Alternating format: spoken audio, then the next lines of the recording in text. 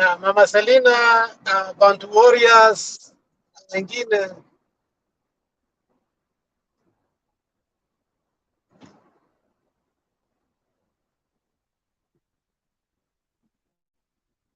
Kama Bernard amevamiwa, lakini show lazima iendelee. Mpaka kawaida tuko hamna Itumbi ambaye anaweza tusimamisha katika hii show.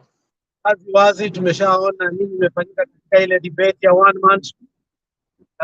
Sasa tunasema Bantu Warriors, hebu tukumbuke kwa maoni ya mzee, baadaye mama pia atupeleke katika maoni ya mama.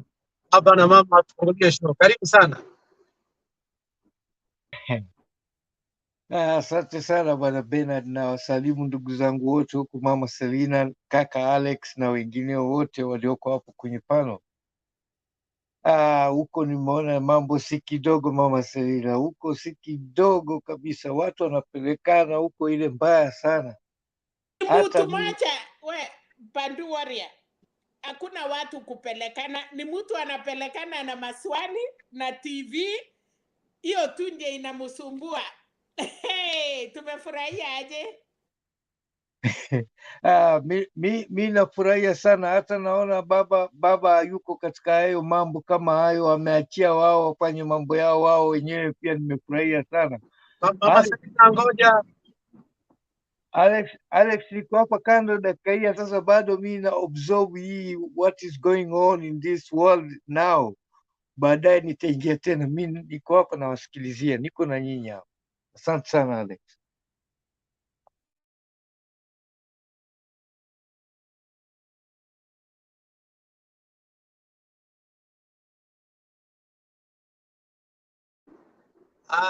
Shukrani sana.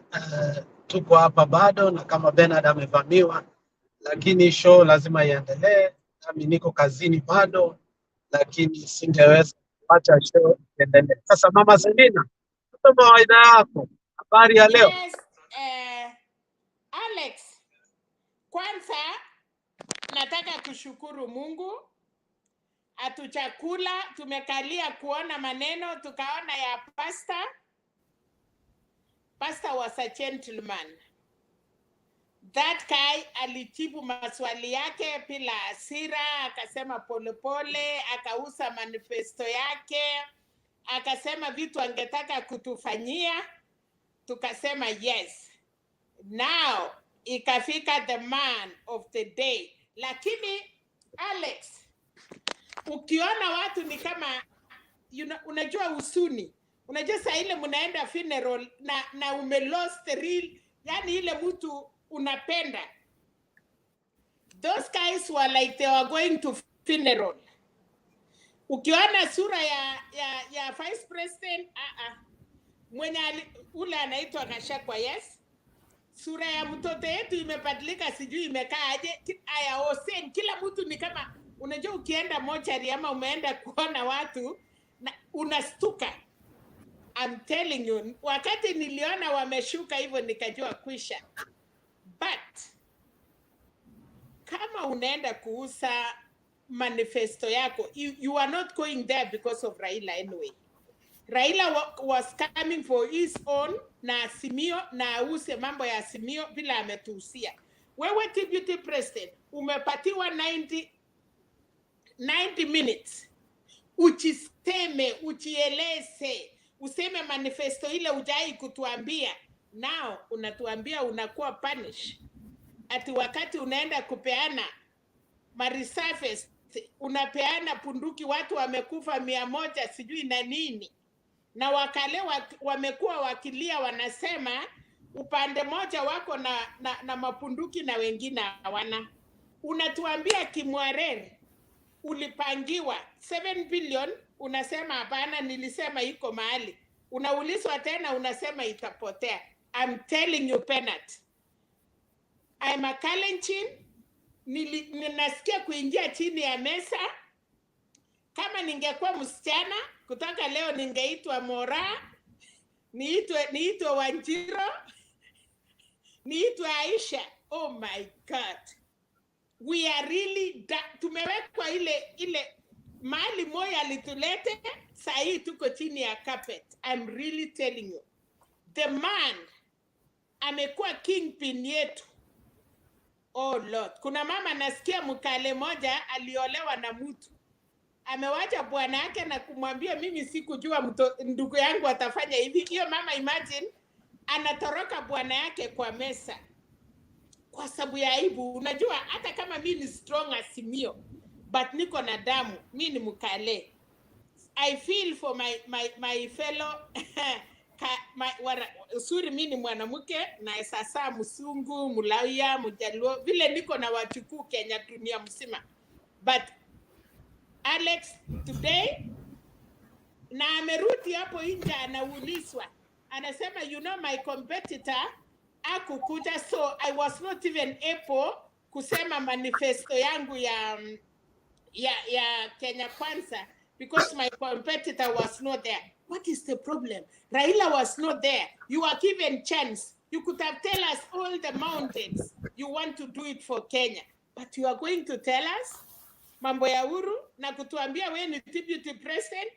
Kila siku unatuambia you know I'm the deputy president of Republic of Kenya.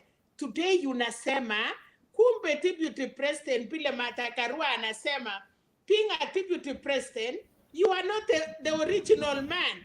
So Penat, the all lies. Alex, ile uongo yote tumeusiwa imeishia siku ya leo. Nataka kuambia my fellow Kalenjins, tukikubali kuingia hiyo shimu tumewekwa leo, tokeni hapo, enda pigia baba kura, muungane na Wakenya. That is what I can say for now. For real, Ruto, you are not even ujatosha. Kumba hata hukutosha kuwa MP. Na ushukuru Uhuru alikurokota akakuweka deputy president. I can tell you that today, ya kwamba heshimu Uhuru Muigai Kenyatta alikuchukua ukue somebody. Leo umechimaliza mwenyewe. Kenya nisi wameona uchi yako.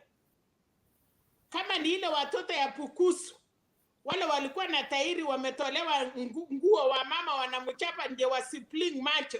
Umepling macho today. Asante sana Mama Selina kwa hayo maoni. Ya ni kweli kabisa ulipoona Yvonne Kwara na Latif wanapomuuliza Ruto maswali ni kama walijua hawatapata answers, na vile nilisema from the beginning kuwa the woman Yvonne Okwara is just, she has reached her pinnacles of her journalistic work. So this was the best of her best, and I think very soon she was retiring. So she had to do her best. And I think from where I sit, she did a very good job. Sasa tunaenda kwa nani? Nani alikuwa kwa huo mkururo, kwa sababu niliingia nani alikuwa anafuatia? Sikumbuki. Okay, huyo mbaya mkono wake iko.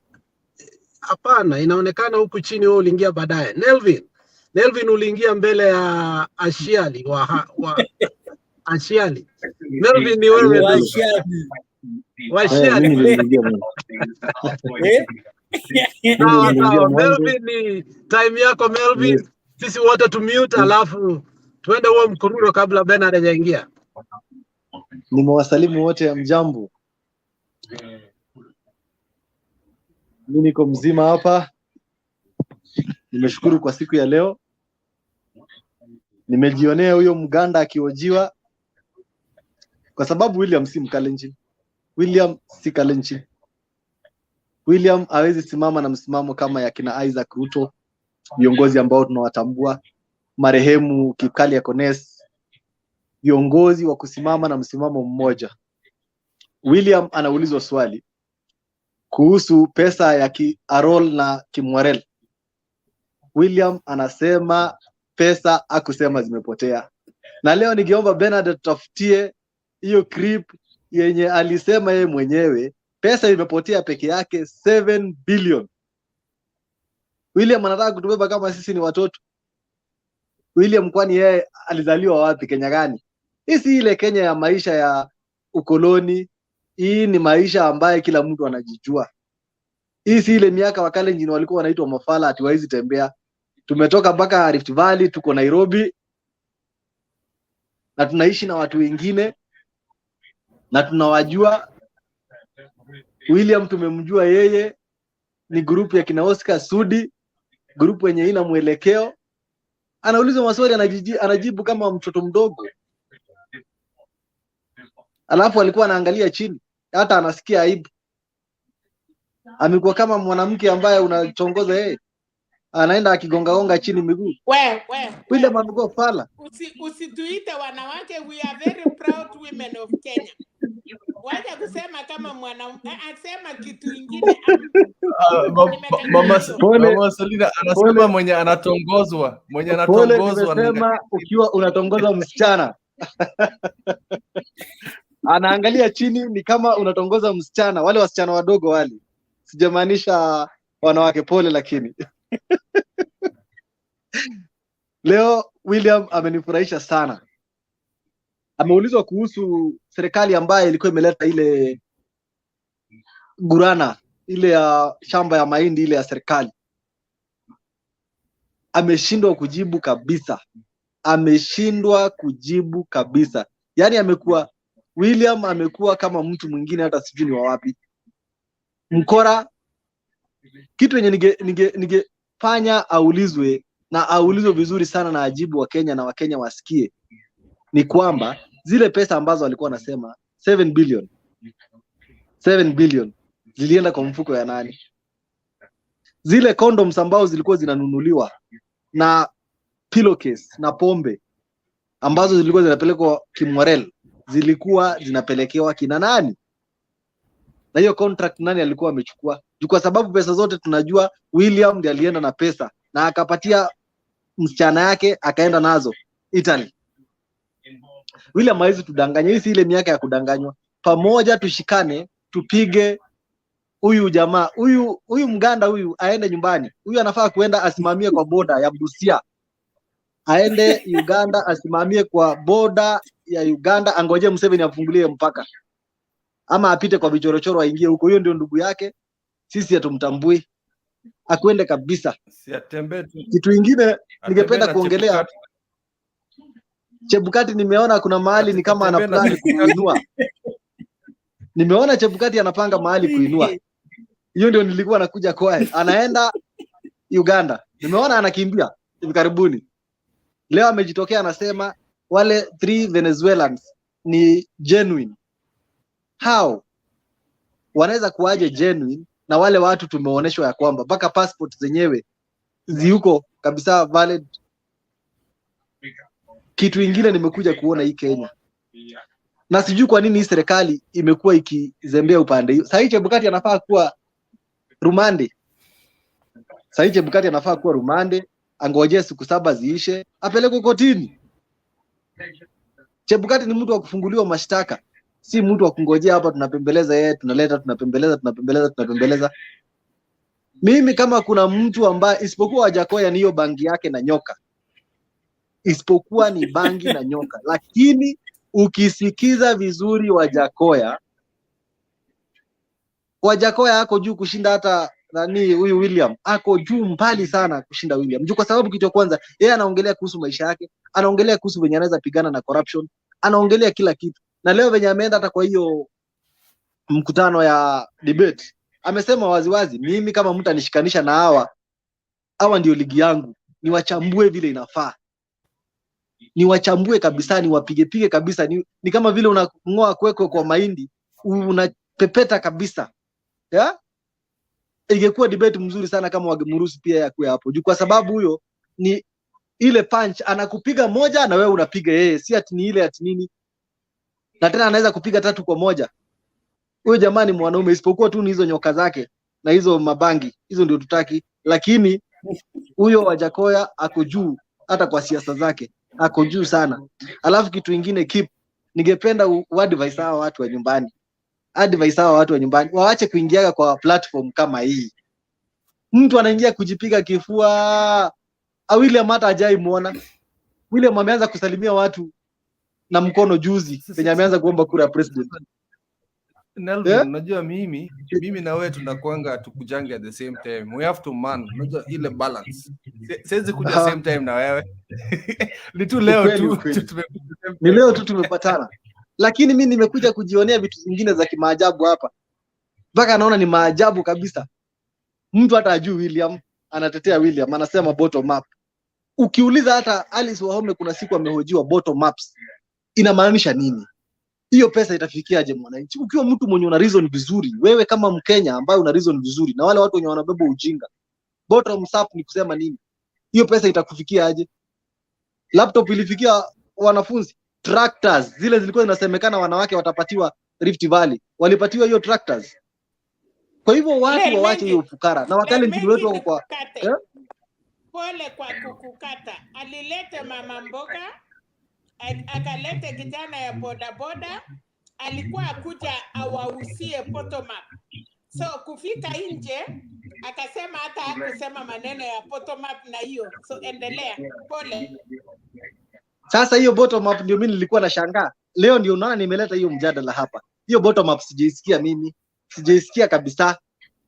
William anafaa kuadvise watu vile Wakalenjin ambao wanaumia kutoka Mau Forest. Mimi natoka Molo hapa Molo. Na lakini kwangu ni huko Kaiboi. Kuna kitu kimoja ile yenye mimi nashikwa na huzuni sana. Watu wako kwa hema Kalenjins ambao wanajiita bottoms up. Some of Kalenjins ambao wanajiita bottoms up. Na uko kwa hema. Mahindi, miti ilimwagwa ndani ya mahindi. Hawakuvuna mahindi hata moja. Wewe ni William, unasema unapigwa na bandits. Aje? Kwani hao watu kuna msee niliona hapa kwa YouTube alikuja akasema amejisalimisha bunduki. Hakumaliza siku 2. Na akasema MPs from Rift Valley ndio ambao wanachangia hii maneno ya bandits huko Elgeyo Marakwet. Na akasema waziwazi kuna mkubwa wa hao ma MP. So William anakuja kutuambia hapa aje Uhuru anaweza enda aje kupiga Kalenjin marafiki. Ako na Murkomen pale. Juzi wamekuwa pale wanasema curfew itolewe. Nelvin, hiyo kitu ya bunduki, hebu explainia watu, hiyo ni biashara. Hiyo kitu ya ng'ombe ni biashara. Hiyo kuiba ng'ombe na ima bunduki ni biashara. It's a business. So ile kitu yenye mimi ningependa kuonya watu na watu wasikie vizuri sana. Huyu ni mkora ambaye ametoka Uganda. Amelelewa Kenya, akapatiwa jina ya William Samoei Ruto. Anakuja kulagai wa Kenya. Huyu si Mkalenjin. Huwezi linganisha huyu na kina Isaac Ruto. Hiyo kitu inaniuma sana ndani ya roho kwa sababu nikisikia William anasema yeye ni Mkalenjin. Wa kutoka wapi? Nani alimpatia jina William? Nani alimpatia jina Samoei? William kwanza hawitu Samoei. Anaitwa Kipchirchir. Kipchirchir hii ghasia tu ya takataka ya mtu anakuja kukuambia hapa sikuni. William anafaa kuenda kabisa. Atolewe mbio. Na aende kabisa, na mimi kura yangu ndio inamtoa mbio na yako na yule mwingine. Tuache kuja kudanganyana hapa. Sijui ati William bottoms up. Mbona anajitanga Samoei? Mbona anajitanga Samoei? Hebu explainia mbona. Hiyo ni jina alinunua, alijibandika. Na ni kwa nini? Samoei ilitoka wapi? Na ni kwa nini anajitanga? Yeye alijisikia kuna Koitalel Samoei. Koitalel. Akatoa hiyo jina hapo. Akaanza kujiita Samoei, ndio watu wa Kalenjin waone ati huyu ni familia ya Samoei. Hiyo si familia ya Samoei. Hata ukimuuliza yeye ni wa uko gani labda ajui. Juu hata Kimila amenunua juzi. Amenunua Kimila juzi akienda kuwa deputy president ameenda kununua Kimila. Kimila inunuliagwi. Inanunuliwa kutoka mkoa gani hiyo? Hiyo William aende kabisa. Ni hayo tu kwa leo. Si ya Uganda. Nani next? Ni mimi. Wacha niko kwa line ni waga. Grandfather yake wametoka Kisii. Okay, waga ngoja mama Selina amalize. So wametoka Kuria. Uganda ni Pandus. Huyu mtu Kapsato walitoka Kericho lakini si wa Kipsigis, ni wa Kisii. Lakini ukifika Kisii, the great grandfathers wametoka Kuria. So badala ya kuweka yeye Uganda, wacha aingilie Kisii, aingie hapo Kuria, basi hapo ndio utapata misisi yake. Hiyo tu nilitaka kurekebisha. Asante mama Selina for that clarification. Nataka kuwasalimu nyote. Good to see the members of the studio wa mchana mchana hapa Amerika, na I think usiku Kenya saa 3 kuendelea. I think Waga ndiye next, then sijui kama Mama Selina ameongea. Mama Selina umeongea? Ameongea. Nimeongea. Okay. Then I think Shiali, Kipril, you after Washiali. I'm just saying. Okay. Okay. Ni Waga. So, naomba good evening. Waga goja please. Naomba Waga please wait. Hold on. Hold on. Yeah, please naomba hold on.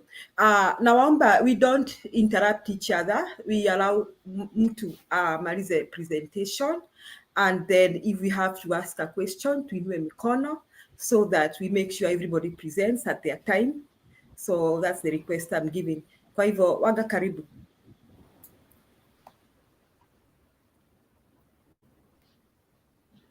Good evening viewers. Mama Selin, habari? Leo umekuja umewaka moto kweli kweli. Yaani mtu leo anasema pesa haikuibiwa ya Kimarere, ati Uhuru anamsabotage. Uhuru anamsabotage aje, na yeye mwenyewe alituambia pesa iliibiwa. Na ile iliibiwa ni bilioni 7 tu, haikuwa pesa nyingi. Kwake ni bilioni 7 tu. Yaani bilioni 7, na county like county Kajiado tulianza kupewa 3 billion allocation. That was to pay workers na ifanye maendeleo. 3 billion in a year, na mtu amebeba 7 billion na lipi ameenda kujiwekea. Can you imagine such kind of a person? Na huyo ndiye anataka kuwa president wetu, na pesa imepotea, anasema president anamuexpose. If you are a thief and you have been exposed, unasikia ubaya iko wapi? Anataka tu afichwe, hata akifanya maovu afichwe tu. Na leo nimegundua kumbe unaweza pewa uende kwa studio peke yako, hata ushindwe, unaulizwa swali, badala ujibu swali unauliza tena swali juu ya swali. Yani 90 minutes and you have never explained anything tangible. Kwa hivyo tujihadhari sisi wa Kenya. Naona Nelvi leo umekuja ukiwa moto sana, tutulie tu na tusimuexpose sana origin yake, tuseme tu yeye ni Mkenya, tumpokee, lakini tumshinde tarehe 9 mwezi wa 8 kwa ballot box. Na naomba sana, na kila ninawaomba jameni, tupendane tu. Election baada ya election takuwa tu marafiki, lakini hii election must speak. Hii ni liberation tunaenda kufanya sisi wa Kenya bila kushurutishwa na bila kudanganywa. Naona Chebukati ameleta mchezo yake tushazoea na tunajua. Yeye tutadili tu naye polepole tu na tutamuexpose. Wacha hizi siji vitu wana plant hapa, alafu anakuja kutuambia kama Venezuela amekuja Kenya na amepatikana hana passport ama passport yake imeexpire. Hiyo ni hatia ya kwanza. Walikuwa nakuja kufanya nini Kenya? He cannot explain. Walikuwa wageni wa nani? He cannot explain. Kwa hivyo asituchezea akili jameni. Kenya tumemwaga damu, raundi tunataka tufanye uchaguzi, kila mtu aende kwake akisherekea, na tarehe 10 tufanye swearing in. Mama Selina, hiyo tarehe 10 niliwaahidi mbuzi. Julia, hata kama uko huko M-Pesa yako weka, nitakuwekea mkia ya mbuzi hata wewe uonje. Lakini tusichape mtu, ni kura tu tutachapa naye mtu. Sasa tumempokea kama mwana wetu, lakini amechukua 90 minutes without hakuna kitu ametuambia cha maana. Asanteni sana. Mimi sitakagi kustay sana on the line. Wacheni niachie wengine pia wajadiliane. Washili, umekaa sana kwa line, pole ndugu yangu. Asante Waga. Karibu. Yes, I like this forum actually. Na ningependa sana kuwasalimu. Good evening to those people who are in Kenya, and good morning for those people who are in Canada. Actually, nikiangalia mjadala wa leo, okay, debate ya Deputy President Ruto. Ruto ni very intelligent, a very intelligent guy. Kimwangalia vizuri, very intelligent. And most of the intelligent people wanajua sana kuiba, na wakiiba wanajua sana kujitetea. That guy is very intelligent. Tukubali tu, is very intelligent. Another thing is that he's not ripe to be the president of this country right now. Hiyo ni ukweli. He need at least to wait for Raila or any other person, either Wajakoya or Raila, to be the president for him to come. Okay, when Kibaki was the president, alitengeneza uchumi sana, uchumi ulikuwa sawa kabisa. Then Ruto na Uhuru akaingia, uchumi ukaharibika kabisa. Sasa hatuwezi weka pale mtu ambaye ataiba tena ili uchumi uzidi kuharibika, ili maisha ya Kenya yaendelee kuwa mabaya. Watu ambao wanatembea na Ruto ni wezi wote. Ukiangalia Sudi, Mudavadi is like hata ajielewi. Angalia mtu kama Wetangula amekuwa na scandal, sijui ya gold. Everybody yani that team is full of scandalous people. Ukiangalia Waiguru, everybody there. Actually, if this guy becomes the president of this country will be useless. Yani tutakuwa tuna mashida. Each and everybody in this particular country will just be in problem. Ukiangalia hata wafanyikazi hawatakuwa nalipwa. Look at the teachers. Walimu walikuwa na strike, I don't know, in 2016. Na walikuwa wamepitisha kuongezwa mshahara. Nani alikataa? Who was the headliner during that time? Alikuwa Ruto. Ruto is a headliner. Huyo kama amekataa. Na kusema ukweli za dictator. So as a country, let us be very, very careful with this man. To say the truth, if we are not careful, this guy is going to win this election. Na kama ni ukweli hii mambo yanazidi kufanyika ya wizi nini, then the election is held. This guy is going to win this election. Na hata wakienda kwa court, this guy, because he's a hardliner, atakataa tu na itakuwa hivyo. So let us just be very, very careful with this guy. Na ni hayo tu ambayo niko nayo leo. Asante Washiri, I want to encourage you that Ruto is not going to win the election. He's not going to rig against the state. So let's not tell our people that he's going to win through rigging. He's not going to win for two reasons. Once, it is very hard to rig an election if you're on the losing side. Mukiangalia hesabu za Ruto, he depends. Number mute Washiri. If you look at his the mathematics that even Kipril do for you here, Ruto needs 80% of Mount Kenya region to win. Right now, he's not even close to 60. He's struggling to get above 50 of Mount Kenya region. Now, so people, I think, successfully rig when they have large numbers of votes. So that is one reason that is going to disadvantage Ruto. Now, hii report yote tumesikia imetoka kwa DCI. So all these things we are hearing about rigging, about the IBC irregularities is coming from the DCI. So the DCI is already aware of what is happening. So they are not going to sit and do nothing and allow him to do it. Third reason, it is practically impossible to rig against a sitting government. So I just want to encourage you, na Kenya wenye wako na woga, Ruto is not going to succeed rigging. He's not going to win the election. So tukue na hiyo imani, na waomba tuendelee. Kipril, karibu. Hi Julia, long time. Nakwanga tunanyemelea huko kwa Temba show. Nafaa kuja this time. This is the best time. Eliza and Mama Selina, this is your day. Naona hiyo nyang'au would have come and ruined you. Gentlemen, Nelvin, Ashila, Joshua, na Yumba, habari zenu zote. Ruto today alikuwa na Mwakenya. Alikuwa na earpiece. Na Mohamed hiyo kitu kumbe ulinotice. Niliangalia alikuwa anaangalia chini anajibu, anaangalia anajibu. Nelvin, naomba tusi-unmute. Let us not unmute. Let us allow Kip to present. Asante. So, you mjamaa, you know, at least Gachagua knew how to work with this Mwakenya. Gachagua would look up or look on the side or keep quiet a bit and then answer the question. He slipped a bit, but Gachagua knows how to use that earpiece. Occasionally, he will go into his pocket and read.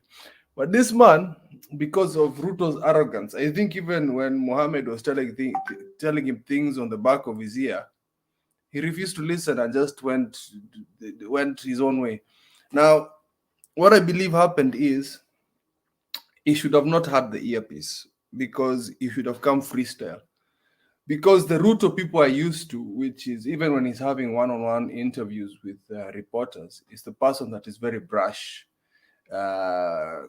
Somebody who would not answer a question, would go around in circles. He'd get angry in the middle of the interview. That is the strong man kind of persona that we saw. But that earpiece confused him, and I'm glad. You think you're stealing an exam, unakuja na kugonga sana yo Mwakenya. So Ruto, some of the questions, sasa, you know, like I know, Julia, you have children that you work with. Ile siku unauliza mtoto swali alafu anakujibu sijai, I have never ever made fun of anybody. Have I called anybody stupid? Have I called anybody silly? He's speaking specific words. You know how kids do it, they speak the specific words. I like what the moderator said. He said the first one, kitendawili. Ruto is like, honestly, it's kitendawili mbaya, muganga. Like, he just prolonged them. Like, I have a long list of things that you've said abusively, but I cannot say some of them in TV right now. So, Ruto, I think right now there's some video editors working on chopping down this video and letting Ruto answer his questions from a more dumb. I think there's going to be a lot of that on social media tomorrow. I can't wait to see these kids of TikTok sending us those Ruto answering his own questions. What I think he had done is he had sent. I mean, most presidential candidates do that. Even Trump said there are certain questions I'll not answer. So that is why the question corruption did not come up. But you saw how the commentators came. They brought the story of corruption very cleverly. They brought it about Kimorera and Amor. Down. The way they asked him the question, Bakam Jamaka Changanyikiwa, is the money there? Is the case still in court? Is it with other entities? He says it's with other entities. Is it only 7 billion that was stolen? So that is, I think, what most people were listening to. As most Kalenjins that watched jana leo waliwatch nusu na wakaenda kulala. they gave up. It's I think it's only me and Nelvin tuliwatch too. And Mama Selina we soldiered on, lakini ilikuwa uchungu sana because imetutoa marks. We're not like that. That man, I don't know. As for Chebukati, hata mkinegotiate aje, you still have to go to jail. I don't think we're going to accept it. Not unless he's doing a back deal with the government. I'm hearing that. Let him do it, but still, I don't care.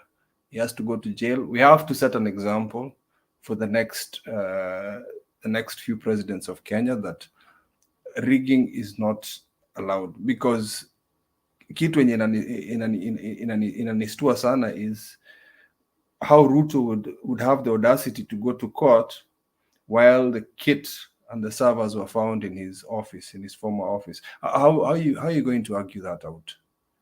See, the lawyers will eat you alive with that one. Like, honestly, the lawyers you're the one who tried to do this. There's no way him and Chebukati, there's too much evidence in this.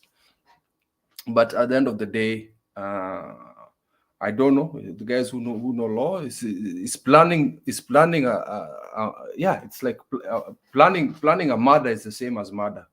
I think so. Planning to kill somebody is the same punishment as somebody who wants to murder. So hiyo lazima ingie. Asante sana, leo nimechoka kidogo, but tunasema, mimi as usual tutasema nitakata miti sugoi.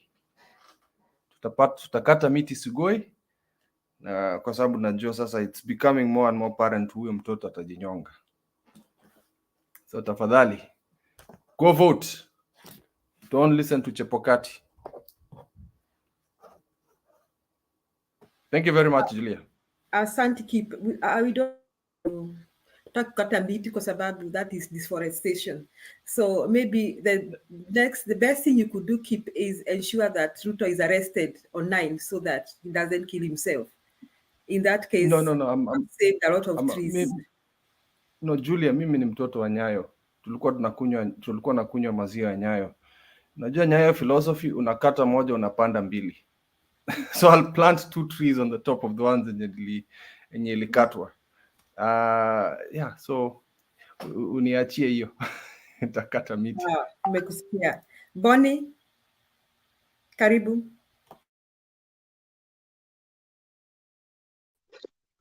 Thank you very much, Julia, for giving me this opportunity, and the entire team. Mr. Kip, long time. Hey, Alex, you're there. Happy to see you, bro. Hata ningekuwa kama ninaweza ongea after wewe Alex, ingekuwa sawa sana because you streamline, but wacha niendelee. For me, Madam Julia, today I'm kind of disappointed with the Deputy President. When he was asked about the mutation land, and he actually has explained how he was conned the mutation land. If the Deputy President can be conned, can be fraud when he's purchasing the land, surely, where are we? Kwa hivyo tumekuwa tukiishi ni mercies of God. If the deputy, mimi mwenyewe if I personally, if I want to buy a land, kapuloti kangu kadogo, lazima niende nifanye investigation kwa wazee wa vijiji, hizo manyumba 10 and so on, to find out is this land genuine or what. Now the Deputy President is telling us the Muteshi land, he was frauded, and those people are now in court, and he was even fined 5 million for those years he used the land. So for me, I felt like hapo ametuangusha sana kama alikuwa Deputy President for the last 10 years. On other issues of 7 billion, whatever, it's a lot of money. It's a lot. When you hear somebody telling you about 7 billion ndo zilipotea peke yake, then later inasemekana tena haikupotea. Actually, it is not good for us. Watu wanakufa na njaa, watu wanaumia. Ukiangalia like Turkana, we have a lot of problems. But going there today I'll not speak a lot. Going by today's rally in Meru, maybe if I'm being allowed to speak about it, if things are going to be that way, then automatically Azimio will take the day. With my 54% remaining, the winner 54%, I'm still remaining in that 54%. You know, you are always on 70 up there, 60 there. Me, I'm still in 54%. The winner will go home with 54%. So only, I think I'll present only that today. I don't have much, but niko hapa nyuma ya tent nikiangalia. Thank you.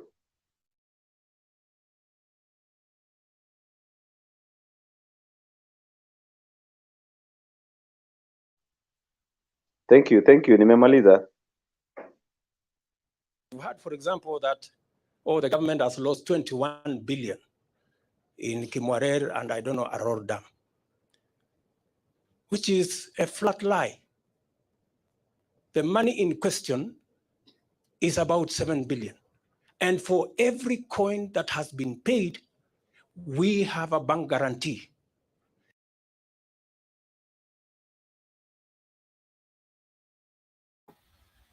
So nilitaka muone your clip and you see what Ruto actually said so that tuone who is lying? He was asked. He said the money in question is 7 billion. Sasa leo alisema nini? Si alisema hakusema hivyo. So this is the person we are dealing with.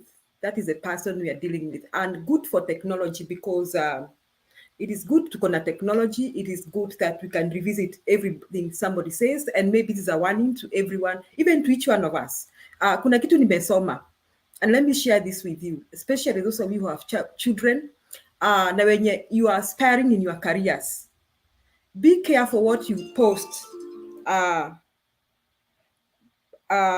Be careful what you post in your social media. Be careful what you post even in your social media. That means a lot. Be careful the things you tell people. Hata kwa clip kama hii. That thing can be revisited. You never know when you'll need this. You never know when you'll need this. You never know when you are going to need that, because somebody will come up with a clip and play it.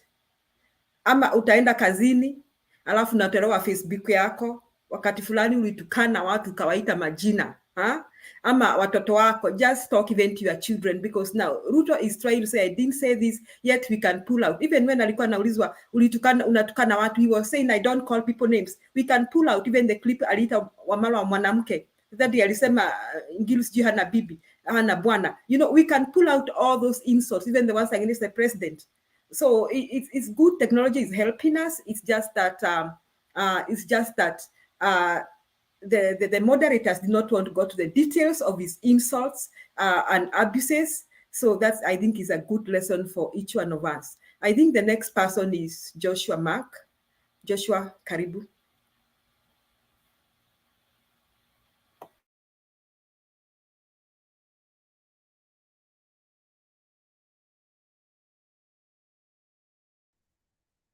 Yes, habari yako Julia. Yes, I don't have much today. Sikuangalia your interview ya Beti ya Ruto. I don't watch. I can't watch because out of these 100 words, only one ndio kuna kweli. The remaining 99% ni uongo. So normally I don't watch whatever Ruto is saying. So unfortunately I cannot comment what he said today because I didn't watch. I just switch off my TV and just relaxing in the house. Now I just want to talk about Chebukati. And the issue of Chebukati is now becoming serious. And if as Kenya we are not going to come out and to try Chebukati Kofisi, then I think we are going to find ourselves in a rough corner. We managed to do that kwa Isa Hassan baada alipoharibu uchaguzi wa 2013. So I don't see this Chebukati kama ataendelea hivi, because at the end of it, if today I'm a Bangul election and then we lose Kenyans, innocent Kenyans, it happened in 2017. Chebukati, I'm sure mtoto wake alikufa. The kid, they are all safe and they are all alive. There's someone who lost the kid, there's someone who lost the father, there's someone who lost the mother, there's someone who lost an uncle, a brother, a sister. So if Chebukati anaenda kucheza na maisha ya watu because of just selfish interest, we need to come out as Kenyans, we stand strong and ensure that Chebukati amefanya mambo ambayo yanatakikana. Because what we are seeing today, if ingekuwa nchi zingine, ni vile tu Kenya, we people love peace, we don't want to mind of other things. I'm telling you right now, Chebukati ako ndani kabisa yako remande committee. But being we are soft, we want to follow rules of law, sometime pia hiyo inatumiza sana, because at that size we are left roughly 13 days. We don't know what's going on because there are so many contradictions about this election. Mpaka sometime hata ukiangalia TV you wonder, is it really a Kenyan ambaye to expect a rule of law to be followed? So it's high time Chebukati mahali aliko, let him do justice to Kenyans, because at the end of it people will die. And sometimes I wonder, Chebukati kama angekuwa mtu ambaye ana utu, colleague wake ambaye ni Msando died because of election. Bwana He ought to Joshua, have done something just Joshua, by ensuring that this country inapata justice. A kid by the name Baby Pendo now by right now angekuwa saizi yuko live, maybe is primary school, but unfortunately someone somewhere decided to do something that's not right.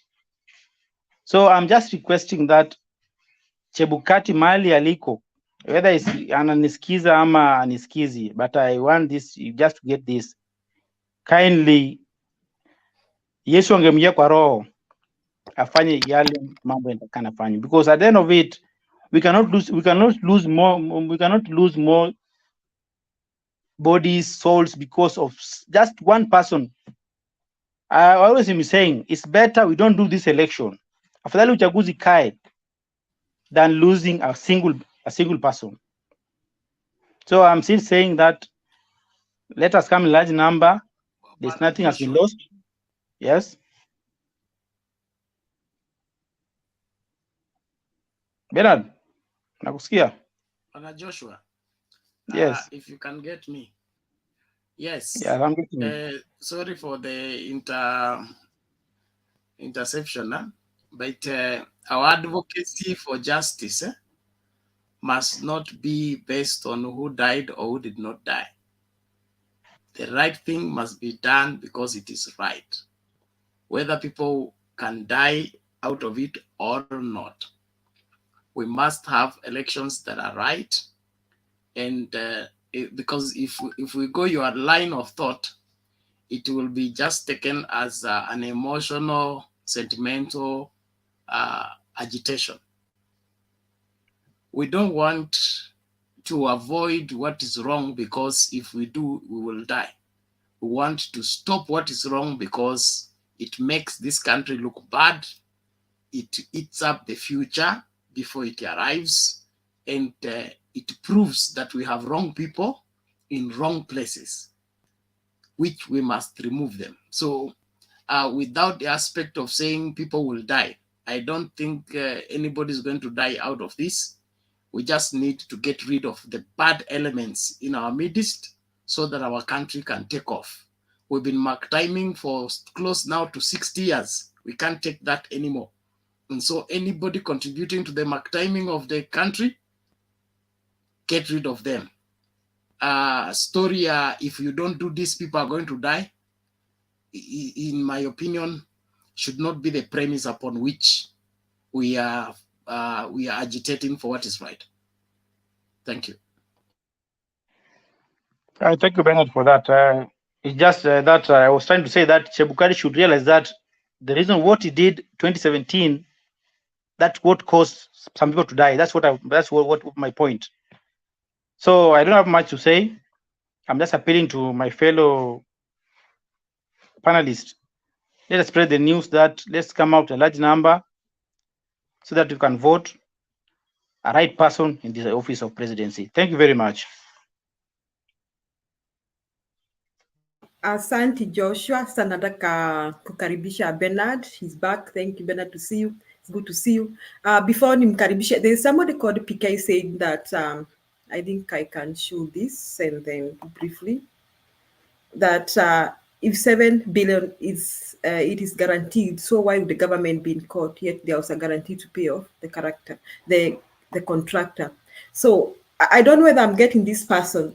It's like nikikuimbia pesa Bernard, alafu unishike, alafu nianze kukuambia sintakulipa. Kwani nimesema sitakulipa? Kwani iko nini? Have I said I'm not paying you back that money? But I already stole from you. That is the behavior I'm seeing with the DP. And he's saying that it was 7 billion that was in question. So my analysis of the whole presentation today, I think the DP made a fool of himself. In fact, if he was wise, he could not have gone for the debate, because now he was the one being questioned. He was ni kama alikuwa kotini, alijipeleka kotini mwenyewe. He took himself like he was in the public court. And even the questions that were asked, first he comes with 2 people, a lady I saw there as a show off, I don't like that. It is the same thing he did when he was going for his nomination by his party. He brought 2 people who wanted to be president. Now, it is like, Bernard, if you are going hungry, now kona shida, so I walk around with you in the city to show off that I'm helping you. That is really bad. That is inhumane. You see, that is demeaning that person. Now, the other thing, the DP, all the questions he was asked.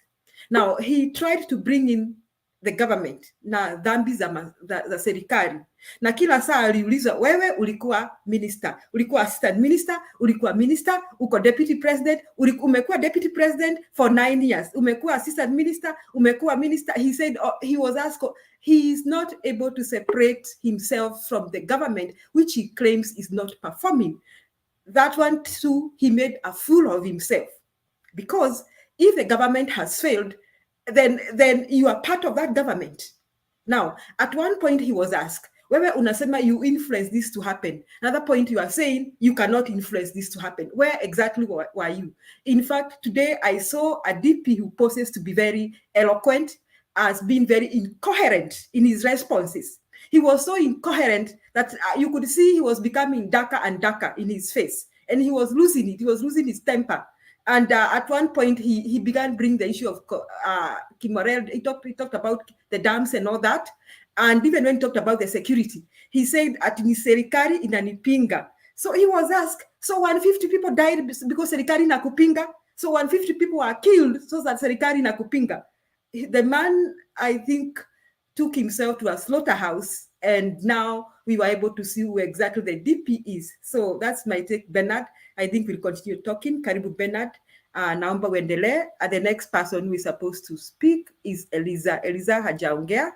Then from Eliza, we shall go to Fred. I think it's Fred or Carl. Then we should go back to Anyumba. Anyumba came before Tom, I think so. So I think we should go to Eliza. Karibu Bernard.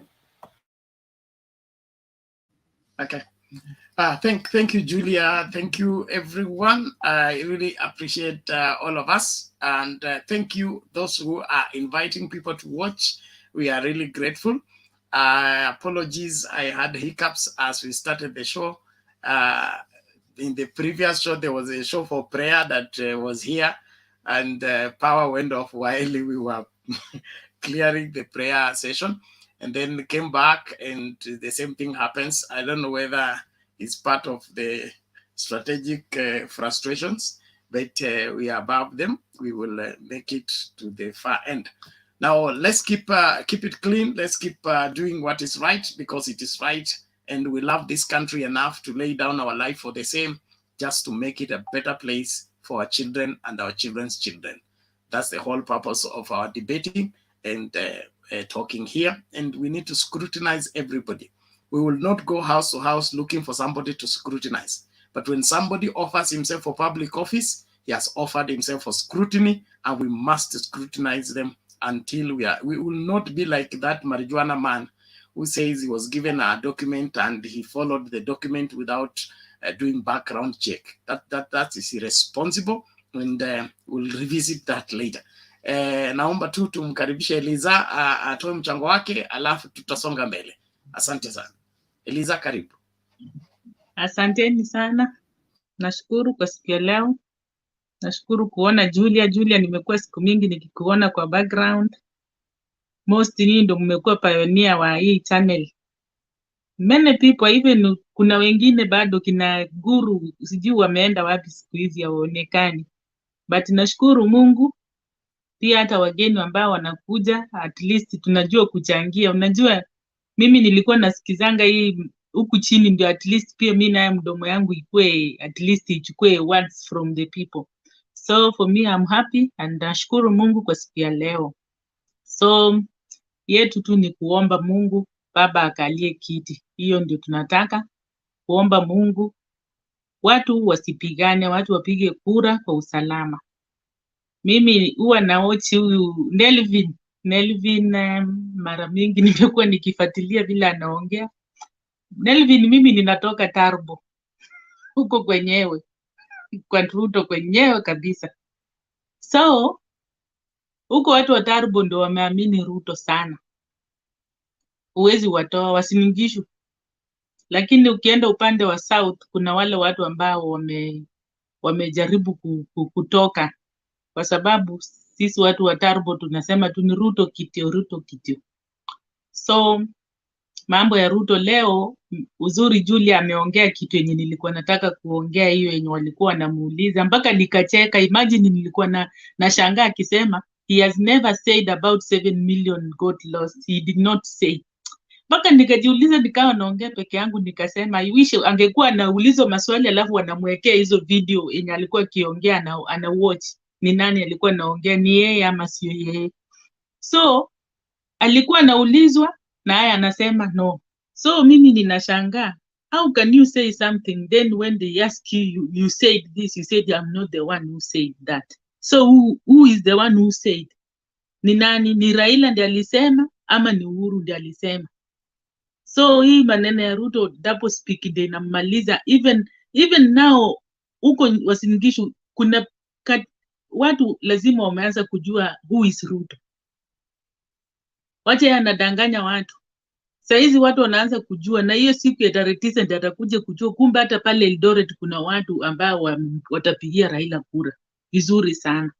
So Ruto maneno yake ni double speak.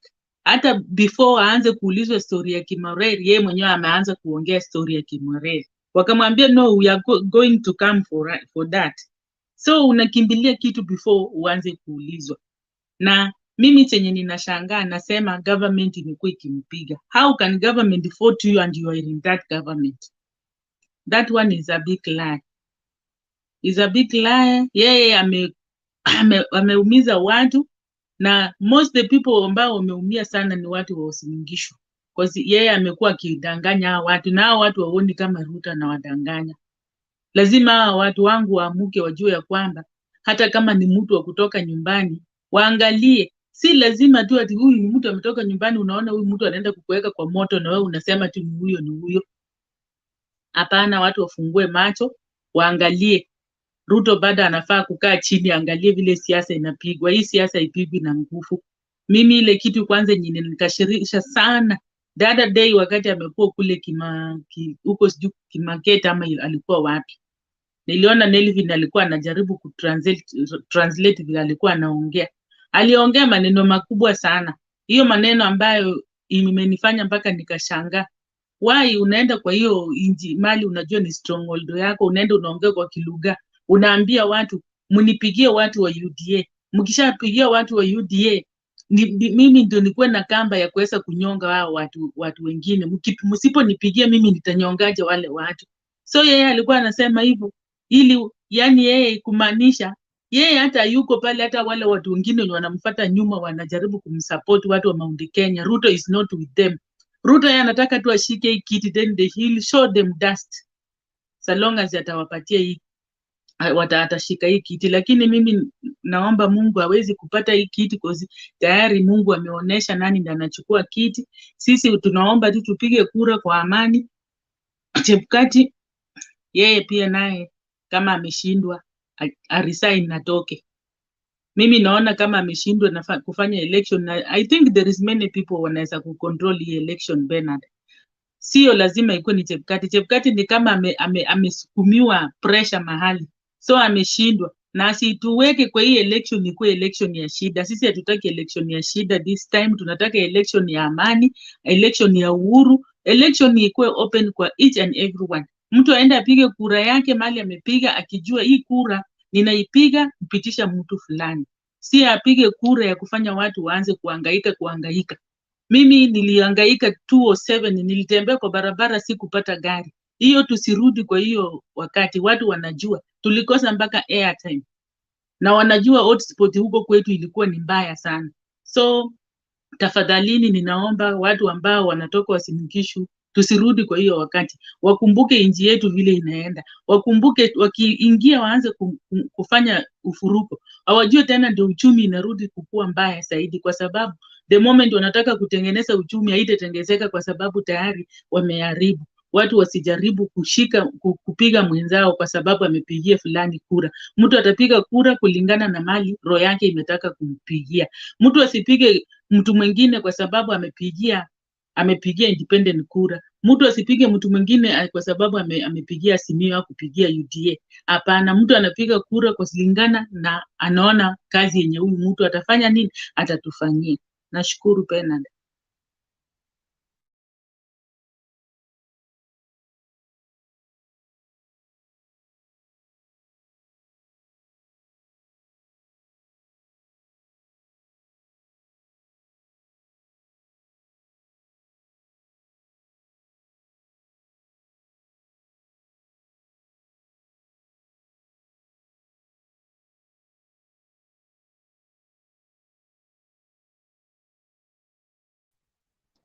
I think something is happening with Bernard. You're mute. Bernard, you're completely mute. Unmute Mr. Bernard. Bernard, You're not you getting are them. mute. Bernard amevamiwa tena. Sijui Julie ameenda wapi? Who was next? Eliza, nani alikuwa next? Anyumba.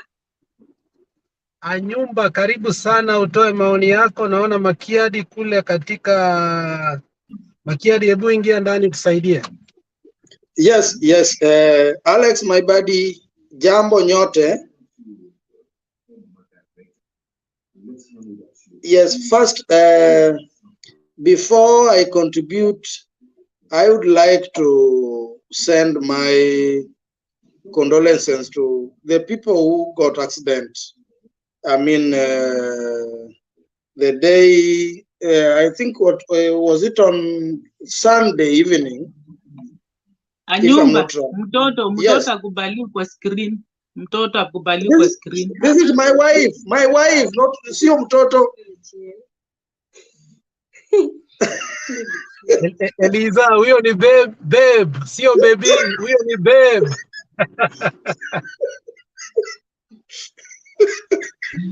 Take it as a compliment, Anyumba. Oh, thank you, no problem. Now, just allow me to say, Julia, horoaku. I just want to say that today on Ruto debate, I did see something new coming because, you know, Ruto used to propaganda. And the people that Ruto met on the panel, the moderators, they were actually trying to give Ruto questions that himself said some years back, some months back, and they wanted him to deny or to agree. So to me, there was no debate. Ruto was just trying to explain to himself, not even to Kenyans, because Ruto told us few days that wajinga walisha Kenya. So I wonder why he's one of the wajingas that who went to the debate pretending to debate, yet he was only answering himself. If I start by Kimaror and Kimaror and Aror, Ruto told us that it was not 21 billion lost, it was only 7 billion. Today, Ruto himself denied that he did not say something like that. And that is the person that's looking for the presidential office to lead Kenyans. Number two, you know, yesterday I in this debate I said something, and one day you people will come to agree with me. When Ruto told us that there was 1 million votes that were transferred from his backyard to somewhere else, I want to assure you that there was no votes transferred. It was only manipulated and stage managed so that these Venezuela people would have prepared themselves to come with this 1 million vote. What we saw, and I think with Kinoti. And I want to congratulate Kinoti. Ruto will not escape. So this propaganda that Ruto was telling us that there are some people from IBC who has transferred 1 million votes from his backyard, that was a lie. So Ruto was only trying to play with people's mind, that just to prepare those people to come with the votes that they wanted to prepare on 10 counties. Number 3, you see, and I say it and I will say it again, it is only in Kenya where somebody can bungle election and get away with it. Only in Kenya. But when you go to other countries, this person called Hossein Marujuana, I'm repeating because I don't know the second name. That is how I can call it. I don't know the second name. This person is not even qualified to be a CEO of IEBC. In fact, Hossein should have been arrested and taken to court and being posted to Manyani prison. Because how can this man tell us that he was giving tender to the people that he has not even consulted? And this is a tender where it's going to carry 50 million, the life of 50 million in Kenya. And we are taxpayers, we pay tax, this is our money. How does this man take Kenyans for, to be honest? Number 3, as we speak now, Chebukati is not the IBC chairman.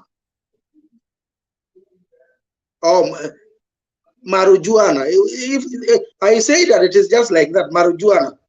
I can see Bernard have written the name so that I can pronounce it very well. It is Mohammed Marujuana. So, okay, thank you. Thank you. As we speak right now, we do not have the chairman of the IEBC. Chebukati is no longer there. It is Ruto who is controlling the IEBC. And he thinks that if he controls the IEBC, he will win the election. I want to remind him before panelists here that whatever he has been planning and what he has said today in the debate, Ruto is still lying to himself. Number 4, you know, Ruto keep on telling us, oh, project, oh, Raila Odinga is project, or Uhuru Kenyatta is giving. Can Raila Odinga be a project of somebody? You know, it is only somebody who don't know Raila. It can be the other way around. The government can be the Raila's project, plus Ruto inside. Raila cannot be somebody's project. It is the other way around. The government can be Raila's project. So I don't know why Ruto keep on telling us that Raila is a project. Someone who has been in politics for more than 30 years, you want to call such a person project? A person who has been in politics for a decade, who command over 10 million people, you want to call that such a person project?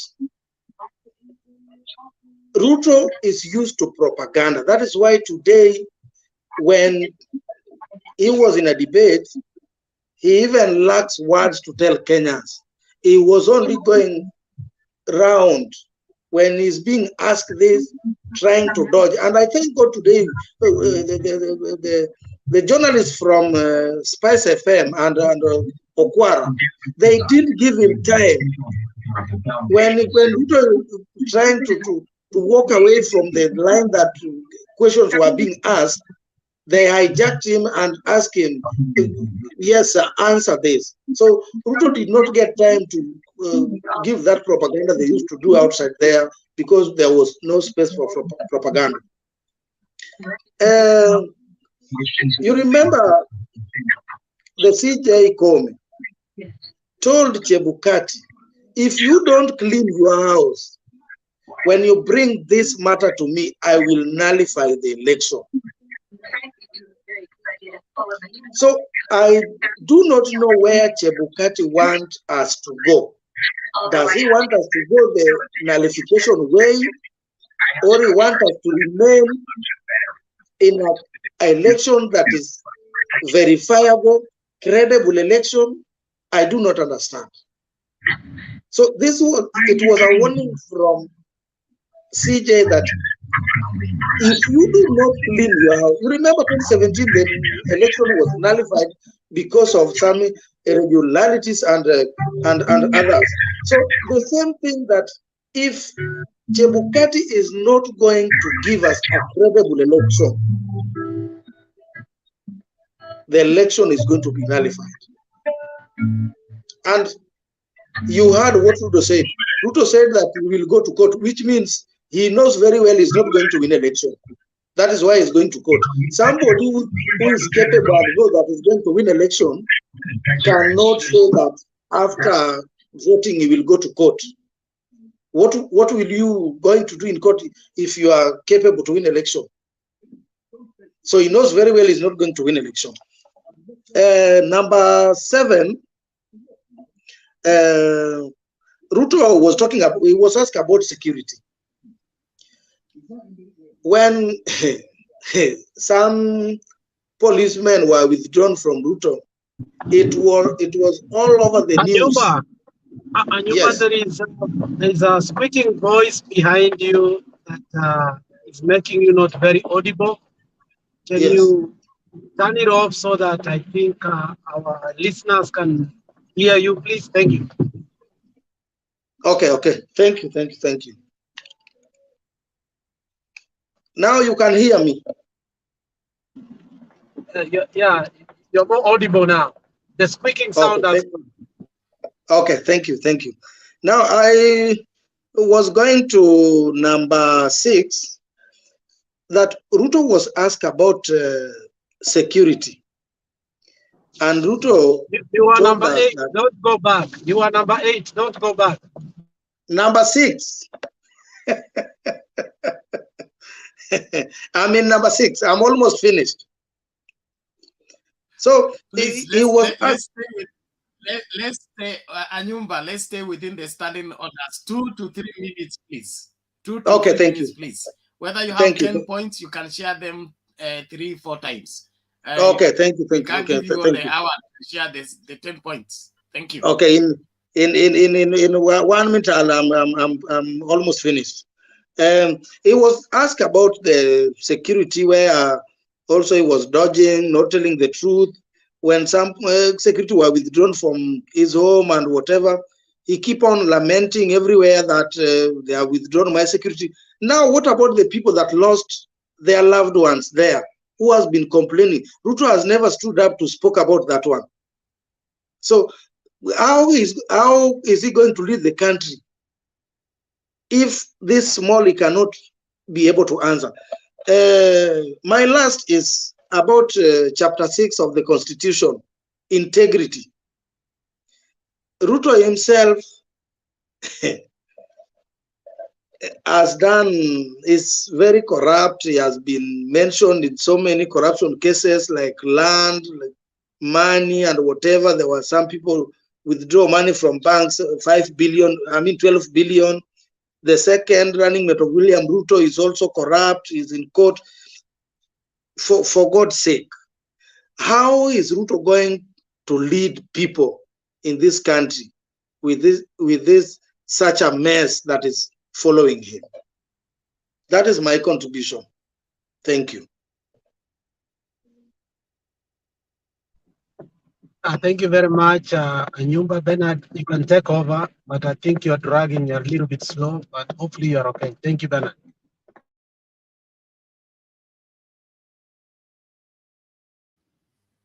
Oh, thank you, Alex. Thank you. It's my fluctuating net is like the cockroaches are still looking for me. But all in all, I think it's better right now. And I love to try and play a video before Tom comes in. Huh? If it plays, if it doesn't, then that is it. Right.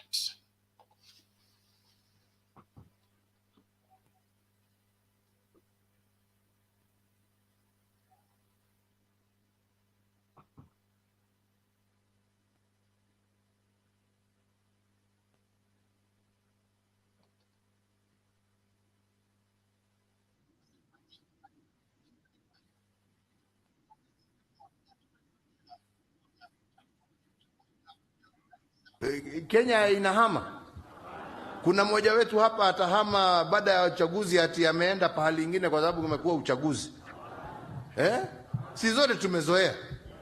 Tunaamuka asubuhi, tunaingia kwa line, tunapiga kura, tunaenda kugojea matokeo na dunia inaendelea. Kuna mtu anahama. Hata mimi hata kama niko rais taenda kupiga yangu kura niende nyumbani. Niamuke ule ameshinda nimpatie sukuma kazi mbele bana mimi niende kwani si namna hiyo. Hakuna mmoja wetu anahama hapa. Lakini wenzangu, wacha niwaambie, hakuna kitu kibaya kama siasa ya udanganyifu. Alright? Siasa ya madharau, siasa ya vitisho, siasa ya matusi. Wananchi, mutakula matusi, mutakula hasira, mutakula hiyo makelele hiyo yote. Sasa jameni, imagine kiongozi mzima anasimama, sitaki kutaja jina, kiongozi mzima anasimama anasema, angalia hawa wamepeleka reli Naivasha, wameng'oa poti bandari, imehamishwa Mombasa, imepelekwa Naivasha. Sasa wakati hiyo wana sema toboa. Mnaelewa jameni? Jameni, kweli naweza nibebe hiyo bahari nilete hapa Naivasha? Ama kuna mmoja wenu wako na uwezo? Labda Mungu peke yake, Mungu peke yake ndio ako na uwezo wa kusafirisha hiyo bahari yote ailete Naivasha. Hamna mwingine, sio binadamu, sio rais, hata uwe na nini uwezi. Tulilete hiyo reli ndio tuwezeshe wawekezaji ambao zamani hawangekuja kuwekeza sehemu zingine, kwa sababu walikuwa wanasema tukienda huko tutengeneze vitu vyetu, tutazisafirisha namna gani? So kitu cha kwanza tukasema hii ni reli. Si ni kweli? Ndio mwekezaji akija aseme kuna njia ya kusafirisha mzigo. Kitu cha pili ni umeme. Kuna umeme huko mnatupeleka ama hakuna? Hakuna dunia ingine Kenya hii ambayo iko na umeme kushinda nyinyi wakaaji wa area hii. Nyinyi ndio mko na umeme. Over karibu 1000 megawatts ambaye inatumika katika kila kona ya Kenya, kila kijiji ya Kenya inatoka hapa. Si hiyo ndio wawekezaji wanatafuta, ndio waweze kupawa viwanda vyao? Kweli ama sio kweli? Swali ya tatu wanauliza, kuna maji? Si maji ndio haya tumelete? Si tumefanya haya yote? Si sasa tuko na wawekezaji? Si kazi imepatikana? Hakuna mtu amefutwa Mombasa ati kwa sababu ya hii kazi. In fact, wakianza kulingana na vile wametuambia na mipango yao, nchi ya Kenya kila mwaka itakuwa ikigenerate zaidi ya nusu bilioni dola, sio shilingi, dola. Alright? watakuwa wakisafirisha karibu kila siku kupeleka Mombasa, ndio wenzetu wa Mombasa pia wafaidike. Ile containers zitakuwa zikitoka hapa, kwani zitakuwa zinapitia wapi? Si hiyo ni kazi tumepatia wenzetu wa Mombasa? Watu wa Naivasha wamefaidika, watu wa Mombasa wamefaidika. Na kiongozi anasimama akidanganya mchana, na amekuwa ndani ya serikali. Sorry, nisema sasa mimi nani?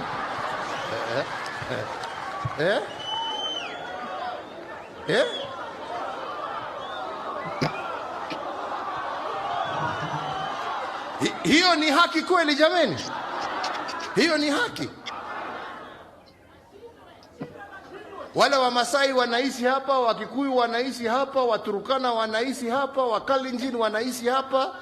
Zile jamii zinaishi hapa, hazina haki pia ya kuinuliwa maisha yao?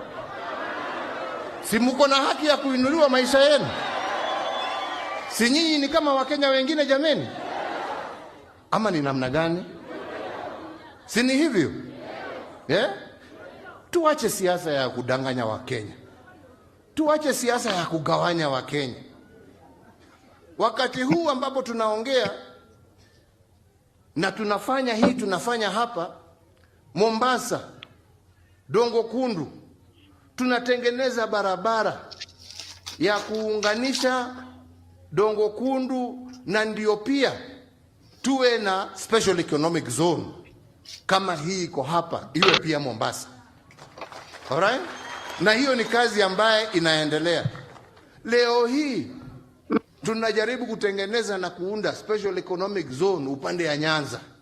Leo hii tunajaribu kutengeneza zingine upande wa Nairobi na huko upande ya Murang'a, ndio wananchi wa huko wapate kazi.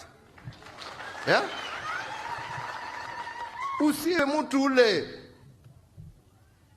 wa kutuambia ya kwamba nchi ya Kenya hakuna wajinga waliisha, alafu wewe mwenyewe unatuongelesha kama wajinga. Si tumesoma? Si tunaelewa jameni? I'm sorry saa ingine kusema kwa sababu, lakini ukweli ni ukweli. Sasa ni ukweli ama ni namna gani? Hiyo maji, na ndio nasema kwa sababu siasa haki yake, siasa ni maendeleo. Leo hiyo tumelete maji imefika hapa. Nimeongea na wazee wengine hapa. Pahali tulienda kwanza pale Mai Mahiu, na wakasema sasa tumeona hii ni mzuri, tunapenda hii reli, lakini hii barabara yetu tunataka iwekwe lami, ndio watu waweze kuungana hapa, tuweze tukaingia barabara ya Naivasha kwenda Nairobi na nakwenda Nakuru. Mimi nikamwambia hiyo ni haki yenu, na nikamwambia mbele ya mwaka huu uishe, hiyo barabara itakuwa imekwisha na hiyo itafanya. Wakanisimamisha hapo, wakasema basi hiyo ni sawa, tumefurahi, asante, lakini hii town yetu ya Mai Mahiu hatuna maji. Nikamwambia ile maji ambaye tumetoa kule Naivasha ifike hapa, tutahakikisha tumeweka mfereji wa maji ufike Mai Mahiu, hata nyinyi mkunywe hiyo maji. Nikafika hapa nikakuta viongozi marafiki wangu wa Masai, wakasema asanti, hii ni project mzuri sana na itatusaidia vijana wetu wapate kazi. Lakini hii maji jameni, si uvute tu ifike hapa Suswa. Mimi nikamwambia ndio tutavuta ifike Suswa, kwa sababu maji ni yenu pia. Ama ni namna gani jameni?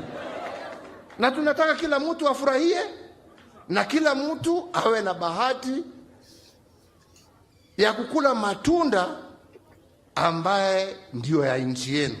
Ama ni namna gani wenzangu?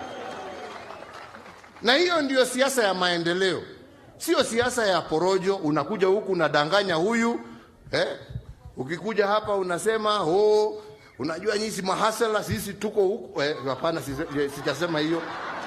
Tunaenda huko alafu unaenda Mombasa unawaambia unajua wale kule mnajua wale kule walipeleka kwa sababu ni wakina fulani wako huko. Mimi ile naongea mbele yenu hapa, nikienda Mombasa nitaongea hiyo. Mimi sina ulimi mbili kama nyoka. Yale nawaambia ndio nitasema Mombasa, kwa sababu haja yangu ni kila Mkenya pahali popote alipo awe anajua ya kwamba serikali ni yake. Lakini sio kudanganya huyu, alafu naenda kudanganya huyu, alafu huyu naenda kumwambia story ingine, huyu story ingine. Hiyo ni mambo ya uconmanship. Ama ni namna gani jameni?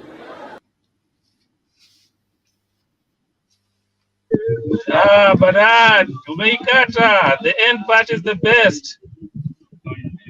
Oh. Bernard, wacha ishe. After guys. We can wait. Kwani Bernard, umeamua tu? Hiyo ni moto Bernard. Wacha ishe. Asante. Yaani. Okay, subiri kidogo.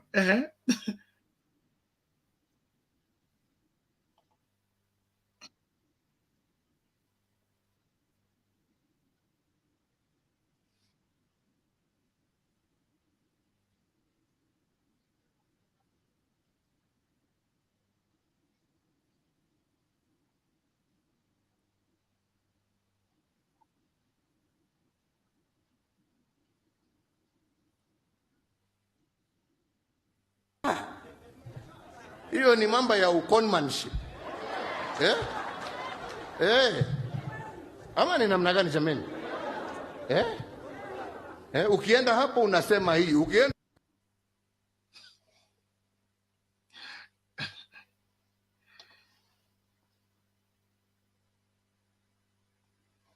Please, unless what I have is not complete, that's all I have today. Thank you. I wanted us to get the gist of the entire framework of the president's presentation in relation to what we are dealing with in our choice for a president. And one of the things that stand out is that aspect of government belonging to all Kenyans, not to some Kenyans. And so as we debate, nataka tuongelee pia hiyo tukiendelea mbele. Nashukuru kila mmoja. Naomba tu wale watu ambao mmezoea kutukana watu kwa comment section tunawashughulikia, lakini kama ukiona kukaa hapa kuna kusumbua, unaondoka tu polepole. Hakuna haja kutusi mtu. Wewe umepeleka mjumbe wako, ameenda debate, ameulizwa maswali kashinda yeye kujibu, akaanza uongo na hiyo maswala yote. Sisi hatukumtuma na hatujamwagiza asikiange mtu yeyote. So amesema yeye anajua kusema. So usituletee hapa story mingi tu ya kutetea maovu. We are not here to defend what is wrong. Well, I want us to let Nani come, Tom come in, and then I'll bring up another aspect of what we are doing. As I read out some names of the people who have received their contribution, there is a new plan that I will be sharing shortly after Tom's presentation. Tom, karibu. Now, kila mtu keep your mic mute. Njuguna and the other guys, please, until it's your turn to speak, your mic being on is a problem. Yes, Bwana Bernard. Habari zenu? Endelea Bwana Tom. Habari zenu, mnanisikiza? Very good. Okay. Tuko salama, karibu. Okay, nimeshukuru sana Bwana Yes, we Bernard. can get you, go ahead. Yes, nimefurahi sana. Nikianza leo ndio nimejua kiongozi wa Azimio ako na nguvu nyingi. Bwana Raila amefanya kitu ya maana sana, na hapo I have to congratulate him because hiyo debate haikuwa debate ya maana. what we expected from Ruto. Ruto ameenda ameweka propaganda zake zote. So bwana Raila, a big clap. Sioni kama wenzangu wana clap, naona wamenyamaza tu. Si umefurahia hiyo maneno ya Raila kukataa? Very good. So hapo nimeona nikiona nilikuwa kwa hiyo debate, niliamua kuona, isipokuwa si kuwa nataka, lakini niliamua tu kukaa kuona, ndio at least pia nitoke na mambo mawili machache. Ukiona vile mama mboga alisukumwa na bwana Hussein wakitoka, bwana Bernard, ungeplay hiyo clip ungeona vile mama mboga amesukuma vibaya sana.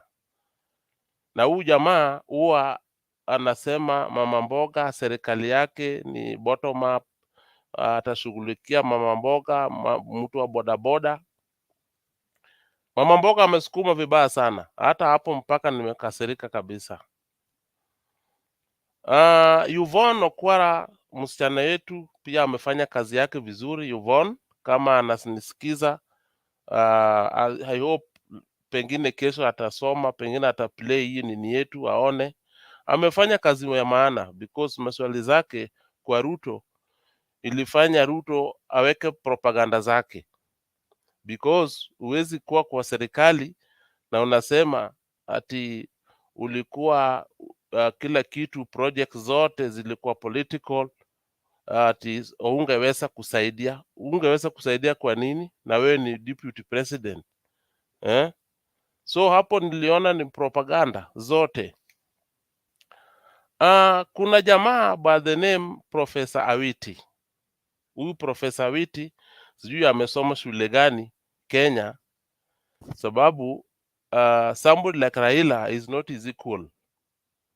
Kumwambia Raila ati Raila shame on you, unajua hiyo ni lugha mbaya sana, because Raila is not his equal. Hata kama yeye ni professor ya nani? So hapo amekosea kabisa. Nilikuwa nafuata hizo clips zote. Si mzuri, sababu kukosa kwa Raila ku attend that debate, Raila had reasons, na au kwa amekaa, si alikuwa somewhere else, alikuwa anafanya kazi ya maana, sababu this is the campaign period. So mtu kama Professor Witi kuongea ati shame on Raila, that is so bad. I felt nikasirika. Ndugu yangu bwana Bernard, mambo ya ile damu ya Mwerere, hizo madamu zingine hizo zilienda kwa maji, zilikunywa maji, pesa zao, that project. Tukirudi hizo enzi za nyuma, Ruto himself talked of 7 billion ati ndio zilipotea peke yake. Leo amekataa, anasema ati yeye alisema 7 billion ndio ilitumika. Which is which? Anadanganya nani? So hizo maneno zote tunaona ni kudanganya, sababu unajua ukiwa kwa debate aina hii, the whole country is watching. Hata kuna wale wako na clips, wakati umedanganya they play back, wanaweza cheza tu waone huyu mtu kwa nini anatudanganya namna hii So hizo zote tunaona ni makosa kabisa. Tukiendelea na IBC chairman Chebukati, hata alinistua, sababu kama naweza tweet kitu like ile saa 7 ya asubuhi. Saa 7 ya asubuhi nani anasoma hizo vitu zake?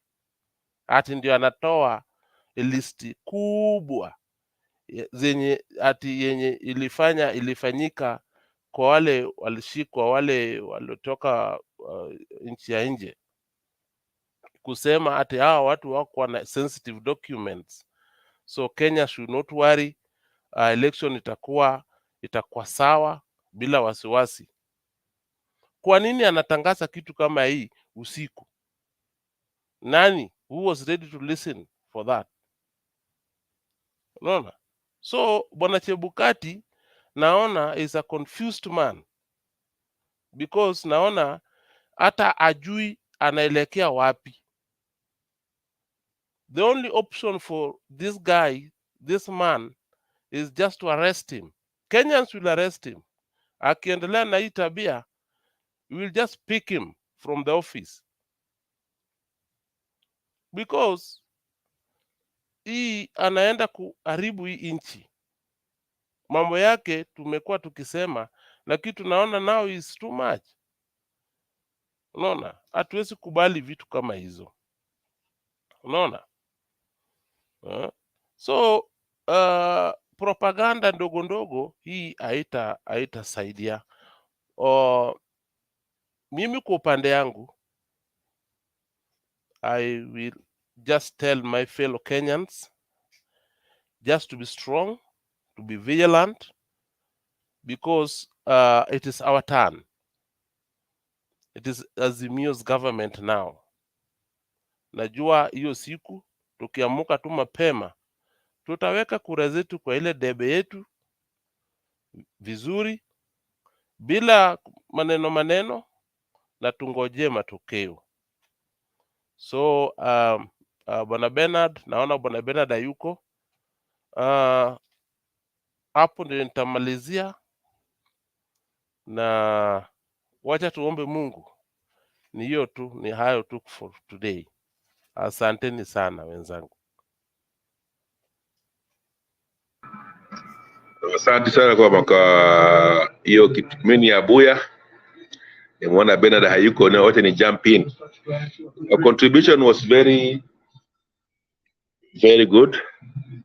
Naona Mama Selina pia kwa hapo, sijui kama anataka kuchukua usukani aendeleze, kwa sababu tukingojea Bernard, nilikuwa nataka tu ni mention two things kuhusu portfolio ya Ruto. Alisema hiyo consolidated fund was supposed to be shared to develop other regions, especially in Kerio Valley and those Marsabit areas na Pokot. I think we should as Azimio, we should take that not very seriously, because we cannot have Kenyans killing each other for past 30 years, and every other consecutive governments have never solved that problem. And if it is political, let it be dealt with politically.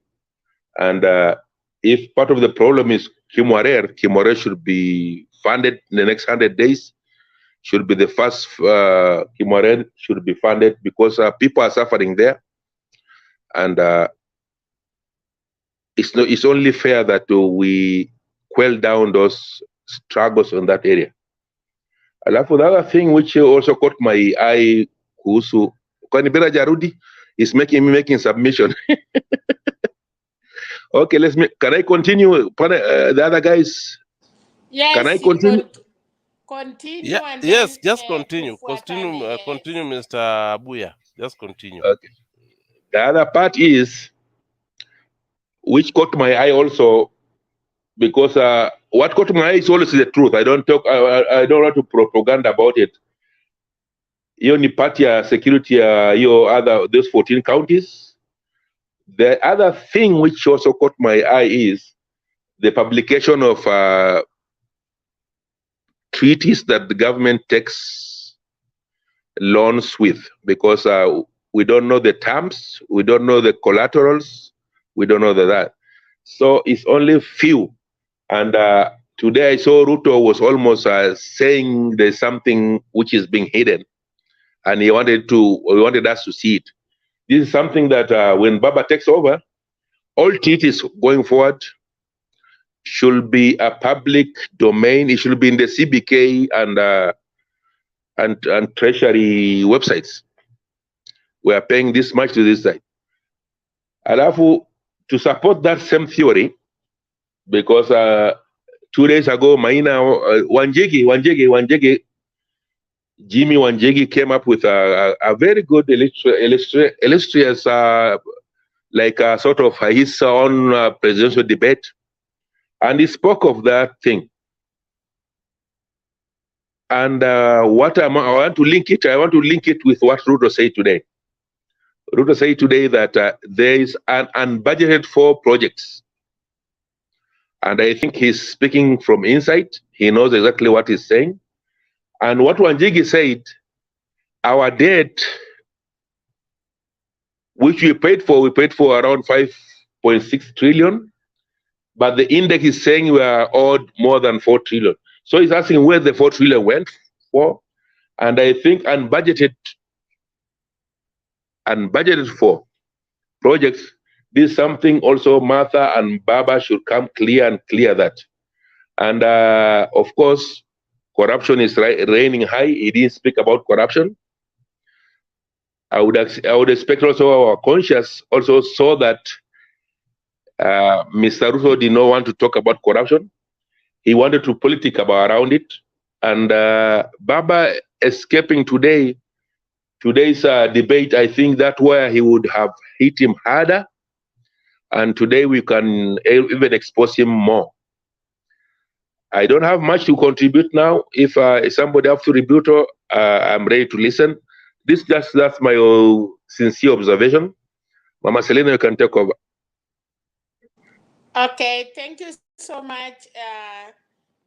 As we wait for Alex Pena to come back, I don't know between Njuguna and Nyumba, who was the first?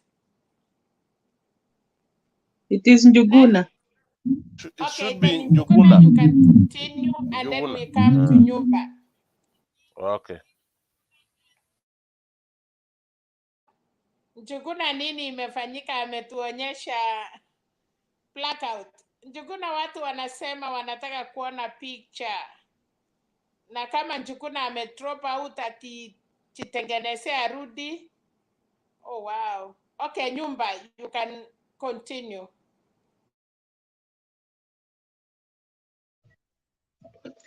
Yes, unajua mimi I'm always laughing when I see some people trying to play with Kenyans' mind. Like people, you know, Ruto today carried some people. In fact, someone was trying to raise that point that Mama Mboga was pushed after Ruto was walking away from the debate. I don't know what happened, and he said the government is for Mama Mboga and watu wa boda boda. And you know, I keep on telling Kenyans one thing. If you go to buy unga 500, don't complain. Because the moment you complain, today Ruto carried Mutua Boda Boda and Mama Mboga. Those are only two people who are going for their stomach with their children. What about the rest Kenyans? Tomorrow, if Ruto will punish Kenyans, the same people will be in, and they will start complaining, oh, we didn't know, we knew this. I saw the people who are following William Ruto today. Dennis Itumbi, Gashagwa, Gladys, Sholei, very incompetent people. You can remember Gladys Sholei when he was being interviewed about the money that was lost. I can see Bernard is back, so I don't know whether I continue or I allow him to. You continue. Penat will come after you finish. Okay, thank you. You can remember Gladys Sholei was being interviewed about the money that was lost in judiciary. What did she say? that why do you have to interview me every now and then, every now and then? And that was a public money, not Gladys money. So you want to tell me those are the people that Ruto is telling us that is going to lead the government, and such people like that, we are going to lost. If we don't vote, if people like Kinoti and our people that we trust support us as we are going to vote, Kenyans are going to be messed and messed totally. So I just want to encourage the panelists with people that you know, just encourage them. We pray God that God willing, on 9th, 10 a.m., God willing, we will carry the day. Thank you. Now I think I can get Bernard to go continue.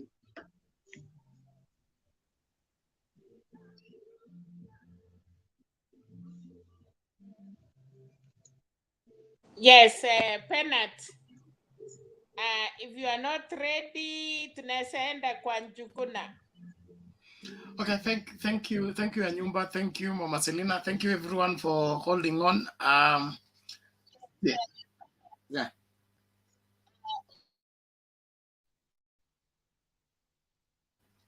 Yes, I was hoping that happens. Let's have the people who have not made submission finish first before we go to the people who will want to repeat. But let's hear from Njuguna first before I do the announcement that I want to make.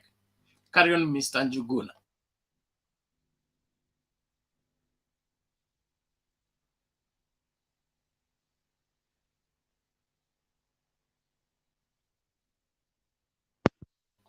Bwana Njuguna, carry on.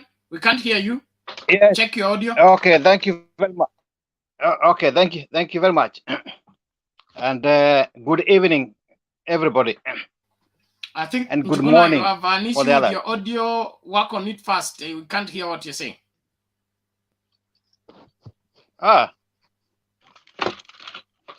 Maybe if I put on this one, you can hear me. Tunamusikia Penat. Yeah, I think I'm clear. We can hear him. We can hear him. Good evening to you. Go on. Okay, thank you. So it's okay?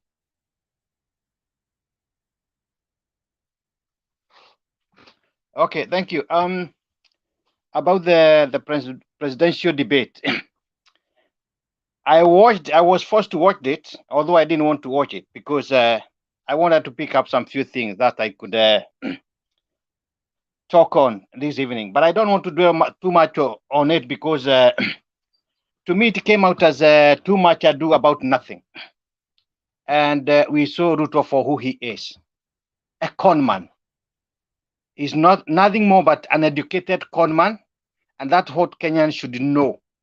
That whoever the other person aspiring to be the president of this country in the name of Ruto is nothing more but just a con man. And this came out also very clearly because it was confirmed by the president when he had met some investors at Naivasha. And I also think our moderators need to be a little bit more serious. Those moderators in the media need to be more serious and have some evidence to corner the person because they are interviewing a person on behalf of Kenyans. They're asking questions on behalf of Kenyans to the person aspiring to be the president. We need hard questions and it should be backed by evidence. Now, a very good example. When Ruto was asked about Aurora and Kimware, and it is in public domain, and everybody knows, yeah, when it was said that 121 billion got lost, this man shouted at the top of his voice and said it was only 7 billion. But today it was not 7 billion. 7 billion is what has just been used. That's what he was telling us. And I think the monitors need to come up with video clips because the video clips is out there. They have it.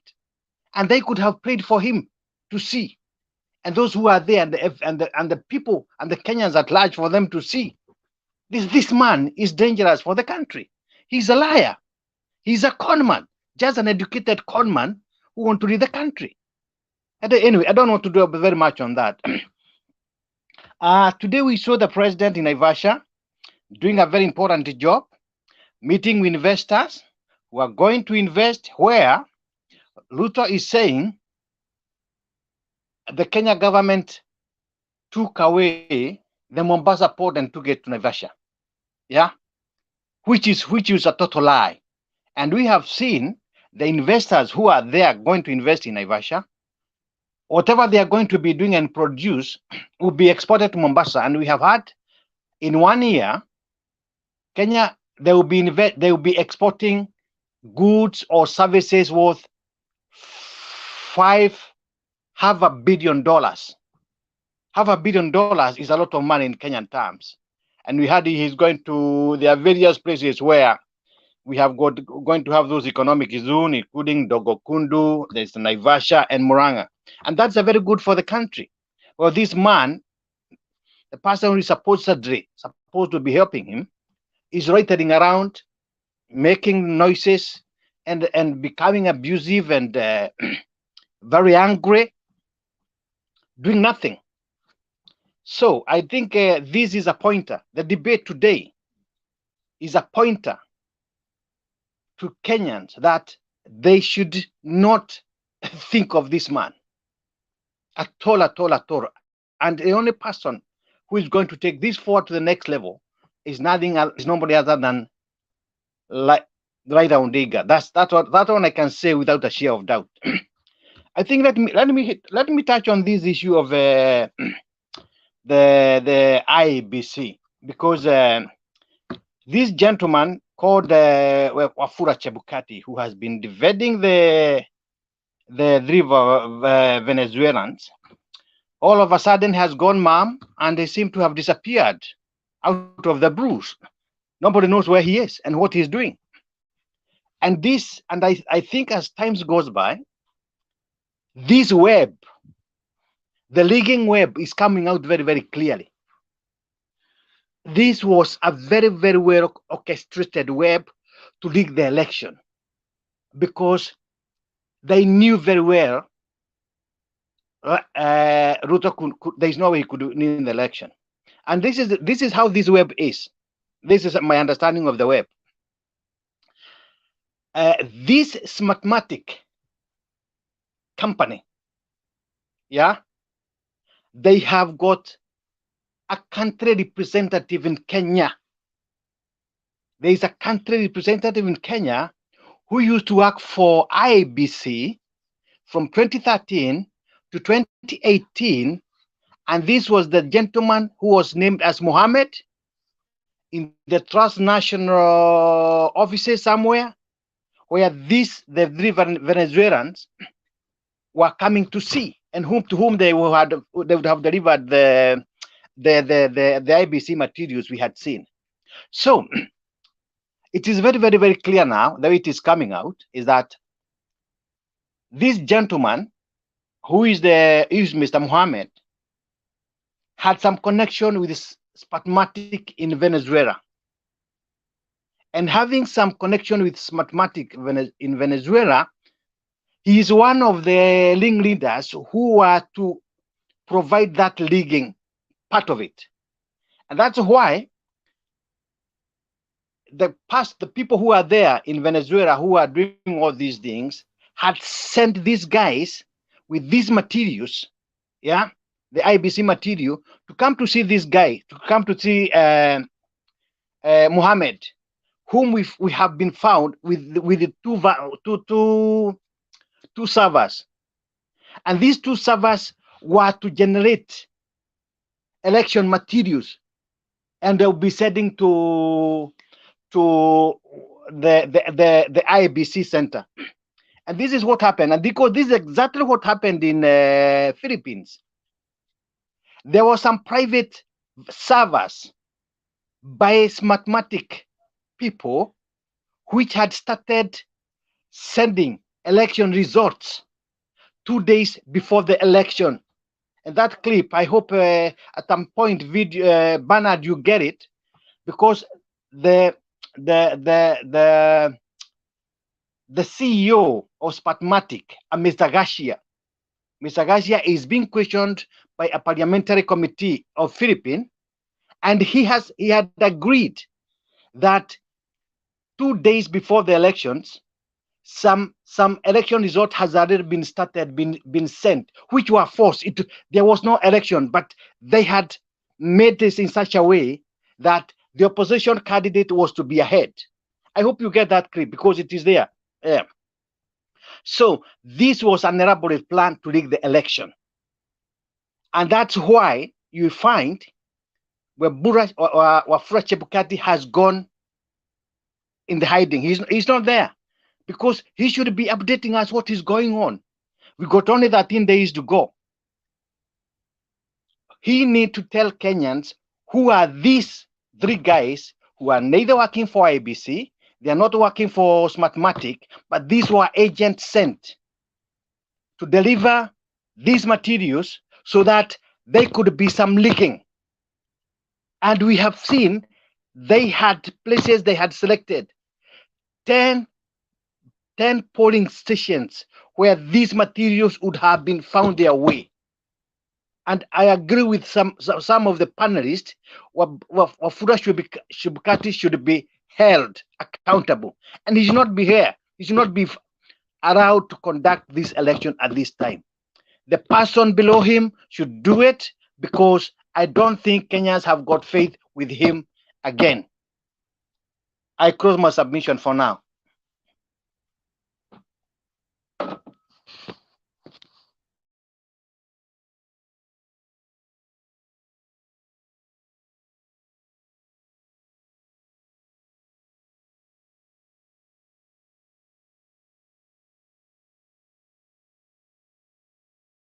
Pena, tuko sawa?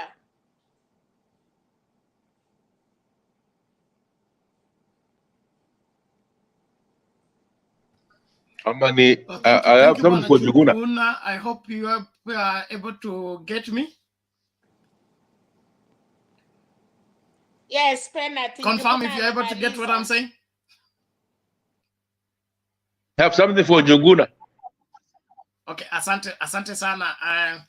I'm under strict surveillance. I'm being followed by over 400 and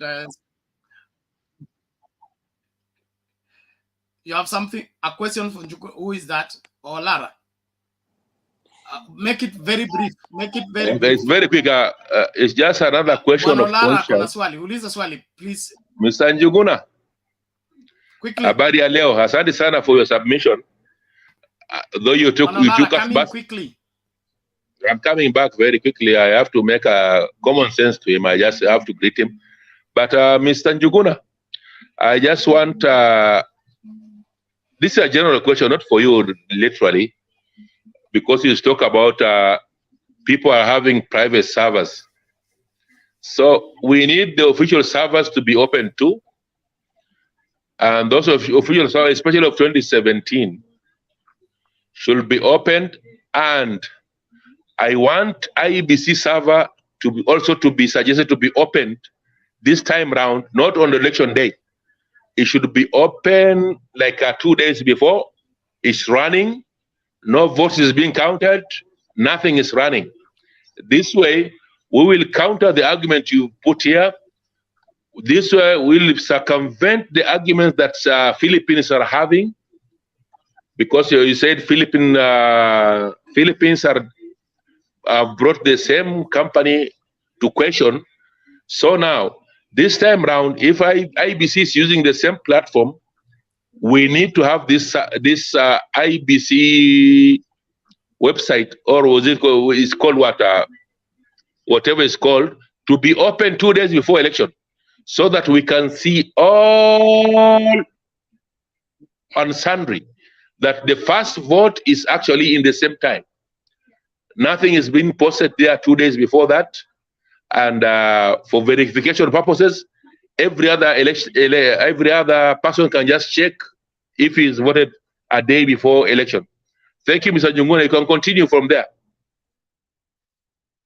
I think, sorry. I think probably, Mr.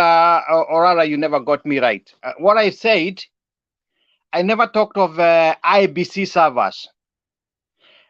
I'm talking of private servers which were found by Kenoti at Transnational Plaza building. That's the servers I'm talking about. And these are the servers which they were found being moved on Saturday after these guys have been arrested on Friday. So they were shifting these materials so that they are not discovered. But these are private servers, not IBC servers. Because you can open the IBC servers, there'll be nothing. But they are private servers which has been also been connected to IBC, and they'll be transmitting materials differently from the IBC servers. And don't forget, we have had these ungazetted polling stations. The ungazetted polling station, these servers could be used there. So we need to be more vigilant. So it is not about the IBC servers. It is these private servers which were found at Transnational Office building. I hope I'm very clear to you, sir. No, my point was, if there's suspicion there's other servers which are trying to rig the IBC server, I was suggesting for you or for the panelists, all of them, why don't IBC server, the portal, the IBC portal should be open 2 days before the election so that everyone is monitoring the IBC portal. The IBC portal should not transmit anything because the Philippines, according to your statement, they found out that the external servers were submitting results 2 days before the election. That was my question to all the panelists. Thank you, Mr. Junguna. I hope anybody probably can contribute about that. But let me make it very, very clear again, very, very, very quickly. During the Philippine elections, and when they found the election were buggered, they interviewed the CEO of Smartmatic, and he's the one who agreed. There were servers who are transmitting election results 2 days before the actual polling. These were not the servers of the commission, of the Electoral Commission in the Philippines. This is the point. These things can be manipulated, and that's why these guys were coming, so that they could manipulate those servers, so that it can appear like one person is winning, although he's not winning, because there's something coming out of private servers. You and I want to know whether they're private server. If you go to IBC, you're going to open for you their server. Yes.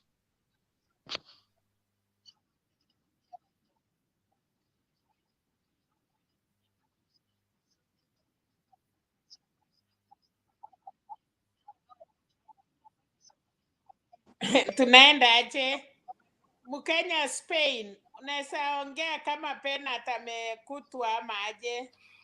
It's okay, Mr. Njuguna, you made your point, and we have played that clip here before. We will replay it later on. That parliamentary inquest into that Philippines saga.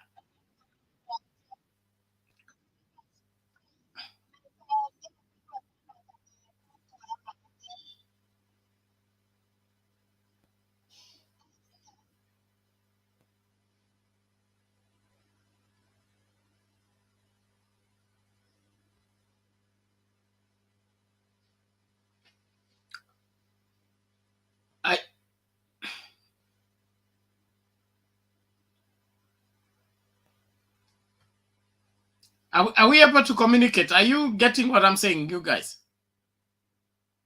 Tunakusikia, Penat. I hope everybody anakusikia. No, you asked Mr. Njuguna a question, but and I thought you are bringing in a video for that Philippine. Somebody confirm. Are you able to get what I'm saying? Yes. Yeah, we understood it clearly, but Njuguna did not respond back to what you are saying.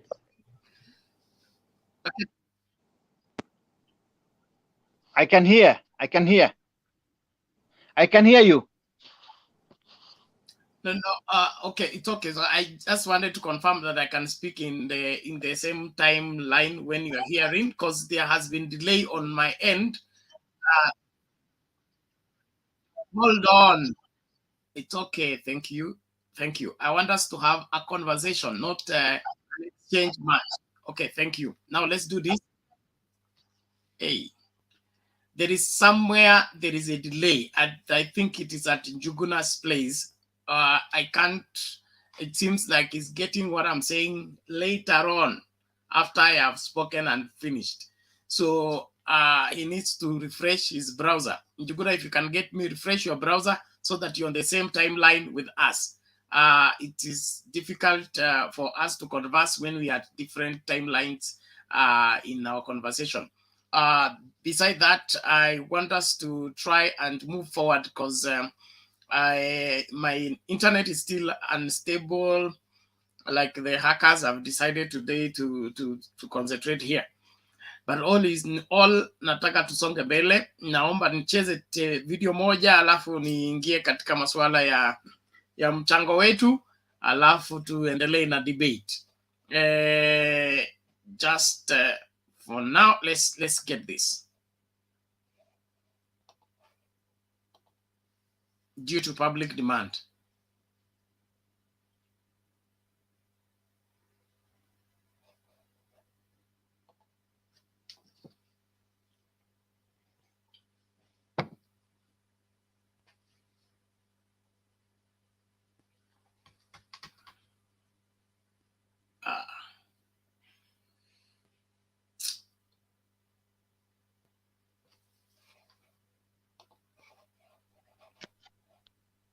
It's problematic. Let's just move on. Mkenya Spain, take it. Bernard, you should get different IP addresses so nobody hacks your stuff. Sorry, Bernard, for that. Good evening, good morning, good afternoon, wherever you are. Hope you are doing good. We thank God for this day. And we can say it has been a great day. We can't complain.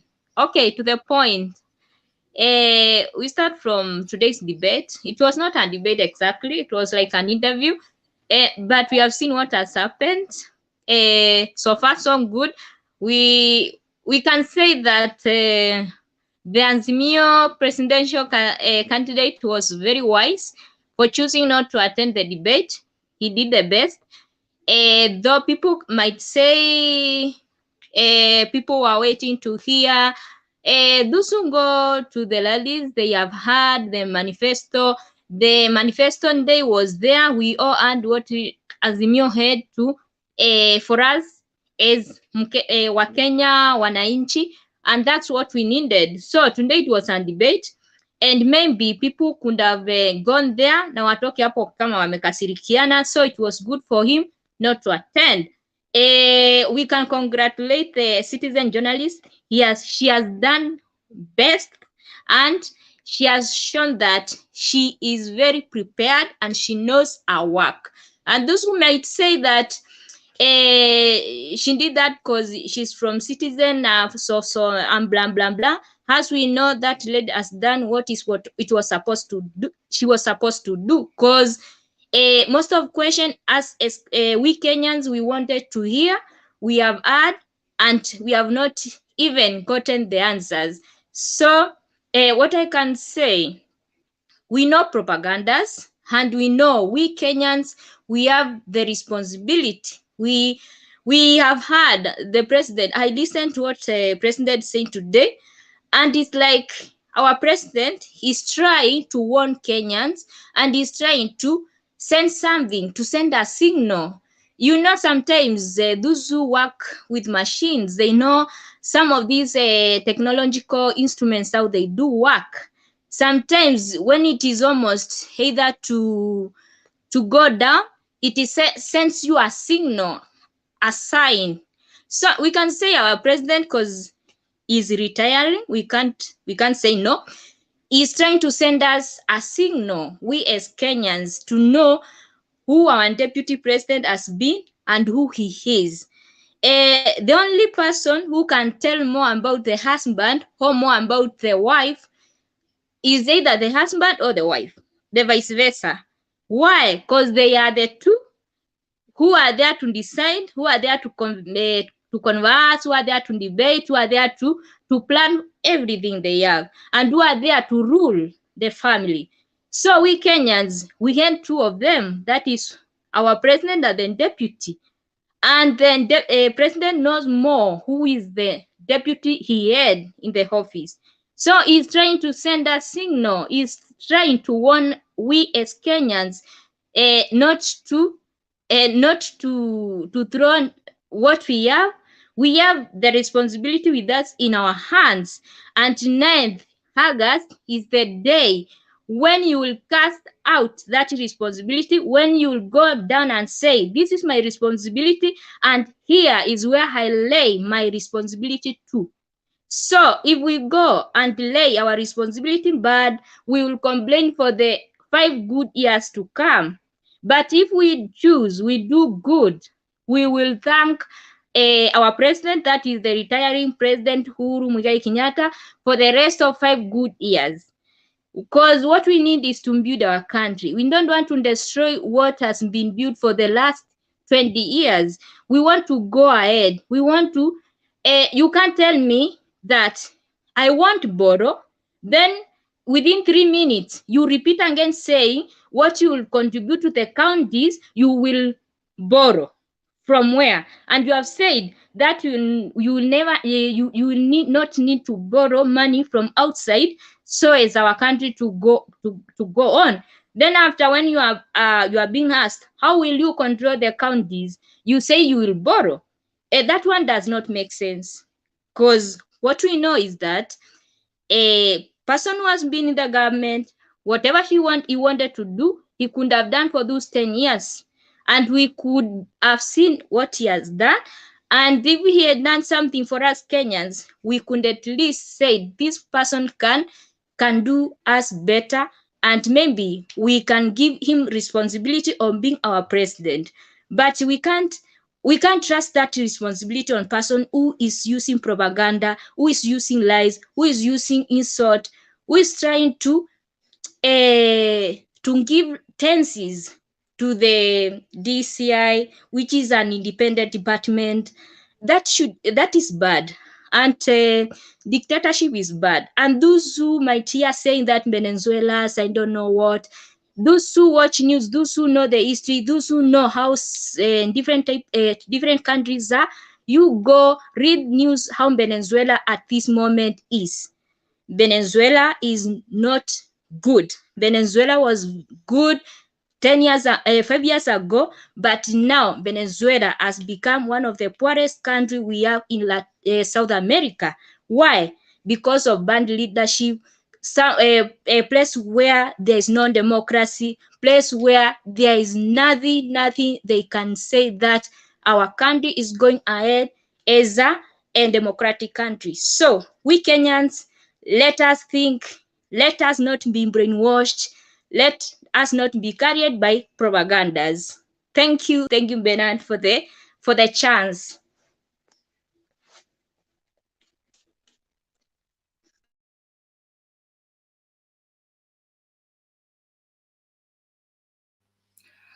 Okay, asante sana Mkenya Spain, tunashukuru kwa mchango wako na maoni yako.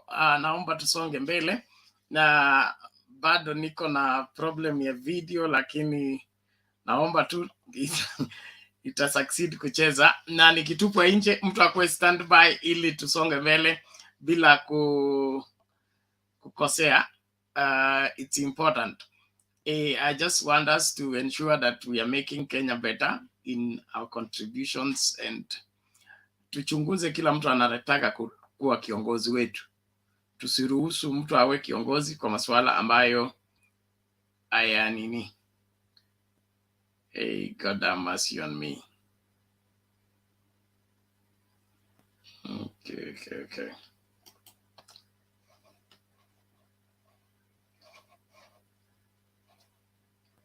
Okay, let's 10 million strong. Have you spoken? Not yet, not yet. Thank you, Bernard. Good morning. Speak now. Speak now. My videos are not playing. That's the main problem, I think. Just go ahead. We will get in. Okay, thank you for giving me this chance. Yeah, good morning. 10 million strong. I'm speaking right now. Okay, good morning, good evening, panelists. Yes, it is well with me here. I hope it's also well with you there. I want to make my submission, and first I will begin with today's debate. Yeah, I won my bet. I bet on what William Ruto will talk about during today's debate, and he spent a lot of time talking about past things. Even the Bible is very clear. We do not dwell on the past. The good news are here with us, so we are going to move with the new things. I did watch him. I heard from the ground what he was speaking about the handshake feeling of the four agendas. And Baba was aware what the William Ruto will talk about. And I thank God for the Baba because he had no time to debate with the manga. He had no time to debate with the force fire. So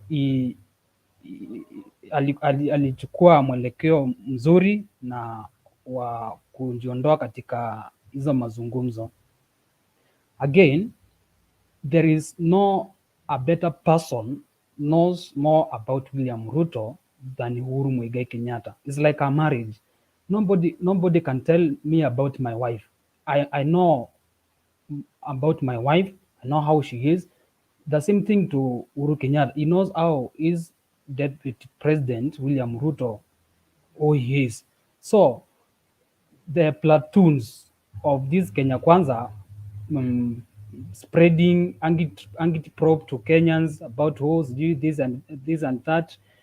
But Uhuru Kenyatta, he told Kenyans who is William Ruto, and he refilled the mandeshas, the perfidies William Ruto has been spreading to Kenyans. And as Kenyans, now we know which direction we are going to take. About IBC, but if anything will go wrong, the first person to be blamed is Wafula Chebukati. I think Wafula Chebukati had 5 good years to prepare for this election. Has no another job.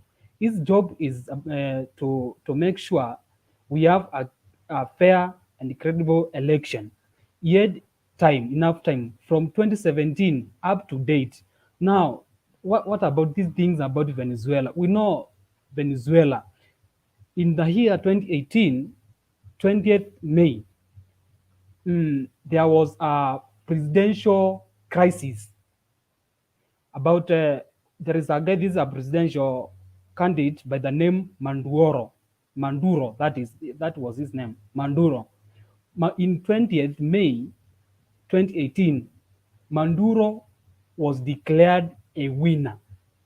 And a minute after Maduro took the oath as president, the Organization of American States approved a resolution in a special section of its permanent council declaring Maduro's presidency illegitimate and arguing new election. Now, IBC want to tell us they are going to deal with those men from Venezuela. How will we believe we will have a fair and free, credible election in our country? That is, I doubt that. Then, I wonder how comes Kenya Kwanza, his boss William Ruto, became a spokesperson to IBC, and why they are defending IBC while Kenyans want to know what is happening with these 3 men. What is happening within the IBC? We have a question, and I don't know who will answer us. Kinoti, when Kenya Kwanza rebuttal Kinotti's remarks about what had happened and what caused them to arrest the 3 men, it initiated the Kinotti to publish his investigation. I think that wasn't to happen, but because of the rebuttals he received from the Kenya Kwanza, what who they are intimidating IBC officials and whatever. Now he declared war against them and came with an suggestion. It is now good to tell Kenyans what is happening. Wafula Chebukati, before when he realized that 3 men were arrested, he told Kenyans these are workers they were working for IBC. And when investigation came out, the report came out, we know that we knew that these 3 men, they were coming to a man by the name Siju Abdallah whatever. They had a business with that man. Then they were given the stickers to pass to IBC. How comes this thing is a national thing? It's like I'm traveling to a country and my friend would make to deliver his things to their family. Then because I'm traveling in a country, I will take his belongings and take to their family for the sake of I'm traveling. I think that's what Chebukati was trying to tell us, because the 3 men were to come in our country, fly to in our country. Then they use that as an opportunity to give the stickers or their staff belongs to IBC and bring them to IBC, of which this thing, there is something inside that. What else? So what my suggestion is, Wafula Chebukati should come clearly and tell Kenyans what is going on. He is only person who knows about all these things. If there is a deal between them and Kenya Kwanza, let us know. And I blame our court. Since 2017, when there was a nullification of general election, they would have taken an action to replace this man, because the same mistake might be happening to this general election, of which we had enough time to replace his office, to put as somebody else whom we can trust. But now time is going on, we cannot do anything, but it's better late than messing our country. We want a peaceful election, we want a peaceful country, and we move on. We don't want to after election we are fighting, there is a dispute. That is not our prayer. Our prayer is we want a free and a fair election in our country, and the winner will take it on a fair ground. That's what I can tell us Kenyans. So let us be careful with this man by the name of Chebukati. What is his plan? We know all what he wants to do. There was allegations against about his meeting with this man Moses Wetangula, and Moses Wetangula rejected the accusations. Now he was the first person when those 3 men were arrested. He was the first person, together with Musalia Mudavadi, to address the media about what has happened and demanded the 3 men to be released. So meaning that there was something there. Even when our team revealed this thing, there is a meeting somewhere between IBC and the other side. So it means that was a true story. It wasn't a propaganda, because what we have come to know, what was a true story is these men, or this Kenya Kwanza, they unfortunately they raised up and begin to defend the IBC, begin to defend the 3 men who were arrested, meaning that there was an agenda between them and IBC. Now everything is going to be refilled. Nothing will be happen. all their tricks have been known. So let us participate in our duty to exercise our democracy without any fear or any contradiction. We are going to win this thing. Yeah, wacha nifika hapo, nitaendelea tukiendelea. Thank you so much Bernard for the time. Asante 10 million strong. We appreciate you and your givings. We look forward to interacting further. There is more than what meets the eye in the explanation by one Wafula Chebukati, but to hold him to account. How does he have foreigners as IEBC workers when they are here on a private mission, invited by a private person, carrying official documentation by a commission? In my opinion, Wafula Chebukati should be behind bars right now. He needs to explain himself because he ran at the airport to claim he has workers, only for us to find out they were never IEBC workers. And the person they were going to see was a former worker at IEBC, and he left IEBC because he was promised he will be given IEBC contracts. Now, those are the givings we are receiving from the investigation. Now, this is smelling bad for one Wafula Chebukati, but for this country, we trust everything will work out well. Well, I'm going to make an attempt to play another video because I need to play the video to be able to move to what I need to share. But all in all, let's keep vigilant. In case I'm thrown out, it's Brian who will be taking over. Just let's be on the lookout so that kusikwe na chochote ambacho kitakwenda mrama. These hackers, they need to be defeated. Wametoka Venezuela kuja kutusumbua hapa.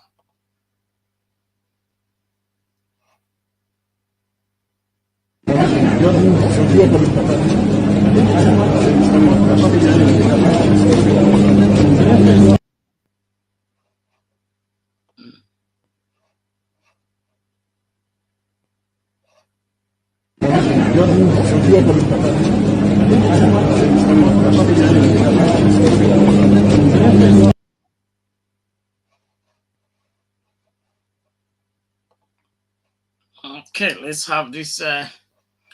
I trust it will work out well. Thank you, everyone, for your patience. All right.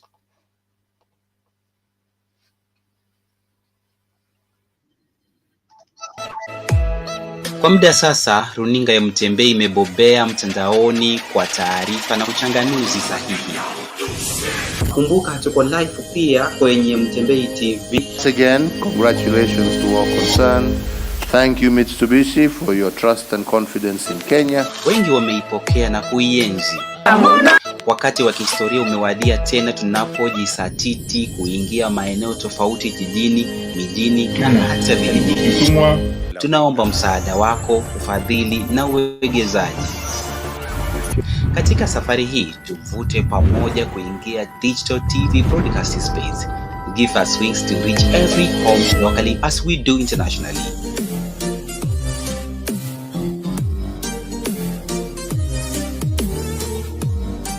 Mtembei TV, bold and truth.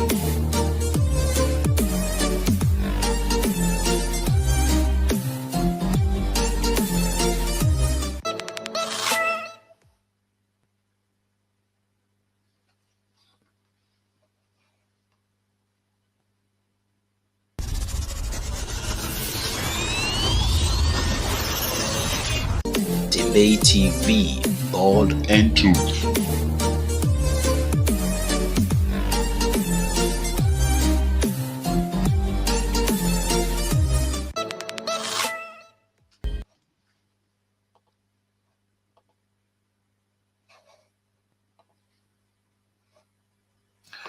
Okay, thank you everyone. Thank you all of you that are inviting each other even as we continue with our discussion tonight. It's getting better with every passing moment. Like you're all aware, we are working out modalities to go to the ordinary TV broadcast space locally, and it's a process that is taking it's taking more than we can handle, and therefore we are reaching out for everybody out there that can assist us to be able to do that.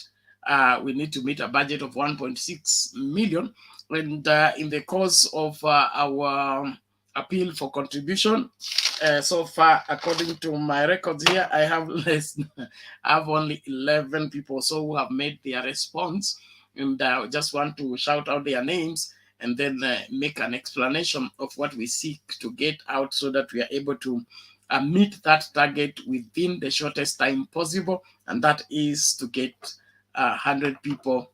I will explain that. But quickly, I just want to shout out the following people have sent their contribution. And that's Ruben Kutushi, 11,641. Michael Mwerege, 11,641. Kuna Femia Athiambo, 1,165. Dorothy Akumu, 2,059. Sylvester Daudi, that is 2,329. Asha Omar, 1,500.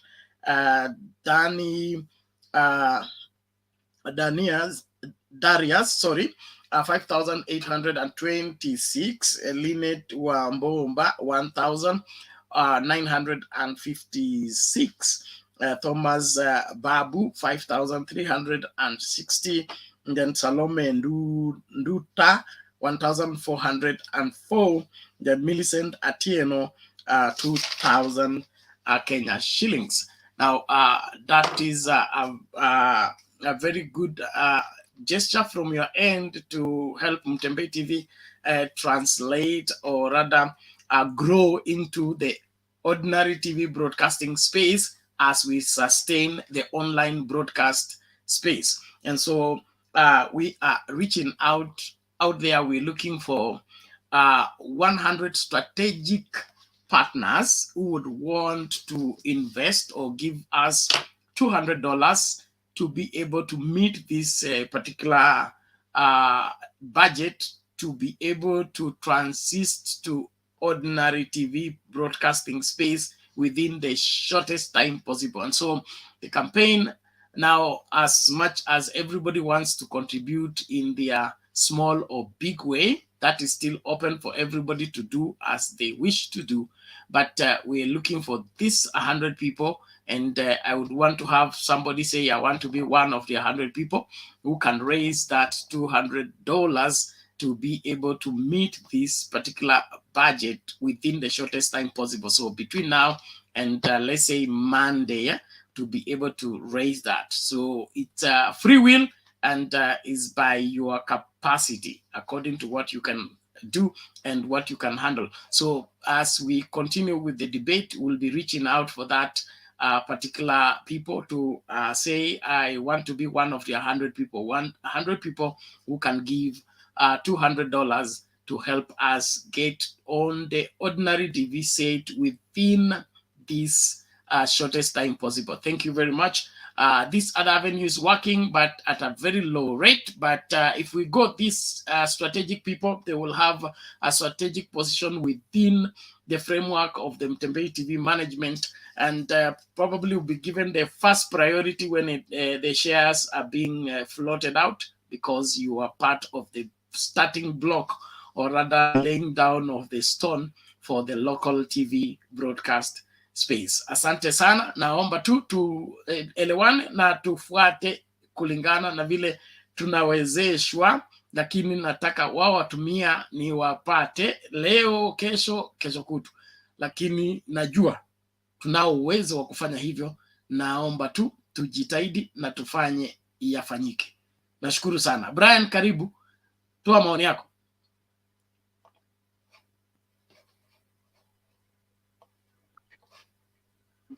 Bernard and 10 million strong. Good evening. Good evening to you. How are you? I'm fine. Though I didn't get enough time to follow about the Ruto'S debate, but there's some few things I tried to look at when he was answering about security issues. Security issues in Elgeyo Marakwet, almost knows. Most of them are all about the cattle rustling and a bit of tribal clashes. And when it comes to cattle rustling, it is there is a cartel that operate in a cattle business. So these are mostly a politician, but he was not very straight and tell us exactly about it. Instead, he diverted it and say that it is a government fighting him. Again, there is when he was asked about the high cost of the cost of living, how he's going to handle it. Did not even hear him talking about the bottom-up economic model. Even a single word I didn't hear it, the whole debate. So I don't know where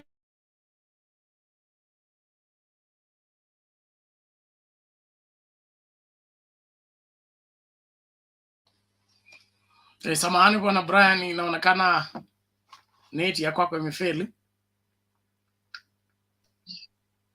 Okay. Well, let's get this as we wait for Brian to resurface. Oh, you're back, Brian. I can. Yes. Can you hear me? Yeah, endelea. Okay, so I was talking about the cost of living. When he was, I expected by that was a question where he could bring in the issue of bottom up and everything, but I never had anywhere Ruto mentioned about the bottom up approach in the whole debate. So I don't know where Mama Mboga and the Boda comes in his government, because I didn't hear anything about bottom up, any Boda, Mama Mboga. He didn't talk about it at the whole debate. So I was going to talking about the IBC. Sometimes as we try to castigate Chebukati, I think everyone knows who is in control of IBC. Chebukati is not even in control. The way things are. It's just, I don't know, because there's this guy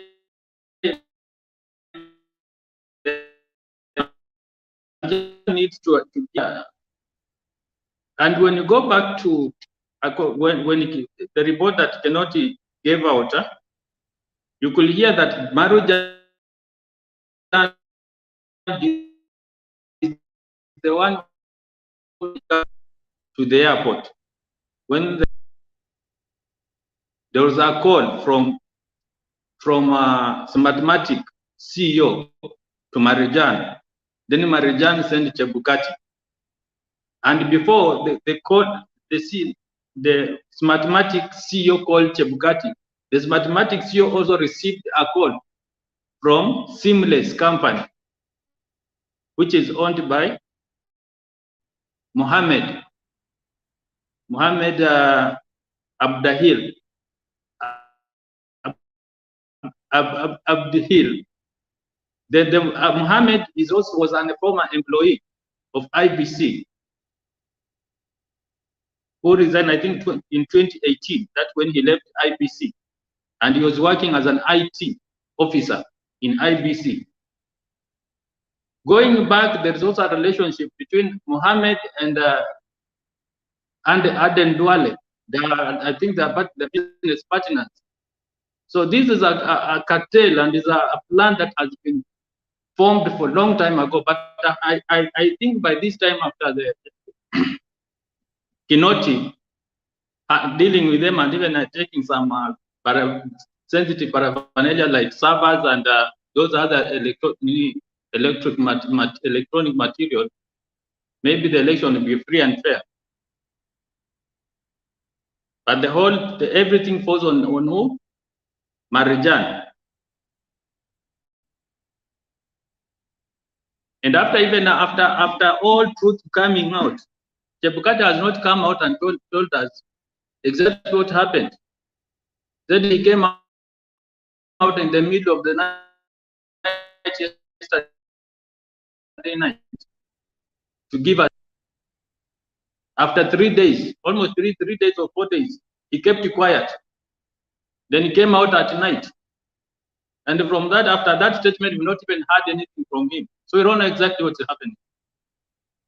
But let's just hope that we'll have a free and fair, credible election. But I believe anytime when Baba is quiet and is not putting more pressure and he's happy and he can see a smile on Baba's face, I believe everything is okay. Thanks, Bernard. I'll continue later. Okay, asante sana Brian, tunashukuru. Ni muhimu kila mmoja ajitahidi. Chebukati ndio chairman wa IEBC na kama yeye anatapatapa kwa kupeana information ambayo Wakenya wana demand, si tuko na uwezo wa kuingia hiyo anniversary tower na kumwonyesha njia ya kwake. Sijui ni hapo Webuye ama niambiwa ni jirani hapo karibu na Webuye. Hapo ni tukutuku tu inampeleka mara moja, akingojea kuingiza kodi yake hapo asabu tam yake. We can't have IEBC under siege by external forces wanting to impose on us a president we did not elect. That is not going to happen, and it is important that all Kenyans understand that if we allow external forces to give us the leadership of this country, then we have sold this country. We may never get it back. Let's not play games. We will reach a place where now foreigners will become presidents in this country simply because some external forces are interested wherever they are interested in the affairs of this country, and they would want to misuse and mishandle our resources. So as the Kenyan people, let's redeem this country. And as we continue debating, I want to urge everybody, let's keep sober, let's ensure that we do the right thing and ensure that nobody is left out. And then the link to use to get in the studio is in the comment section. Wala ambao ungependa kuingia, nimekuwa na shida na internet lakini naona kama imestabilize. So tafadhali wala ambao mnakuja njooni mbio ili mtoe maoni yenu, msiseme mmefungiwa nje. Alafu usisahau kampeni yetu ambayo tunachangisha, tusaidie kwenda katika digital broadcast space. Details in a scroll kwa screen. What you use, lipa na M-Pesa. Till number is 9205481 Mtembei TV, or you send to +254718454585. That is Bernard's number. And we are also reaching out for strategic partners who can give us $200 one time. Just 100 people, $200 will have made this budget, na tutakuwa tumetoboa hii kazi na tunaingia katika hiyo space, tunaanza kuelimisha Wakenya na kuwajuza yote ambayo wangependa kujua ili wamakinike. Mama Selina, naomba utoe mchango wako tukijiandaa kutoa tape nyingine. Asante. Bernard, 13 days to leo unajua nashangaa, unajua kuna saa zingine kuna mtu anakula mori Bernard mpaka unamuokopa. Mtu anakula mori mpaka unasema na kweli akikuja si atanimaliza. Na kumbe ni pure, unaokopa tu. Yani unajua nimefikiria mpaka nacheka peke yangu kwa sababu Bernard, mtu alikuwa anasema simunisaidie huyo baba akuje hiyo debate. Munisaidie, muniitie baba. Jamani Bernard. So nafikiria Bernard, sasa mimi nitakuwa nataka kuangalia kwa macho, sitaki sasa ya kuambiwa. Nafikiria hiyo ndio afadhali, lakini hii ya kuokopa na kumbe unaokopa mahali hakuna kitu. Ai, Bernard, imetupatia sisi wengine kujua what is happening. Bernard, otherwise naona Bernard, mimi nimefurahia na shukuru ya kwamba leo baba na nataka nishukuru kamati ya baba secretariat Bernard. They told baba not to attend, na watu wengi walikuwa na maono tofauti, you know, like wengine wanauoga, wanasema baba lazima attend. Sasa umejionea baba angeattend nini sasa? Na still nafikiri aliambiwa hapo nje mambo imeumana, na ndiye akasema my opponent not come, so hata sikuweza kueleza mambo yangu vizuri vile nilikuwa nataka. So Bernard, ukiwa kwa classroom na umepatiwa mtihani and we were supposed to be 10 or even 3 na kengere imepikwa kama wenzako wachafika. Bernard, I think what we do, unamaliza exam yako vizuri, na kama utakuwa na time una repeat, unaangalia ile questions ukufanya, then mwenzako basi. So imenifunza leo a lot, na nafikiri I was so excited kuongea, hata si kuona lini leo ulikuwa umetupatia Bernard, sababu nilikuwa na moto sana. I feel like and we take these things as individuals. Sometimes kama Selina akisema kitu Bernard, ama Bernard aseme, to sacrifice the whole community, because now we have been a leader. Community ya Kalenjin wamai kuwa viongozi, we had good leaders, tuna watu wanaweza kuwa na leadership Bernard. Na mama akiwa na watoto yake 10 Bernard, na between the 9 children mmoja anakuwa lesi ama anakuwa mtukutu ama anashindwa kuelewa. You cannot say watoto ya ule mama yote 10 wako sawa. So I want us to take mambo ya leo as individual, ya kwamba mtoto moja kwa watoto 10 ya mama moja, weakness yake isichukuliwe kama ni wale watu, si hiyo Bernard. Otherwise nataka kushukuru baba alikuwa Meru. Oh my God, Bernard, Njerunjeke, the all Meru, nyimbo iliimbwa, yani now sasa kukuja ile debate ya watoto yani na ile mkutano ya Meru, hata kama ni wewe, okay, let's say ilikuwa ni ya muhimu, but umepatiwa nafasi, wewe ungeenda wapi Bernard? Unaambiwa kuna watu wanakungoja hapa, and these people are thousands, na hapa kuna watu 2-3 wana watch, ingawa tuliona ile watu walikuwa na watch. So for me, I think baba alikuwa na wise decision, na mkutano ya Meru imetufurahisha. Meru is locked, na baba from Meru ametutangazia kesho mahali wanaenda mpaka wakuje wafungie Nairobi.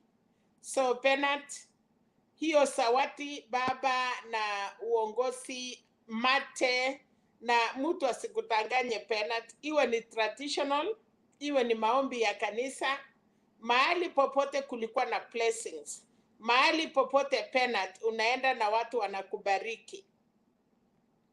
Tunaambiwa yale imekubalika ulimwengu na hata pinguni imekubalika.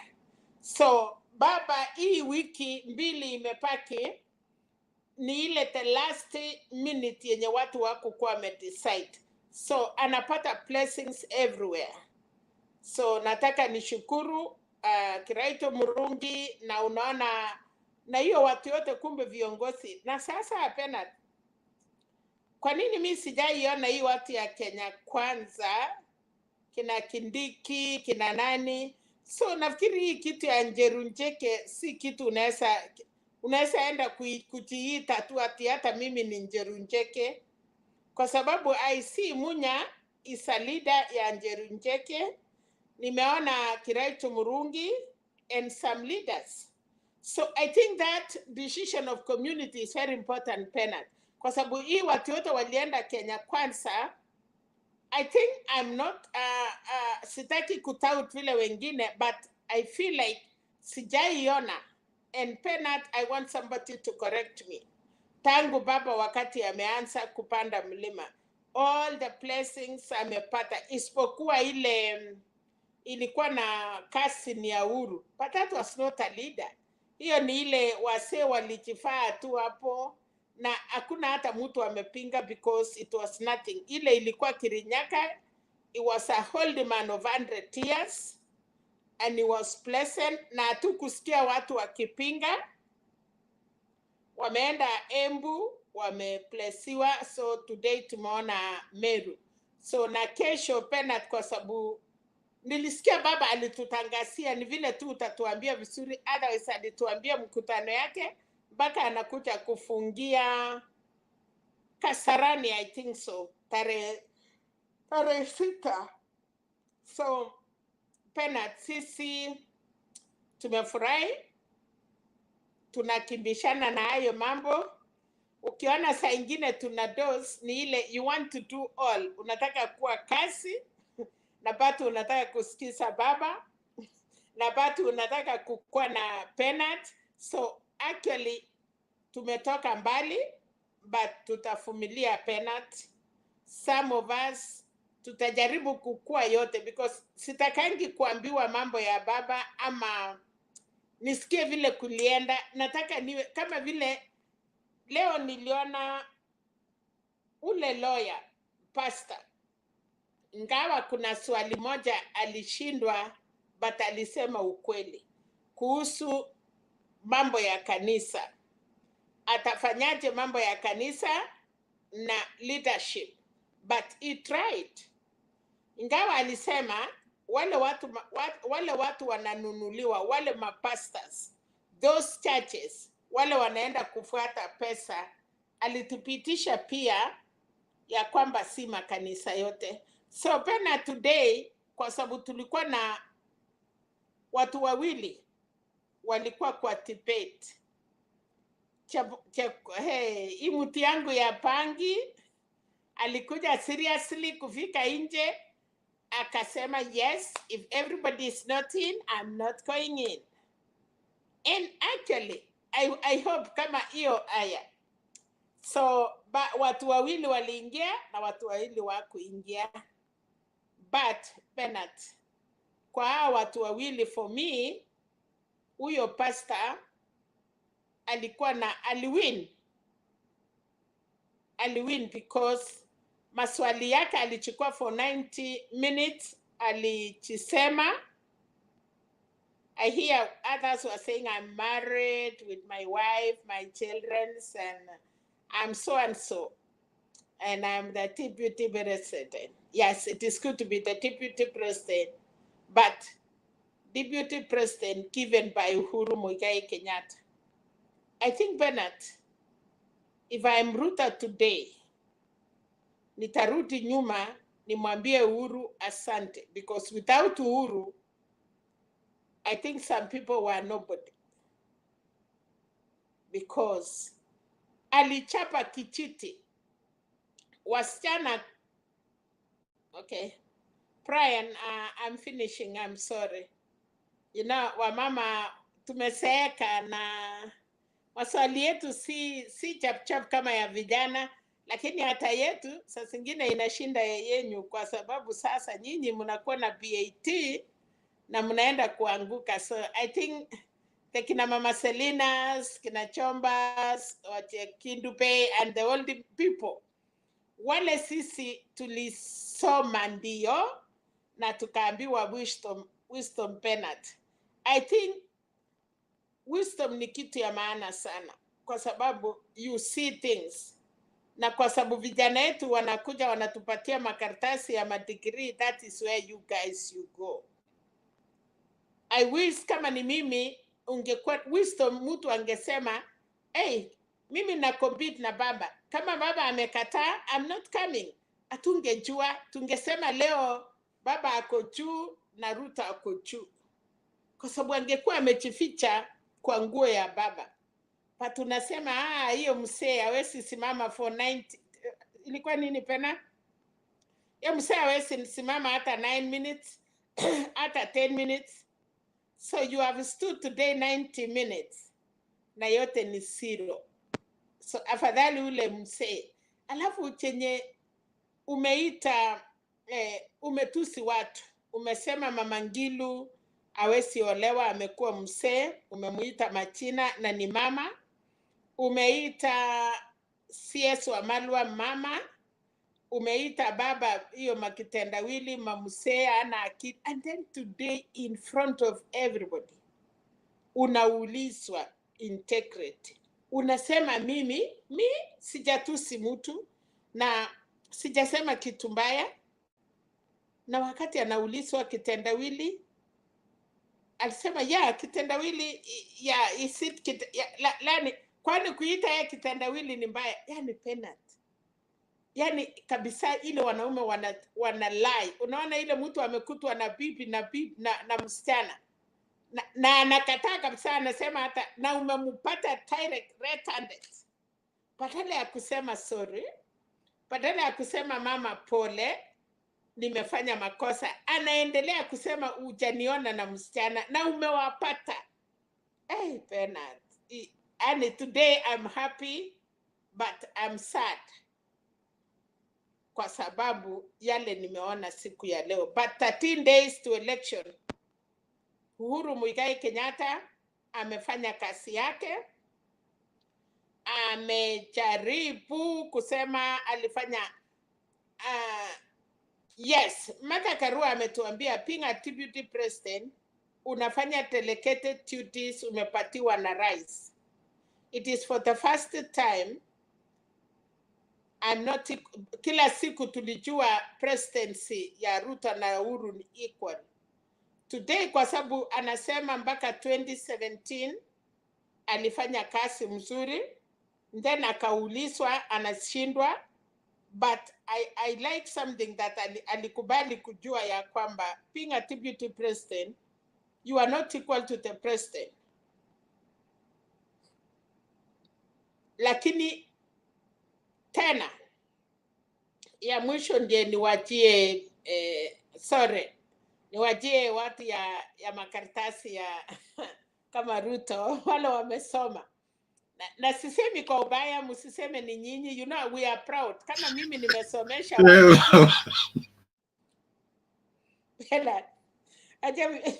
ajua I'm a proud mother because nimesomesha wajukuu yangu, lakini sasa niko na kitu ya kuwauliza. If they waste my money and then they will come and go there and do things like that, I feel like I could have eat that money na niende kwa beach, niende nikule raha huko badala ya kufanya vitu kama hiyo. So anyway, Penat, nataka kushukuru. Wacha tusikie kwa 10 days. Nataka kuambia kina mama wajitahidi sana, tukue kwa polling station Penat.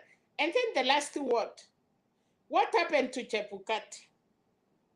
Ametoa line, amefanya nini? We want, is this man still alive or in Kenya? Anaendelea kurika our election? Amesurrender? What is going on Bernard? Unajua ndiye uko Kenya. Tunafurahi vile baba alisema siendi, and we know baba alikuwa Meru. So where is Chebukati?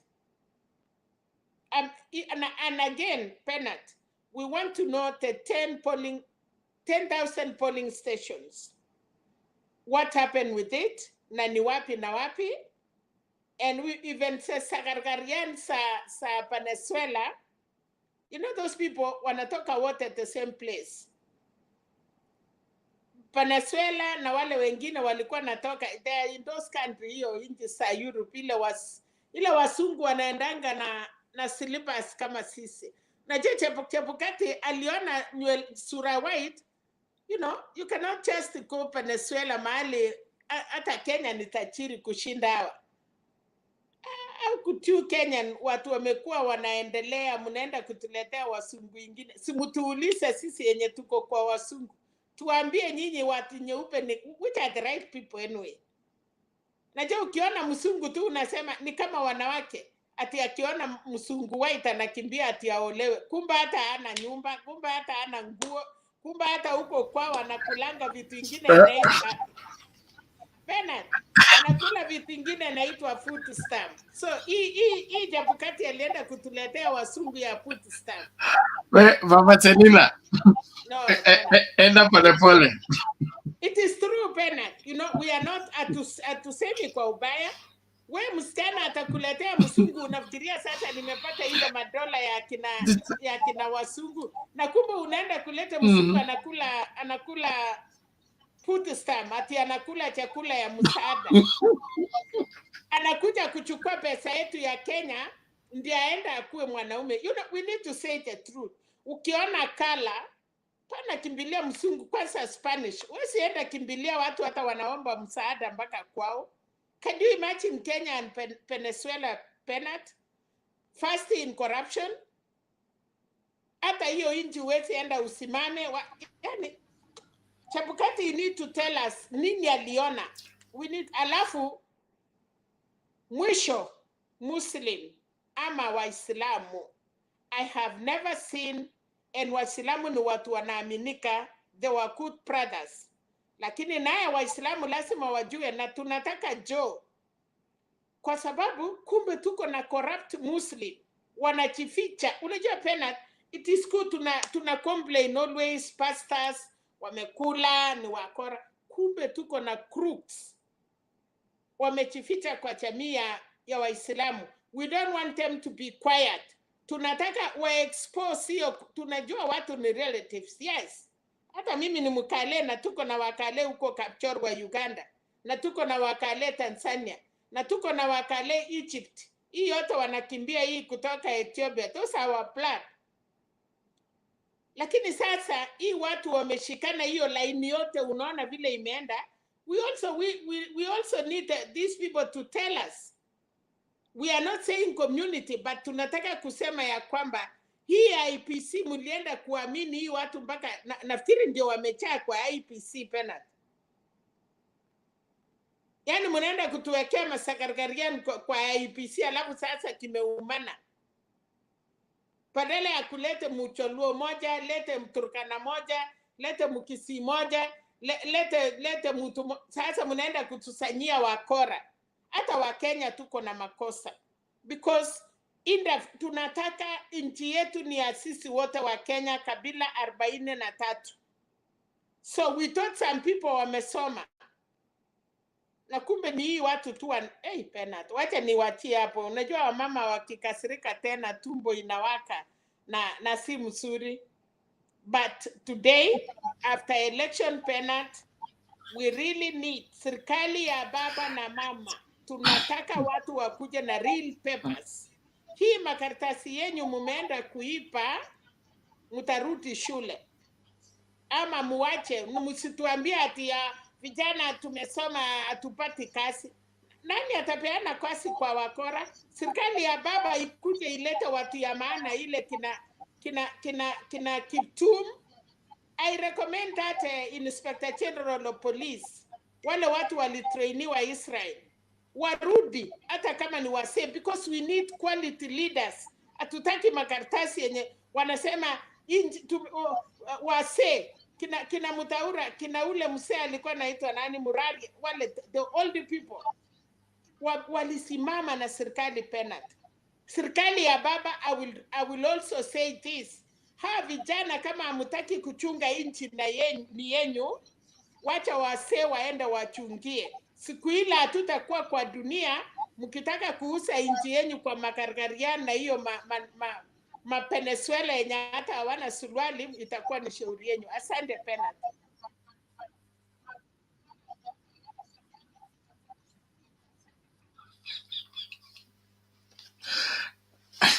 Asante Mama Selina, tunashukuru kwa mchango wako, na mori ndio hiyo basi, lakini tuende polepole.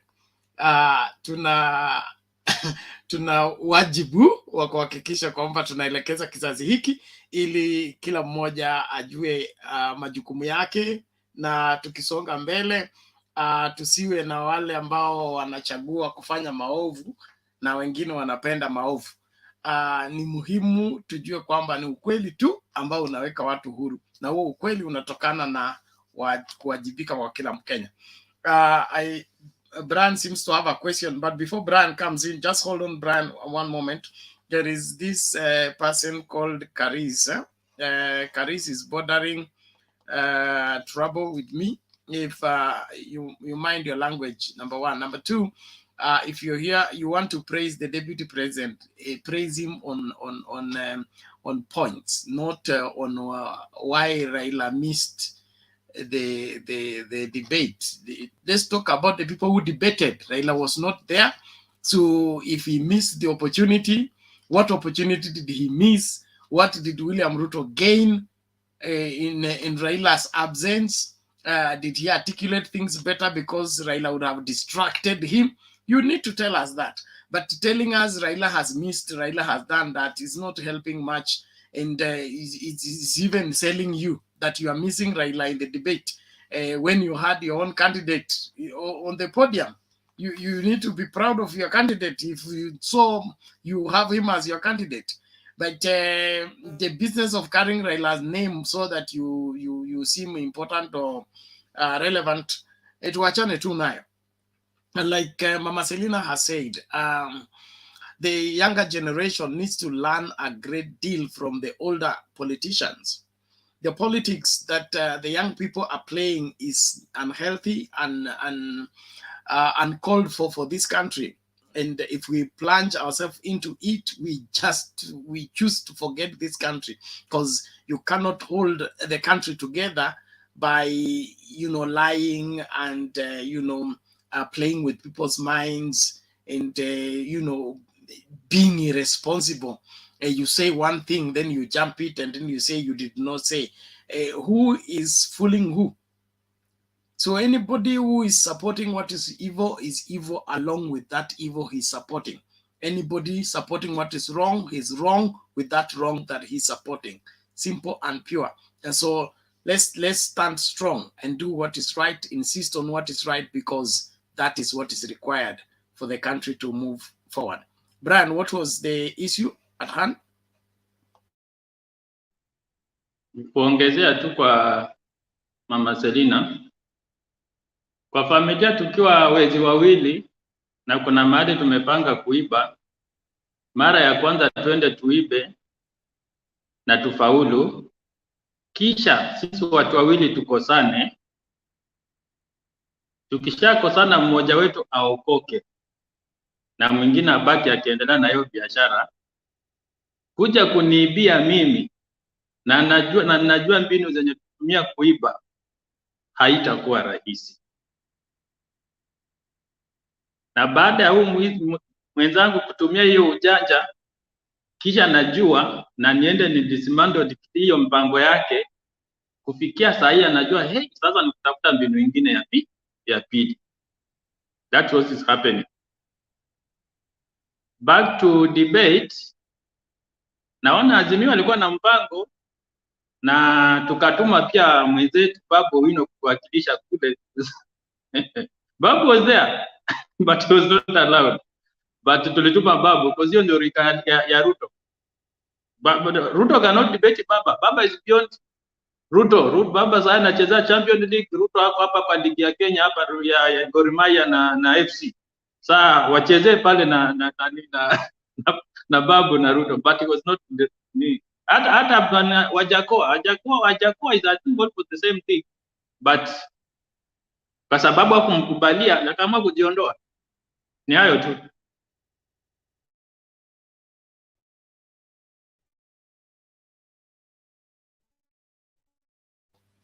Okay, thank you. Let's listen to Jasuba. Hi Bernard, vipi? Asante Jasuba, kwa go ahead. Yeah, okay, thanks. Thanks for giving me this chance. Salama kabisa. Habari zenu. Trufosa, Emma huko nyuma na pia Kevin Orinda, habari zenu huko. Okay, leo nimeona debate lakini nikijaribu kuzirate in a scale of 1 to 5 and compare them with the Gachaguas, I'll actually give Gachagua 2, Ruto I think 1.3. Sababu gani? Number one, nani kukosa kukuja kwa debate Raila kwanza ilishock Ruto sana. Hatukuwa tunaona hizo mamadharau. Unajua jamaa alikuwa amekuja na plan. Because I remember him saying in hizo marali zake ati huyu jamaa anaweza mface. So I think alikuwa anakuja na ile kifua ya kupigana na watu, like kupigana kwa maneno, and he wanted to actually talk much about Uhuru because he threw his weight behind Raila.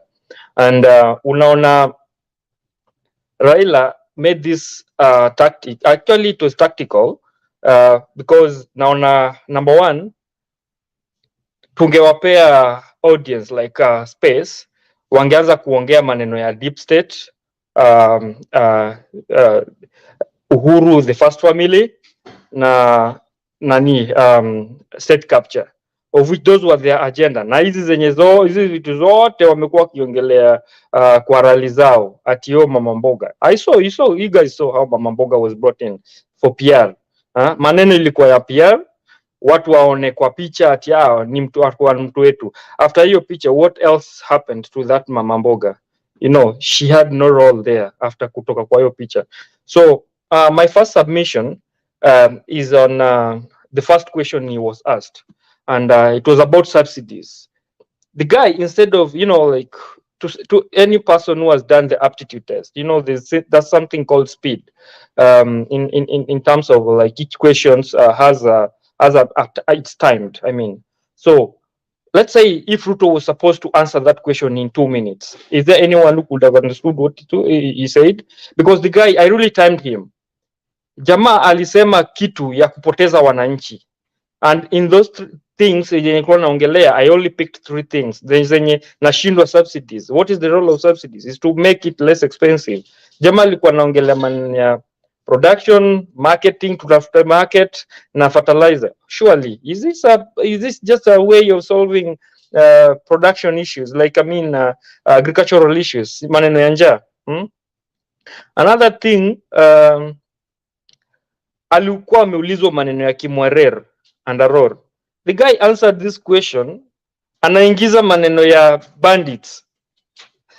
And then anasema baadaye is coming to be, because ilikuwa like alikuwa conned. And the same thing ni ile hii kukoniwa ni kwa maneno, I think it's just a way of protecting himself, because ukiangalia where the Western Hotel is seated, alisema hiyo land aliuziwa na wakora.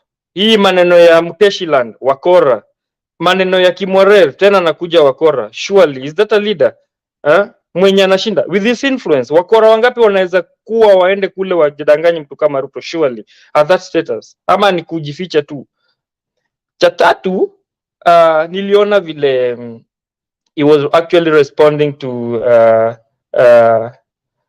you know, like a question whereby he was asked why, like if he had the influence, I mean if he was influential. Alisema yeye hana influence, lakini kwa kujibu swali ingine after that alikuwa anasema through his influence. Akaulizwa, but you said you're an influential, like you're not influential. And then jamaa is saying that only in public na kona ofisi kama the second in command, the second in, you know, the second person in power. So this, mimi kusema ukweli, most of the questions jamaa answered in debate were actually relevant. They were not straight to the like the answers were not straight to the questions, because the man would just talk for more than 3 to 4 minutes to like you know, as listeners, sisi wanjiku, the wapigaji kura, Ukisikiza mtu anaongea more than 5-6 minutes, I'm very sure you can't remember what he said in the last 2 minutes, like at the 2 point something minute. So we actually needed to be, I expected Ruto to go and shine with that debate, because he is always somebody who is much good at, I will call it propaganda, because whenever he says all those things, you might think that he has those facts on his fingertips. But leo ni kama mimi naweza sema alikuwa amesetiwa mtihani kutoka GSMAT na yeye alikuwa amesoma questions za Simuturi. If anybody knows about those books, so for me today I really felt happy because from his disappointment, there's so many people who have just we talked to so many people and then they were just like enyewe mimi nimekuwa disappointed. I never knew Ruto anaweza shikwa vibaya. So in conclusion, the man is actually untruthful, and that's how he will treat the mama mbogas who are just in his rallies. The Mtuandu who is in his rallies. Look at what he said in 2019, 2018, 2017. It's only 7 billion. Leo anakataa. There is nowhere written down like mtu mwambama mboga, mtu wa nini nini, atapewa hii, atapewa hii, atapewa hii. He has that avenue of escaping all these things. Mimi nilisema kwa mdomo ama mlisikia, so in conclusion, let us vote, let us decide, vote to that person who might and who will be able to address your issues. Si hizi uongo mingi. When you come up and lie to Kenyans that you will rebuild the Kimwarera and Aror, and actually wenye wanatoka huko wanasema hakuna kitu hata 7 billion ilifanya. Yeye mwenyewe anasema 7 billion ilikuwa imetolewa, 7 billion ilipotea. Leo surely let us not just go there. So guys, that's my submission. Again, let's meet in the chat box. Orinda, thank you.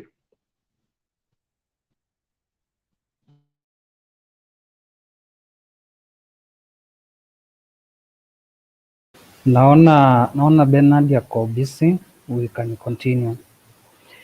Brian, can you hear me? Brian, are you there? Okay, we can continue as we wait for Bernard to come home. Yeah, I've Okay. read something. Yeah, I No, have read something. Sorry? Okay, I have read something from Twitter, and the person who tweeted this is William Ruto. Said he wanted Raila Odinga to appear on the debate so that he can ask him why he joined and destroyed the Jubilee.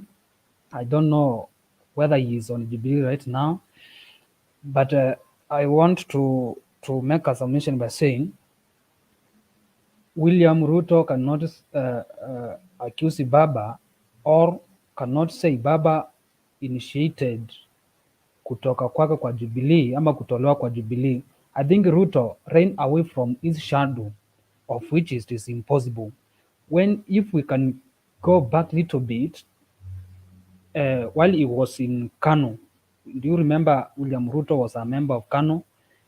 In 1997, he combated a parliamentary seat, and he won that election.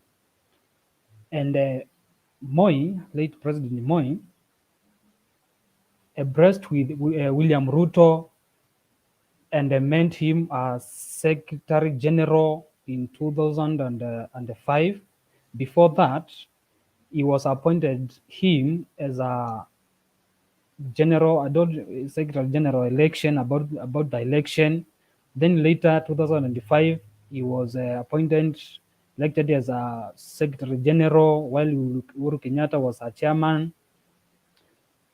As we go downward, in 2006, if I'm not wrong, he declared publicly that he wants to vie for the presidency.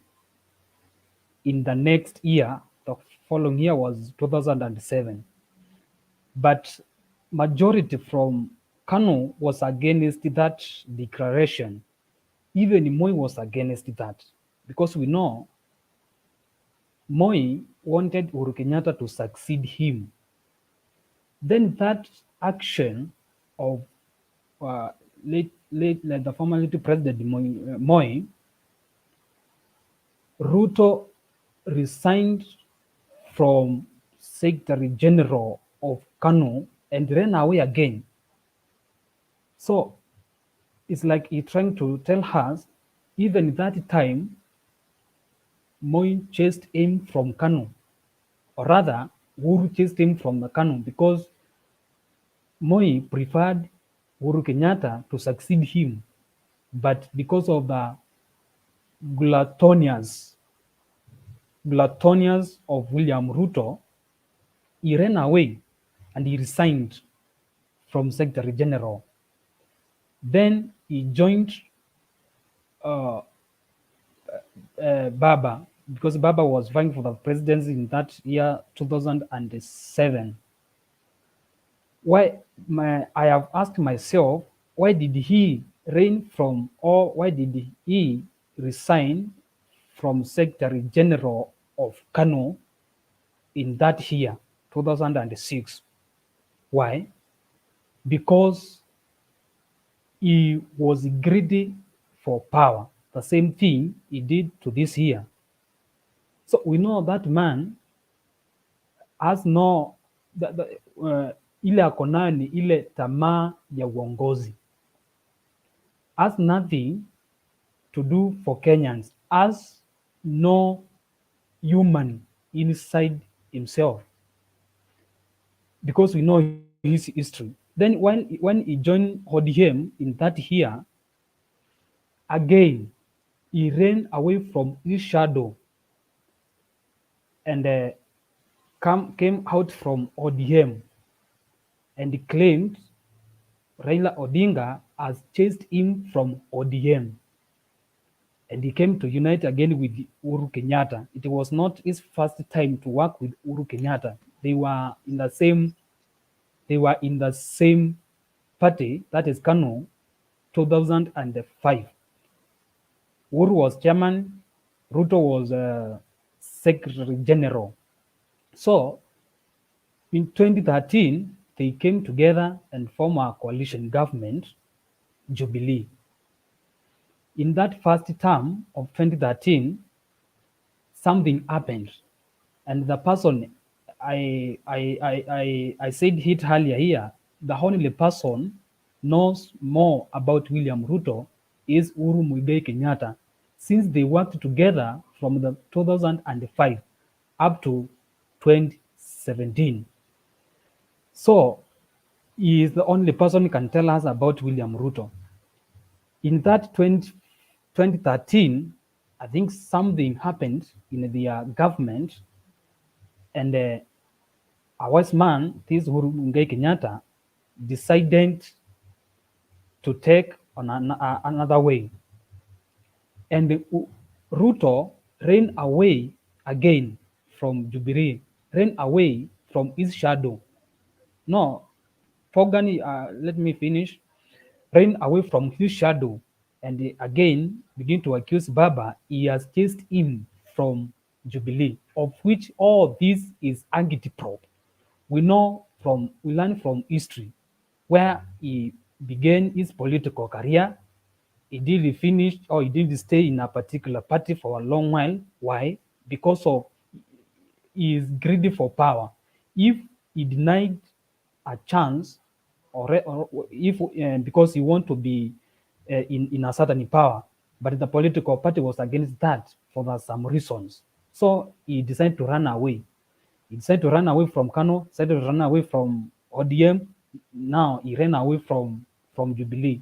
So he must stop accusing Raila Amolo Odinga as if he is the one who chased away from Jubilee. First of all, Baba is not a member of Jubilee. Baba came to work with Uhuru Muigai Kenyatta for the sake of our country. 10 million strong. 10 million strong. Thank you. I wish that we stick within the boundaries of the debate so that we are doing justice to the topic. If we bring in so many things, at the end of the day, we make the video become deny its title. Somebody wants to hear this, then he clicks, and then when it begins to play, he doesn't hear anything about what is written. We're hearing some other things. That's part of what we try so hard to establish here. So if possible, just let's restrict ourselves within the boundaries of the debate. We can fish out examples, but not turn the example into the subject. Okay, Please make your conclusion so that we can give chance to those who have not submitted to submit. Thank you. Okay, thank you, Bernard, for that conclusion. I was just giving out the examples because he has tweeted and said he wanted to ask Baba why he chased him from the belief. That's what he wanted Baba to appear in a debate so that he can challenge him for those certain questions. Now, I was just answering him through this channel because it's reaching to many Kenyans, and many Kenyans are watching us. Okay, let me make a conclusion. My conclusion is Baba, to choose not to appear on a debate, he was aware about what this man will spend his time to talk about. He will spend his time on the things as past now, and Baba is in a business focusing what he will do to Kenyans when he will be elected as a 5th president of Republic of Kenya. So he had no business to answer or answering the those kind of questions. So I'm supporting Baba, and we are moving on. Yes, thank you.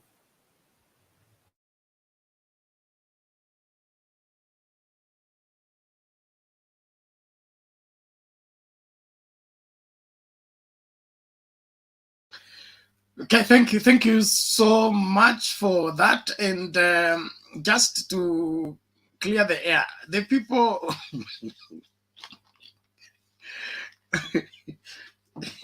the William Ruto supporters on the comment section, I don't know why you should make the person who did not attend the debate become the issue of debate right now. Tell us, what did William Ruto do that made you like him more in the debate? Not blaming Raila Odinga for not turning up. He you seem you wanted to gain something from Raila Odinga. Now that he has not turned up, he has denied you the opportunity to gain from what you wanted to gain. Support your candidate, dig in for your candidate. Stop lamenting over what you have no control over. We trust Raila Odinga more than we trust William Ruto any day, anytime. Raila Odinga is truthful. He's resolute. His passion for this country needs not to be marketed. And it has been sustained for ages. That's why we trust him. And whether he speaks or not, we know that what he thinks is better for Kenya. Other than somebody who pretends to be there for the weak when he has no room for them. He pretends to be there for Kenya when all he wants is to milk Kenya and leave it dead. That is not what leadership is all about. And if you are looking for leadership and you're using the blame game, blame everybody, that is not going to work. Like I've said, the only person William Ruto is competing with is Wajakoya. And even Wajakoya has refused to debate him. By the way, why are you not complaining about Wajakoya missing and refusing to debate your whatever, your candidate? Why Raila Odinga, for that matter? There is nothing wrong with what Raila Odinga did. I can't go and legitimize what is wrong.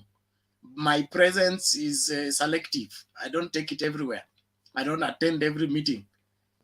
As you know, I choose where to go and who to associate with. It's my right. The Bible says, he who walks with the wise shall be wise, but a companion of fools shall be destroyed. So that's the scripture that Baba was applying today. It's very scriptural. Companion of fools shall be destroyed. Baba doesn't want to be destroyed. Yeah, I leave it there. Bernard, I just have Jasupa, what do you want to say, Twendeko Anderson? I can see my neck is. I'm trying to move my I think your camera has an issue. But just to add on something there, like I heard Ruto complaining about time. I'm very sure the questions were less than 30 questions, and if the questions were to be answered in 2 minutes per question, he wouldn't have complained, because you see him addressing one question for more than 5 minutes. This is the same person taking time in one question and then again come to complain about time. Kwani, what's wrong? Huh? You have to be precise. Go direct to the point. Don't beat around the bush, because the moment you do that, you're making the listener to get lost. You see, that's the issue that I have with him. Now, about time, the same thing. You will hear Mohammed tomorrow telling, there was no time to address all this education, healthcare, things like that, because he was wasting time. With one question, he was trying to build questions. But the good thing, he was trying to lead the moderators to his questions. But the moderators, I really liked how smart they were, Akwara and Latif. They didn't go to his direction. So for him, he just lost it, because he was trying to, look at it, the issue of Kimwarer. He's trying to bring, things to do with ati now, and they're not taking him to where he's trying to lead them. With that, the Kimwarer brought more than 3 questions in it. You see, and I'm like, if I can just gauge it, it took like around 8 minutes. And this is the same person talking about waste, like there was no time to address this, there was no time to address. If you wanted that time, you ought to have been clear and precise, and then address the question directly, so that to save time for you to address your issues too. Thank you.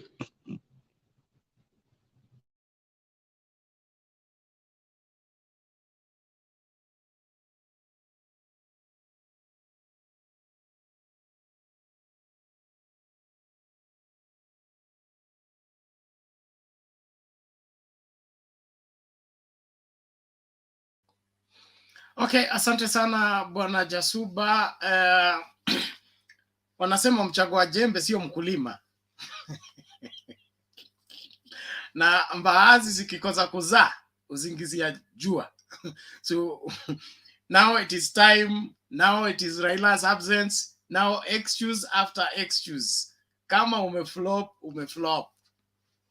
Ndio hiyo, na hiyo ndio tabia ya wanafunzi yule ambaye amepewa syllabus na yale maswali yatakuja kwa mtihani. Yeye amekataa kufuata syllabus, yeye ameenda kujisomea vile anapenda kusoma. Maswali yanakuja asema hakupata enough time to do this and that. William Ruto is a disappointment from anywhere.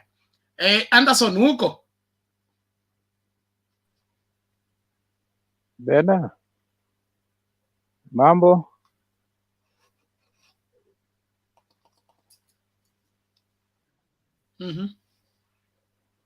Mi niko Bena. Poa, namna gani? Niko salama. Leo nimetoka job mapema, tumeenda, tumezunguka, tumefanya kazi, tumemaliza. Lakini nimesikiza huyu DP, nimemfuatilia, nikaona enyewe baba is always right. Baba akikwambia usiende kesho mahali, kaa kwa nyumba, we kaa tu. Kumbe alikuwa amemuona mapema. Alijua huyu jamaa hata hakuna kitu atasema.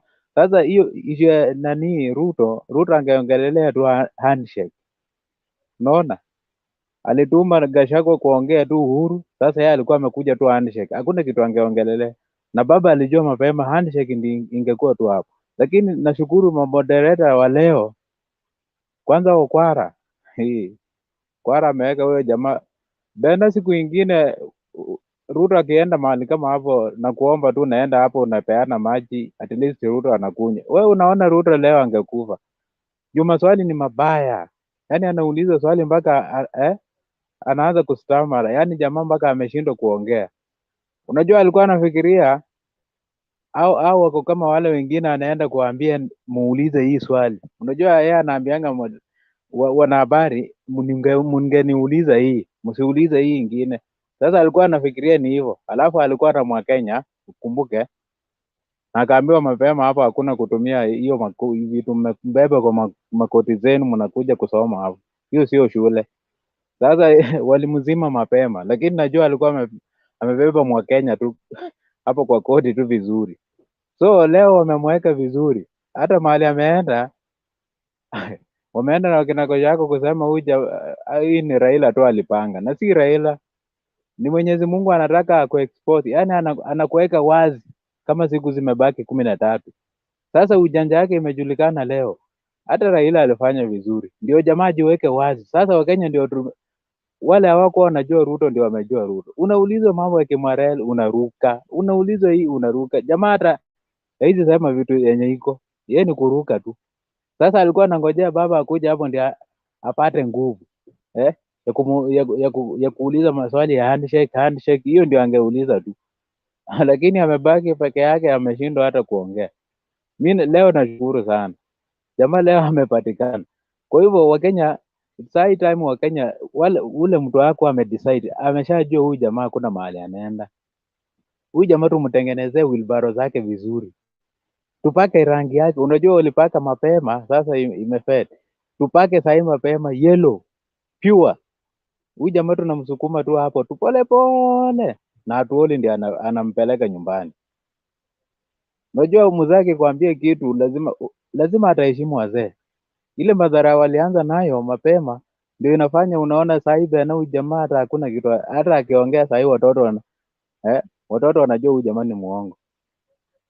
Hata hakuulizwa mambo ya stadium, angesema tu sijui serikali nini handshake, kile kitu ni handshake. Sasa yeye tumejua tu mambo yake, alikuwa anangojea baba, lakini leo amepatikana.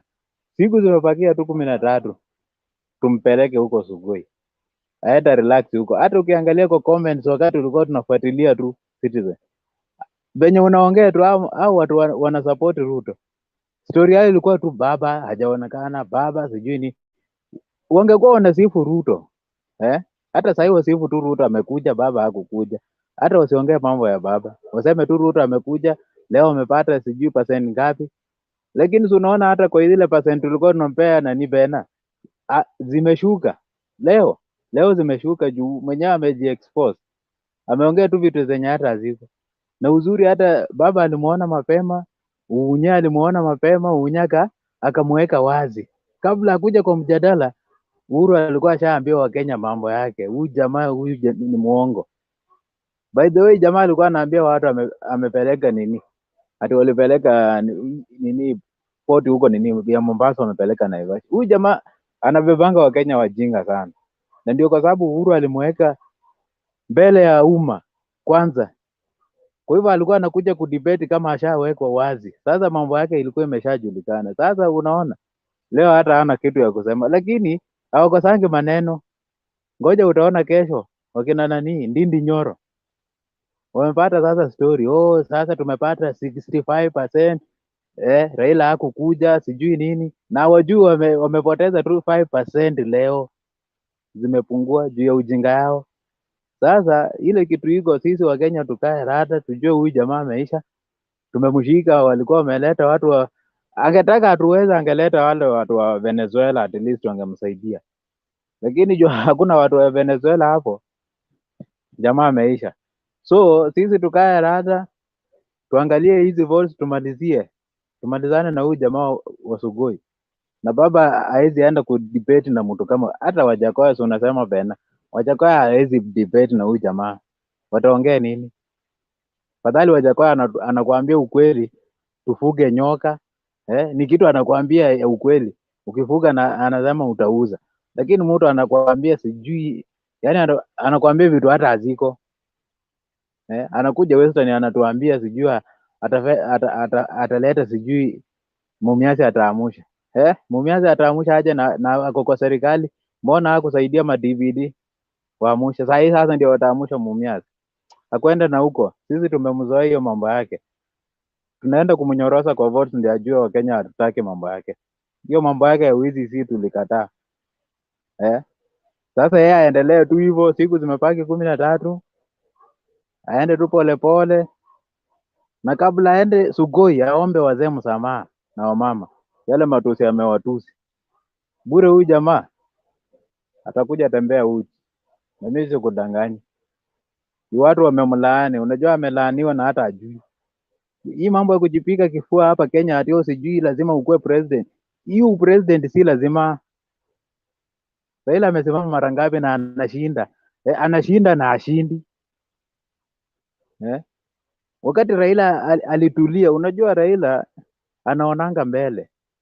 Alikuwa anapigana na serikali kila siku tu anapigana na serikali. Wakati alinyamaza akatulia, sasa ndio huyu ashapata tu polepole, ni sisi tumpigie kura aapishwe.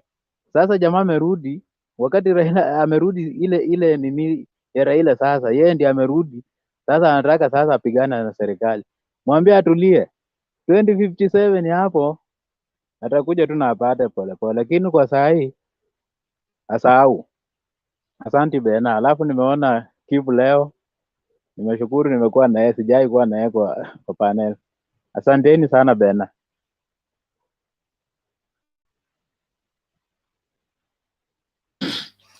Thank you Anderson. We appreciate that and ni vizuri tuangazie mambo yalivyo. Kipa amesema ite ni Mohamed ame let down deputy president kwa earpiece. Sio hiyo. Deputy president hajui kusikiliza. Hata akipewa mwa Kenya kwa sikio, mdomo wake na run kuliko ili uibiwe mwa Kenya vizuri, lazima ukuwe kama Gachagua anasema there is no sound here. Yes, pardon, usikilize kwanza ndio useme, lakini kama huo unasema continuous, hata huku kiambiwa nyamaza utaki kusikia. Sasa hii Bernard, hii mtu yangu, honestly speaking, nilikuwa nataka kuuliza swali. Okay, let's nilikuwa tu swali tu. I'm going to go. Yani hii mtu yangu, yani anapewa mwa Kenya direct on the year. Mohamed amejaribu his best na imekuja hapa. I know my fellow Kenyans, unajua ile unaficha covert tools to steal anything, inakuanga at least a small thing, hauwezi ona. Hata angetumia hiyo wireless ya Beats ingekuwa hapo tu, lakini aliweka kitu kubwa hivi inakuja hivi. Sasa amepatiwa kila kitu na Mohamed, hata anaangalia chini, hataki kuongea yenye ameambiwa.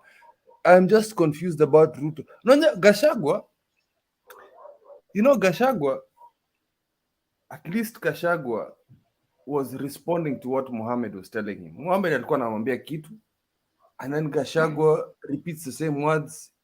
Ile alichanganyikiwa kidogo ni ile tu ya kerosene na supermarket, hiyo tu. Nafikiri hata Gachagua, nafikiri hata Mohamed hajakuwa supermarket, hiyo ndio ikamchanganyikia. Unajua yeye kwa mdomo ya Gachagua. You guys think Gachagua did well? That was Mohamed. That was Mohamed in the background mwenye alisukuma mama mboga hapo. Sasa mimi nilikuwa nataka kuuliza wewe, my friend Anderson. Sasa hii mti yako hii Wetangula. Yeah, na kuenjoy by the Anderson. Ni jokes tu. Hii mti yako, kumbe alikuwa anajua hii Kenya Kwanza ilikuwa ina rigs, ndio alikuwa huko anafanya sijui meetings na mtu wa IEBC. Sasa unaona hii Kenya Kwanza ina evidence. There's evidence. Sasa akaenda tena Venezuela, alipanda ndege. Hebu tuambie, is that a real Luya man? That's not how Luyas behave. I don't believe that. Wetangula amechukua wa Bukusu na amechukua wa Maragoli, these two people, nasema ma-DVD na Wetangula, and confuse them. Let me tell you one thing, my people. Wacha tu nimalize, ndamaliza raka. The real Luya leaders, for me, are two. Kuna mzee. There's only one person tulikuwa tunaita mzee. in Kenya, and that was Mzee Jomo Kenyatta. And now it's Atoli. The only two people in Kenya that we've called Baba in history, Baba Moi and Baba Raila. Sasa, we've got both of them reincarnated here. Tuna Mzee Atoli na tuna Mzee Raila. What more do you need, Kenyans? We follow traditions. Mzee Jomo Kenyatta, Baba Moi. Mzee Atoli, come on.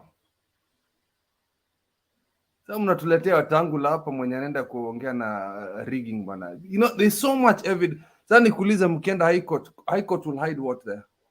Tell me how they're going to rule in that, Anderson. Niambie, Anderson, niambie. Mimi ni swali yako. Anderson, please tell me.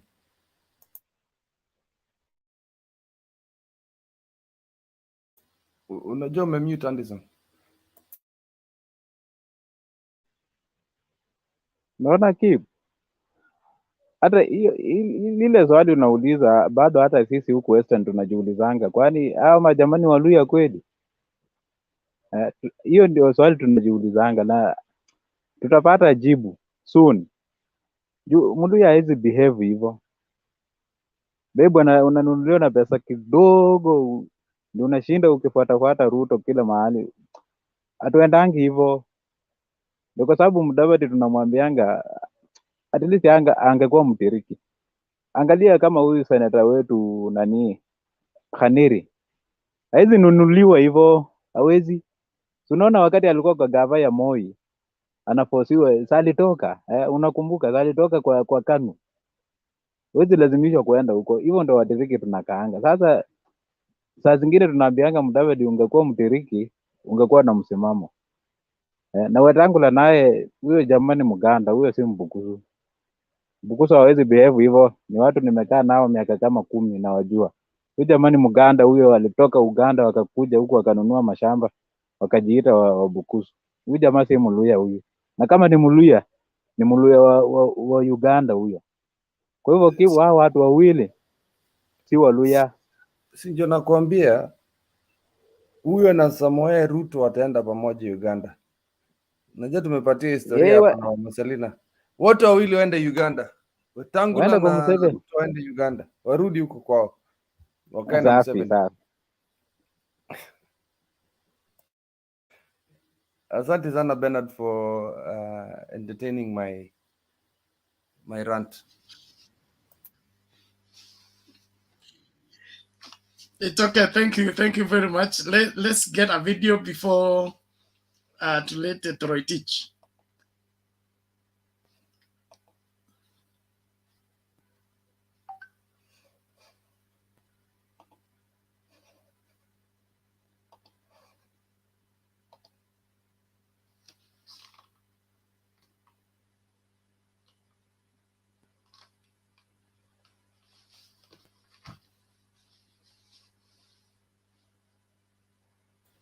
Na hii mashetani wanakusumbua bana Bernard. The whole day. Itacheza. Connection to the stream restart. You know it's coming towards it's coming nearer to the election jo wanakujanga sahi. Unajua sasa the whole time nilikuwa kwa stream my connection was it always happen. It just becomes too crazy. Alafu hata mama Selina yake ilikuwa imekwama, yako imekwama, Alex imekwama, sijui Julie imekwama. It's like these people know that leo ni siku tulikuwa nakuja kuongea mambo ya Ruto. You know I was watching Citizen TV and I was watching it at the same time as Mutembei. Citizen TV had 165,000 views. I've never seen that in Kenyan television. 165,000 views. And then I look at Mtembei. Mtembei had hit about 4,000. Amjai gonga huko. So everybody was waiting for this person to talk, this Ruto. And then this live stream, I think we've come down to about, I don't know, I'm not going to check. But the last time I checked was about 500 views. But at the peak of the program, we were at about 1,200. So unajua the amount of people who were waiting to hear something from Ruto had peaked, and then it's all embarrassment. So I'm just trying to show you that what he was trying to do has hit him hard, because everybody was expecting some fire, everybody was expecting some fight. The Kalenjins were waiting for that unapologetic leader to come and talk. His voice, you know, like the kingpin, whatever it is, the way Uhuru does. He was trying to be Uhuru, and he just looked like a kuku yenye imenyeshewa. Alikuwa anaonekana kama kuku imenyeshewa. The questions were tough for him. He was confused about why he took the earpiece. He was confused why he took the debate, and then he was also confused about the questions that he had sent that he could not answer to the media houses. The media houses respected what the questions that he had designed for them. He says, I don't want to talk about corruption. I don't want to talk about blah, blah, blah. But the questions were set in such a way that he had to discuss corruption. And he got trapped. Unajua, the journalists are also tired of this man. So Ruto was debating with Chirchir, and Chirchir was looking for William. So between the three of them, I don't know who won of all his personalities. This is the third personality I've never seen before. I've never seen Ruto like this before. Because I've met William. William is the guy who's going to talk to Al Jazeera. He's the guy who's going to talk to BBC. He's going to sit down like this. He's going to wear a suit. And then Chirchir is that monster that is going to call everybody waganga, wazee, mwanamke. He'll do all those curses. So hii personality ingine ilitoka huyu sijui hata tujaona Samoei. Samoei ndio anaenda kuchinyonga huko Sugoi. My friend, Ruto was not prepared for this debate. I think there's a lot going on in this man's mind. Naona I'm really worried about his psyche, because kunaona hii kitu ya ABC inakuja, it's unfolding. First of all, anybody knows you do not steal from home. What I'm trying to say is you don't play at home, you play away. So this man decides to bring the servers to his transition office. Is he mad? Bernard, how do you bring things to your transition office? That's, I mean, nataka DCI and Karen. I'm very sure there are very many there are servers there. And if there are servers, yes, yeah, uliona blackout leo. Serikali ni serikali. If everybody understood what I just said now, you know what I mean. Yeah, blackout ilitokea leo in 15 counties. If you know what I'm saying, you know what I'm saying. So you cannot fight the state. So mkifikiria ati grid hizi zimu hapo Karen, mali wanafikiria watazima hiyo, watawekeza maservers. Government is the government, and there are people behind the throne.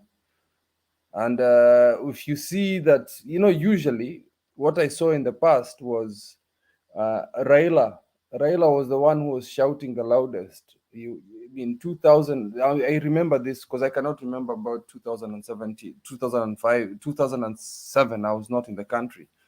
I was a very young man in my 20s. What I saw is in 2012 to 13 was Raila was the one who was talking the most about rigging, and he saw it ahead, and he could see him fighting it day and night. You know, we have interviews of that happening. Then we see 2017, the same thing. Raila is talking loud. Then even Martha was fighting on the other side for the Kirinyaga gubernatorial seat, and they were all making noise about this rigging. If you notice something, I don't hear Uhuru talking about rigging. I don't hear Martha Karua talking about rigging. I don't hear Raila talking about rigging. The only time they are going to talk about rigging or appropriation of voters is the fact that they're going to do it officially. Because these guys, if you notice one thing about my party leader, Martha Karua, and Raila Odinga a presidential candidate is the fact that they want a fair and clean election. So the only time they have said that right now that they know that the government is going to protect it, and I say this, protect it, making sure that these goons don't come and do all this nonsense. You see, the DCI is doing a very good job. Is the fact that they only say that in official settings. The first time they said that is when Raila brought the Azimio chief, I forget his name, the chief returning officer, who is a lawyer, a very great lawyer, and then the chief returning officer then asked the questions to IEBC officially, and that's when Raila did that. The second time we heard about the cautioning of IEBC not to misbehave is when my party leader, Martha Karua, said that I have been targeting individuals because we cannot target institutes. You cannot take institutes to prison. So there are two civil cases that Martha Karua is doing. She's put them on pause because she's running she's on a ticket with Raila Amolo Odinga, presidential candidate, most honorable. And that is the only time we've talked about rigging. The rest of the time, you'd find Junet, you'd find the rest of the foot soldiers for Raila actually talking about rigging. Otherwise, Raila is not concerned. He knows that. So Kenyans, let's just relax. Even if I suspect some of these Venezuelans have not been caught, so 3 out of 20, I don't care. We know what they're planning to do. There's a lot of evidence in that case. There's a lot of evidence if he tries to rig or if he succeeds in rigging. There's a lot of evidence compared to last time. If we have found him in the office, last time we didn't have them in the cookie jar. Mtu ameweka mkono kwa cookie jar. That is sufficient evidence. There's no more else we need to say. And also circumstantial evidence comes into play, whereby we've got evidence of this specific company having admitted doing that in previous countries, and also other countries suspecting them of doing that. So let us relax. It's okay. If you see Ruto behaving very nervous, you know that all his tricks, every step he takes, now in this case, what I want the audience to understand is, at this point in time, it looks like Ruto is the one who's reacting. Previously, we were reacting. They do something, we react. Now we are doing nothing, but they're reacting because we're doing a positive. DCI wanafanya ujinga hapo. We don't even react. We just send a few jokes with Junet. We send a few jokes with our Secretary General from ODM, and that's the only time. Otherwise, when Babu Owino said this a week ago, I wish we could play this clip. Mkikohoa tutakohoa, mkipumua tutapumua. Meaning, Babu already knew we were watching these people. And the worst thing about what IBC thinks is, I'll always say that there's a sweeper there. There's a person who's washing the desks. Ule mtu wa chini chini ana watch. He's just watching. They are watching. There are people, there are spies there. I was trying to explain before that the Kenyan intelligence founded by Moi is one of the most intelligent agencies in Africa. That is why they caught these 3 Venezuelans. I mean, hold on a second. How do you find stickers? You should question yourself. How do you find stickers in a briefcase? How do you find stickers in a briefcase in a routine airport? How did they know it was those 3 people? You got a question. Stickers. It still puzzles me how DCI caught those 3 people. It's very unusual. I've passed the airport Sometimes I come with my laptop. Sometimes I'll have some clothes in, like random things in my suitcase. But they found stickers. It could be anything. It could be rolls of receipts. But somehow they identified these 3 people. So I'll tell you, they already knew who these people are. And there's information that DCI is not disclosing to us. So we have to be very calm. And what I want to encourage everybody in Azimio, the Azimio family, is don't get discouraged. We don't want voter empathy. If you're in Nyanza, if you're in Mombasa, vote for ODM. Vote for the ODM ticket. If you are in Central, vote for the NAC ticket. If you're in Nairobi, vote for ODM. Vote for Jubilee. If you're in Lower Eastern, vote for Wiper. I have a truce with Kalonzo right now, so vote for Wiper, and we'll have a good election. Thank you very much for allowing me to rant for a second. So, Toretich,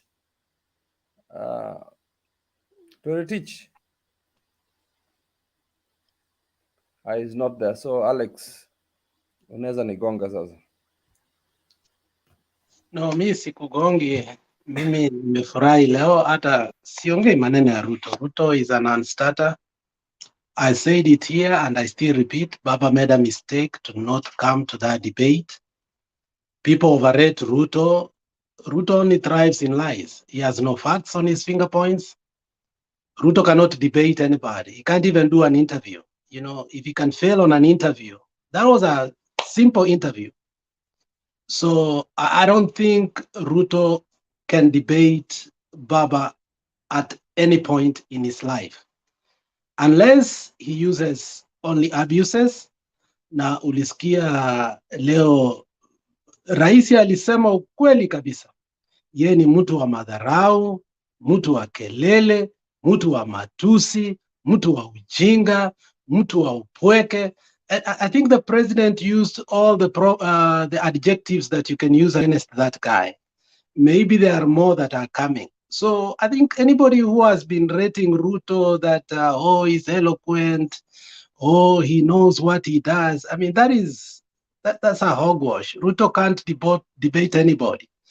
Ruto only thrives and only sells where he abuses people.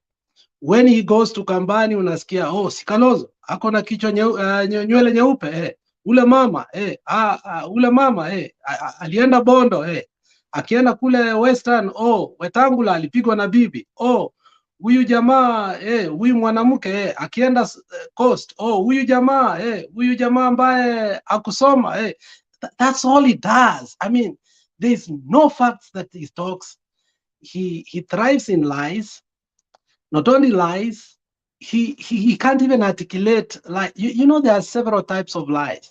There are white lies, there are elephant lies. At least in politics, thrive in elephant and white lies.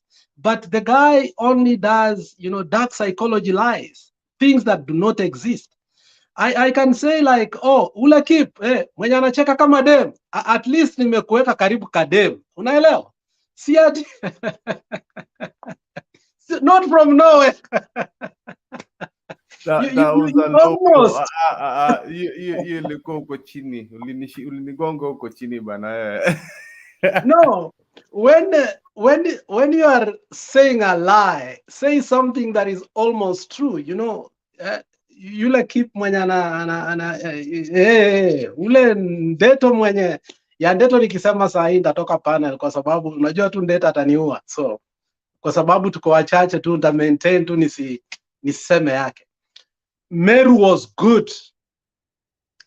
In fact, in all rallies that I've watched, hakuna ile yenye unaona umewahi watch rally uko tu hivi unafikiria umebeba TV yako yote kwa kichwa, yani unasonga tu, yani have you ever, I mean, that was good. That's a culmination. And then Baba, Baba ni mtu mwingine wa suspense sana. I love Baba.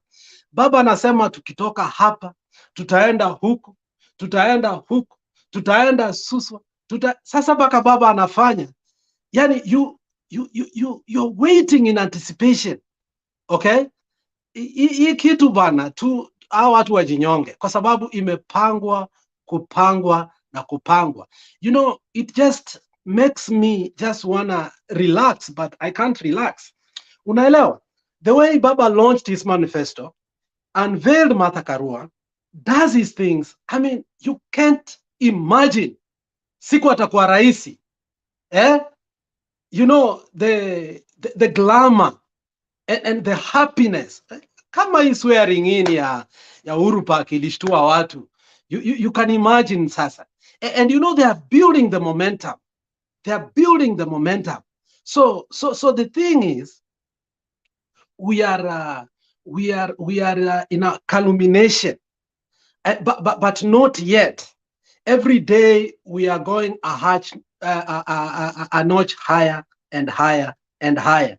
And when you think we have reached the climax, you realize we haven't gotten there yet. You understand? You see, in some elections you could watch, unawacha, you know, when you come home in anticipation of what happened, unapata tena umeingia YouTube to repeat the whole episode again. Why? Because of Baba, not anybody. The man is a genius. He always come up with a new style and a new smile. And I think if there was a governorship, I was really afraid, because hata Eric Kinyu hapa alituambia, ai, Meru bwana. But I think Meru imeenda. Meru is Azimio, like it or not. I think where we are seated now in terms of percentage, Meru is,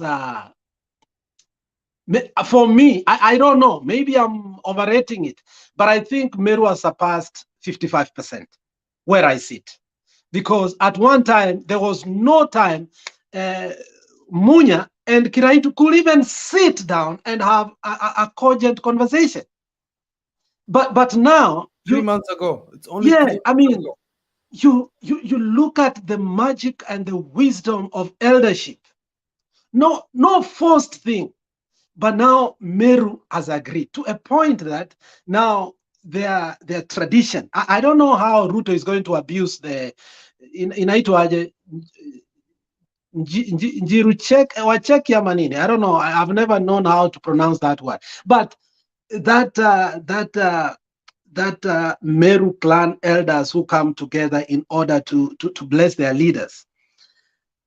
To a point that now that the leadership and the elders come together, Kimunya, Kiraitu, and other leaders come together. I don't say per se that 100% of these people are united. Obviously, in every community, you will have factionalism. But I think the gap for Meru is closing. We don't have that kind of hatred or that kind of competition that we were seeing in 2017, coming up to recently, when Munya said, I'm not going to run for governorship. Actually, Kiraitu was shocked. And at the same time, we thought maybe the other person was going to give Kiraitu a competition. And I think where Meru has gotten to, Meru is very safe in Baba's hands. Meru is safe, and we can authoritatively say that. Hata Ruto arudi huko mara ngapi, hiyo ni shida yake. He cannot undo what was done today. So I think that was the first suswa. Sisi tumeanza suswa 2 weeks before. Sasa tutasusa na mtu kama Rono huko chini ataendelea tu kuyap, you know, he's the greatest yapper in the world. So Alex, anyway, I'm happy for that. Alex, let me ask you a question. Go ahead. When have you seen Hillary come to the chat box, or when he comes to the show? It's when Ruto F's up. It's anytime you see Hillary come here, he just comes, he's a PA, and he's going to try and defend us. I think he's been assigned to Mtembei TV. I believe he's been assigned specifically to Mtembei TV. When Ruto messes up, he's the one who's going to talk propaganda on the chats. Because I never see him when we don't have our highs. It's when Ruto has really low lows, you'd see Hillary Rono, who gives us his full names, lives in the US, anakujanga hapa kwa show. I suspect this guy is a blogger. I need to put him out there. Alumani Junior anasema kuwa Hillary Rono is a wounded lion. Let me tell you, anybody who wants to watch something that is really funny after Mtembei today, go to EFF blog in South Africa. When Mbuyezi Ndozi was calling Mbalula, who was then Minister for Police, that he is a lion, but it's not a lion, it's a big cat. So I want to call, Hillary is not a wounded lion. Hillary is a wounded cat. Hillary can't debate. Maybe Black can be a lioness, not a lion. Black is a wounded lioness, and we agree is the only UDA person with a verified degree in this panel, and hiyo tunampea heko.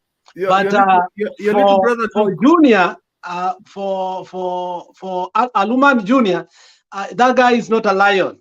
He's a small cat, so don't worry about him. He's a wounded cat. Thank you very much. There's also Duke. Duke can also hold his own, but this Hillary guy, we've had him in the panel here. He'll come here and spew nonsense, and in fact, if I was Ruto among the people who have done very well in UDA in terms of being resilient and weathering the storm, is a man called Duke. Duke can stay in this panel, and he can't be shaken. And you have seen Duke come over and over and over. Lakini, Duke alienda kuandikia Gachagua mwa Kenya, hajarudi bado. So, I think he's also a wounded lion. So, Duke, come back, tell us about Gachagua. Okay. Mato nisaidie sasa. Hapana, unajua sasa Toroitich hajasema kitu bana. You're being unfair. Unajua alikuwa ameondoka kidogo hapo, alikuwa anaongea na Hillary. Karibu Toroitich.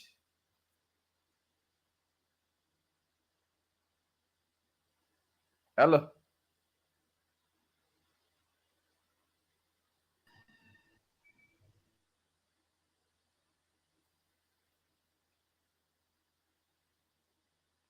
Na usiseme ni Raila. Ujanimute. There you go. Sasa imekubali. I think ni Rono anazima. Ananizimia hapo. Hiyo ni Rono bana. Guys, good morning.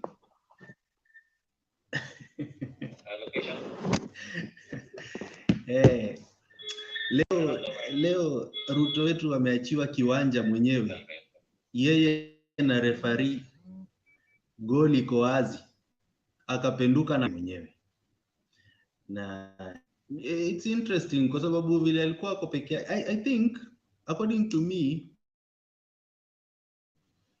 Ruto anajua hiyo trap through ni kwenda tu kuingia debate since ako peke yake, ata dictate pace na questions na everything vile imekuwa ni kama kawaida yake, but akapata kwa ground mambo ni different. Juu alikuwa anajaribu kulead questions inashindikana mpaka ikafika mahali akaanza kuresort to ile vitu yenye alikuwa anafanya kwa yake kitambo. Yeah, he is deputy president na question ama saa zingine yeye si the president. He is in the government depending with the questions. Akiulizwa alifanya nini upande ya security, anakuwa yeye si tena hakukuwa deputy. Mpaka inabidi wanamrudisha nyuma sana kwa miaka yenye tumekuwa tuko violence in Rift Valley na those asal areas. Go 5 days, go 6. Ready. So unapata yeye mwenyewe alikuwa amejifix. Ikifika mambo ya loans ata restructure, mara hawezi kuboro tena, mara itabidi ataboro, mara atakuja hawezi ku restructure, mara ata restructure depending with the questions. I think this was a very interesting day. Yeye mwenyewe isipokuwa tu, in fact ukiangalia the same thing Torotich, I have one question for you. It's going to be very quick. For the Yes. clashes we've had for over Uh-huh. 30 years in our region, hata inakuja hapa mpaka huku chini Molo to the Mao people. Is the government doing that to stop Ruto from being president? I just want to know. Is the government making our community suffer to stop Ruto from being president? I just need to understand. Ama, is the government stopping feeding our community with the dams and water to stop Ruto from being president? I need to understand. Torotich, I think unaweza nisaidia because I think you're going to the right path.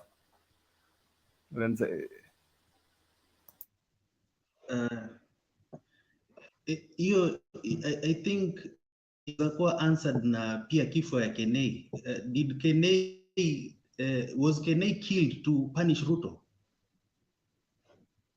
Kwa sababu kuna vitu vingine same script different scenarios, yeye maswali yake zote zinakuwa ni kama hiyo. Oh, I was being punished kwa sababu ya hii imefanyika, ni mimi ndio victim. Sasa unashindwa. Okay, mambo ya insecurity ijaanza leo, ilianza kitambo sana, and even in Kacheliba there in West Pokot we have an army barrack that was supposed to kujaribu kuarrest hiyo situation, na ikashindikana kwa sababu unajua is not the solution to everything.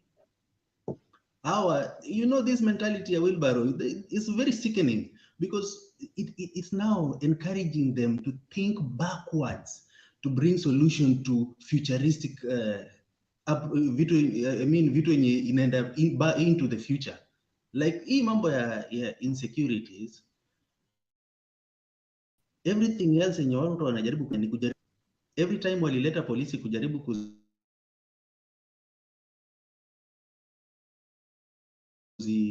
kuziquail, imebaki ni kama ndio wanafanya, but approach ambayo itahakikisha we don't even have the guns ourselves, we don't even need to see this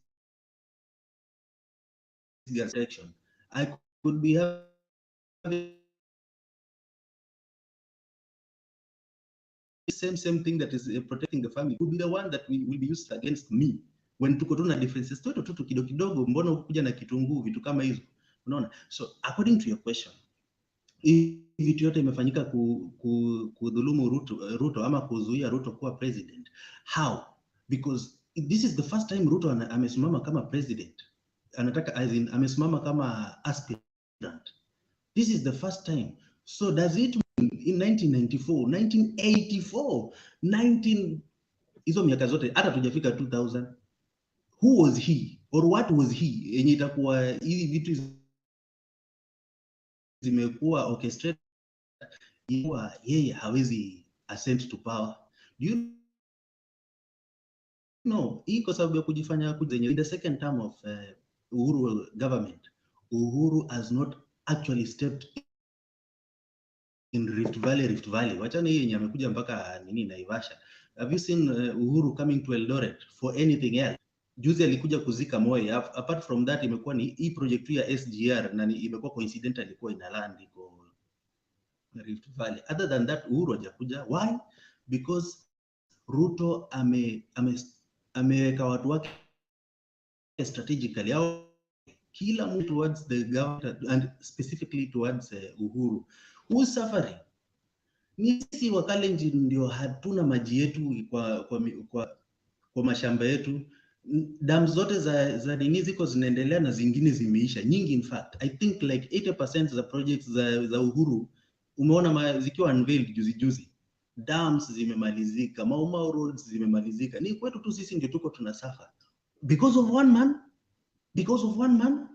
Na yeye mwenyewe ikifika mahali penye in term 1, first term ya Uhuru government, he was calling the shots. He had the powers mpaka alikuwa na appointing authorities, yeah, ministers. What did he do? He had his house back then.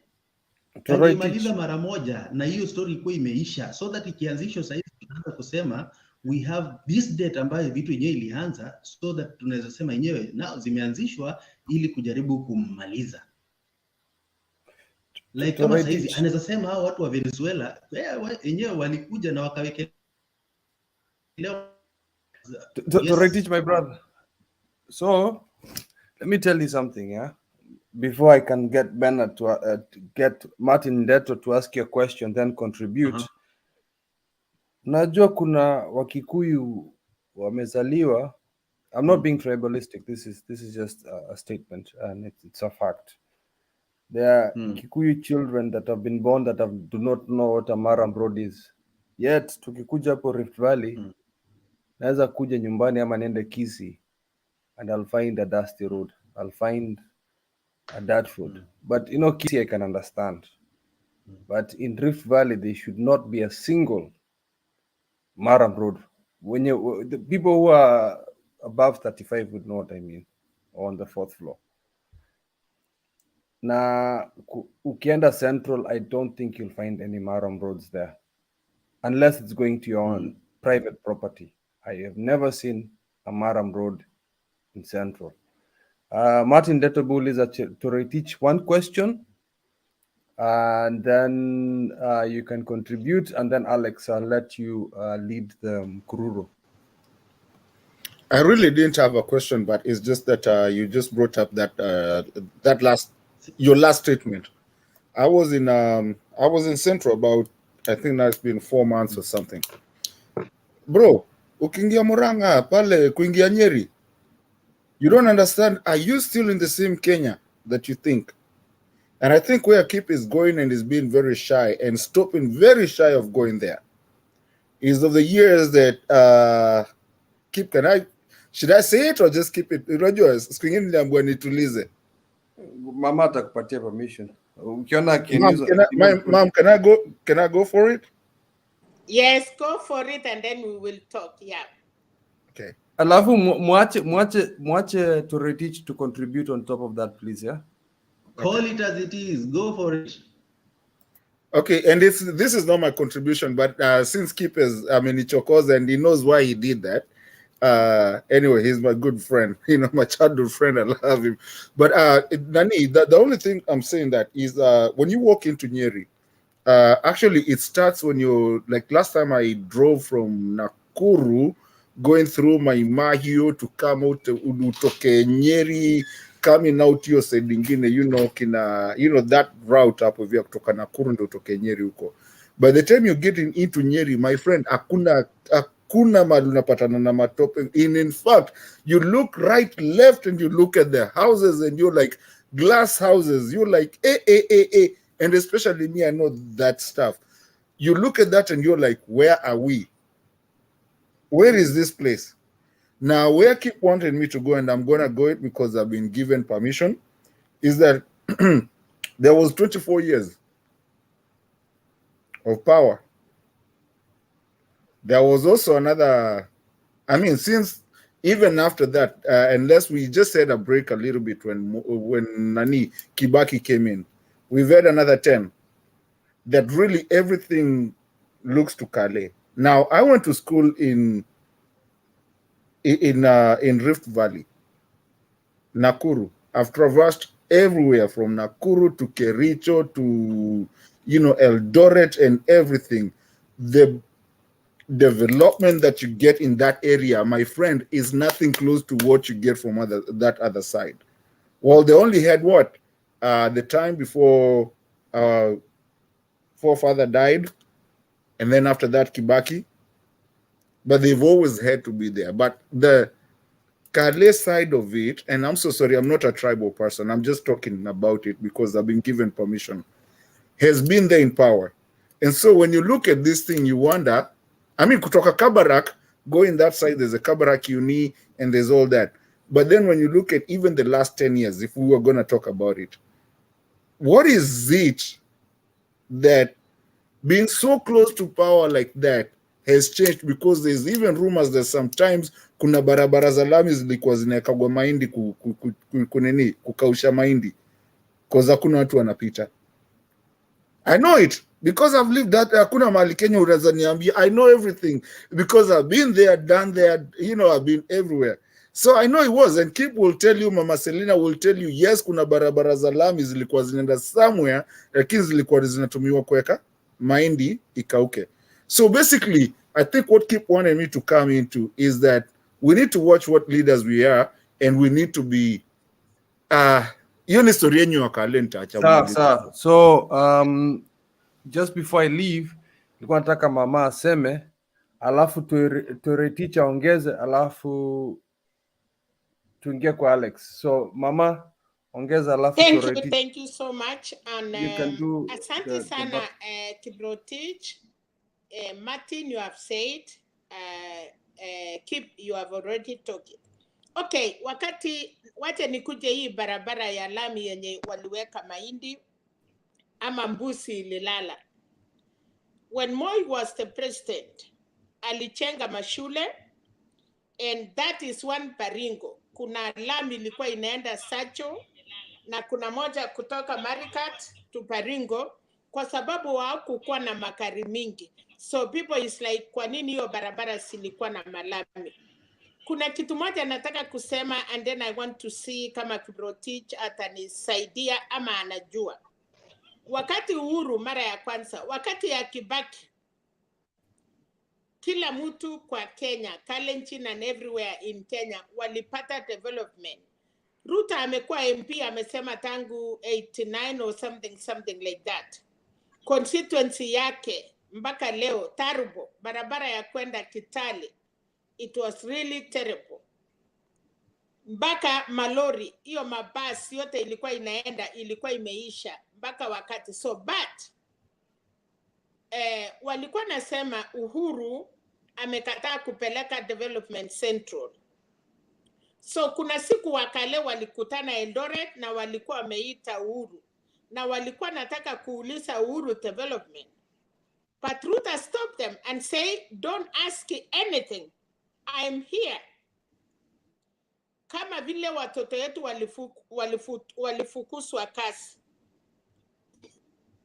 Nilisikia juzi mtu moja akipongeza PC, alikuwa anaitwa Rukut, Kiblimo Rukut. Alikuwa PC Central and he did a very good job. Na niliona msee moja akijitokezea wakati wasee walikuwa naongea, wale walikuwa na sivu mambo ya Uhuru. Nikasikia wakitaja Rukut.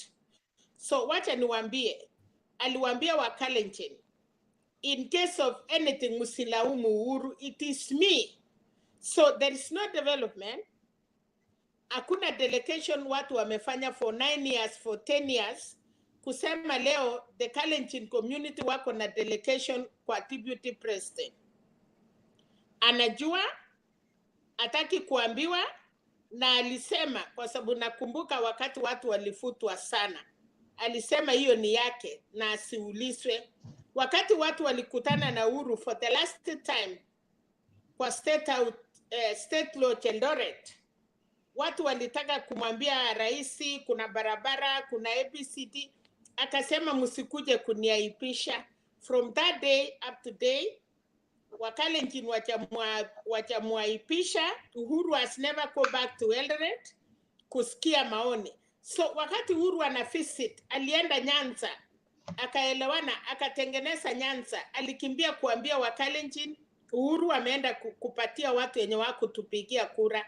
I want to tell our people, wakati ya Moi 24 years, tulipata ile tulipata, and I know Kiprotich anatoka Bokot ama anatoka hiyo sites aita ni Baringo East ama ni Bokot ama ni Turkana. Ni sehemu ilikuwa imewachiliwa. It is only that watu wanasema muti yetu, but I want to tell you everybody here, kama kuna watu wanasava, kama kuna watu wako na shida, it is this jamii, eri serikali ikuwe kwa kabila ingine, and then they will just go and negotiate as Kenyans, than vile walikuwa na deputy president for 10 years, na hakuna mpaka today, apart from the friends. Hata hiyo watu mulisema aliandika chami moja, it is not chami moja. aliandika wesi watu yake yenye watakuwa na pepa pesa ya 2022. If you are a genuine Kalenjin, like today, munaona vile amekuwa Nandils, wamekanga, munaona vile wameenda cases kwa sababu ya Mishira, na ameambia Mishira ni maendeleo gani hiyo ulilete. Ameambia Mishira hutoli kwa sababu Mishira amepatia Wanandi chamii wala hawana mang'ombe. Amepeana ng'ombe constituency msima. But can you imagine a deputy president kusimama na kumwambia who are you? Umekuja kuwapatia watu nani alikuitisha? So I want Kenyans ama Martin mu understand mahali the Kalenjins are. Wamekaliwa na nyinyi Kenyans. Jaribu kupatia kiti ndio mtajua. Ile kukaliwa mtakaliwa hamtaamini. But somebody, unajua hata kama wewe ni bwana uko strong namna gani, hata kama wewe ni mwerefu namna gani, lazima kukue mtu ako kando anakuambia wewe baba umeenda speed, ama anakuambia wewe nduku rekebisha, ama akuja akukunongonose, kwa sababu the surrounding.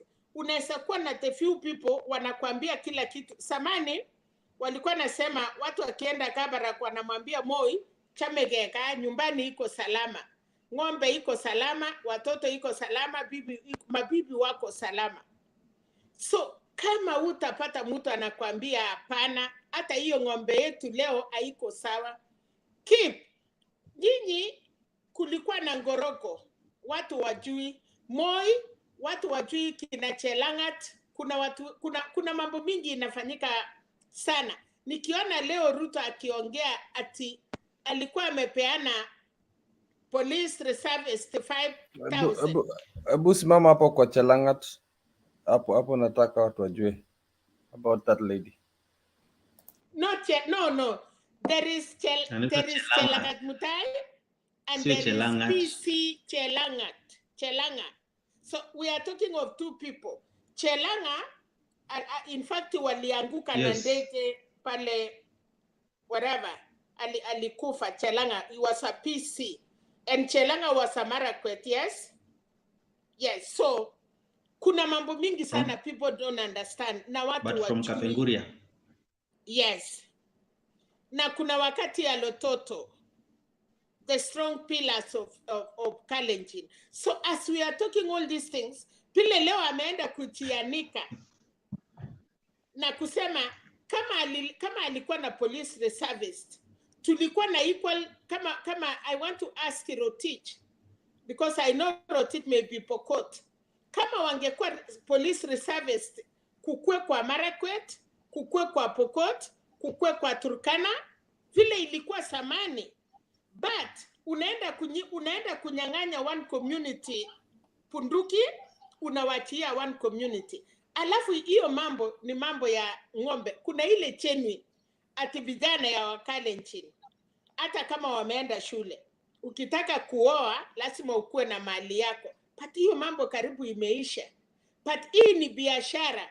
Again, alikuwa anatumia hiyo kukonganisha Gideon. You know, we need to talk the truth. Kwa sababu Kamuket, East Baringo, wanafanya kazi na Gideon. Ni kweli. Na sisi kama Wakenya tumezoea.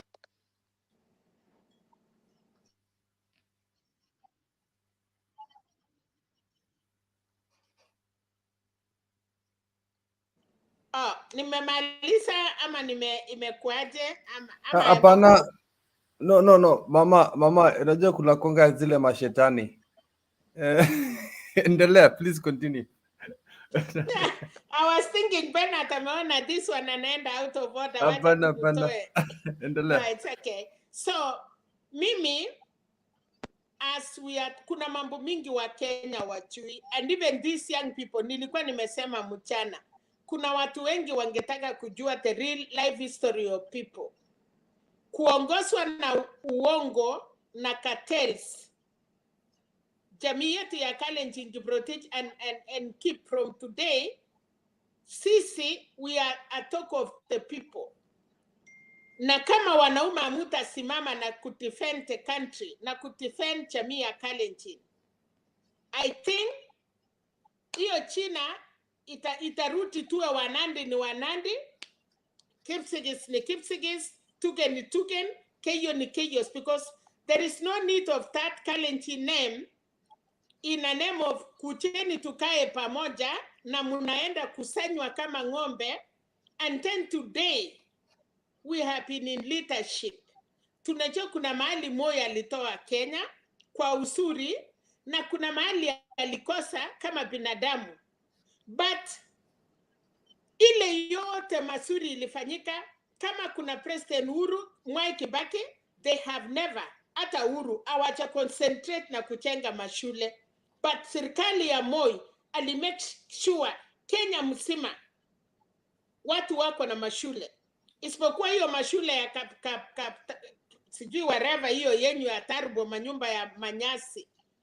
Otherwise Moi alifanya mambo mawili Kenya: kujenga mashule, kuongeza universities, na akaweka vitu yenye mpaka saa hii watoto wenye wanaenda shule na ni wengi. Hakuna mtu ukisikia CDF ametengeneza sijui darasa moja pena, ama unasikia CDF imetengeneza darasa 3, but Moi alifanya kazi kubwa sana kwa nchi yetu ya Kenya. But atutaki atulii wa Kenya waone Moi alifanya mzuri. Wale wamekuja na wanaona kufanya mzuri, tunasema tenda mema nenda sako. Baba alitenda mema na akaenda sake.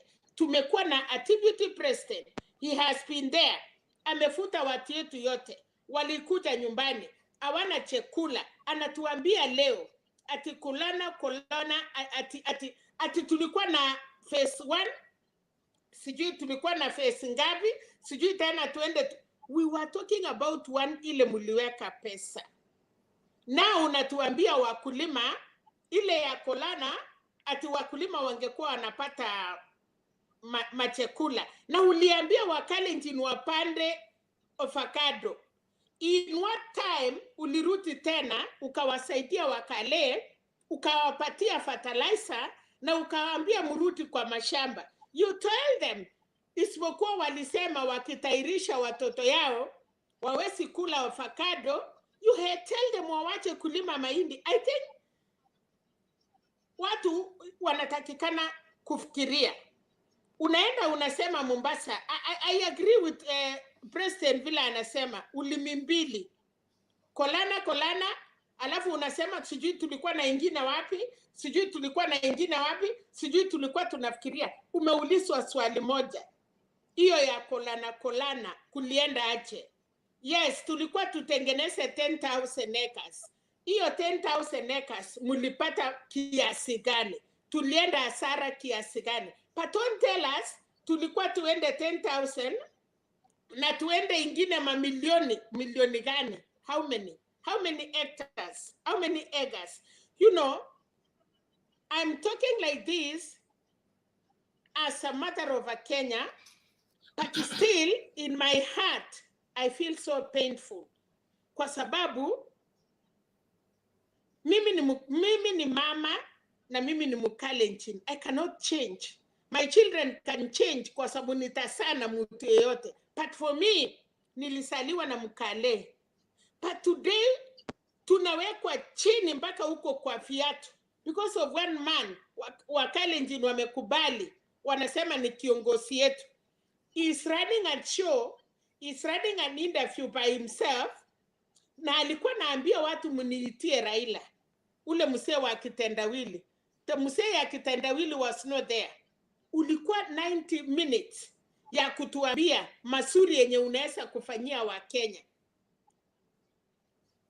Anyway, sikukuwa napeana submission, but nimesikia mkiuliza. So keep from today, nyinyi wanaume muruti nyumbani, muambie watu.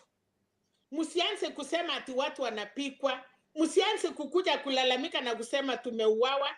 You hate a deputy president. Anakuja kudanganyana ati, nilienda kama deputy president, nikaweka structure, nikatengeneza nasari, nikapeana mapunduki, nikafanya. Ati serikali tangu serikali ichukue hizo mapunduki, amani imepatikana North Rift ama Pokot Marakwet, and if I'm lying, Kiprotich tuambie, wakati serikali huyu Matiang'i na Mutusi wameingia huko chini na kuongea na wasee, hiyo mambo ya kuuana imeisha. But wakati yeye ndiye alienda kupeana hizo mapunduki, alafu anakuja in front of camera kusema ati mnasema watu 50 walikufa. Ni kama Museveni, shetani. Museveni anaulizwa ni watu ngapi alikufa, anasema only 54, na ni askari ameua watu. Uwezi kuja mbele ya watu waipu kuambia watu ati ni watu 150 walikufa. Hiyo ni binadamu, hiyo ni watoto ya watu, na wewe ni kiongozi yao. Ulitaka Uhuru aende akuchungie nyumba yako. Umesema wewe ni equal partner na Uhuru. Deputy President, you want to tell me today, Raila akiwa president, Matakarua ataona watu yake akikanyekwa kwa sababu yeye ni Deputy President, ataenda ambie Raila, no baba, kuna kitu inafanyika and please can we sit down? Kwa sababu hii watu wanisikii. Wewe rais, unasaita hii chami yangu, wacha nikuchakulie wase, ukuje ukae chini na hawa. If they don't listen to you, nilisikia uchungu sana. Anasema anyway, Wakalenjin, they need to go down, muanguke ni msuri, munyang'anywe hiyo kiti, mukae chini opposition, turudi sasa tuongee. And because kama Wakalenjin, na mkumbuke vile Moyo aliwaambia, alikuja Eldoret na akasema saa ile kabla ingine wanasaa wanaume na nyinyi mnasaa nini? I want to tell them today again, wakati wanaume ya watu wako nje, wenyu walienda wapi? Asante. Mimi na Rotich tutashikilia hiyo, usijali Rotich. Hiyo ilikuwa yako. Tutashikilia, usijali, we are here. Yeah, na Evans, heshimu mama bana. Evans Kiptoo, heshimu mama. Haina shida, wachana na hao wenye wanaongea. Unajua mimi na kitu wenyewe inanishangaza na yanifurahisha, ukiangalia especially saizi ukiangalia kwa social media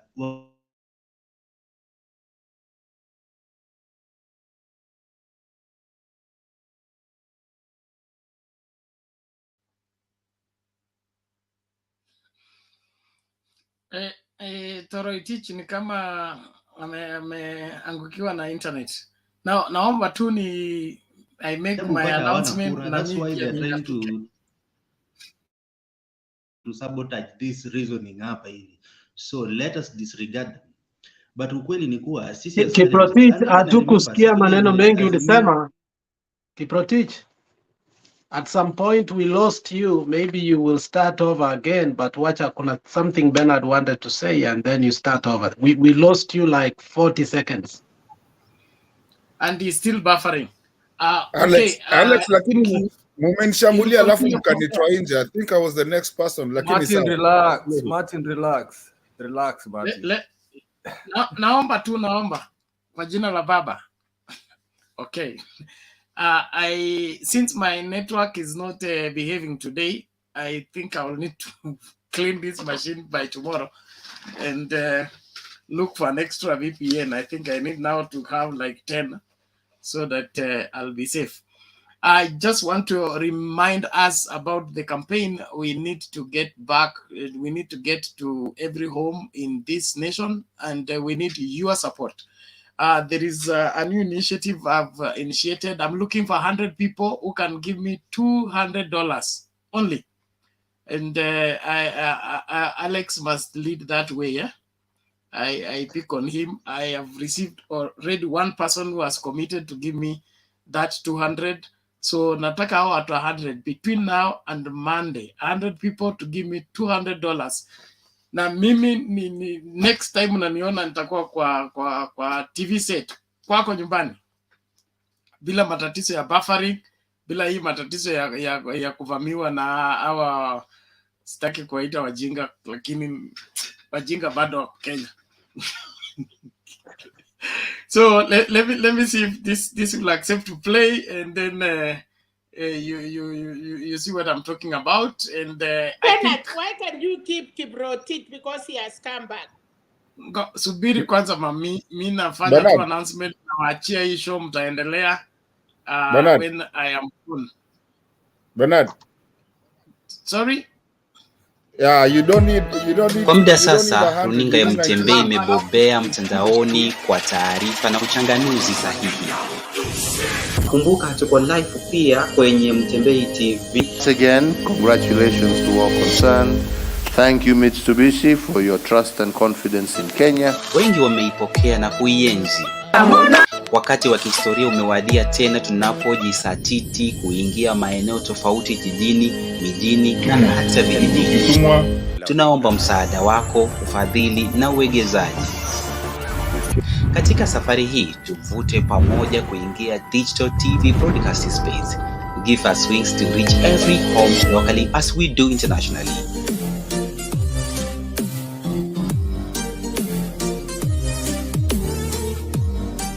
Mtembei TV, bold and truth.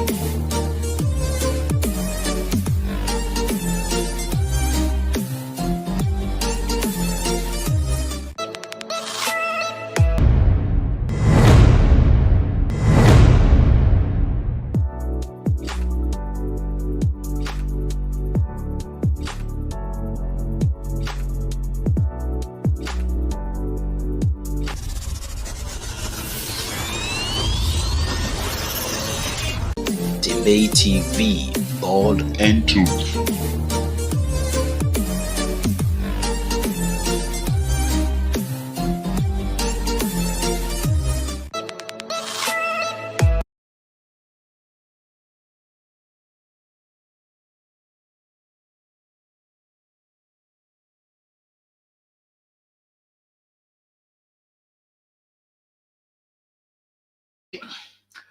Thank you, everyone. And that is a challenge I throw across there. I'm sure we have a huge family. We are able to foot this bill. But the strategic partners with the $200, you will have the first brick to build Mtembei TV in ensuring that the local people get the content better, since with the internet we are reaching more urban than the rural. For us to reach the rural, we must get to that ordinary TV set, and our consultants has given us that fee of 1.6, which we can arrive there within the shortest time by just getting those 100 people to give us the $200. So naomba kama wewe ni mmoja wao usingoje tena, to move with speed, kwa sababu tunataka results hizi za uchaguzi siwe zinaonekana wazi wazi. Hatutaki mtu apatikane kama haelewi kile kinaendelea. Wakati Chebukati anaanza kutafuta na Venezuela, tunamfuata nyuma kwa nyuma, tukionyesha vile anakwenda na vile tutakavyomnasa. Kwa hivyo tafadhali naomba kila mmoja tujisatiti, tufanye yale ambayo tunapaswa kufanya ili tukue mstari wa mbele, to get every Kenyan informed. People who have watched this program, only this program, have a lot of appreciation for the kind of opinion we have shaped by what we share on this particular program, beside other programs that we do. And that is mainly the urban center, but the rural people have been left behind in so much. And those are the people that some clever politicians are capitalizing on their ignorance to mess them up and twist them over and over. But if we get to the place where this show will be showing here, as well as in every home state, we're going to do better, make this country better. And we intend to continue with this even after the elections. We must hold to account everybody who has won that elections, each one of them at all levels. Hata ma MCA tutakuwa tunafuata nyuma kwa nyuma. Kama ulienda kulala kwa assembly, tutakuwa tunamulika wewe. So naomba tu all the strategic partners, njooni tafadhali tufanye kazi. Within the remaining days we will be able to do that. 100 people is not too much. $200 is also not too much. So tuchukue kazi, tuimalize mapema. Thank you very much. Alex ni kama alikwenda. So you will be having that video playing, and then Martin, naomba uchukue sasa, ama ngoja kwanza. Toroitich amerudi. Toroitich, si tamatisha kile ulikuwa unasema.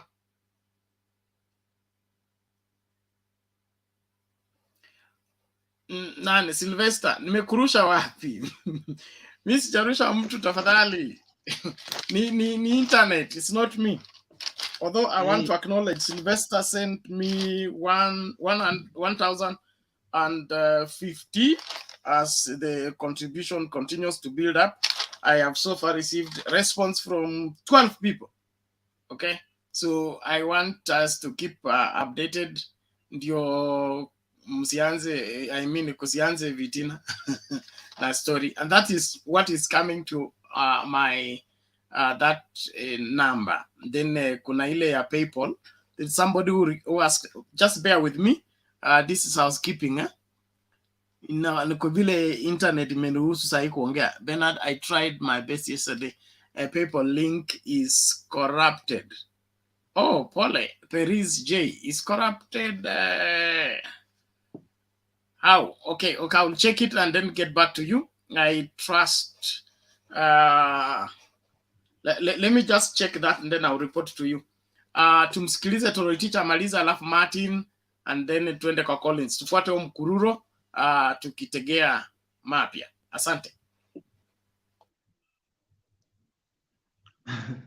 So katika presentation ya Ruto leo, before nimalizie ile yenye tulikuwa tuongelea mambo ya Kalenjin, nakumbuka kuna kitu moja yenye ilini hit immediately alipoulizwa kuhusu mambo ya insecurities.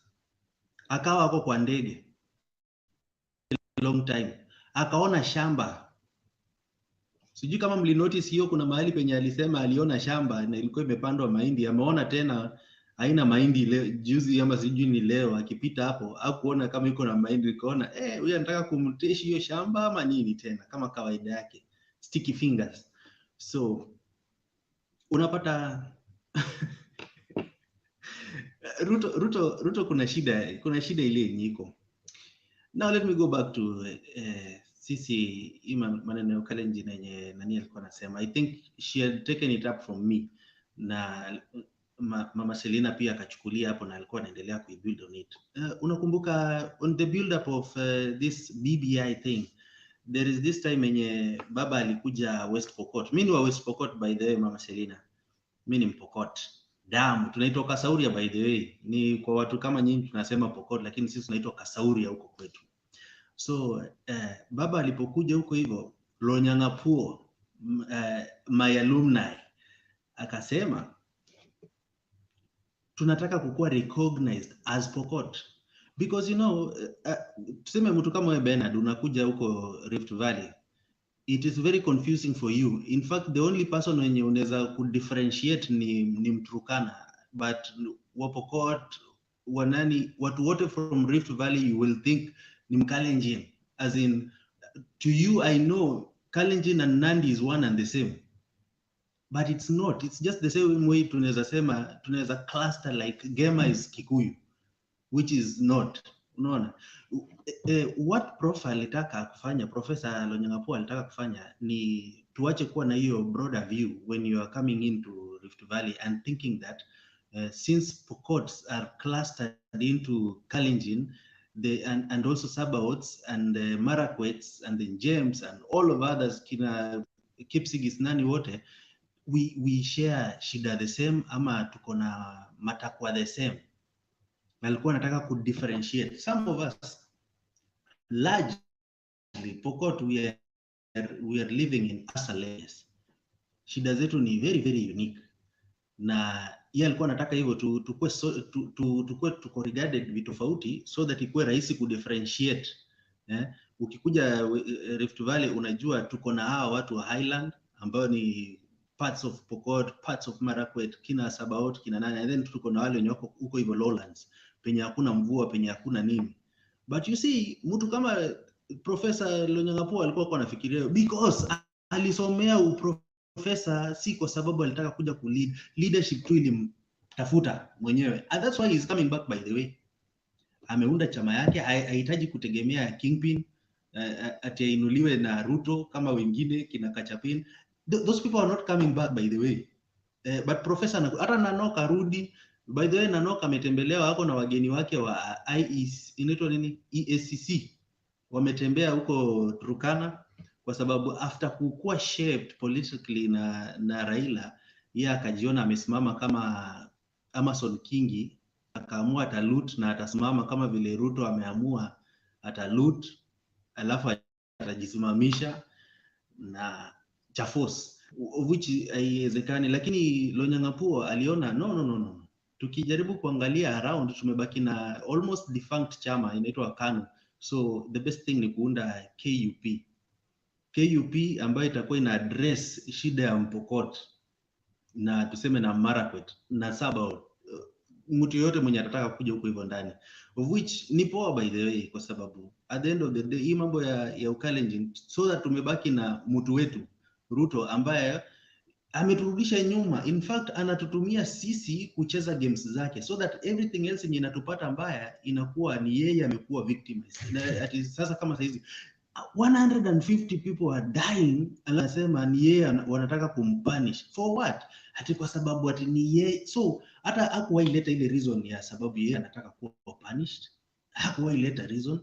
Na nakumbuka wakati ya serikali ya Kibaki tulikuwa tuko na watu wamejificha Cherengani Hills kwa msitu wakileta shida, wanapigana huko hivyo na GSU sana. Who was Ruto then mwenye walikuwa anakuwa punished na serikali? Unaona? Anyway, his goose is cooked. Very soon mambo yake ni tumebakiwa na 12 days. Najua tushafika kesho.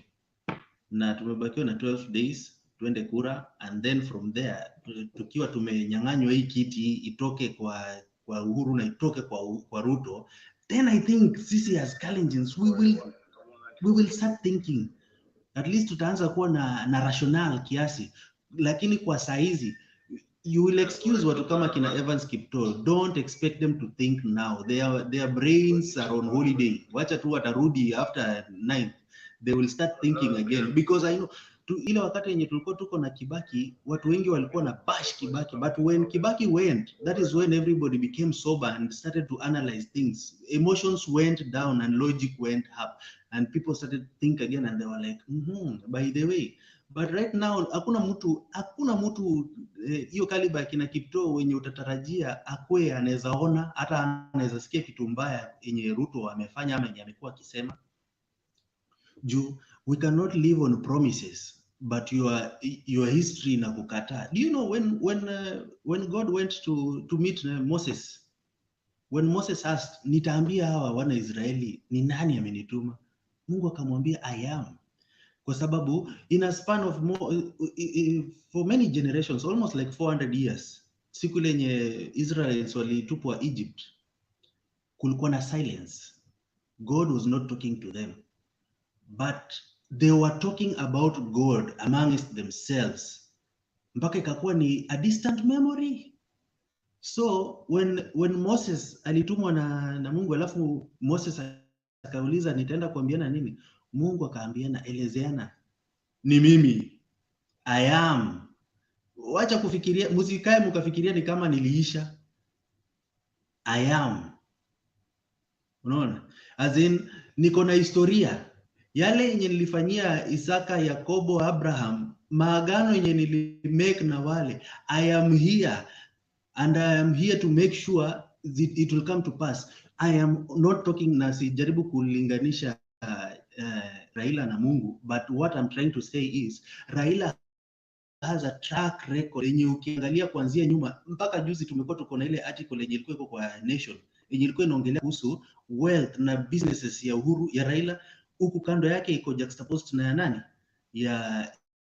ya Ruto.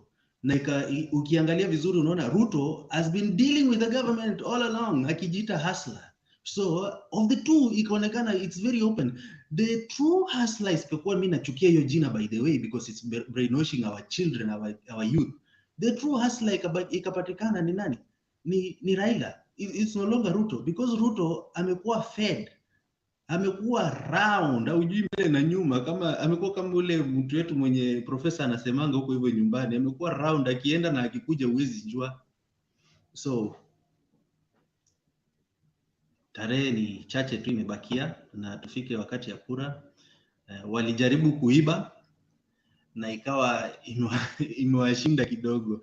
Juzi kumekuwa na coincidence nyingi sana mpaka Chebukati inabidi ajifiche kwa giza ndo aanze kutupatia barua zake mrefu na anahepa real topics, kwa sababu unaangalia how comes stickers zilikuja ambayo zinatakana zikuwa zinaenda kwa IEBC, inaenda kwa Abdullahi.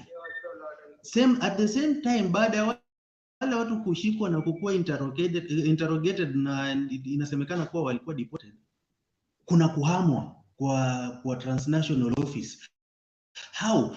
An office ambayo sio store, sio nini, ni office ambayo iko na IT materials za Ruto, suddenly wanahama.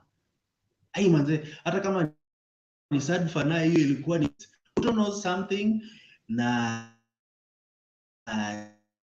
amejua ilikuwa sasa ikani wako na plan B. And if muliangalia jana, or was it, yeah, I think it was jana, afternoon hivi, Moses Kuria alikuwa kona masira mpaka alikuwa anaonyesha watu middle finger kwa rallies.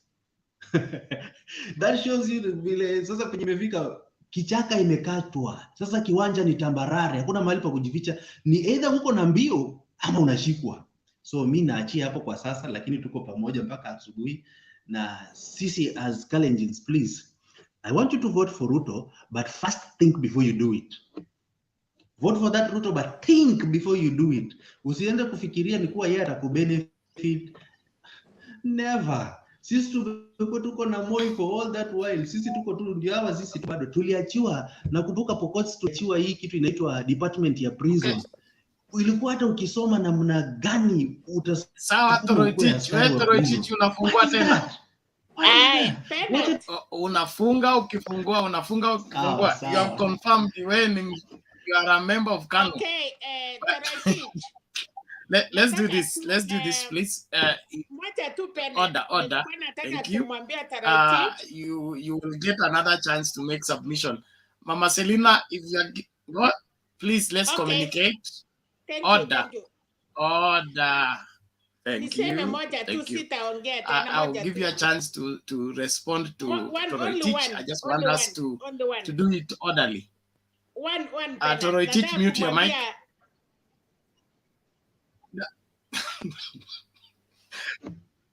It's okay, Madhe.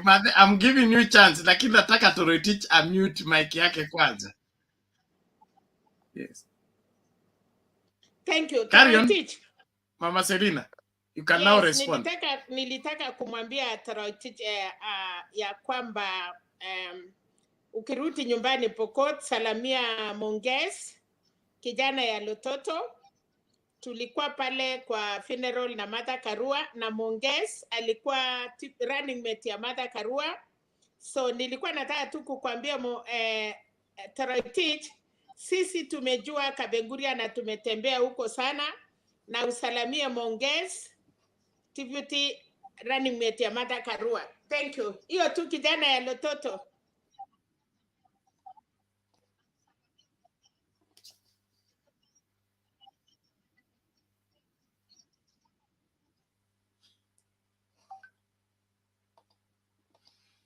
Haya, Toroitich, ujumbe ndio umepokea. Asante sana.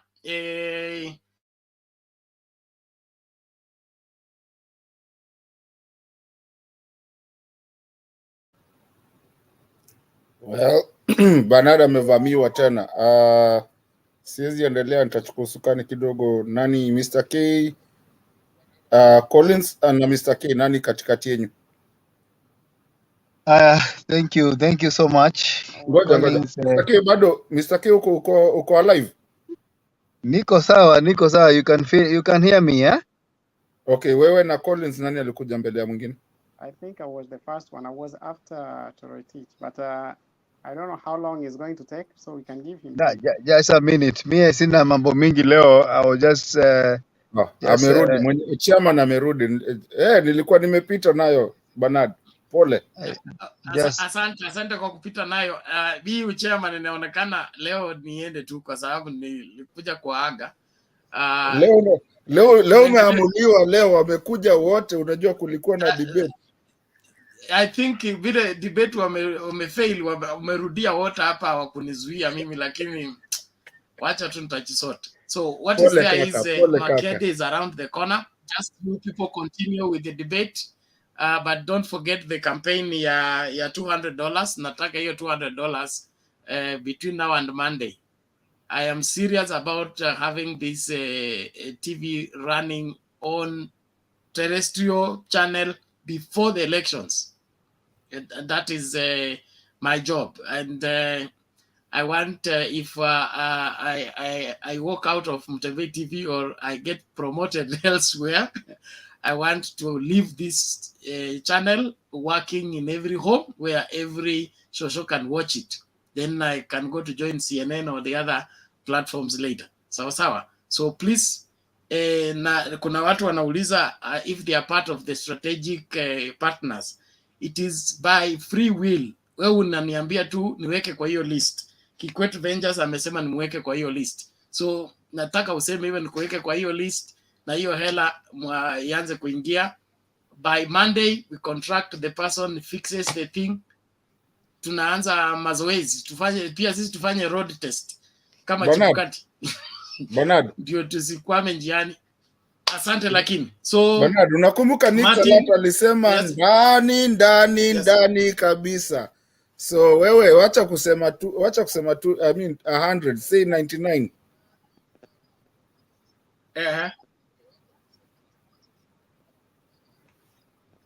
Unajua kule tutapatania. Thank you. Now it's 99. Sorry. Thank you. Asante sana. Okay, let's now move. Asante. Carry on, and then Makede is around the corner. He will take charge. Endeleeni tafadhali. Lakini uongeze watu. Si utaweza bado kuongeza ukiwa nje?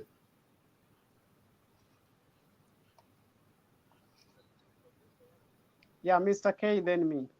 Yeah, I'm saying Makede is around. He's adding. So there's no problem. Sawa, Mr. Nani, go first to this. Mr. K, go for it. Okay, thank you, guys. I'm happy. I'm honored, distinguished panelist.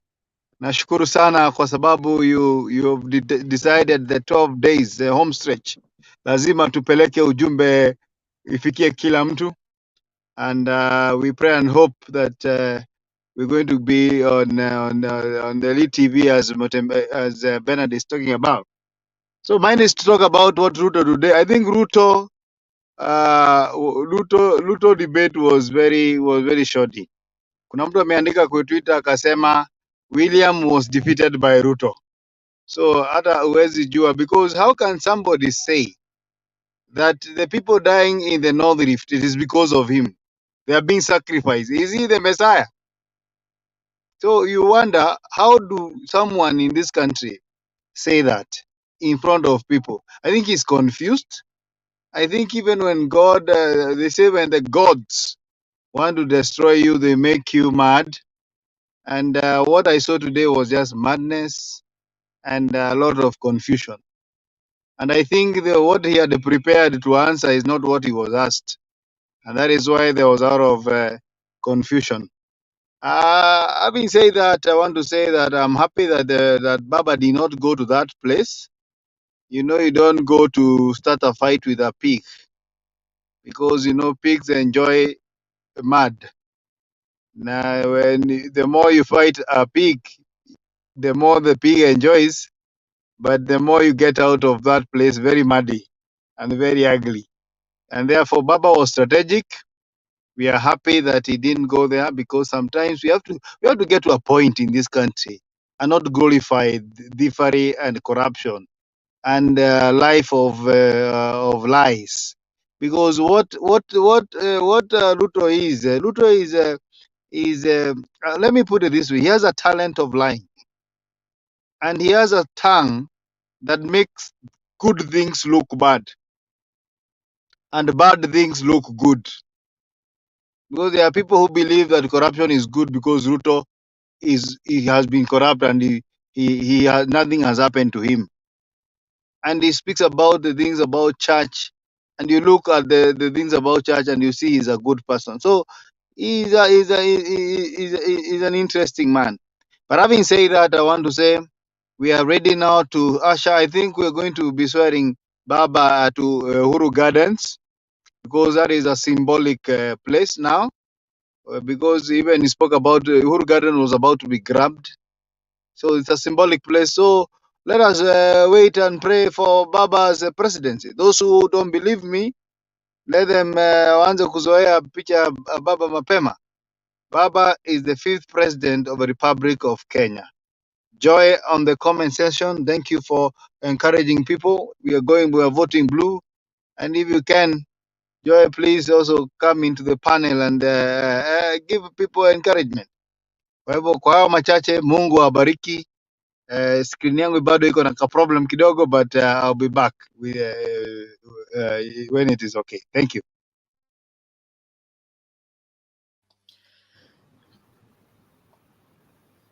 Short announcement. Thank you very much, Martin, as you continue. Robert has just sent the $200, so we are looking for 98 people. 98 people, we are doing well. So let's keep going. Thank you. Okay, I will send you Thank you. $100, Bernard. Did you say 200 or 100, Mama? Nilikuwa nusu kwa sababu sisi ni shingo, nikasema 100. Sawa. Thank you, Mami. Okay, so now we are going, we're still at 98. We have to get this one. It has to happen. So now we're at 98, eh? Yes, we are now looking for 97 and a half. 97 and a half. Good one. Aya, mtu ajazilie Mama Selina bas. Ala, ajazilie ikwe mzima isikwe half, so that we look for 97. We're going to get this thing done. When you wanatuskizaga, I know a couple of people that listen to us over here. Guys, this is a big move, and especially Bernard already said that if you are at the 100, even when it comes to the investment part, you will get the first hand to be in there. Your name will be written there, and whatever Mutembe TV ever starts to be, you're the pillar of this. Let's start this thing. Let's move it. If you can afford at least $200 and you want to be the top, that top, de la cream, let's do it. Let's get this done, guys. We only need 100 people. Well, at least now I think it's 97 and a half, but let's do it, bwana. Tumalize kitu haraka. It's a channel that will be proud instead of going to watch KTN and Citizen TV, and we can also do our own things like, the debates leo. Ilisa kesho tungepeleka Wajakoya na Raila, because sasa hao ndio wamebaki. Unaona? Because the other, the other media will not do it. Tungechukua wawili tuende tuwapeleke in Mutembe TV wagongane huko. But anyways, jokes aside, let's get this done. It's not really hard for you to invest something back at home, especially a media platform that you never know what is going to come through it, and you become the first pillar on it. You should be proud of it. So if you can afford that $200, please usifeel vibaya. Your name is gonna be there, umekewa, and all that. We get it done, and then now we have the channel, and you don't have to be hiding here. You can listen everything. Your parents can hear it. I'm appealing to anybody that can do it. Anyway, I know Bernard, you're about to go, but I'm waiting for Richie. I think Collins, come in. Pole Bernard. It's okay. Richie is already around, huh? So you are free. Continue. Thank you. Okay, thank you very much, and good evening to everyone. I don't know if I'm clear. Somebody, can you get me?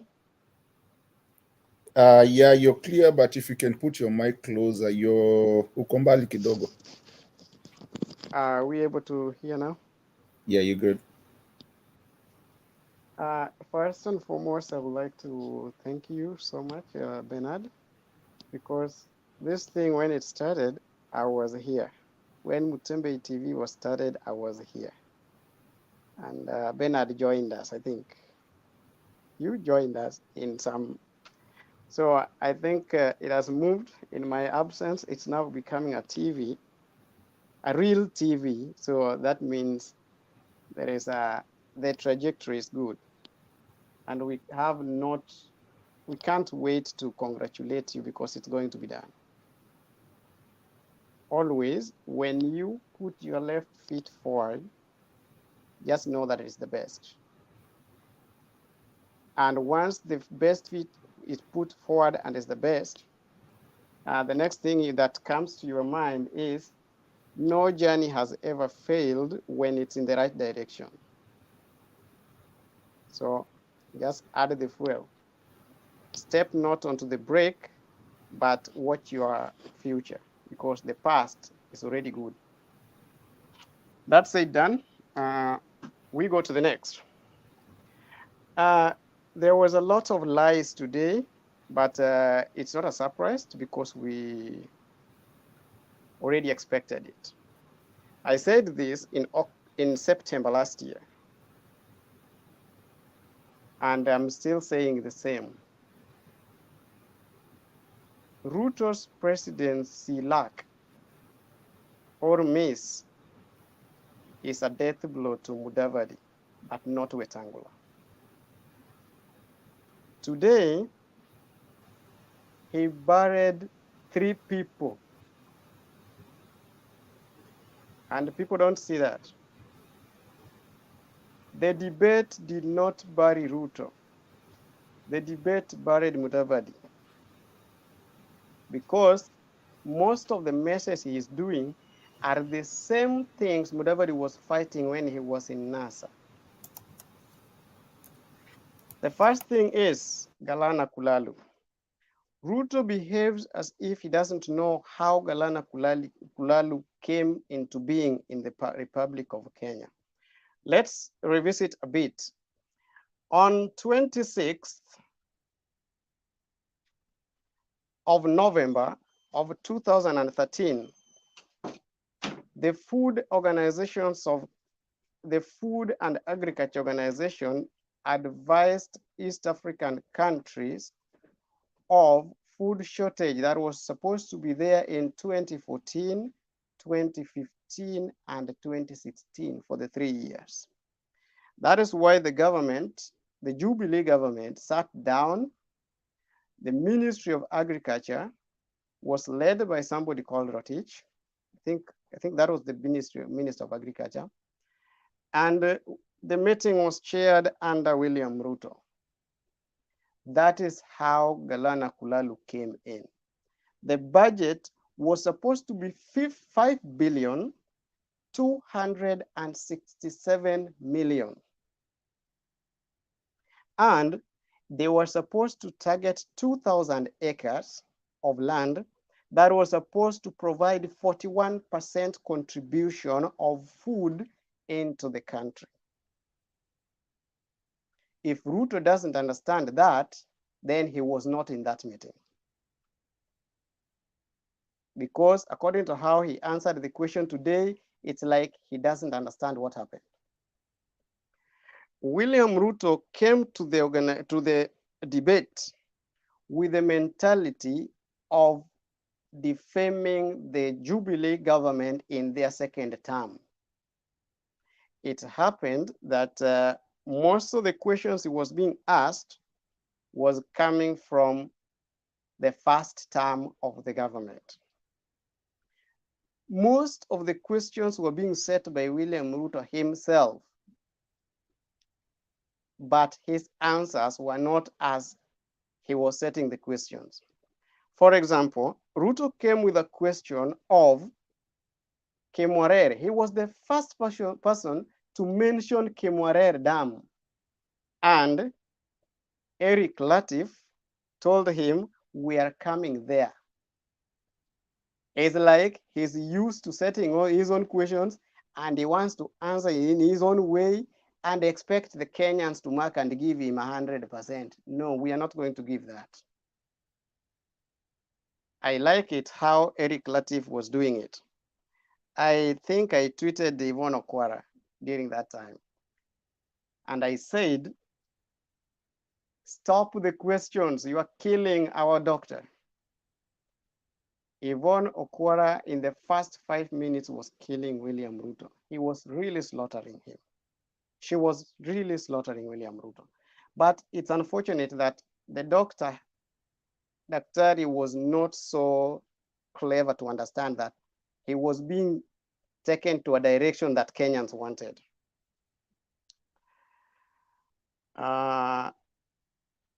Same thing on Galana Kulalu. On 29th of July 2021, there is somebody called Njagi Njeru who did a research on the failure of Galana Kulalu. Then he is the one who came up with how it failed and how these people use our money. But still, nobody took it serious. In 2020, on August of 2026, there was a Gazette notice of the report of what happened. And nobody took care of Galana Kulalu. So all the things that William Ruto said about Galana Kulalu are lies. I think I'm done with that. The second point was on, I want to put it together with the debate. Uhuru's remarks in Nakuru today. Uhuru said today that I'm not going to mention names, but tuachane na siasa ya udanganyifu, matusi, na double speak. When he is in Mombasa, Ruto tells the Mombasa people that the railway and the SGR was taken to Mombasa, to Naivasha, on somebody's land to benefit certain community. And he is planning to return it back to Mombasa.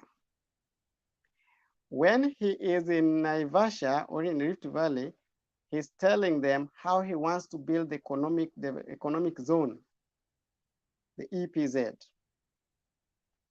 The real thing is, Ruto was in the same meeting where they discussed the SGR.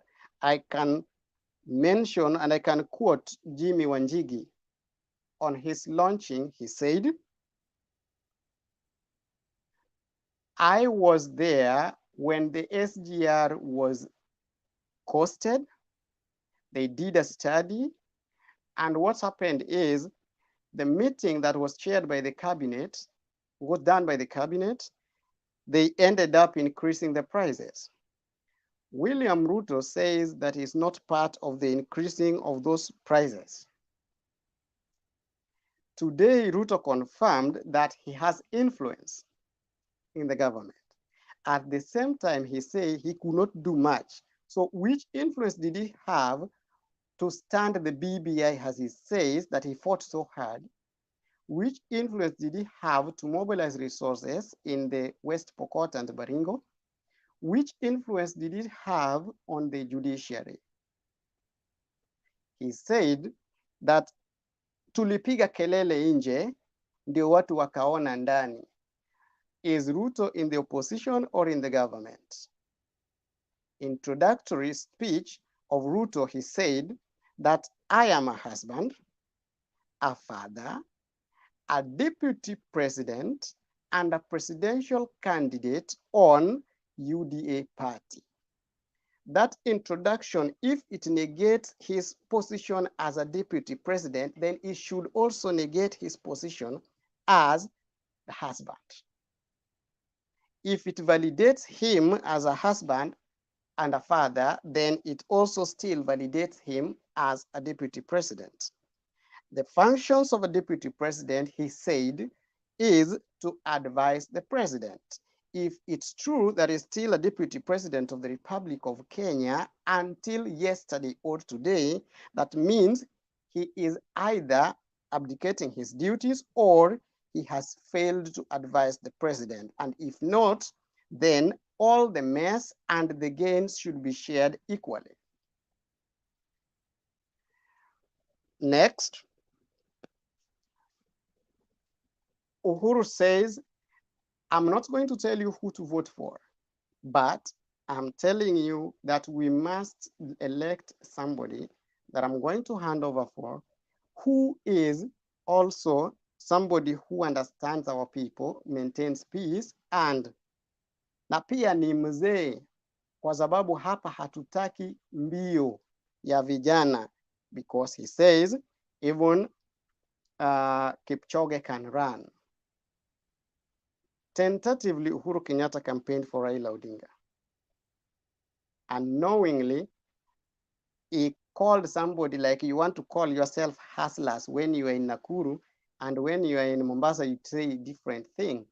So he technically displayed William Ruto as the king and the chief, as I always call him, the doctor of doublespeak. So that one comes out so clear that he is a doctor of doublespeak. But Kenyans should know who they are electing. Collins, just Next. a second. What? Just a second. Respect. I think, but if Bernard was here, you wouldn't be putting your screen huko nyuma. I think it's rules that we've been making. Please come out of the curtain, tafadhali.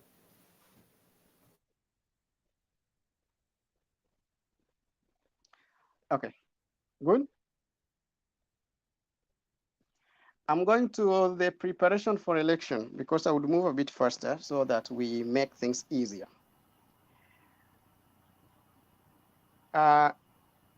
Anything that I'm still saying in this, Raila Odinga, Wajakoya, and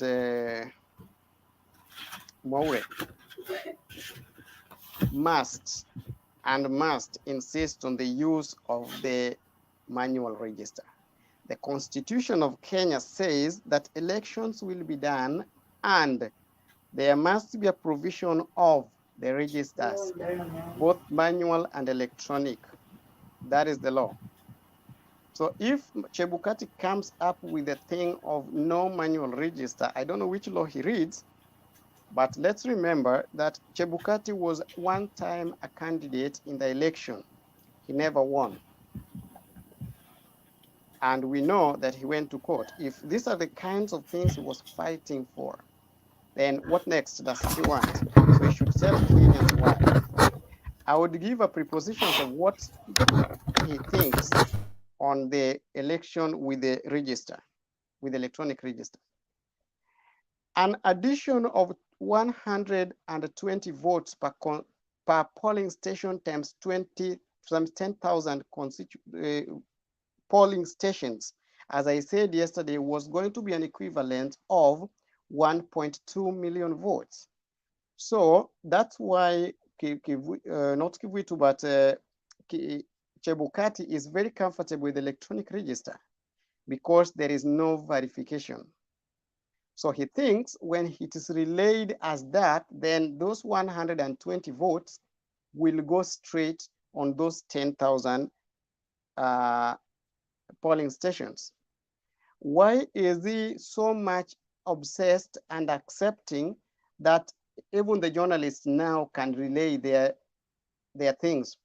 Why? Because they know they will feed these figures, and the figures can be done by agents and also by the media stations.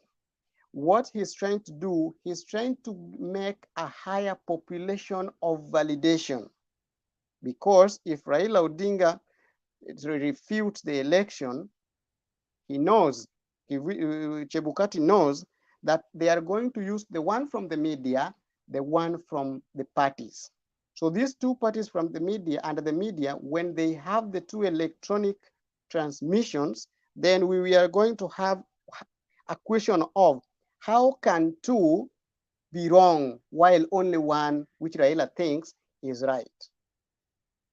For us to overturn this, Raila Odinga, Wajakoya, and the other person must insist on the manual registers. Because on manual registers, you will have Form 32A and Form 32B. So Form 34B. So there will be no stealing of the votes by algorithm of 1.2. If they don't work on that, Raila will lose the election. The turnout must be high so as not to have a turnout of 105% that Kibaki and Raila got in 2007. Kriegler report of 2008 said there was inflation of figures on two sides, where in Kisumu Central and Kisumu Rural and Eldoret North, Raila Odinga got votes more than the turnout, like more than the registered voters. So if they want to kill this kind of stealing, there must be higher turnout, so that if registered voters are 600, we have 550 voting. But if you have 400 people voting, then they still have 200 to joke around and to play around with 120 votes. But if you have 550 people turning up, then you cannot have 50 to be multiplied to get 120. So the turnout must be as high as possible. You as the people should talk of that. Next, Raila Odinga in 2017 and 2013 recruited agents Collins, what's your time? What's your time too? The recruitment of the agents were infiltrated by the government. So this time round, he must also make sure that he has good agents. If not, these figures will be higher than the turnout. I think that marks the end of my submission. Richie, thank you for coming in. Thank you, Bwana Umekuwa Jahazi hapa. I really appreciate you. We really appreciate you. Sikuwa nimetoa submission, but for the sake of the fact that nilikuwa nimekalia hiyo kiti kubwa yenyu, hiyo kiti ni kubwa sana. I will let you go ahead. I think Rambo Silverstallon ndio alikuwa next, and then Jose, and then mi nitaweza kuja after wao, cause pia mimi ni nilikuwa kwa hiyo kiti, na ukiwa kwa hiyo kiti sometimes I just feel like just wacha nipatie watu kwanza waongee. Let me just moderate, vitu zangu zitakuja baadaye. Wacha nishuke. Thank you so much sir for coming in. Take over. Safi Mato, sijui kama mnanisikia. Okay, safi. Okay, so Sylvester, nimeona ulikuwa na shida ya network. Sijui kama unaweza unmute tuone kama, najua ulikuwa ana drop akirudi. I think amekoma pia. Sylvester haezi tusikia, ni kama kuna shida ya network. So acha nione kama naweza pata video moja hapa ya kucheza ndio tupatie Jose.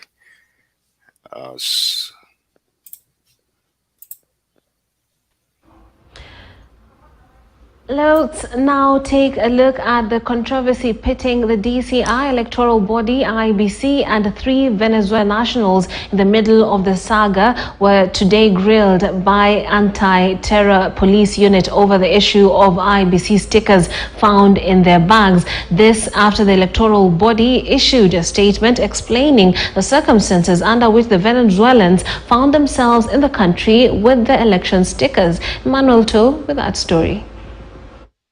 Jose Gregorio Camago Castellanos, Joel Gustavo Rodriguez, and Salvador Javier Suarez, all Venezuelan citizens, Tuesday arrived at the Anti-Terror Police Unit ATPU to shed more light on their entry into the country and their dramatic arrests last week. And although the ATPU did their grilling in camera, reports indicate the trio were questioned for more than 6 hours, the officers trying to answer a few questions, including how the 2 foreigners made it from Venezuela to Panama to Turkey and finally landing at the JKIA without valid passports, why they carried the over 10,000 electoral stickers in their personal luggage, and finally what their relationship was with the CEO of Seamless Limited, Mohamed Abdullahi Abdi, who according to the Directorate of Criminal Investigations invited them to the country.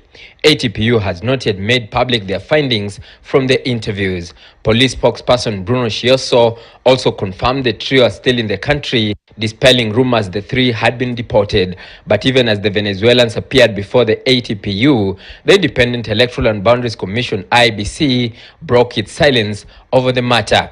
In a statement released last night, IBC Chairman Wafula Chebukati said, and I quote, "The stickers are non-strategic election materials," adding that the stickers were printed based on the details of the Gazette notice published on July 1st, 2022. The IBC statement further sought to defend the Smartmatic company, saying that the company had worked with various election commissions across the world. It added, and I quote, "One of the conditions in the tender document was that the bidder should provide a detailed support and maintenance plan and attach proof of ICT technical support staff with a local registered office in Kenya." Chebukati says the company complied with this requirement. He, however, did not mention whether Seamless Limited CEO Mohamed Abdallah was the local partner of Smartmatic. IBC went ahead to explain that the stickers contained information on the polling stations, polling centers, wards, constituencies, and counties as unique barcodes. Going by what DCI said about the Venezuelans, the big question in the minds of Kenyans is how they managed to travel across several countries with an expired passport. Emmanuel Toh, KTN News, Nairobi.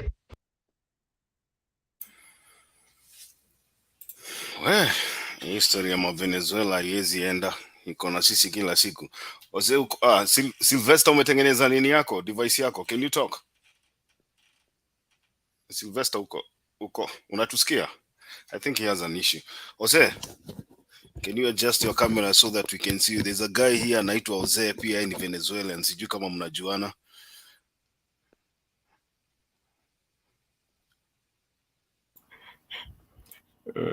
Good evening, Richie, Collins, Martin. Is this Daniel Toroitich, Sally, Sylvester, and Big Julius? Big Julius, I left you here. I'm wondering whether you have even taken a break. You know, I left you on the panel yesterday. I've just come in after you. Well, so Jose, I don't know. You are struggling to drive a narrative, but no, I don't know if you want to talk about today's debate or you want to give us an insight of what you think about. I'll talk about IBC. About your namesake, Jose. Eh? Aya, sawa, endelea. Well, no, we don't share anything like that. It all depends on pronunciation. If you pronounce his name properly, you'll realize we are not anywhere near. You know, for me now, I'm really getting worried with Chebukati. You see, Chebukati, sometimes before you are asked the question, don't attempt to be answering. You see, the investigations, unless the investigations from the DCI are not accurate, you see, those investigations show that apart from that fellow called Mohammed, who is the CEO for the Seamless farm, the other fellows are neither employees of Smartmatics or IEBC. Now, I'm wondering why Chebukati finds it necessary to defend them. Why can't he just let the DCI do their investigation? They come to whatever conclusions they want to come up with. Now, the fact that their passports, they were on expired passports, which I believe they had a good reason why so.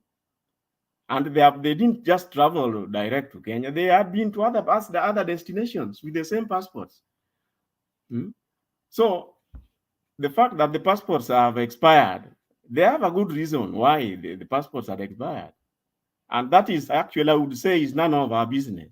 The fact is, they have something to do with our elections. That is what is worrying. Now, those stickers, you remember this issue about ring fencing and trying to protect the polling station location. It has everything to do with those stickers and the numbering and the barcodes. For Chebukati to come and now downplay the importance of those things, to say that they are non-strategic, non-strategic, it is like Richie, you and your brother, when your mom came home and find the sugar is gone down the level, instead of waiting for your mom to find out that the sugar has somehow moved somewhere, you step forward and start saying that you didn't even lick the sugar. Now, it's the sort of thing Chebukati is trying to say. How can he come up and say that those things are non-strategic? It's like they are not important. How would you ring fence the polling stations if the codes are substituted? Assuming, you remember, part of those codes were blank. One of the ways to misuse them is to have double numbers. So by the time you are in the field, you wouldn't even know which Kimskate is which, because they're all having the same numbering. I'm surprised. It's like Chebukati is not aware that the trust. I heard the other day somebody was saying that they have 60% trust or confidence level. I don't think so. I don't think so. Because we all know what they did and why. You realize they didn't want to open the server. These election systems can always tell you through the trails what happened, who logged in, how many times, what did they do.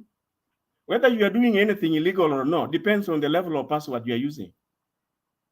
You have the administrator passwords, you have the supervisor passwords, you have the chairman passwords. All these passwords will determine what you can do. You can decide to override all those stickers and their numbering, depending on which password you have used, so that you go into the system and do the unimaginable. Now, I'm wondering why he's setting himself for more complaints from the public. To tell people that those stickers are non-strategic and that they are not so important, it leaves a lot to be desired. Leaves a lot to be desired. Now, unfortunately for us, is that you see the people in charge of, let me just say, the people in charge of managing the elections have been infiltrated by people who have ill motives. And what do? They're already, you cannot change the secretariat of IEBC at this late hour. You are stuck with it. But I'm not so sure that the chairman cannot be changed. With all this goofing, I'm sure if the parties, the stakeholders wanted, they would change him. It's just that the cooking takes place in the kitchen, and the kitchen is the secretariat. Now, Chebukati is like the one who prays once the food has come to the dining room. So either it has been cooked with the poisons and what have you, that might be too late. Hence, as far as I'm concerned, some people are wondering, can Chebukati actually be moved? Yes, you can, but would that solve the problem? I doubt. I doubt, because you realize these non-Kenyans who have been around here, you have no idea the extent they have gone with implementing their so-called rigging strategies. Now, then you may have to ask yourself, the 10 so-called counties, why the 10? Where is the relationship? You do realize that Nairobi, Kiambu, Mombasa, and I don't know which other one, are the issues where Chebukati was trying to imply because of the court cases, the elections may need to be postponed. You're forgetting Nakuru. Was Nakuru also having an issue regarding the gazettement? Well, if it was, then it makes sense why. One thing Chebukati should know, the 10 counties, we have the capacity and the intelligence to read between the lines. What puts these counties together, especially if you want to try and make sure that nothing wrong goes there. In the event that somebody was planning to rig this, you may ask yourself, where would the interest be? And you only need to ask yourself a few questions, and then you realize you can then understand why they narrowed down on those. But now that is going even too far. The issue is that those stickers are critical and it cannot be downplayed. And Chebukati has no business. He goes ahead to say that the numbering and the coding is part of this mathematics job. So why is he defending it? He should be questioning this irregular or this confusing mix-ups around the numbering and the barcoding and the stickers. He should be an interested party. He's almost issuing a statement. You want it to amount to discourage the DCI from going ahead with suspicious dealings and suspicious transactions around the election. Sometimes I wonder whether Chebukati knows how dissatisfied a number of Kenyans are with the IEBC. Instead of struggling to instill confidence in IEBC, he is quickly squandering the little opportunity that he has. Well, the issue about the electronic system and the manual registers, the electronic system comes first. The electronic system comes first in all this. That is unfortunate because they made sure they went to court and the court insisted that is the primary identification format. Now, because we know that the electronic system can fail, that is why the manual registers are there. And the manual registers will be there. As much as Chebukati does not like, he has no choice. And in any case, anyway, he has owned up to say that there will be manual registers. It's just that for the manual registers to be used effectively is entirely what Collins was trying to say there. That is the only way the manual registers will be useful. But if you just use them according to the law, it's not good enough. Because what does that mean? It means everything happening in the electronic system becomes an exclusive side for IEBC. And assuming that we don't trust half of the IEBC staff, where does that leave everyone? Suspicions from end to A to Z. And digital things are very difficult to verify. In this short time, the elections have to be done and concluded within 14 days, including if there is any petition in the courts. Now, with the electronic systems, it will be difficult, especially if Chebukati decides he's not opening the server. You are cooked. There's nothing you can do. But you do realize that when the electronic system was introduced,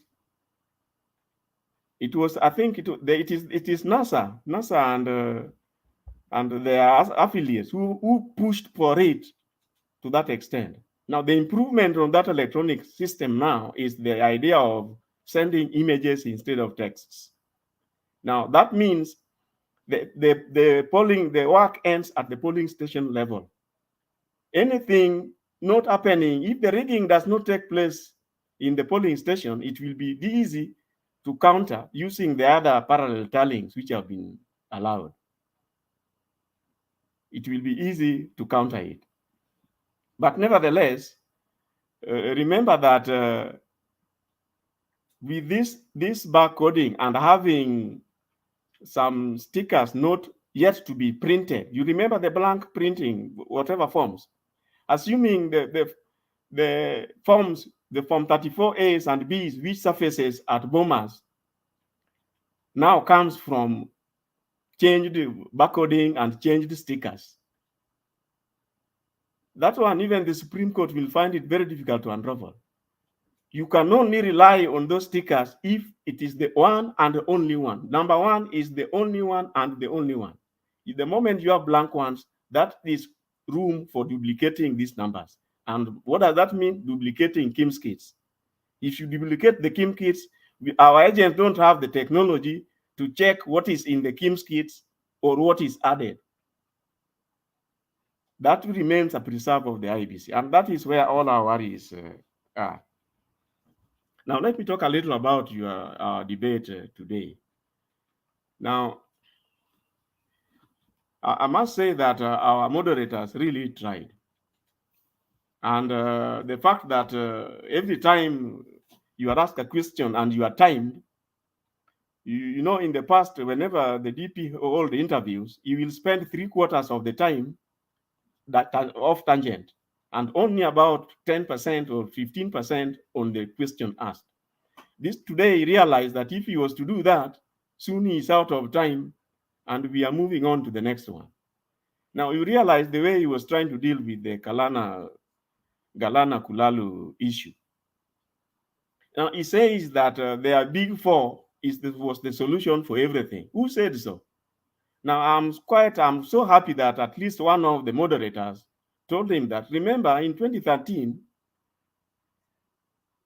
the big four was extracted from, I think, that time they were like big 11 or big 12.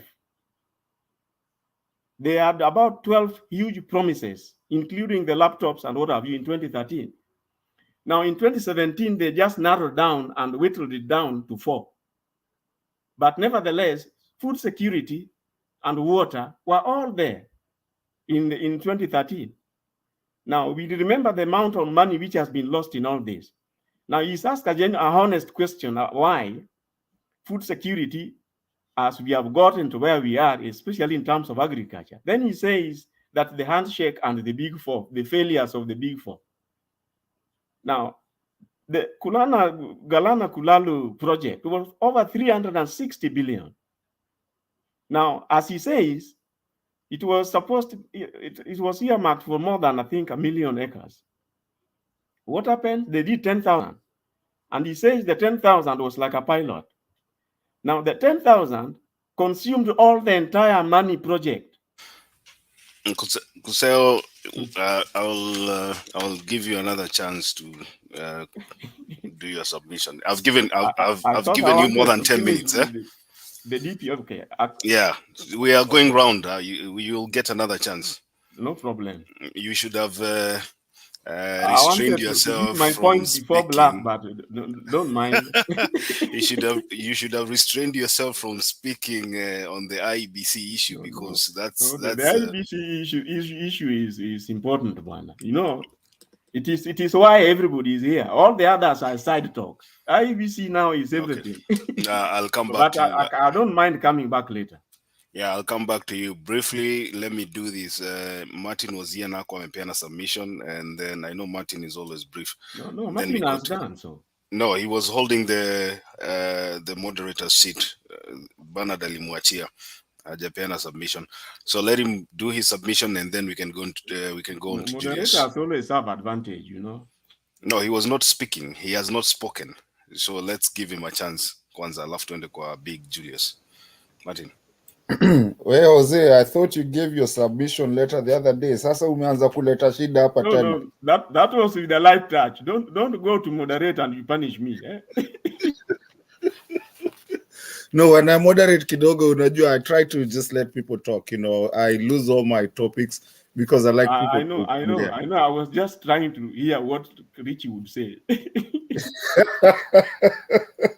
But it's always good. Hey, Black ameleta shida hapa. No, baby, watu wako kwa comment section, my friend, my good friend. Big Julius, nice to see you. Mr. Nyumba, like always, my father and everything.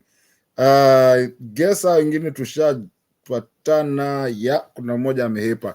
But I'm going to make a quick contribution so that I can leave you guys for a minute, and then I can come back sasa nikiwa nimetulia. Achie kiti yao ngumu. Hii unajua kiti yao ni mzito, ukiachiwa.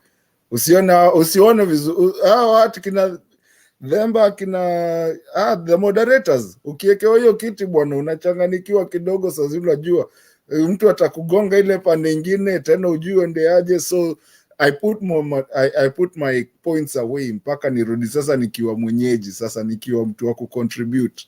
So let me do my quick contribution. It's not even going to take any time. It's a quick one because I think most of it has been said. Sometimes I always say the people that come up even musho, we run the risk of repeating ourselves. I want to say, first of all, I believe Ruto debated against William, and I think he lost to William. This is not new. I think last time some people went to elections against themselves, and they were almost losing to the, the turnout. So it's a repeat. But over the time, like they always say, only a stupid man does not change their mind. For me, I was not a person of Uhuru when they were doing that thing, when they went back for their repeat elections by themselves, ran against themselves. I was not part of that. But I think with time, I've come to really like this man called Uhuru. I think also with responsibility brings you a lot of knowledge and how to react with yourself. The Uhuru we have to do is not the Uhuru that went to the elections last time. He's a whole different kind of person. And I gotta give credence to him and say that I do appreciate him. I think he's come out to become a leader. The one we have now ni ule mwenye kura moja.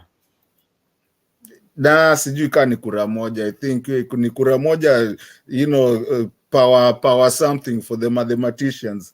Power so many, at C squared. The man, and like today I heard him speak, because I heard him before, because I thought, he did speak before before the debate started. And I don't think it's ask Black ni kura moja tu. Wacha Black atachapa. Wasio ukiongea over somebody utakaa kama DJ hapa. Wacha kwanza Martin amalize ndio tuache wacha maneno yako. Unajua unakaa kama DJ mwenye anacheza reggae alafu anaona mziki si mzuri, anataka kuongea katikati kwanza. Anasimamisha mziki. Anasimamisha mziki, anasema tingiza miti, alafu anaendelea na mziki tena. Wacha kwanza Martin amalize. Somebody call the DJ, the man. Somebody call the police, the man killing people will come and arrest the killing people. Sasa unaharibia mtu submission sasa. Haya, Martin wewe malizia kwanza. Ndio tusonge haraka haraka. Yeah. So I don't think it was coincidental for Uhuru to actually talk what he said today. And alikuwa anasema sijasema mtu pole sikusema mtu. Ulikuwa kwa serikali pole sikusema mtu. I think that's a way of him campaigning for Baba without campaigning. To stay clear. There's what we call covert operations, where you can never point it back to the person that actually made that, mwenye alipatiana hiyo order. So that's him. He's just trying, okay, nimesema, but do you think that's not hard? It's been hard by everyone. Imeskika na the gamer, imeskika by everyone. And we know who he's talking about. So he's just playing games, lakini he's making a whole point. And at the time, I bet with somebody here that I actually thought Raila would go for that thing. I didn't think it was that serious. Those are one of the bets that I've lost. And I didn't think he was serious. I thought it would look bad for him. But yeah, kwa watu wengine watu wa UDA, they might say it looked bad, but also now looking back at it, I come to understand that actually that was a very smart move to pull. Even Wajakoya, I think he did pull a very good move. I saw a Ruto who's very confused. The man would say, I don't know if anybody watches. Sijui kama watu waga wanna take details. You say this one in one statement, 2 minutes, not even 2 minutes. You're already countering yourself of what you said. That was something out of this world. Like I was watching and I'm like, what are you talking about? I thought you were this mwenye unazanga kuongea, articulate and everything. And now unauliza swali moja kwanza umerudi ile pardon. Yani you don't even understand what you're trying to, what you're answering. Like, what are you doing? You have the whole field to play with yourself. Hakuna mtu anakugonga. You're here still talking of deep states, everything, playing a victim of everything. Like everything is a victim. Kimwarel, nilikuwa nagongwa. Nani waliuliwa, nilikuwa nagongwa. Yani mpaka Okwara, and God save that lady. She's great. Anamuuliza, so hawa watu walikufa ni because ulikuwa nagongwa. And then now he comes back and starts to explain himself. And you don't even understand what this guy is explaining himself. What are you trying to explain? You said kila kitu yenye nakufanyikia ni kugongwa. Yani you're playing the biggest victim we've ever found in Kenya. Dude, why you being such a victim of everything? Yani utakuja siku nyingine utuambie bibi yako hakukusaidia kwa conjugal rights, utuambie ni because system ilikuwa inakufanyia. You know, come on, man. Ezi kwa kila siku ni system and you're the second in command. Leto, watch your language and your thinking and your presentation. Sorry, sir. I take that back. I retreat. But you know, like for me, it was just the victim syndrome of it, that everything is all about somebody hitting you, and all that. It didn't go very well with me, because when you talk about Kimorel dams, oh, that was because they were hitting me. That's why the dams did not go. Okay, then you go bado unaulizwa, okay, didn't you say ushaitusi watu? Hapana, sijaitusi mtu. Unaulizwa mtu wa kitendawili, unauliza kitendawili ni kutusiana, alafu ukiulizwa na hizo zingine unaendelea kuulizwa. Then, and I think the moderators were actually very moderate, because they started kidogo akaanza kumuuliza na what did they say, mganga, and then he ran away from it, and then again. And what is this lady that alikuwa amekuja nao kuonesha mama mboga? It's just weird. I wanted them to ask him about the pillows that zilienda kwa the 7 billion that he talks about. The pillows and all that, we know they went to Weston Hotel. I wish they were harder if I was there, but I think Yvonne did a good job. Now, to be on let me look. Okay, there's 13 days. Okay,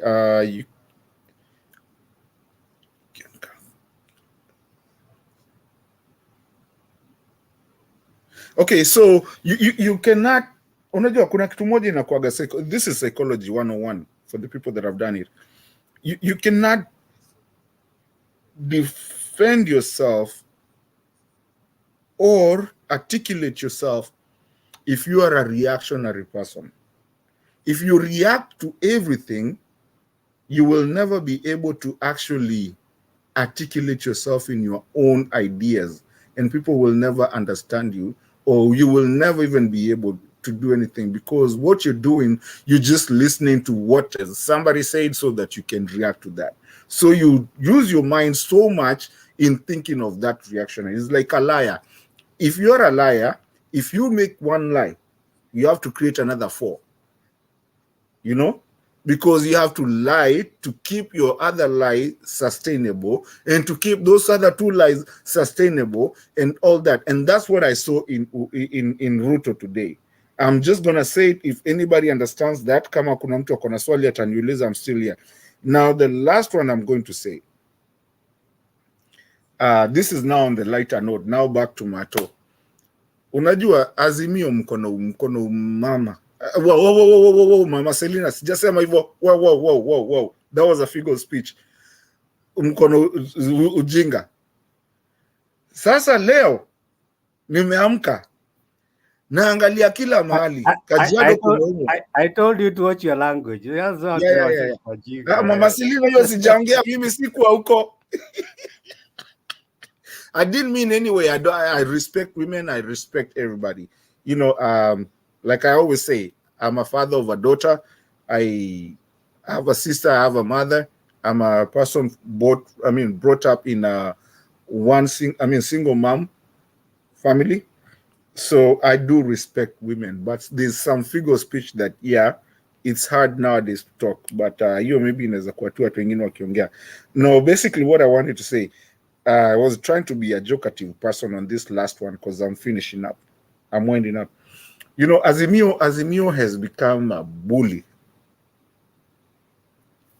I was watching Kajiado. Mama ametumwa huko. Nani? Raila, Meru. Kuna kina Joe sijui wapi. Kalonzo Ukambani. Yaani kuna mtu niliona ameandika mahali leo akasema, na sasa sisi watu wa UDA tunafaa kuenda wapi? Basi mkienda kila mahali. at the same time. Mko kila mahali. Sasa watu wajui mahali ya kucampaign because wataki kupatana na nyinyi, wanapita pita huko, hiyo bullying, munabulia watu. But either way, we have 13 days. I think the math that I'm looking at, I think we're going to win with about, I'm at 65% as we speak. And I think it's a time that even the UDA guys, when you're kwa fence, I think it's about time we come back as Kenya. And actually, unajua nili change my politics nowadays after we hit the 21st day, 21 days. I started to be somebody to ask people to join us. You know, I've fought with Black here for a long time. He knows. Tumesumbuana for a long time. Gitash de uko chini. And the guys that are, you know, on the other side, Black is a very smart guy. And Black asha chukua suti yake. You know, I'm trying to tell people, come on this side, let's work together as Kenyans. Like Mother Karua always says, si wote ni wa Kenya. Whether we are on opposite sides is just a difference of opinion. But Kenya ikiendelea, hata iwe ni Azimio iko ndani, Black ataendelea, Gitashde ataendelea, hata the people who are against the Azimio, bado wataendelea, tutaendelea sisi wote.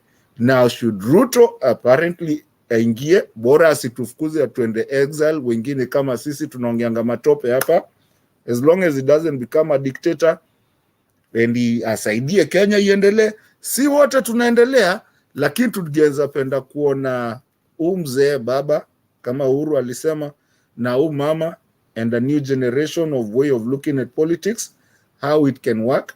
Let's give it a chance. Tafadhali kujeni tuende pamoja. Kenya ni yetu si wote. Hakuna mtu aliamua akatuma barua kuzaliwa Kenya. Tulizaliwa sote sisi hapo. Tuendelee na turudi nyumbani wenye tuko nje. Na if you have any expertise, take it back home. Let's make it a first world country, and let's forget about being called a third world country forever. Together as one. Azimio la Umoja. Declaration of Unity. Thank you. Big Julius, take it away. Thank you, Makiadi. Mato natakana utafute Julia huko nyuma umpembeleze. I can see she's breathing fire.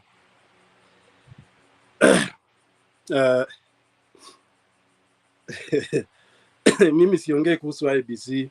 Enough is enough.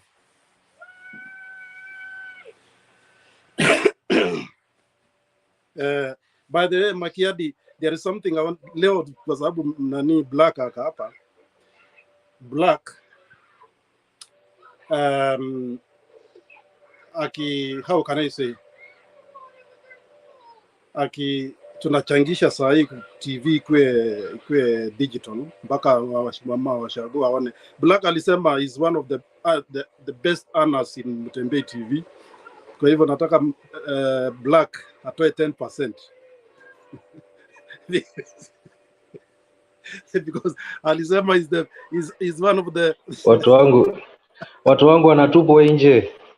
I see my people being thrown out.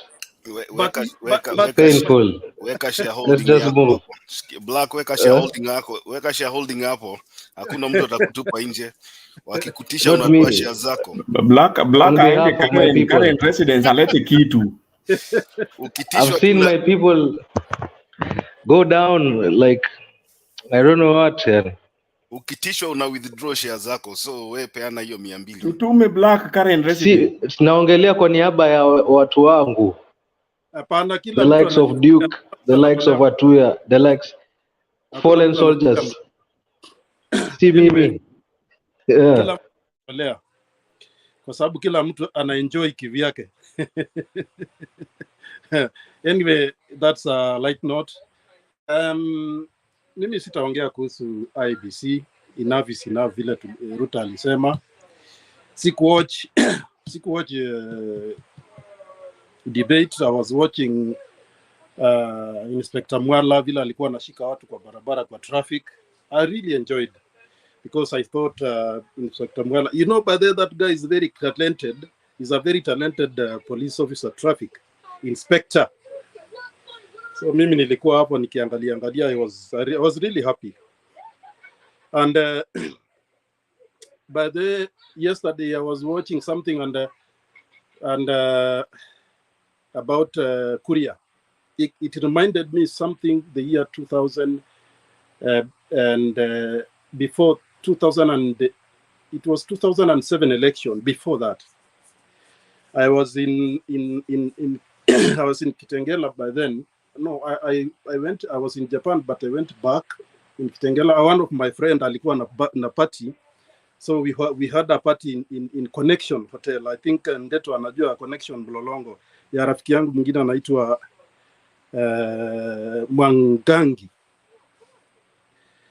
So that time Kibaki alikuwa anachaguliwa the second term, and Kalembe Ndile alikuwa mtu wa Kibaki sana. So he came, sinajua Kalonzo alikuwa ilikuwa knock by then Kalonzo Kalembe Ndile, oh sorry, let him rest in peace, akakuja akacrash into our party, tukakaa pamoja hapo. Asubuhi yake kulikuwa na rally in Machakos. You know, Kalembe Ndile alienda kutukana Musyoka, karibu avunjwe shingo. Wakamba karibu amvunje shingo. So I heard about that story. Kumbe unaijua? I was actually that night tulikuwa na yeye. That night he crashed our party.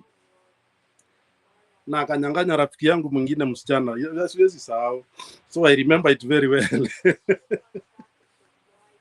So nikaangalia, I was looking at ile nani Kuria alikuwa anaonyesha watu wa Kiambu vidole. I felt like so ile kuangalia hiyo story ikanikumbusha sasa story ya Kalembe Ndile. But I think we should not let these politicians get away with bad behavior or bad characters. We have to confront them and tell them that's bad. Even if anawadharau namna gani, there is things that they should not do. But again, it depends on where. It depends on where. And I don't have much to say today. I just want to tell everyone that NASA, we are so not Zimio, we are doing good. Yesterday, tulikuwa spread all way, niliona kuna campaign nyingine ilikuwa Western, Kajiado, Meru. Things were going well, and I appreciate it. Let us just keep on moving, being together. I'm waiting for najua Black atatupatia vote. Black, we are waiting for your vote. You will vote, definitely you will vote for Baba, because kama ungekuwa unapenda Baba ungekuwa hapa. Wale wengine ambao wameshinda na wakatoroka. But anyway, I'm happy, Makiadi, for this chance. Maybe we are together still contribute as we go on. Thank you. Asante Big Julius, wacha turuke kwa nyumba. Asante Bwana Makiadi kwa kuruka kwa nyumba. Na wasalimia wote. Bwana Makiadi, Bwana Njiro, Martin, Kuseo, Big Julius, Black, I missed you for some time. Pogon, Santi. Pogon, how are you today? Thank you for your contribution the other day. Nafurahia. Wewe, sasa sina mengi, pia vile mlisikia wengine wamesema ya kwamba wakati unakuja nyumae unakuta watu wameongea matili yote hata wamemaliza. So you may keep on repeating yourself and boring people. So sometimes it's good just not to say so much. Njiro, Njiro now. Okay, let me go to the topic very fast. Black, I'm missing those guys, the following soldiers, like Kina Mariba, waambie warudi, wache kuogopa. They should have a thick skin like you, or even more. Because maisha ni hivyo, hakuna kukimbia. Sasa hii kitu imefika, na vile nilikuwa nimeomba, naona hata imeenda speed sana, na less than 2 weeks we shall be doing the necessary. But this will just be a confirmation. As somebody has said here, it was specific that Azimio is going to get 65%. Me, I've always said it was, if from the word go, it was black, don't go away. It was to be 60 plus, and the other UDA was to get 30%, but it's going to be less for UDA because as there's Jacoya has chipped into it. So it is going to be that way. Let me get off topic kidogo. Wenjiro, nakuona Makiadi, ambia Jiro ache hiyo mambo. Namuona vile anafanya hapa. Now, I'm like Ngilu. I would not like to. Saa zingine kwa TV yangu nani akiongea. Let me confess. Ruto, I siangalii, hata sitaki kusikia. So hata hii debate ya jana, I can confess that sikusikiliza. The one man debate. Sikusikiliza. But I can guess as you people talk or what happened. I can project and understand what happened. The man is double speak. Ana msimamo, but it's convincing. Actually, as an orator, when he's given a chance, he can actually carry people away with his oratory skills. And many, that's why he has taken so many. The people, if you don't go deeper into his talk, you will not understand him and think he's a very good man. Now, so I'm saying there's not much. In fact, I came to here to greet you. Kuseo, I liked your contribution, and it's very detailed. And maybe I'll just listen to the second chapter of your presentation, because this IBC thing is real nuisance. Then why do elections? It's going to be botched up and rigged. What is it for? It has been like that all the time. And some of us have been here long enough. We knew. As I said, I've been a presiding officer, but I didn't twice. I didn't do anything wrong. Hakuna nini nilifanya. Wewe usiniangalie kosea namna hiyo. Ilikuwa straight. One was in Samburu when I was there as a civil servant, and the other Nakuru when the DC was Anguka. So you come out on Anguka, John Anguka was the DC in Nakuru then. I was the presiding officer in one of the stations. Now, so let's play fair. If at all, but God forbid, UDA would win and they win fairly, that would be okay. But Are now, you saying nyinyi ndio mlifanya queue voting? Hapana, 88 sikufanya. Hiyo singekubali 1988 hiyo haikuwako.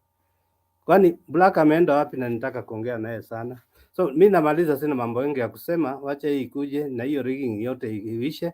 And actually I thought Nani was doing well. Chebuka huyu mtu Chebu whatever. Only to realize kuna mambo nyingi. I didn't expect him to do that. But you know, it's interesting. Let me say this. It will be much easier for a government in position to do the rigging. It will be much easier because the systems are actually is a bigger institution. But when an individual and his cahoots try to rig an election, hey, no, it can't work. And this is where the problem comes in. When you are here and Njiro thinks he has everything because he's not listening, among all these people here, that his brain supersedes everybody else, and nobody else is reasoning well, then he's lost. And that's what has been happening to UDA. It's a one-man show, thinking of everything. I'm sorry to say this, in the former regime, Moi was farmer number one, educator number one, engineer number one, doctor number one. That's how to mess things. I remember he could even go to a site where construction is going on. It's not an architect, it's not an engineer.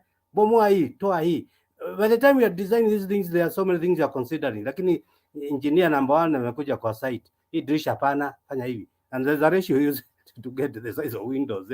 Weka kidogo, mweka kubwa. So I know everything actually is very dangerous. Even at family level, munaongea na bibi yako, nani ameenda wapi? Martin Deto, usiongea habari ya bibi ya nani na hiyo maneno.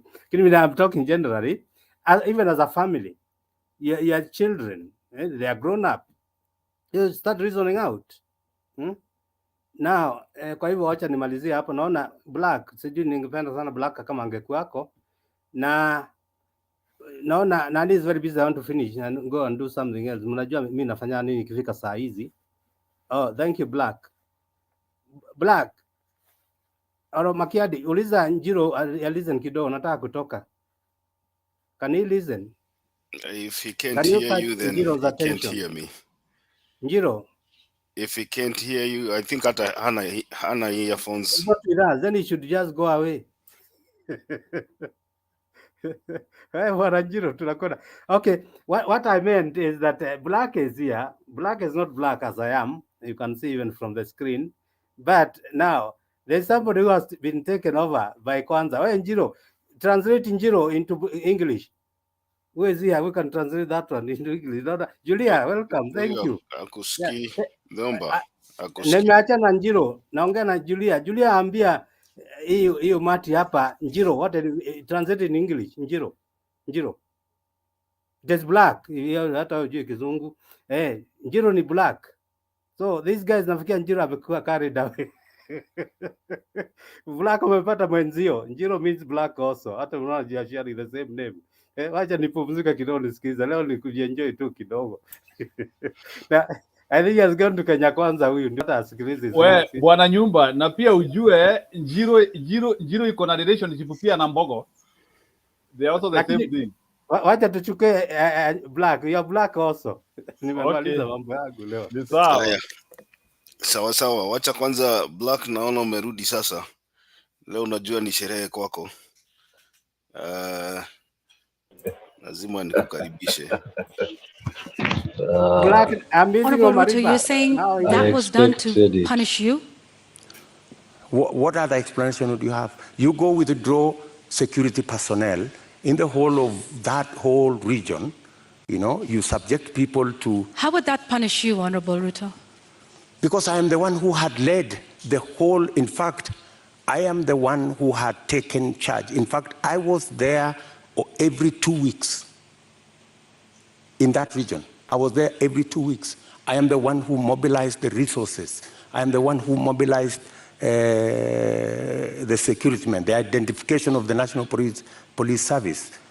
And so it looked like it was about me. It was never about me. Did you mobilize those resources on a personal basis or as Deputy President? As Deputy President. So why would your government punish the Deputy President? You live in Kenya, my good friends. And I am failing to understand it, sir. And you know... Are you telling the people of Kerio Valley that 150 of them have been buried this year alone just because a government is punishing the Deputy President? Not just that. The Kimwarer and the Aror dams were cancelled intentionally to punish my supporters.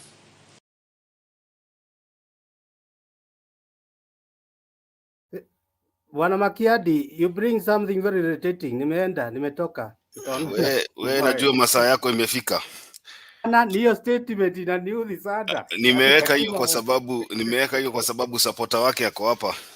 Nataka nimpatie nafasi hapa. Toto failure. Atuongeleshe. Leo ilikuwa ni sherehe yao. So Black, Torotich najua ulikuwa hapa kitambo, lakini wacha tupatie Black juu ameingia. I can give you a minute later if that's okay with you.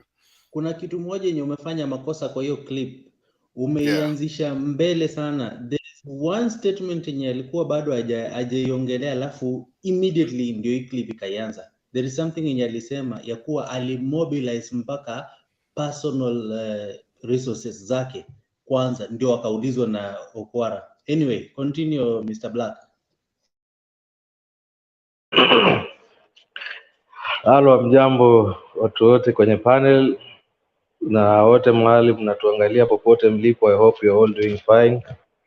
Nawapenda nyote always, as you know. Kama kawaida, kazi ni kazi. Now, before I respond to that, I think when we talk about double speak, the whole panel here is a good example of double speak. I mean, you all said you'll be watching Mwala. What time did you get to watch this debate? Julia was categorical in saying that watch Mwala. They don't have time to watch such such a debate by a thief in their own words. But anyhow, in regards to that matter,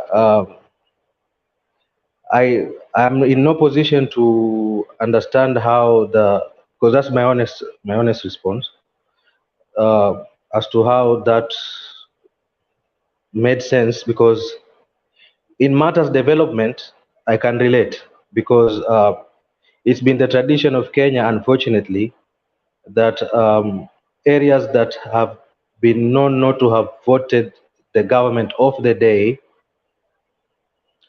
not to get as much development from the national government as they would in other areas that voted for the president. And Nyanza is a good example of that. There are many places that the government, national government, keyword is national government, had neglected for a very long time by virtue of having historically not voted for the government of the day.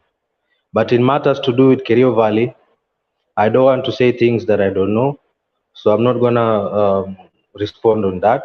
So I'll just say pass, because I like speaking on matters that I know. Now, my whole point as to why I was here, Kuseu, was I wanted to understand the whole IBC issue, and perhaps some of you can as well educate me, if I may use that word, on how the systems would in any way, in this instance, the stickers, affect the elections. Now, for one, I would like to ask you, Kuseu, sorry for the rest of the panelists when I'm talking to Kuseu, it's not that anymore to Pakando, but it seems to be more of IBC. So maybe in the process of ye kunieleza, maybe also you can pick one thing or two, and the viewers as well. So Kuseu, Black, you're walking into a police. resignation letter ya nini ya IBC wewe. Okay, fine. You walk into a polling station. You want to vote. Please explain to me in just a sentence or two what would happen from the point you enter a polling station to the time you make your vote to the time that the votes have been declared.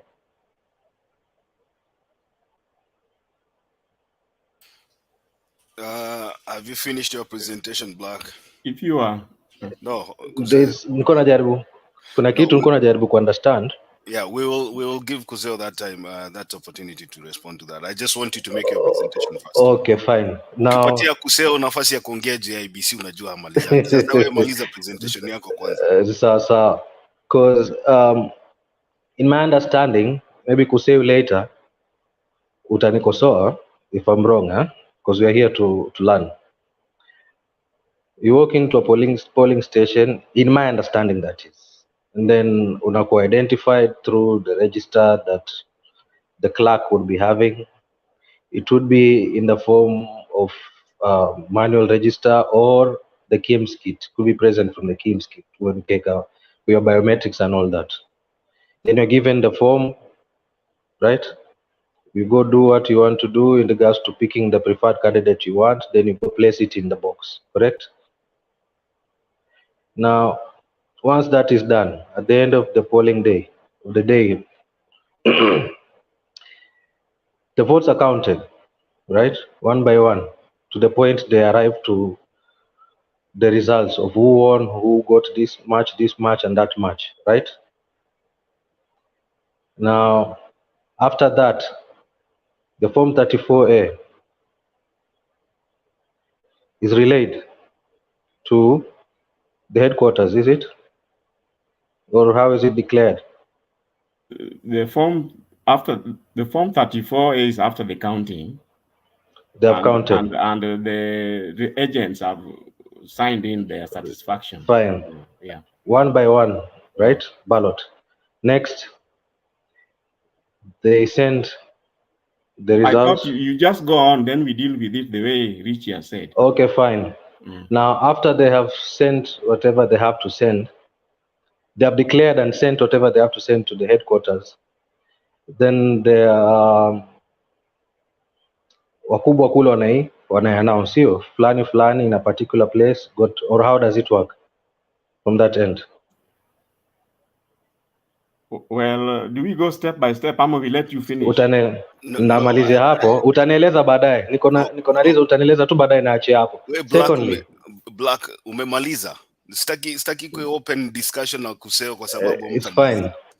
Okay, fine. Namwachia tu hizo blanks, atakuja atazijaza baadaye. So in short, you walked in, umefanya hiyo shughuli yote manually from A to Z. Na imehesabiwa from point A to Z. Karatasi. Kila kitu manually. Now, is there an electronic that has been used at that point? Aside from kutambua register, nani fulani ambayo kwenye register? Hiyo tu kwa KM's kit, ndio? Now, in regards to matters Venezuela, Los Angeles, Philippines, were the electronics used in that way? The voting was done electronically purely from A to Z, 100%, isn't it? From the point of identifying the voters, making your choice, I mean rather voting, tallying, everything. It was totally electronic, isn't it? Now, in comparison, right, we've established that ours is more manually and the other one was electronic, isn't it?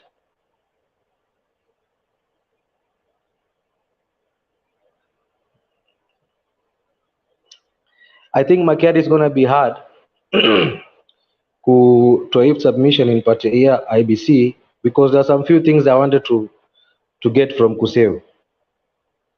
But the point of this all is this, in brief, I'm anticipating Kuseo will come later, is that in our context, our election is going to be more manual, more of a manual election. Yes, because you've walked into the polling station. The only part that electronic was used ni pale umekuwa identified, umechukua karatasi manually, ukamake ninio selection yako, na mwisho hapo ukaenda uka place na ikachukuliwa ikakuwa tallied manually, na ikaandikwa manually that this is the number of vote that so and so has achieved, and wale watu wako wa chama wote wameconfirm kwamba yes indeed those numbers tally. And it's only at that point after which I'm assuming, because I'm here to get the exact process from you. Because there's somewhere I want to get you. So the whole entire process up to that point has been manual. Now, how can you compare as to how the elections, the smart mathematics system failed in other countries when theirs were purely electronic from point A to point Z with ours? So these are the fundamental things that I would like to find out from you, Bwana Kuseo, when you come in. So the rest nitaachia hapo. Misho yangu ilikuwa ni ABC na mathematics tu. Okay, safi. Ni vile tu siwezi kuwa na one on one na Kuseo. So wacha tu niachie hapo. So Kuseo akija kuongea, go on to the debate. Go on to the debate now. Black has deliberately avoided anything to do with the interview. It was not a debate. It was an interview. Black now move to the debate. You know why I not move to the debate? Jose, he has deliberately avoided talking about the interview that was aired yesterday night between the Deputy President of the Republic of Kenya and two journalists. Now, listen, like we said, without the debate, it's difficult to talk about the IBC. Tell we can. Now you're blackmailing me. All right, let's move on then. Let's move on. If you decide to avoid that, then let me give Njiru. I think we'll make it at least 3 minutes ndio kila mtu amalize. Hata Njiru asiki. Aya, Big Julius, 1 minute, 30 seconds. Ndio tuende kwa Julia. Thank you. Makiadi, si ati ni swali nauliza. There is something I forgot. I just wanted to clarify. There is somewhere I read in the Japanese NHK news about the president, the Nissan company that is going to invest in Kenya. That's what I wanted to just congratulate the president for his effort to invite the investors to Kenya. Actually, that's what I forgot. Sorry. Thank you so much. Aya, sawa. Last call. Sijui kama Njiru unanisikia? Yes, nakusikia vizuri sana Bwana Makiandi. Are you ready to make your submission? I can give you 3 minutes. Yes, I'm ready. I can say something in brief. Sure. Go ahead. Unajua leo tunaongea story ya huyu jamaa alienda kujikaanga kwa debate So I just want to talk about the debate, the debate which he was debating with himself. And first of all, I want to say that Mr. Ruto debated himself out of the contest. You know, sometimes when you go in an event, you want to make sure that the event will help you. But I can tell you that that event has even left the KKA base very dissatisfied because Mr. Ruto decided to become a psychic man. Most of his answers were not conclusive, and there were some issues which sijaona debate yote anyway, but nimeona tu snapshot kidogo afterwards. So ndio nataka kuambia Black hatukushinda, some of us hata tukushindania na hiyo debate because we knew there was nothing. It was just somebody coming to finish 90 minutes and go. So but at least I've discussed with the people, and people are very frustrated. Even KKA people are very frustrated, a bigger proportion, because they did not achieve. You know, the intention in life is to achieve what you want. But if you because you can imagine the viewership of that debate today, I'm hearing the viewership is reaching close to 30 million everywhere, radios kila kitu. And Mr. Ruto was not able to. You can imagine the viewership today was bigger than the amount of votes or the amount of people who will vote countrywide. So kumaanisha hiyo debate ameona na watoto na kila mtu, but he was not able to debate well.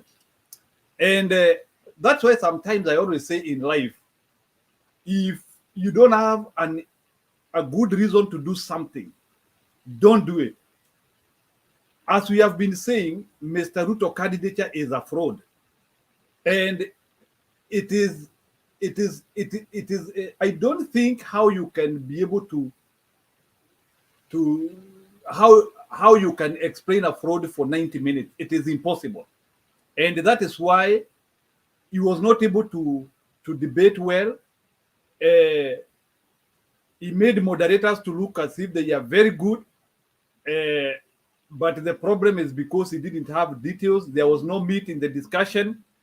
There are some places whereby he could not connect with his beliefs of. And actually today, Deputy President proved he is a double speak. Mtu ambaye he can stand on different pedestals. Yeah, he is not a constant man. Si mtu ambaye you can trace consistency. Sababu there are some things he was not able to clear out and show an explicit stand. And I also evaluated him as a statesmanship. Kama ile discussion nilikuwa naongea jana, unajua at least we have now Ruto got an opportunity today to speak to Kenyans for the first time. You know, Raila Odinga has been in this space for over 30 years. At least today, Kenyans have been watching Raila Odinga as a presidential candidate as early as 1997. So Mr. Ruto, today was his day to show his capacity as somebody who can govern Kenya. But unfortunately, today's debate, I give him 30%. And majority of my marks, I only give him because of attendance. In terms of content, I give him 10 to 15%. Content, there is nothing. Because majority of the things he talked some of the things we have them in place. Like you cannot say I will institutionalize. We already have institutions, we have commissions, we have what. So hiyo sio kitu unaleta. So when you say I will institutionalize, you are saying nothing. So much of the things he was saying, we also have them in devolution. He did not say how he is going to add money in devolution. Is response about corruption, is the circus they have been doing in the campaign rallies. So for me, and then the guy was not able to explain a robust system which can help Kenya to grade and or to upgrade, and also we solve our debt issues. He was not able to show that. He has been campaigning huko akisema tumekopa pesa mingi na we have issues of money, but today he was afadhali hata unaona yule mama wa Wajakoya, I can tell you huyo mama wa Wajakoya sijui anaitwa nani, huyo mama wa Wajakoya huyo mama Justina was able to explain their manifesto properly. Na the items manyoka, bangi, fisi, she was able to stipulate na kuoneshana the way money can be raised, even if they are not things which you don't know how you can scale them into a national platform, but she was able to. So I can say Justina Wamae did an excellent job to explain their manifesto than Ruto today. So, in other words, what I want to say is that Ruto has just shown that he is on the path of preparing himself to become a candidate, and he is not ready in 2022 for a presidential election. So, from that debate, Mr. Ruto needs, I think. Maybe he can wait for people like us to vie for presidency and they compete with us. I think he needs another 30 years to be ready as a candidate. He needs 30 years on a minimum. So he is not ready. He cannot serve this country. His information is not clear. It is not explicit. Unfortunately, I know he is a doctorate guy. He is a guy who has a doctorate. I was expecting him to give some substance. At least he needed to have some good conclusions, some good recommendations. And then he was not able to. And then one thing which I was also not able, he was not able to separate things which did not work in Uhuru government and the things which himself is support. Again, I was not able to see that. So majority of the things he was talking, needed to anasema ati Kimwarer was blocked because of political issues, which I have different things. So in a nutshell, as I conclude, Mr. Ruto debated himself out, and in fact, KKA was much better today in the morning. Today in the morning, 6 a.m., KKA was much good. Actually, they have slept a very worse campaign, confused, malignant. They just did a very bad job today. So I hope Mr. Ruto can run from what he has done. There is still time in the future, at least in the next presidential debates, if he will ever have to participate as an opposition candidate. I hope he will do. So he also proved that he cannot debate with the Enigma, the high representative of infrastructure in AU, because I think the high representative of AU could have given more details than that. We know is explicit, and I know Mr. Raila Odinga will come to Kenyans and he will explain to people his intention, and we know what he needs to do. And he has done a lot. His record is clear. At least today, I know Mr. Ruto doesn't have a record in terms of what he has done, and that's why unajua kuna ile kitu ambaye alikuwa anasema ati we used 30 years to fight for democracy in Kenya. At least today I wanted him to give a CV nilikuwa nataka leo aelezee what he has done to Kenyans as an individual. Wacha hii ya group work, unachaguliwa unakuwa deputy president. I wanted him to tell, and that is why let me tell you, and I want to advise Mr. Ruto, kama unanisikia, please, when you hear us talking about history, you cannot be organized in a debate if you are despising history.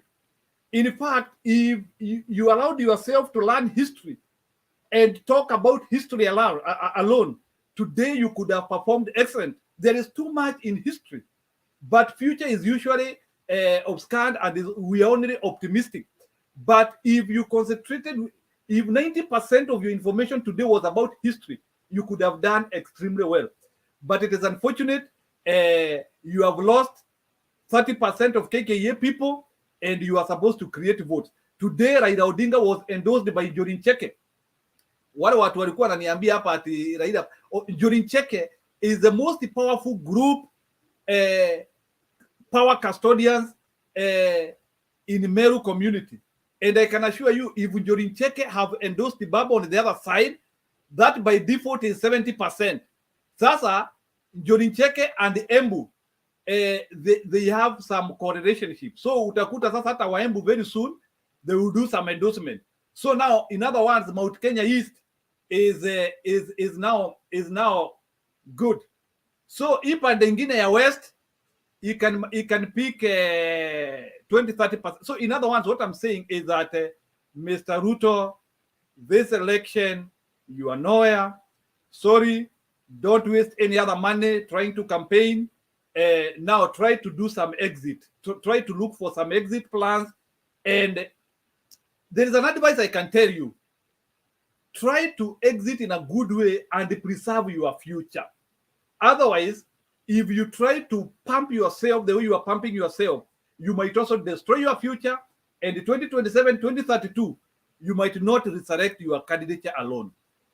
You saw Mutukama Uhuru Kenyatta in 2007, when he saw his candidature was not tenable, he supported Bwana Kibaki.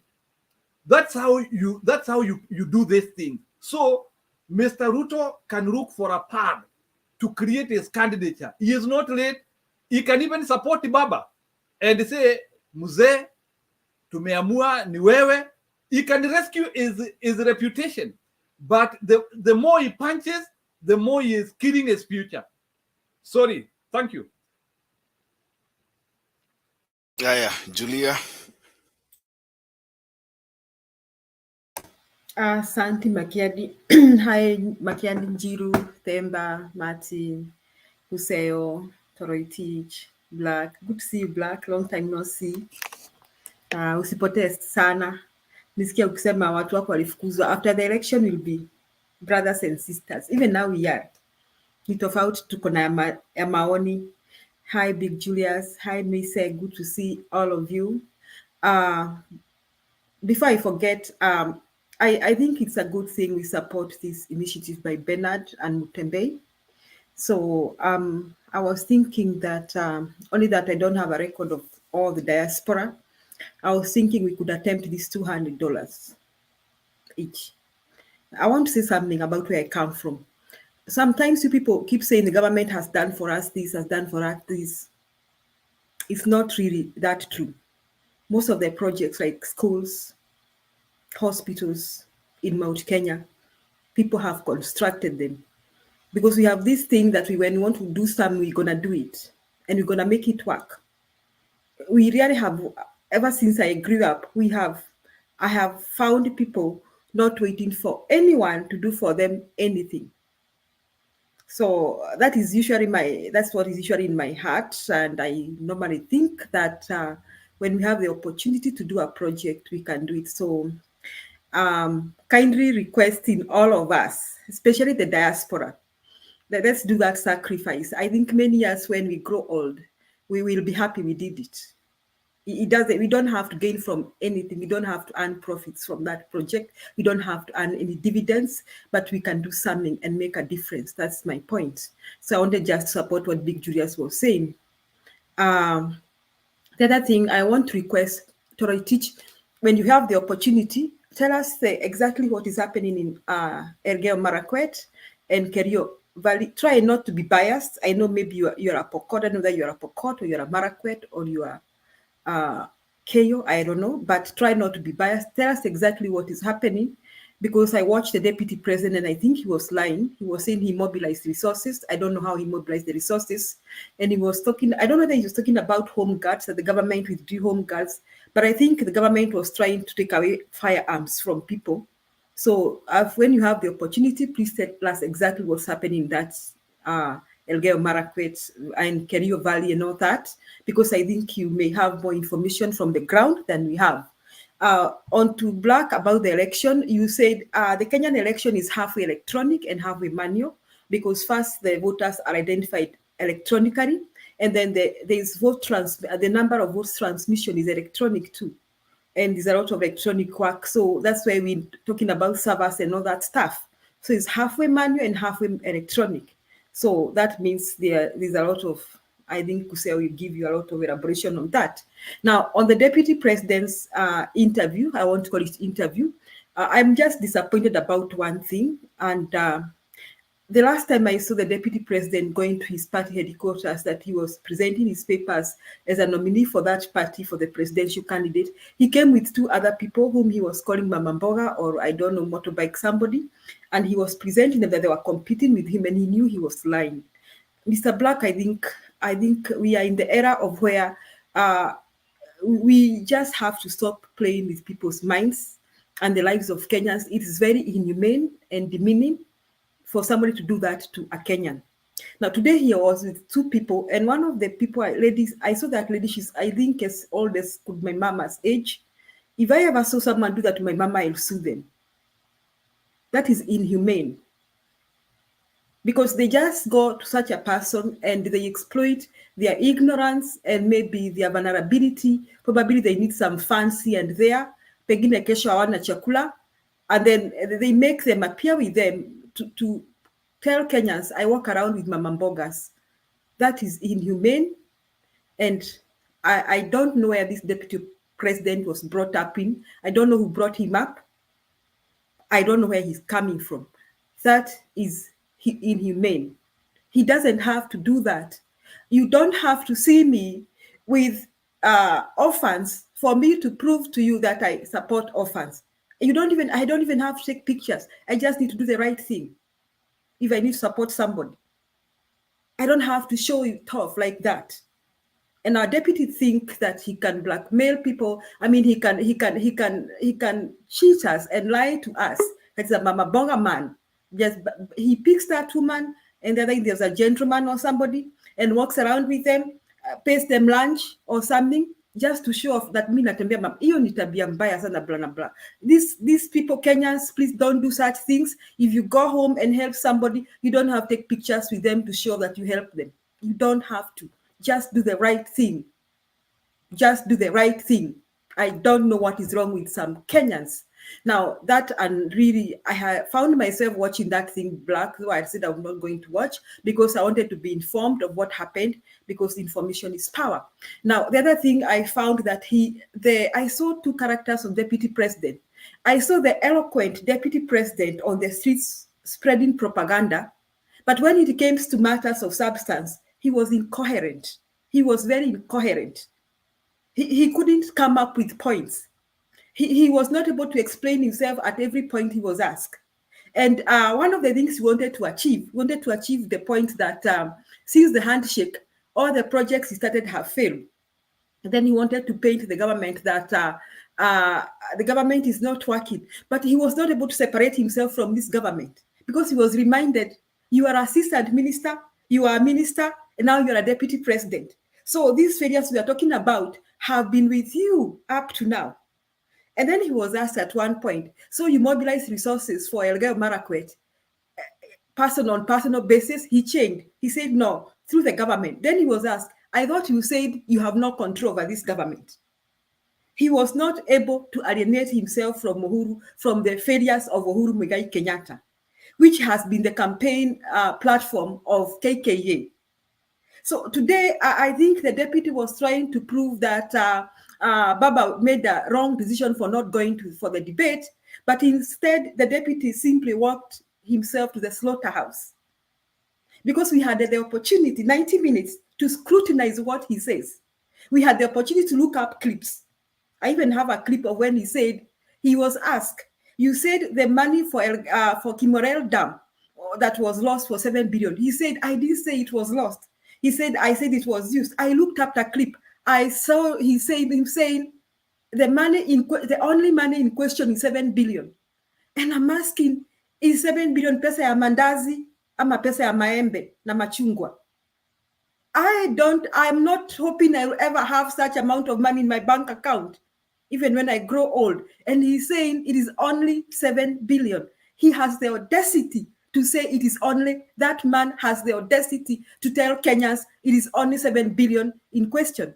Now, and then he talked about, he was talking about fertilizer and all that. He talked about the hustler. I don't think he said about the hustler fund, but I think there's some fund he talked about. But the thing is, it is not even that Kenyans need fertilizer to grow crops. We should go deep to find out exactly why we don't have enough food in this country. And then it is not that people need money to start businesses.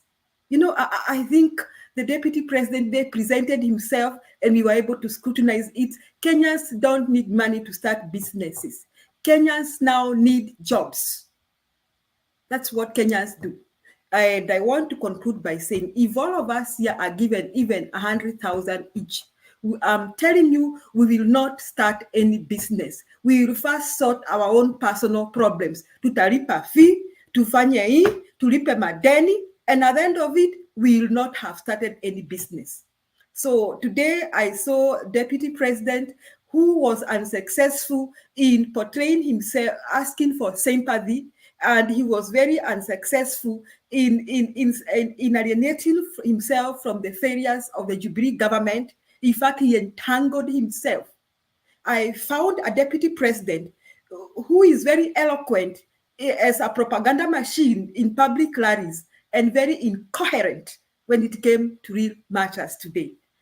So I think the debate came out good, and we achieved. And I think if that was a plan by the Azimio members to leave the deputy president on the stage alone for 90 minutes, then that was a very successful plan, because now Kenyans can see everything. He was even asked, unatukana watu, unaita watu kitendawili. I think that pressman was just being decent. Angemwambia unaita watu kitendawili, unaita watu wanawake, unaambia huyu mama hana bwana, he should have listed all of them. He said, no, I don't insult anyone. I don't insult him. That's what he was saying. I mean, he came out as a liar.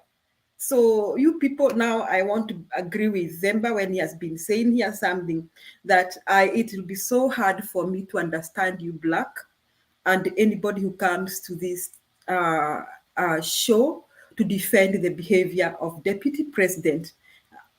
I'm going to struggle very much to understand you. I need to consult a psychiatrist to help me understand how you people think. I'm sorry, black. I'm not trying to be disrespectful, but it is very hard for me to understand your reasoning. Asante Makiadi. Sawa basi Julia. Misa najua you are the next one, but before I give you that opportunity, let me just play a 1 minute video up, alafu you can jump into it. President consume intelligence reports. Tell us, over the last 30 years, what is it that has led to this continuous cycle of violence in Kerio Valley, in Baringo, in Samburu, in West Pokot, even going as far as Marsabit County? What causes this, and what will you do, knowing the intelligence that you have? The biggest contributor to the situation we have in those regions is competition for resources, competition for water, competition for pasture, general matters of education, and precisely the reason why we had a plan on Radat Dam to provide the water for the whole of that belt. Aror, Kimwarer, Lowat. These are dams that my thinking was, if we provide water in these areas, we can sufficiently roll out irrigation. For your information, that whole Kerio belt where people are fighting, it is a granary. We have the best mangoes from that region. We have very good soya that can be grown in that region. The only impediment is water, access to water. And there are enough rivers to be tapped. My solution to the whole of that region is twofold. Let us provide water for livestock. Let us provide water for irrigation. And let us get schools developed, as well as making sure that we provide road infrastructure. That's why we rolled out the road from Parbelo, cutting across that region, to come out on the other side in a place called Marich Pass, through Tot, through Chesongoch, and now there was also the road that was supposed to connect Kapedo from the other side of Turkana coming to Nakuru. Opening up that area is the solution. Opening up that area in terms of infrastructure and opening up that area in terms of water infrastructure will provide the solution. Unfortunately, there are people who don't see it that way. So you say that the Aror Kimorel Dam, you've recently said that you are going to complete it. Should you?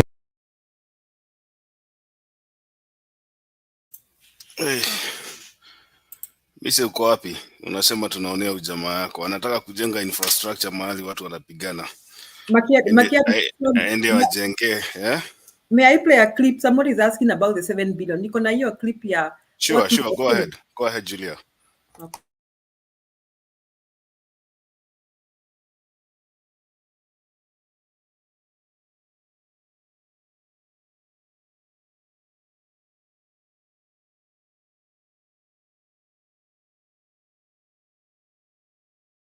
That, the government has lost 21 billion in Kimwarer and I don't know, Aror Dam,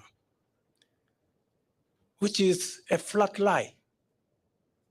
The money in question is about 7 billion. And for every coin that has been paid, we have a bank guarantee. No money will be lost because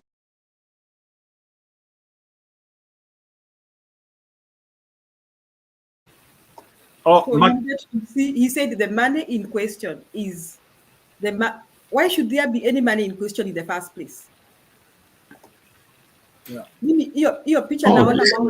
Today he changed to say the money was used, not lost.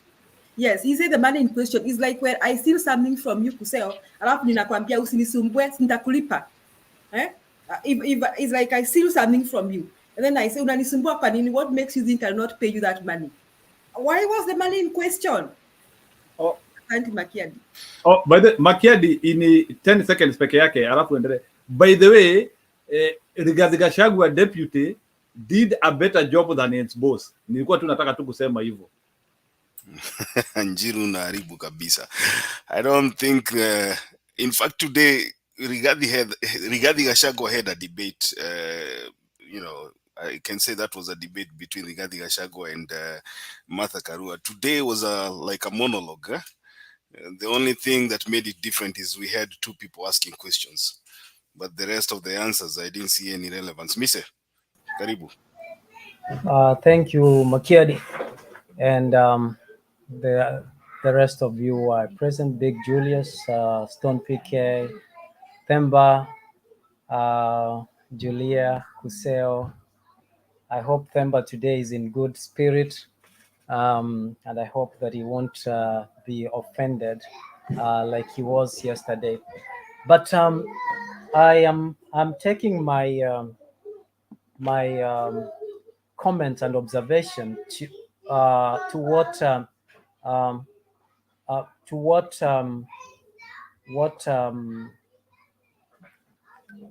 what Njiru is saying.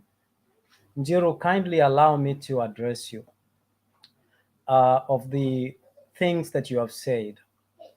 I was examining your credibility you are questioning the credibility of other leaders. And I was questioning I was analyzing and also questioning the credibility, particularly that of the Kikuyu people, Kikuyu tribe. Njiru, you said that hatukuona hiyo debate yote. Give me 1 second. Give me 1 second.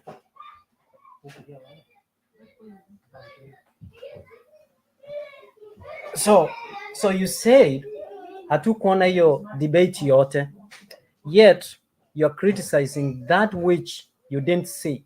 You confirm and say hatukuona hiyo debate yote, and then you go around and criticize that which that you didn't see. Where is your credibility? You say that the viewership was over 30 million, which in your admission said that you demonstrated that it was highly anticipated. This debate was highly awaited by the Kenyan people and the rest of the people to be watched. And the viewership has proven that the Azimio did a disservice to the people who are waiting to watch that debate. And the viewership, you rightfully said, is 30 million plus. You also called the candidature of William Ruto fraud. In 2013 and 2017, in Central, during the Uhuru Ruto time, in Central, it was Kumera Kumera, Uhuru Ruto, Tano Tena. That time he was a saint. That time he was not a thief. That time he was credible. That time he was a man who deserved to be elected, to be given another chance. You talked about Wajakoya. I think Wajakoya deserves no salt for is not worthy salt for the Kenyan people. He chickened, came to the debate. He couldn't stand a fellow lawyer because he was not against Ruto. He couldn't even have the guts to explain his policies and articulate the issues and how he's going to handle the issues to the Kenyan people, and tell us and lie to us that gunia moja ya bangi itauzwa milioni 3. You, all of you who are in diaspora, know very well hapa kwenye tunakaa that hakuna market ya milioni 3 kwa gunia moja ya bangi. And you, all of you, come here and celebrate someone who is lying. I live in Canada where bangi is legalized. Na tuko na shamba kubwa kuliko hata second largest country in terms of land mass. Yet hatujapanda hiyo bangi kwa gunia moja tuuze milioni 3 turudi nyumbani, and we are all struggling to make money. And yet we validate such lies and celebrate people who are lying to the young people who have not traveled, who have not been exposed. And also, Njiru, you say that it was for the first time that the deputy president had the chance to speak to the Kenyan people. For the last 10 years, the deputy president has been the deputy president of the Republic of Kenya, elected by the people of Kenya. And now you purport that it was the first time? Shame on you. It is not right for us to lie. And yet we are telling people, go vote. Why now? Why are we having double speak? You call the other people of having double speak, yet you exhibit the same traits of double speak right here on this television. And also you said that Raila is an enigma, right? If I remember, Raila was the very same person who in Central was never celebrated. He was known as Kemodo Kemogoroki, Kehe Geke. Now you're telling us he is an enigma. What kind of double speak? Mr. Makiadi, I think Misa is using unwanted language. I request that you stop him. So it is a fact that he was called Kemodo Kemogoroki, and now you're calling him an enigma. that is double speak. That is a fact. It's not even it's not just an allegation. It's a fact. And also, I found you interesting in Jiro. You say that Ruto will only redeem his reputation by shelving his presidential candidature by supporting Raila Amolo Odinga. I think that is very ridiculous. I think Raila is very respected, a global leader, a man who has brought and championed democracy and changes and freedom in our country.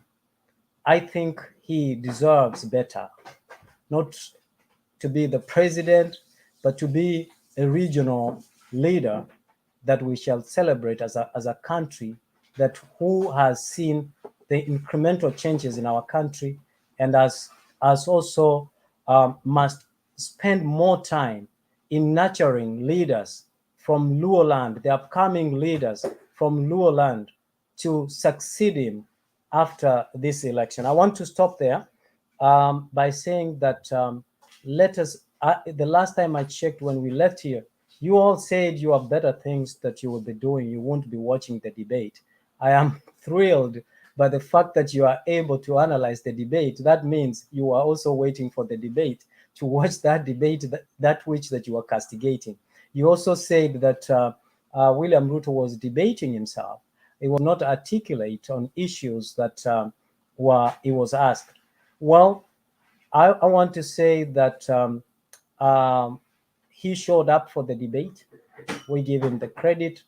The people of Kenya are greater than the 2 or 4 individuals, and those 4 individuals must submit to those people, to the 37 million people whom they desire to lead. Thank you. Thank you so much, Mise.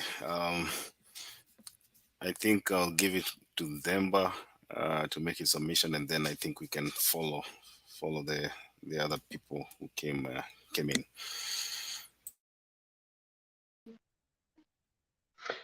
Thank you. I've chosen that for the next few days, I'm not going to be responding to anybody supporting UDA, and they can run a roughshod where they want, and I'm going to treat them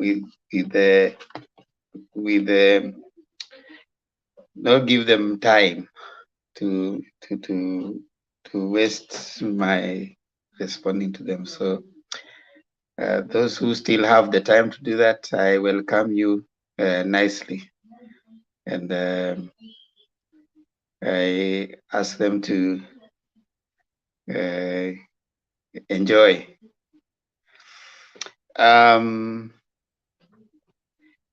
Now, I want to highlight, I know many things have been highlighted, but I want to highlight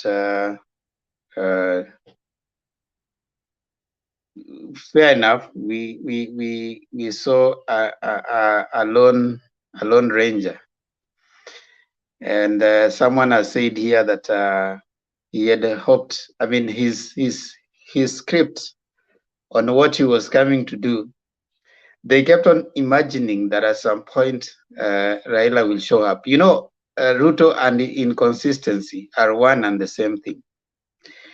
At first, he had said that he was not going to come for the debate because of biased media, and they kept on talking about it in rallies. Typical of them. A few days later, they changed their mind and they say they are coming for the debate. That was typical of the deputy president. And when, of course, Baba is very consistent. Baba will take time before commenting on an issue. But when he does comment, he comments on it when he got the facts. So when he decided, and they decided that Baba was not going to attend any debate with what he said is to give a thief a platform, that was final. It wasn't going to be flip-floppy like some of us kept on suggesting here that, Baba will still show up. Baba doesn't play such games. And that's why when I came and I dared Martin Deto to a bet, he ran away. Leto was here to pay you, by the way. Did he say he was going to pay? I don't think he said he's going to pay. Julius didn't ask him.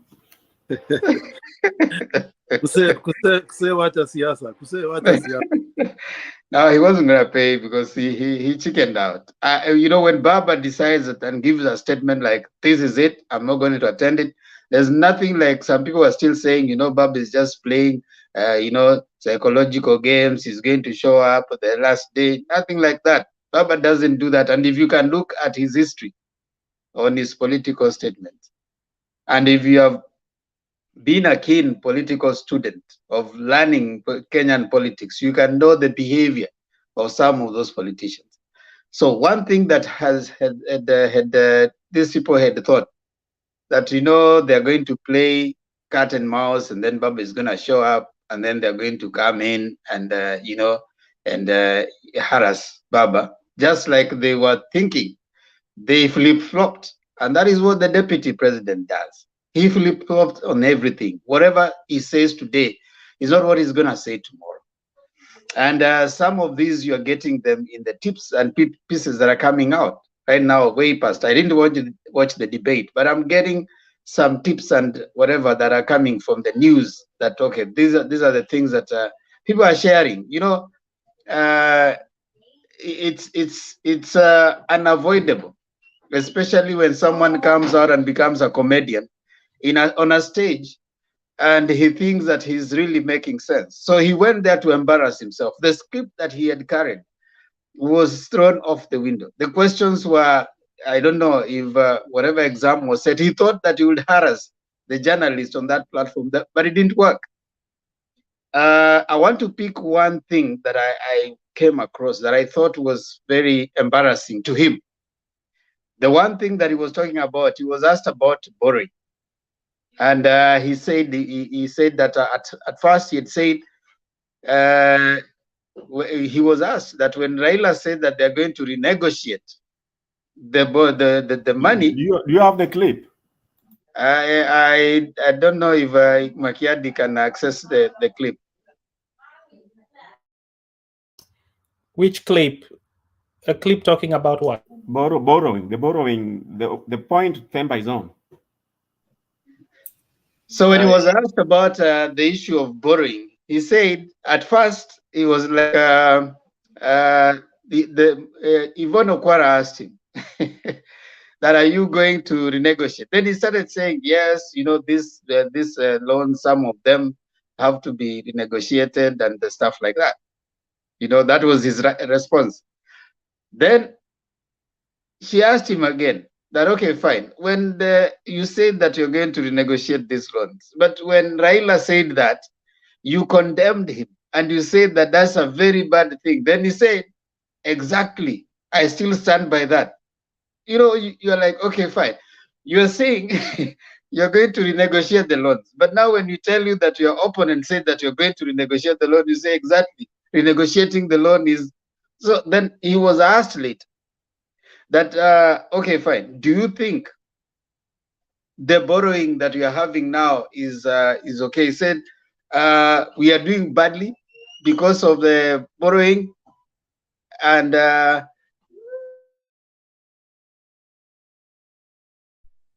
hold on a second.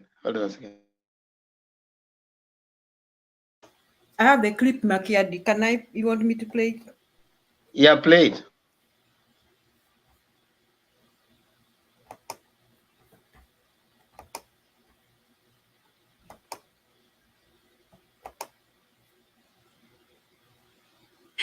Today we've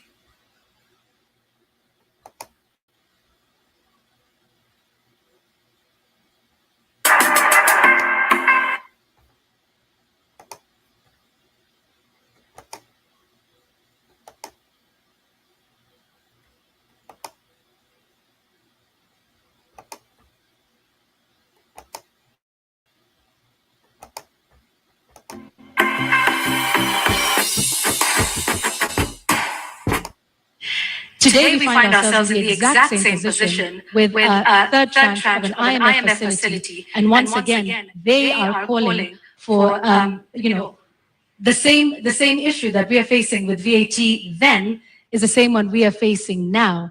And at the point, IMF has in fact said that we do not need to be removing taxes on petroleum products.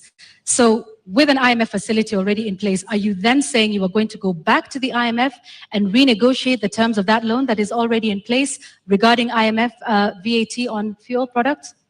What's wrong with negotiating with IMF?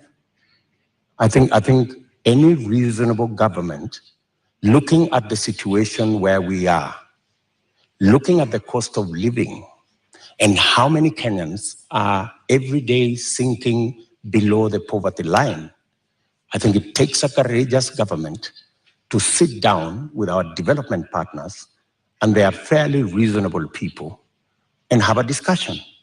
And I think they are, if not 8%, we need to renegotiate on some of the items that are outstanding.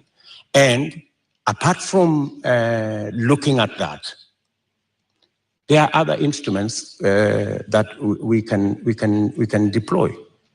For example, we have the fuel subsidy fund. We need to think about how that fund is being used, how we are deploying it. Are we deploying it correctly? Is it giving us value? And what changes can be made? We need an open and frank conversation with our development partners who support us. And to the best of my knowledge, they are not unreasonable. They are reasonable people, and they can entertain a conversation on negotiating some of the terms that have been offered to us. Honorable Ruto, I think that will take us into our second conversation tonight, and that is on the issue of national debt. And I'd like to pick up just where you left off. You say our partners, are open to renegotiation.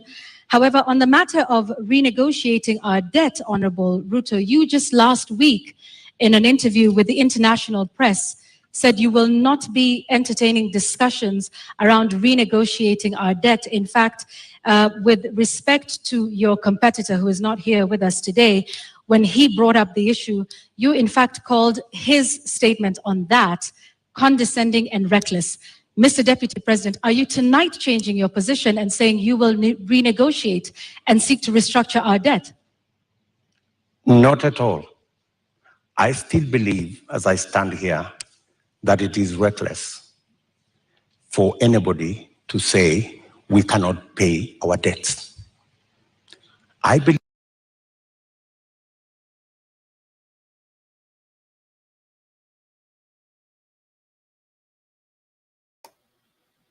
I think, Themba, you got what you wanted to see. What happened to Black? Themba, did you want to see more of that? You see now that was my question, and I think the word is. I mean, you find that you already wondering what's wrong with this person. Because then, sorry for cutting you. You see, he began by saying, "What's wrong with a good government negotiating?" And then when Yvonne quoted that you blasted your opponent for saying 1, 2, 3, he changed. He said, "We cannot negotiate." That's what he said. You don't need to have a PhD to understand that is inconsistency. I mean, you don't need to go to any government school to be taught what is inconsistency. I mean, definitely from that. Now you want to, someone called Black is trying to say it was IMF. A debt is a debt. And then on the issue of borrowing, he's saying that we are not going to borrow from local. But then again, he says that we are going to float like the way Safaricom floated its shares. When you are floating a share, you are borrowing from locals. You can't say that now we are not going to have local borrowing. You're not going to give people local whatever, and then you say now we are just going to borrow in form of shares. So you are going to float shares. What is floating shares and what is borrowing from locals? That is, we are going. Then he says that we are not going to borrow from outside. we are going to borrow externally. So these shares, are they going to be sold to Kenyans or externally to other people? He was fumbling in his response. A characteristic feature of someone who does not have the content of what he's trying to say. And I think that was much that I wanted to say for now. Of course, it is delusional to imagine that you can even sit and protect that person. To imagine that you can even sit and tell us here that I'm protecting the deputy president because of what he said. It's callous. It's not necessarily the most ideal place to be, but again, they say that even someone who is not right has supporters, and hopefully they get better. And when you're looking for people to fool, you will find them. You know, the realization that Raila could not give him that stage, I think, was too embarrassing, and that one hit him hard. I want to stop. Emma, do you think the listeners who are listening to this captured just what you have played? I mean, there's a very keen listener to detect what we have just seen. There's much more, Kuseo. If you, there's much more that you could detect, inconsistencies and a lot of, I just picked those two for now, but there were others that you could pick that this person wasn't prepared for it. I want to stop there for now and bring in Sospita. Julia, kindly hold forte for me for a few minutes. I'm coming back. All right. Thank you so much, Dember. Ladies and gentlemen, great pleasure to be sharing with you, holding a discourse with you guys. It's a great pleasure. You guys are a diversified wealth of knowledge, and it's always nourishing to listen to you guys. What we watched today in the debate was Ruto in his natural self, a narcissistic fella, appearing very self-centered, introducing himself as purely a UDA candidate, never mentioned Kenya Kwanza. Yeah, very sad indeed. He's a self-centered individual. He thinks he's a special being, feels as though he's superior to others. And this is evident in the way he deals with churches and stuff. And he brought it to the stage, trying to claim that the genesis of the Kimwaror and Aror fiasco was about targeting him as a person, trying to punish him as a person. That's still part of his narcissistic self. I remember Latif asking him about all this land and stealing appetite that he has. And he was asked what he feels about that. I think the question can be paraphrased to mean, do you have remorse about what you have done in the past, with corruption? And we saw a man without empathy. He gave a boastful laugh, describing enough as enough, just a boastful laugh. Very narcissistic again. He has no consideration of other people. He doesn't, Muteshi lost his land, a source of his income. This guy feels nothing about it. Kimwarer and Aror, the intentions, aims, and objectives of Kimwarer and Aror was exactly the way he described it. To help alleviate the suffering of people in the Kerio Valley, but the guy feels nothing. He ended up, imbibing the money instead of helping those people achieve their ends. Very sad. And then he feels nothing about it, doesn't want to take responsibility for his role in it, tries to blame other people, deflect it to other people, project it to others. Very sad indeed. He came out as cocky, manipulative, very selfish, patronizing, trying to paraphrase the question to suit his aims and intentions. It was very sad indeed. And if Kenyans don't watch out, we are looking at a personality that is in line with, I bring it again, Hitler and Mussolini of Italy, Hitler of Germany, Stalin of Russia, very imposing personalities. He's already engulfed Uhuru and Raila, our biggest larger than life personalities in Kenya, the people with a wherewithal. So what do you think he's gonna do to the rest of us? And I know Raila did not show up. I know we may say he's not a coward, but narcissists tend to engulf you to the point of you are even worried about facing them. Think about that spouse who is married to a narcissistic person. It's the same way. When you know you're going home to face a narcissist as a spouse, mostly narcissists are men, but if you're a spouse and you know you're going to face a narcissist at home, you don't feel like going home. And if you know you're visiting somebody and is a narcissist, you don't feel like visiting them. If you feel you're going to debate a narcissist, I mean, it's very hard. So I don't know whether that's what the the Raila team felt about Ruto. I'm not saying they're scared of him, but trying to debate somebody who can say anything, and you don't know what he's going to say, sometimes can push you away. I was impressed by Yvonne Okwara.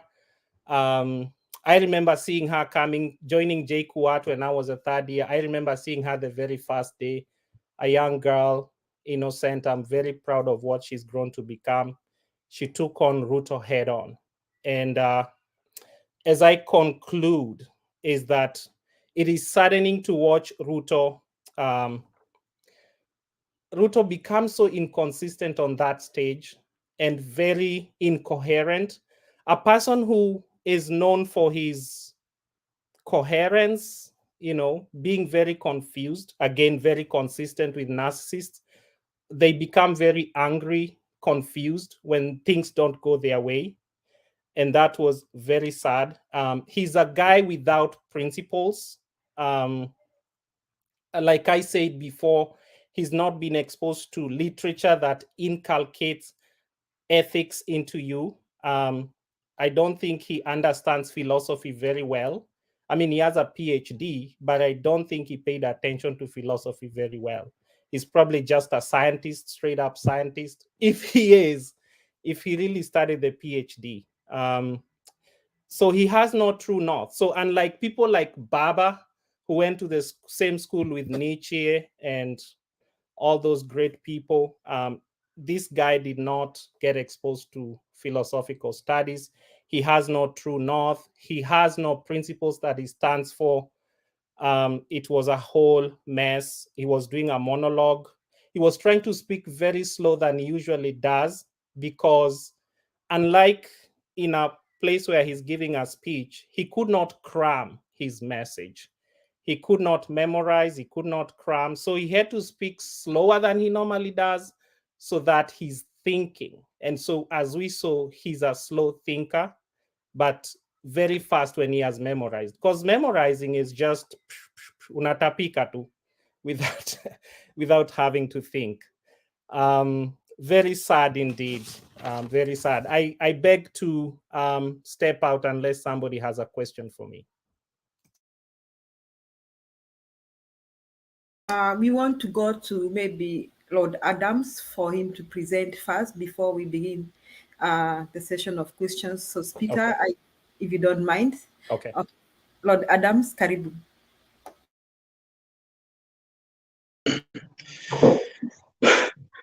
Thank you so much, Julia, and the entire panel. Good evening to all of you. Yeah, very fast. Let me just jump in and say something about. There's nothing much to be said today apart from the interview that happened. I only tend to disagree with nearly everybody because everybody led by Mr. Kuseo, you guys are discussing about a debate, yet we didn't have any debate. A debate must have an opposing argument. Simple definition. A debate must have an opposing argument. There wasn't. You can't debate yourself. That was an interview. It was an interrogation. It was supposed to be a debate when there was an opposing. They are discussing what happened, not necessarily the debate. We are discussing the 90 minutes. Thank you. So thank you, you agree with me. There was no debate. It was an interrogative interview. The sick man, I repeat, the sick man was being interrogated because Ruto is sick. He's suffering from Alzheimer. Because if you see the way he talks, the guy is like he has a memory lapse. He has a decline in memory. Because you cannot say one thing 1 minute, the second minute you say something like you've forgotten what you just said even yesterday. So he's sick. He's not fit to hold the office. And when you hear people talk, when you hear people like Mise speak here, you wonder what you should do with him. Mise should just come up and maybe, I don't know whether you can give me your address so that I can send you a book. There's a book called Criminal Minds, authored by Jeff Davis. You need to go and read that book. Don't go for the soft copy. I've read it. Yeah, yes, but you didn't understand anything about it, unfortunately. Because if you would have understood anything, you'd have not spoken the way you're speaking here. So, when somebody says that Raila Odinga being called an enigma is something that is present, is something which is today. Because some people somewhere called him something that I can't even say because he said it in some vernacular language, which I know Julia said it was vulgar. And he didn't even apologize for that. So I think that is also it's a lost information. Raila became an enigma a long time ago, not unless you need a definition of an enigma, which some people have done in the comment section. If you go through it, you'll see. It was very, very bad that the guy came on a podium like that and started lying. And he's lying unapologetically. It was an interview, but you know, Mr. Kuseo, if you remember, I said here that Yvonne Okwara will do well. And she did. He caught the guy pants down. Very, very, very, very articulate, asking questions the man could not answer. That interview caught Ruto unaware. And I'm being told that they sent him, the UDA brigade requested for a copy of questions that they would be asked. And it was sent to them. So, and they prepared, they were so well prepared and scripted this question that was sent to them. So when they came to the interview today, they were amazed when they hear that lady, Yvonne, saying that they've never shared the questions. So they thought it's a joke. They shared the topic. The topics were shared. So everything that they prepared for did not come for the exam. It was like an emergency paper. The real paper did not come. So the guy got The confused. other thing, Adams, happened is that I think people really condemned the last interview debate between Gachagua and Mother, because Gachagua had a thing, an earpiece, and came Yes. to Kenya. They said, you will not be allowed to come with any written material or publication. Secondly, Correct. you cannot have an earpiece unless you have hearing problems. And from our assessments today, we do not think the participants have hearing problems. So And they they confirmed. told him, they confused them totally. Yeah, that's true. Thank you, Julia. Exactly. That what happened very, very well, you know? And it was so sad. Mr. Sospita, you just mentioned something, but you did not elaborate. That Ruto says, a deputy president, that people who were killed in Baringo, over 150 people, were killed to punish him. I'm telling you, Ruto is sick. How can that happen? How? How do you kill people to punish him? He don't even know what is going on there. And he said he just went, he was there yesterday. After so many, I don't know, after 3 months, he was there yesterday. Then later on in the conversation, he keep on saying that, oh, I normally go there all the time. So the guy was confused. How do you say that a mega corruption, a multi-billion corruption scandal of Aror and Kimaret Dam happened to punish you? That the tender was cancelled to punish you is lying. It was a corruption. It was a scandal. So the scandal happened to punish Ruto, and then Yeah, somebody, and the matter is in court, surely. and the matter is As we hitting speak. court. Yeah, it is very sad. So it's like the court is doing that to punish him. The judicial department of Kenya is punishing him. And you have people coming here with guts that, let me tell you, if you quack like them, if you smell like them, if you walk like them, if you reason like them, if you support them, you are like them. So with all the due respect, our friend Mise is like him. He's all that guy takes to be. Even the Bible says, because I know he's a Christian, the Bible records very well, you can search it, it's a popular verse, that you either supposed to decide to be warm or cold. But if you're lukewarming, you will be thrown away. Our friend here, plus others like him, have shown they are neither here nor there. They're lukewarming. When the Lord Jesus Christ comes today, you will be thrown with the bathtub or with the bathwater. You don't belong anywhere.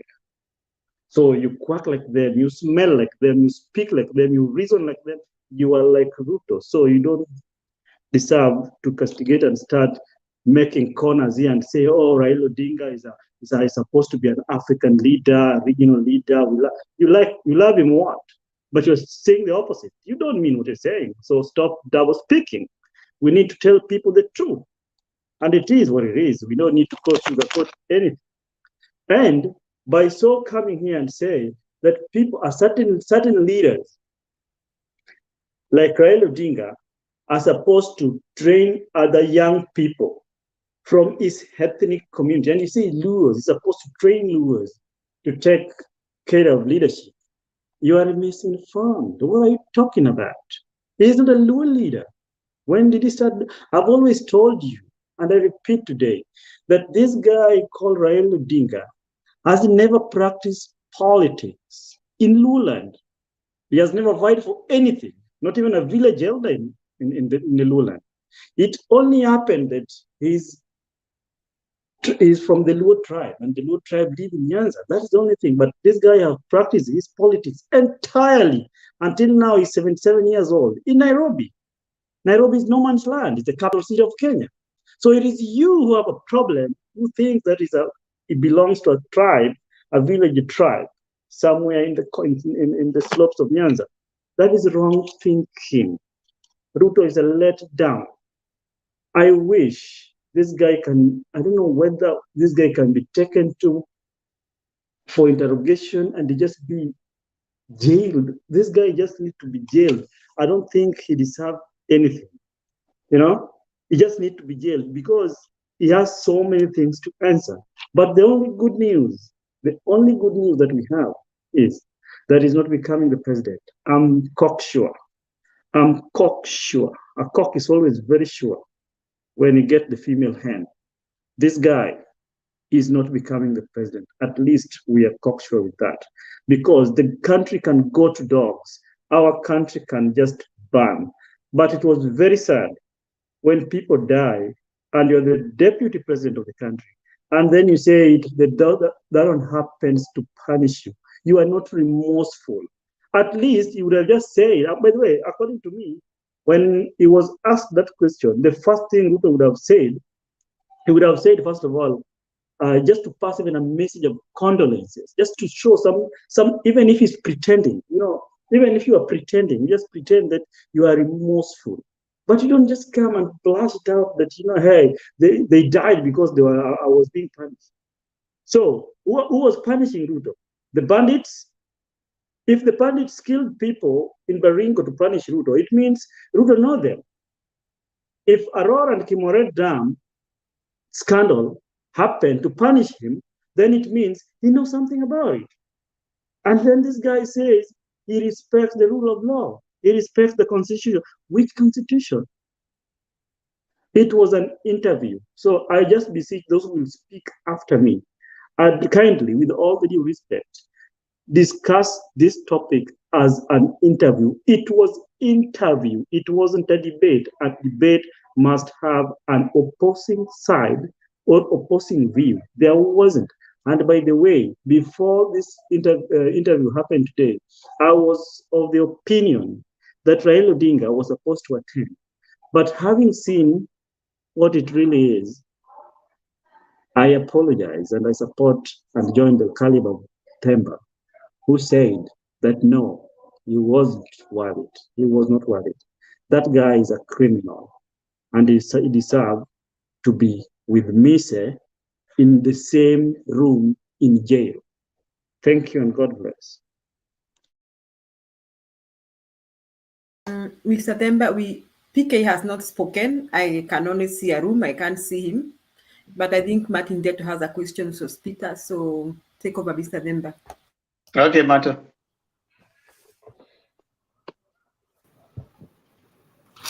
No, I was listening to you guys after I got off, and thank you so much for the moderators. I know I asked to be in the backstage. There's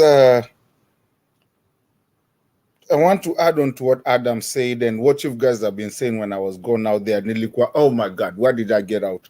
Because first of all, I don't know if people really understand. Ruto was wearing, if you hear a red-soled shoe, it's called a Christian Louboutin shoe. That is not an easy shoe to get. And then Seumeleta, Mama Mboga, and you're talking about that. That shoe is more than $100,000. When you look at that, and then I have an issue. Here's where I'm coming. That's why I went that, and I'm adding this to on Adams, because I'm a very mad Kenyan today. Why is Ruto always talking about subsidy? Do you know what subsidy is? What subsidy is? It is subsidy is you subsidize something. And that's how he's made his money since YK92. Why? Because you go to the government, you bring something, you make a crisis of nothing, and then all of a sudden, now the government is giving you subsidy. What do you mean by subsidy? Subsidy is not good. I mean, it's not little money. You're just making the government bring so much money onto something to subsidize something. And then with that money, you have your ship running around making laps over by the coastline of Kenya, to bring the money and, to bring the fertilizers. And sometimes even those, and the fertilizer, and then either they are from Mexico or some of them are even from Kitale, You've just put them on a nini, you go there and then you go to the parliament and you tell them, okay, now we need a subsidy. What is his obsession with subsidy? We do not need any subsidy in Kenya. We can provide anything that we have to do. When you come hapa hivi kila siku, oh, we'll subsidize. Oh, tumetenga, tumeweka milioni. We will subsidize fertilizer. Fertilizer, who told you everybody is a farmer in Kenya? Kwani kila mtu anaishingi kukula fertilizer ama mahindi? Who told you everybody is a farmer in Kenya? So what is this about, oh, mbolea? It's because that mbolea is what they are doing. They go to the parliament, they they get a couple of people to come and pass this, and we kula mili tatu, and then we go and bring fertilizer that actually is even actually from Kenya. They go make a ship that imefanyika, and then you know what? This is money. You know how much they've made at that point? That's how it's all been. Na hivyo ndo inakuaga. Even I'm so tired of protecting these guys. I know these things. This is how it works. That's how they make their money. That's why everybody wants to go into it. And Ruto is the king of it. That's how he's made his money. That's how he's acquired his money. Because ni munaenda pale kwa government, oh, sijui subsidy fertilizer. Demba, when was the last time you bought fertilizer? Hapa kwa group yote, najua nyi wote ni wa Kenya. Who was the last person to buy fertilizer? Don't you live your life? Most of us here. These people are not in Kenya. I mean, you have families back at home. When did you? How did fertilizer become the main? Was it a question or a comment? Huh? Was it a question or a comment? It was an add-on to so that whoever comes in, and I'm so sorry, but I wanted to add it on what my brother Lord Adam said, so that people can think of subsidy, why Ruto is always talking about subsidy na kutenga na kufanya nini na nini. He never talks about anything. He always talks about the money that the government has, and that's our money. He never talks about anything that can generate anything. I think I have a lot to talk on that topic, but I wanted to add on what Adam said. And while you guys are going around, somebody tells me, why is he so opportunistic and so obsessed with subsidy? Everything anasemanga ni subsidy. That's our money. Why is he always subsidizing everything? So, Adams, I'm so sorry. That's all I wanted. I wanted to add on you so that anybody that is coming to comment on that, they tell me why Ruto is so obsessed with subsidy instead of people generating their own thing. Thank you, Ndeto. Goja kidogo. By the way, you did win. Nimesikia ukiongea kama nimeenda. You won the bet. You won it. No, you chickened out, so you don't owe me anything. I owe you $50, man. You won it. Nilikuwa nadhani ataenda. Tuma hiyo $50. Hapana, tuma kwa Julius now. Forget about it. No. Tuma hiyo $50 also withdrew.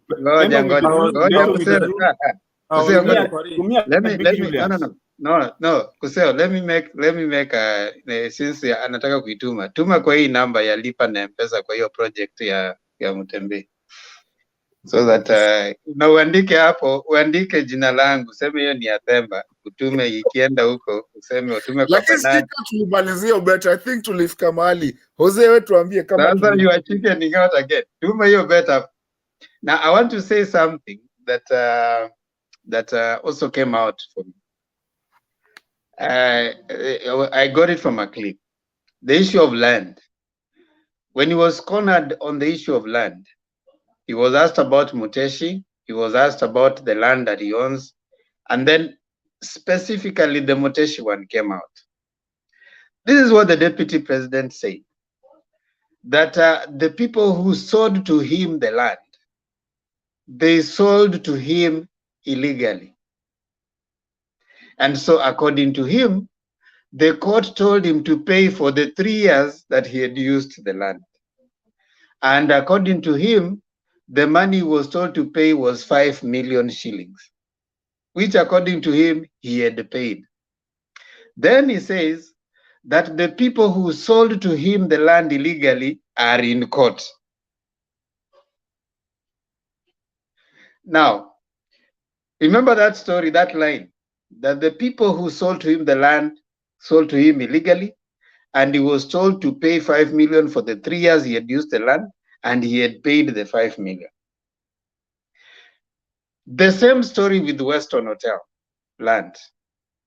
The person, according to him, who sold him the land, sold to him the land illegally.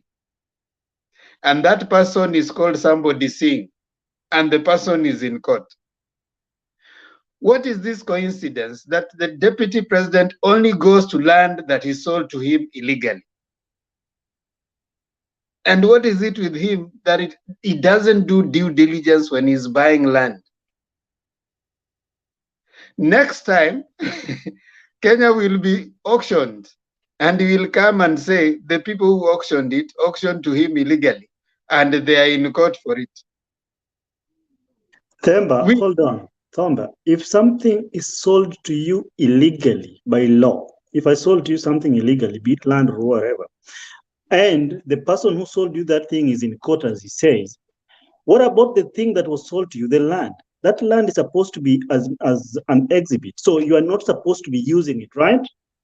But this guy is using those lands. Even Western Hotel is using it. Unless there is an order, Adams, unless there is an order that prohibits him. Wait, me say. The land, Muteshi land, was returned to Muteshi. That is the position. And it is Muteshi who went to court. It is not Muteshi. Remember, we don't know whether he was ordered to return. We don't know what happened thereafter.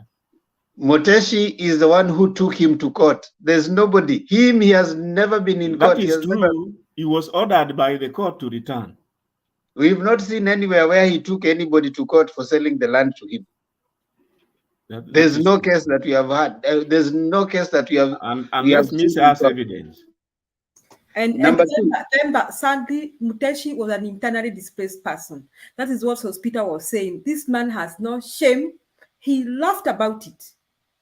He has no shame. And you see now the thing is, even when he was trying to explain himself out of it, for me, in fact, they were asking. That's where the question was how much is enough? You know, because the question that Latif was asking was about land. How much land is enough? And then he laughed. Did you see the sheepish laugh? He laughed. Then enough is enough because he didn't know. He didn't even understand the question.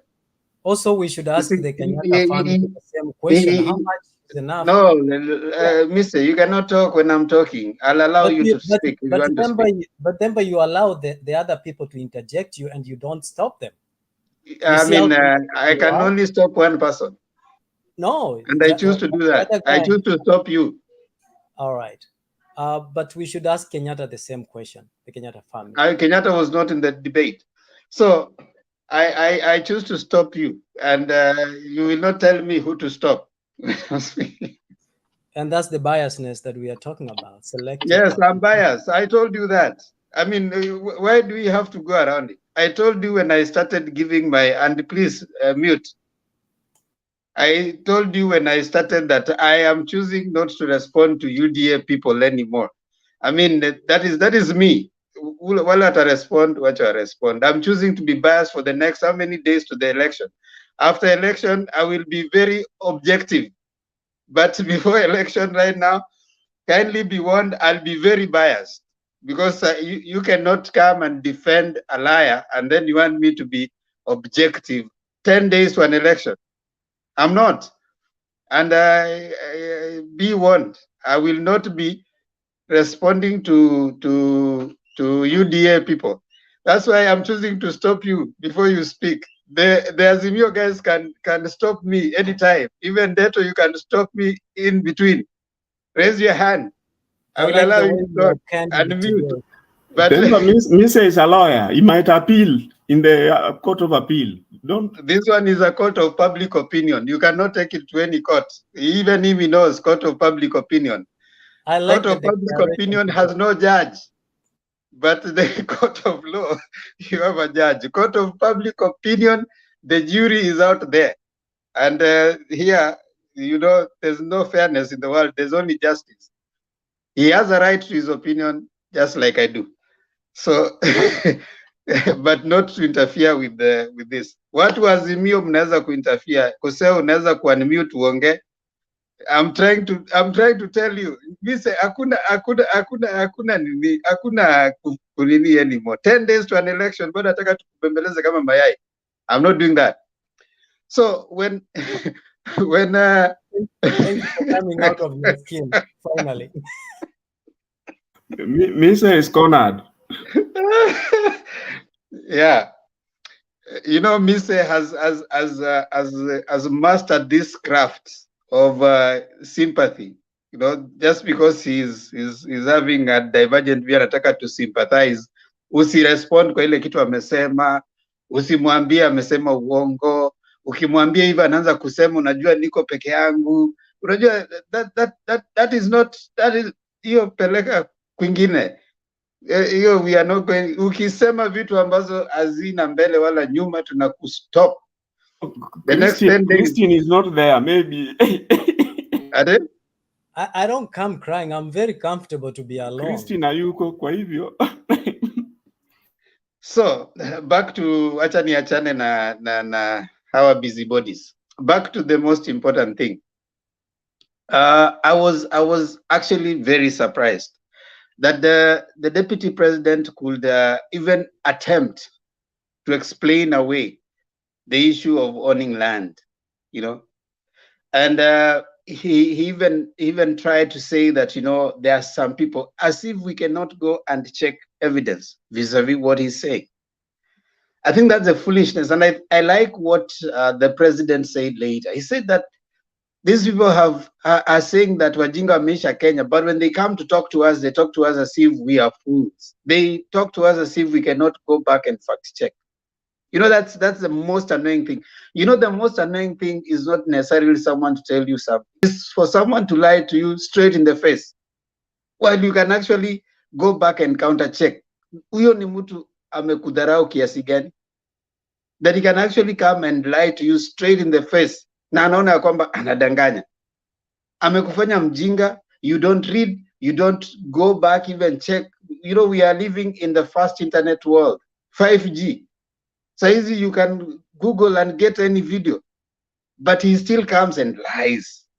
What does he think we are as Kenyans? That's why I'm thinking we need to give him a serious punishment at the ballot box. And I think Kenyans must have, you know, we must be angry at how we are being lied to, such that we show him that we are not fools at the ballot box. Twende Kuseo will talk about IEBC, I don't trust them. But let us go there and vote overwhelmingly to prove that we are not fools.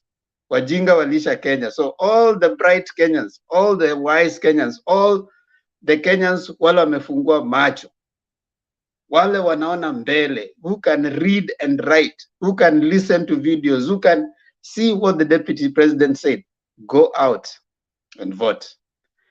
I want to give to start taking our closing remark. Today you'll have 3 minutes closing remark, so you'll have a lot of time. And therefore I want to start with Ndeto, then Lord Adams, then Sospita, then Stone PK, then nikuje juu. Mise, you'll have only 1 minute closing remark, and then nikuje kwa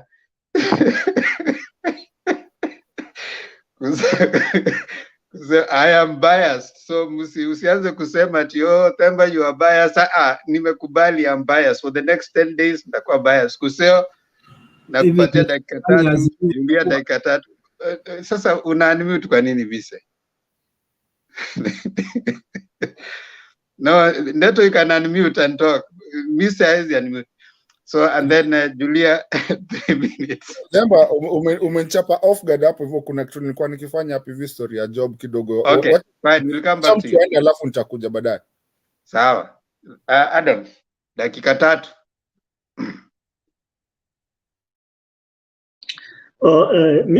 Sorry, Mr. Themba, you want me to give final remarks, right? Yeah, we are giving our final closing remarks. No, your last remarks. Oh, last remarks.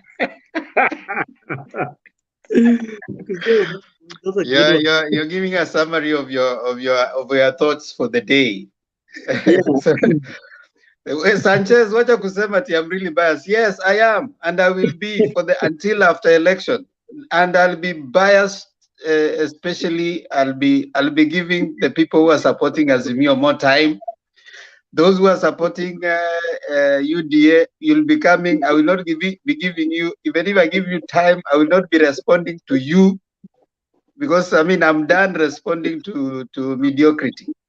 I'm done responding to lies. I'm done responding to people who explain away things that are so clear. So, I mean, why should we allow ourselves to be taken round and round?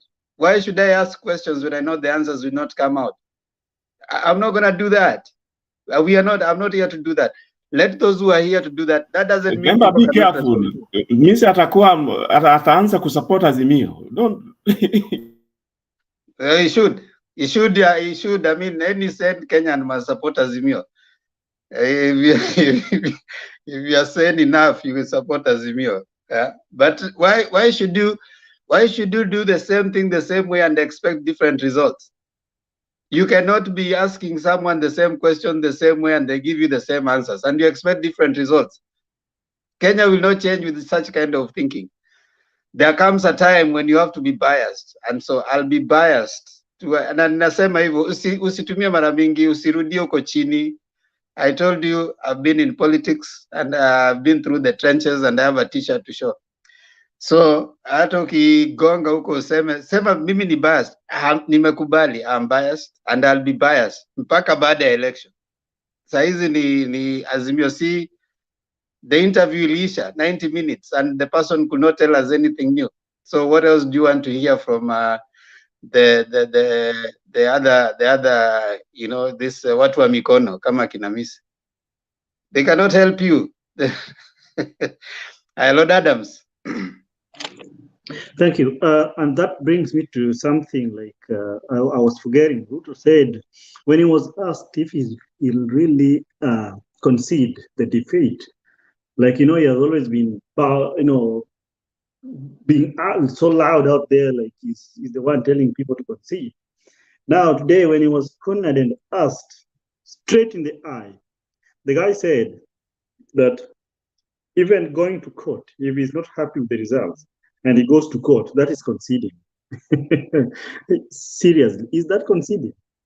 You don't people. If you concede, you don't take any step. Concede is like nikukubali. You know, you don't accept, and then you proceed to you know, I mean, lodging a case in a court of law is like you're denying something. You have a complaint, meaning you don't accept, you did not accept it. So he says that going to court is a form of conceding a defeat. I'm telling you, the guy is very confused. And by the way, I may be judged today, but let me be judged. Anybody who supports Ruto is insane. Anybody who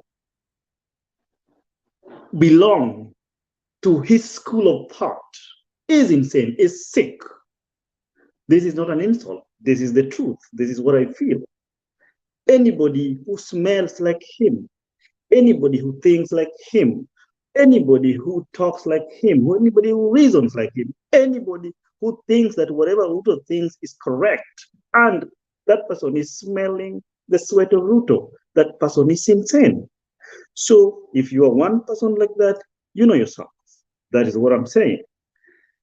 We cannot have a country of lawlessness. We cannot have a country where people of high offices, somebody who holds the highest office on land given by the mandate of the people, is not remorseful about the people who gave him the mandate to run that office, just stamping everywhere, not remorseful.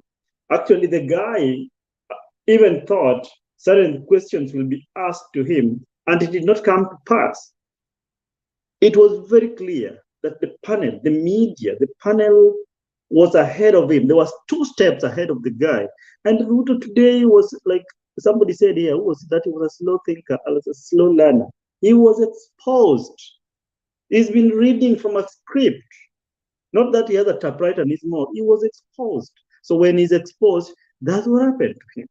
That is really what it really is, you know.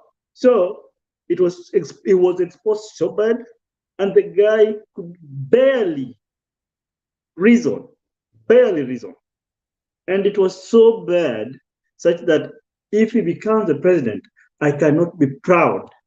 You know, a president of a country, you need to be proud wherever you are, whether you live where. You're supposed to be proud and say on a television, when he's coming on a television, you say, hey, you know what? Hey, that is my president. No, that is not my president. But let me tell you, people, Ruto is really going to lose this election so bad. And is going to court because he just indicated it today. He is really going to lose it so bad to the extent that even the numbers that people like Julia have always come here and give us some probability of some percentage that Ruto can come up with in Central and Raila, following what the ground says. Today, I'm convinced that it is going to be, even people like Julia are going to be surprised. The percentage Ruto is going to get from those sides is going to be way below expectation. And this guy, it is my humble opinion, as a citizen of the country, as a taxpayer, that when all said and done and the election is done, a citizen need to go to court, and this person need to face the dock. And I know he cannot win all the cases. Let Ruto go to jail. And those who think and quack like him to follow him, maybe they can take him some soda and bread in jail. I repent that one 10 times, and I beg to stop there. Thank you. So, Peter, Sante. Okay. So, as we witnessed today, Ruto is a man without a true north. He has no ideological underpinnings. And so it raises a question as to whether his political movement will survive post-election. He has no ideological leaning. I know parties can be right or left, you know, but they all have a common commitment to the soul of the nation. Ruto's, as the leader of his movement, he has no commitment to the soul of the nation. When I talk about ideological underpinnings, I'm talking about him being confused when asked about his position on judicial reforms. He says he believes in it now, but then I think is it in the aftermath of 2017 elections, he was trying to say that he was a huge supporter of we will revisit the judiciary, which is really unfortunate. And then the other sad thing about his articulation in the debate is that he was more about operational issues rather than revenue issues. It was more like his day-to-day operation of the government. And he's not telling us out of the box ways in which new revenue can come in. As we stand right now, the world is different. I mean, this is a very opportune moment for Kenya to become industrialized. But unfortunately, we've not had anybody articulate how Kenya can become industrialized. On the side, I do e-com kind of entrepreneurship, and the way the global supply chain is interconnected, this is an opportune time for Kenya to enter. All this thing of talking of COMESA and blah, blah, blah, blah. It's time we looked at that whole region as a common production unit rather than a common market. I mean, the days of China producing things cheaply is going, and Kenya can organize itself and band the nations around it together and be a common production unit, bring the cost of production down, bring more revenue and grow the country. And that's how we can pay off the debt. But if we get people like Ruto in power, people without that insight, that deep look at things, then we are looking at other years of talking about maize. I mean, we can't just be talking about corn every season. We have to graduate from that and talk about a big steel producer. We talk about being part of the global supply chain of textiles. Very sad. There's a shortage of goods everywhere, whether it's in the US, whether it's in Europe. But nobody is talking about seizing that moment. And that was very sad. Ruto came out as very inconsistent, a man without true north, a man who cannot shepherd the nation to the next level. Raila, as soon as he came from Europe, he was a young man. People may argue that his father had been the vice president, but he wasn't vice president for long, was not connected. And he established a factory that does a very complicated process of building gas cylinders.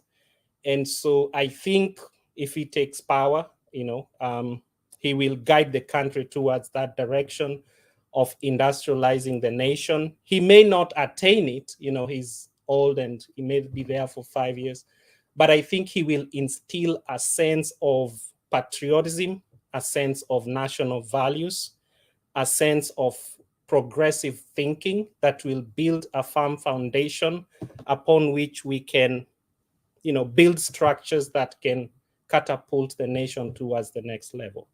And I think up to that point, I wish to yield the floor. Unless somebody has a question. Thank you, Sospita. When you hear yield, you know that's the language of the Congress. When they were debating Trump, was it Trump impeachment? Yeah, and I yield. I yield the balance of my time. Now these people are yielding nothing. You're not yielding even a balance of the time. They chew the whole time. They tell you I yield. Oh, I did not exhaust my time. I thought I did. You're exhausted, so you're not yielding any time. I'm yielding my balance of my time to my brother. You yield a balance of time. You don't yield nothing.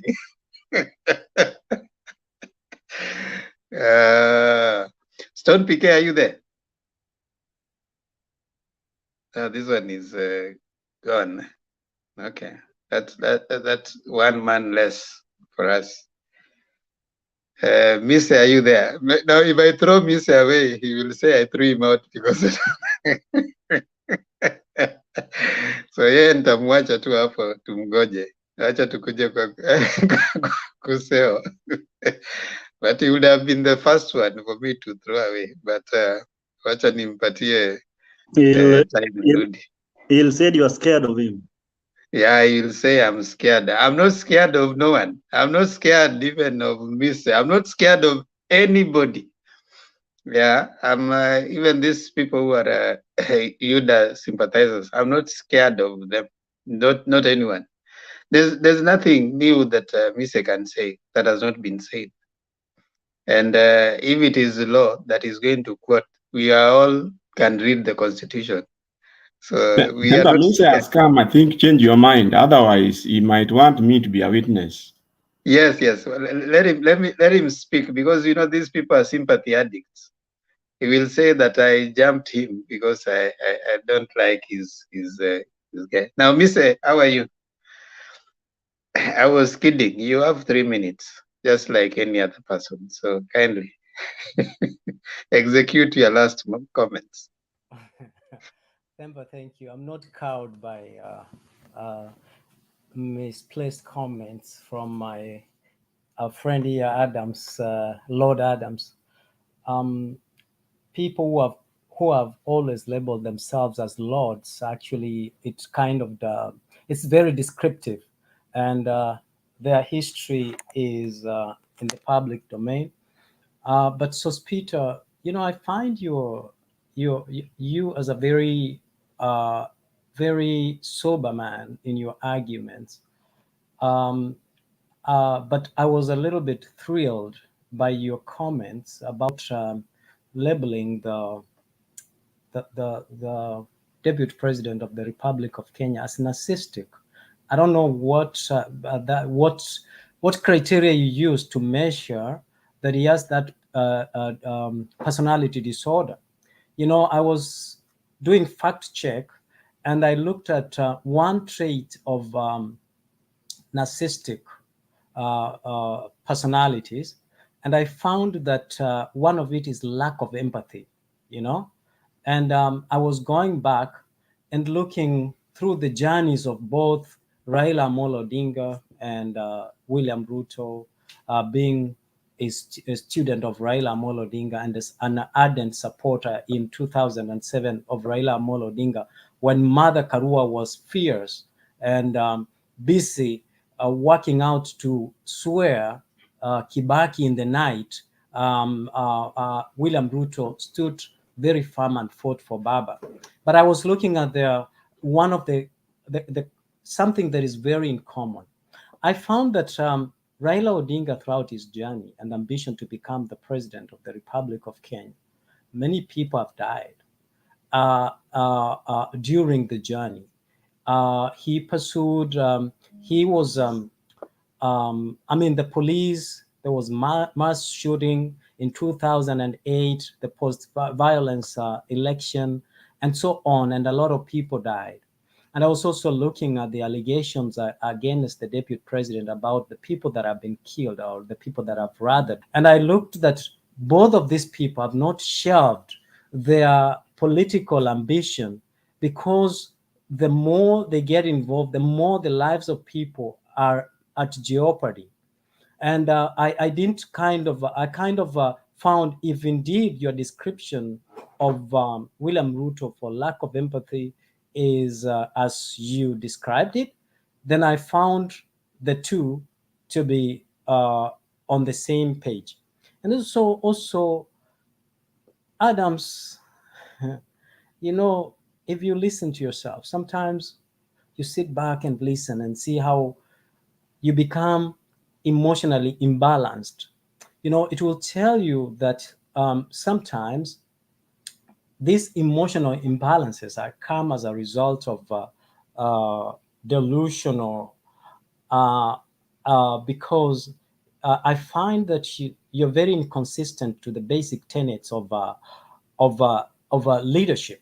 The fact that, or to have the allowance of accommodating other people's views on the basis that they might not necessarily be with you, but right in their own argument. Also, Adams, I found your definition of insanity very wanting. My definition of insanity that I found as a trait in you is delusional, brainwashed, and delusional with sense of self-importance. I also saw you as a village, as a tribalist, working to support fellow village men. And I didn't find that as a national value. I didn't find that as a basic tenet of leadership or patriotism.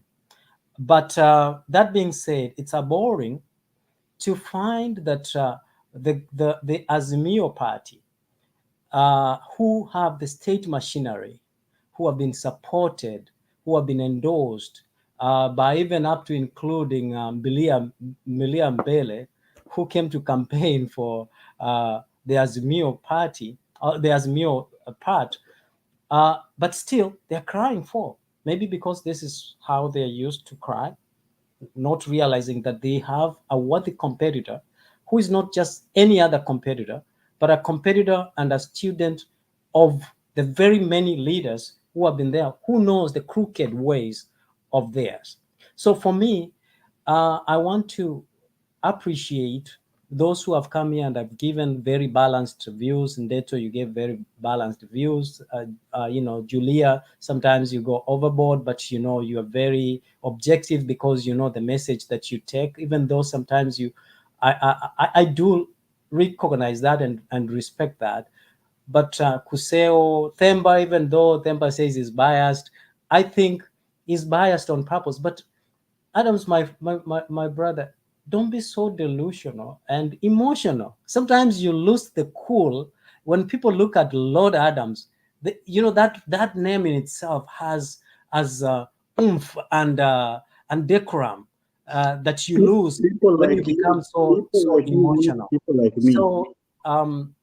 So I am finishing, but I want to thank everyone, and I want to appeal to people on the 9th. Let us vote. Let us not look at the rumors. Meet these people, know them in person, know their traits, and vote the right candidate who will take and propel our country to another level. Thank you. Thank you, Mr. Kuseo.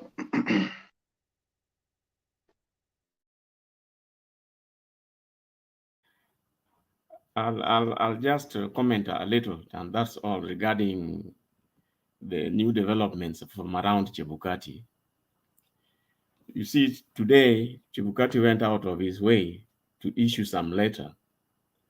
A letter which says that tries really to downplay what the Venezuelans have been trying to do here. Now, these stickers, the numbering, the coding, and all these serializations that go around the kits, it's all about trying to ensure that the systems function the way the designers are projected. Kuseo. In a way so as to Kuseo. secure. Kuseo. Yes. When you're commenting on that, kindly also comment, because you are the guy, the spokesperson for IBC. a few weeks ago, when the Venezuelans were arrested, Chebukati said that they were arrested with key election materials that could delay the election. In the statement he released, he said that those things were non-strategic.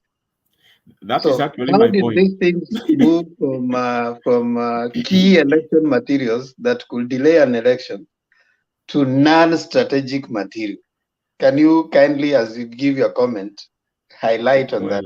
Well, precise. That's what I'm going to do. And today I'll just be talking about all that issue about non-strategic and the stickers and the numbering, the serializations. They are all to do with this thing they call ring fencing.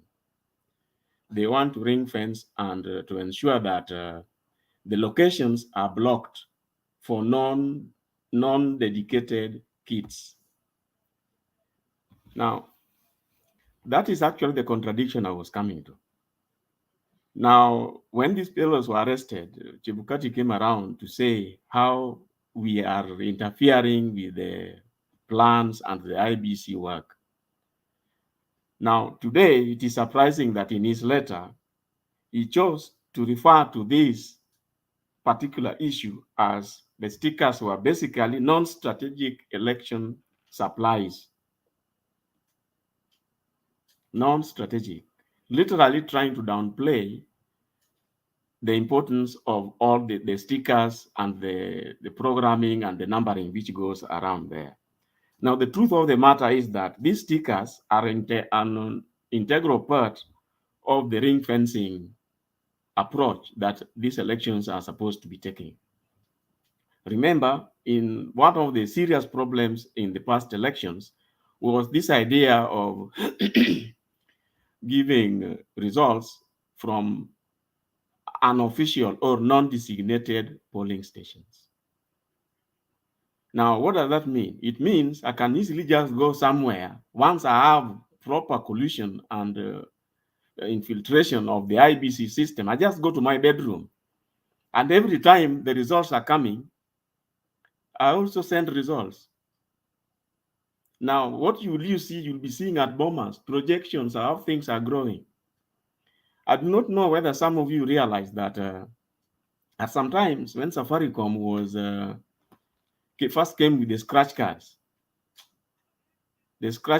for loading credit on the phones. In one of the universities where I used to be, some of the fellows who are working in Safaricom, they had friends from our side.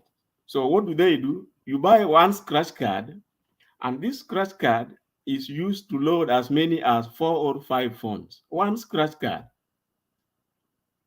You know, there is a number there which you're supposed to key. It turned out that you can synchronize the loading of that number, and it will load all the 5 phones at a go, so long as the computer will receive it at the same time and no detection that the same numbers have been used. Sometimes you do it, you fail. You didn't time it well. Sometimes, but that is the kind of thing which goes around these stickers and the serialization. So then, this time round, one thing which I think the IBC system, they are saying is they are going to do. One of them, they want to ring fence the kits. In other words, if a kit is made for Lord Adams Primary School, it means you can only use it in that location. If they use the GPRSs to ensure that kit could not be used any other location other than that. Then secondly, the form 34A that it is going to transmit is barcoded. It is barcoded and encrypted at origination and only decrypted at the destination. So what does that mean? They are trying to put off any hackers which might try to do anything in between. And they want to make sure that even that transmission can only happen once. You cannot transmit that form and transmit it again. No. So all those issues goes in when they are now doing the setups. And that's initially when Chebukati said that interfering with the stickers are critical in programming the kits, and at the same time, I hope they're also going to be time bound. So in other words, before the election time, you cannot transmit anything. After the elections are the counting, let's say from before 5 p.m. I think the voting ends at 5. Is it 5 or 6? 5 p.m. Before that, you try to transmit, it will not agree. So they are time bound. In other words, you can only transmit between specified time frames, and then you can only transmit once. Now, all this goes in this ring fencing of the results transmission. Now, today, when decoding the KIMS kits and serializing them and using the stickers, Chebukati turns, and the issues are letter. I think there were 13 points. Are they 9 or 13 points on that letter of his? And he says that the stickers are non-strategic election material. Well, you only need to imagine what kind of frauds are committed around the result transmissions.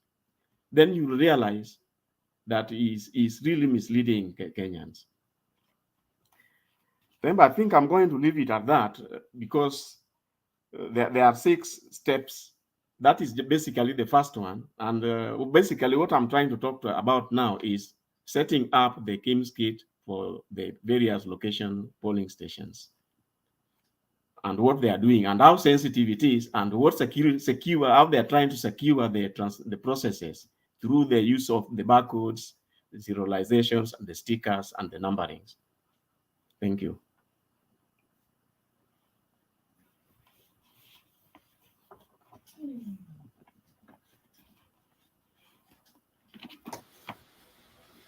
Yes, Demba. Can I go on? Tuseo amemaliza. Yeah, I'll for today, so that tomorrow we go into the identification process and check the issues around the same. This Thank is you. the setting up and the programming of the and how critical the stickers are. That is basically what I've just talked about. Thank you. Thank you. We need that at least as we move on, and you'll be you are the IEBC spokesperson. No, thank you. Tuliambiwa na Big Julius who resign. Now back to Julia. Okay, then allow me to share this clip that Big Julius has shared about the Ruto land. That will be my submission.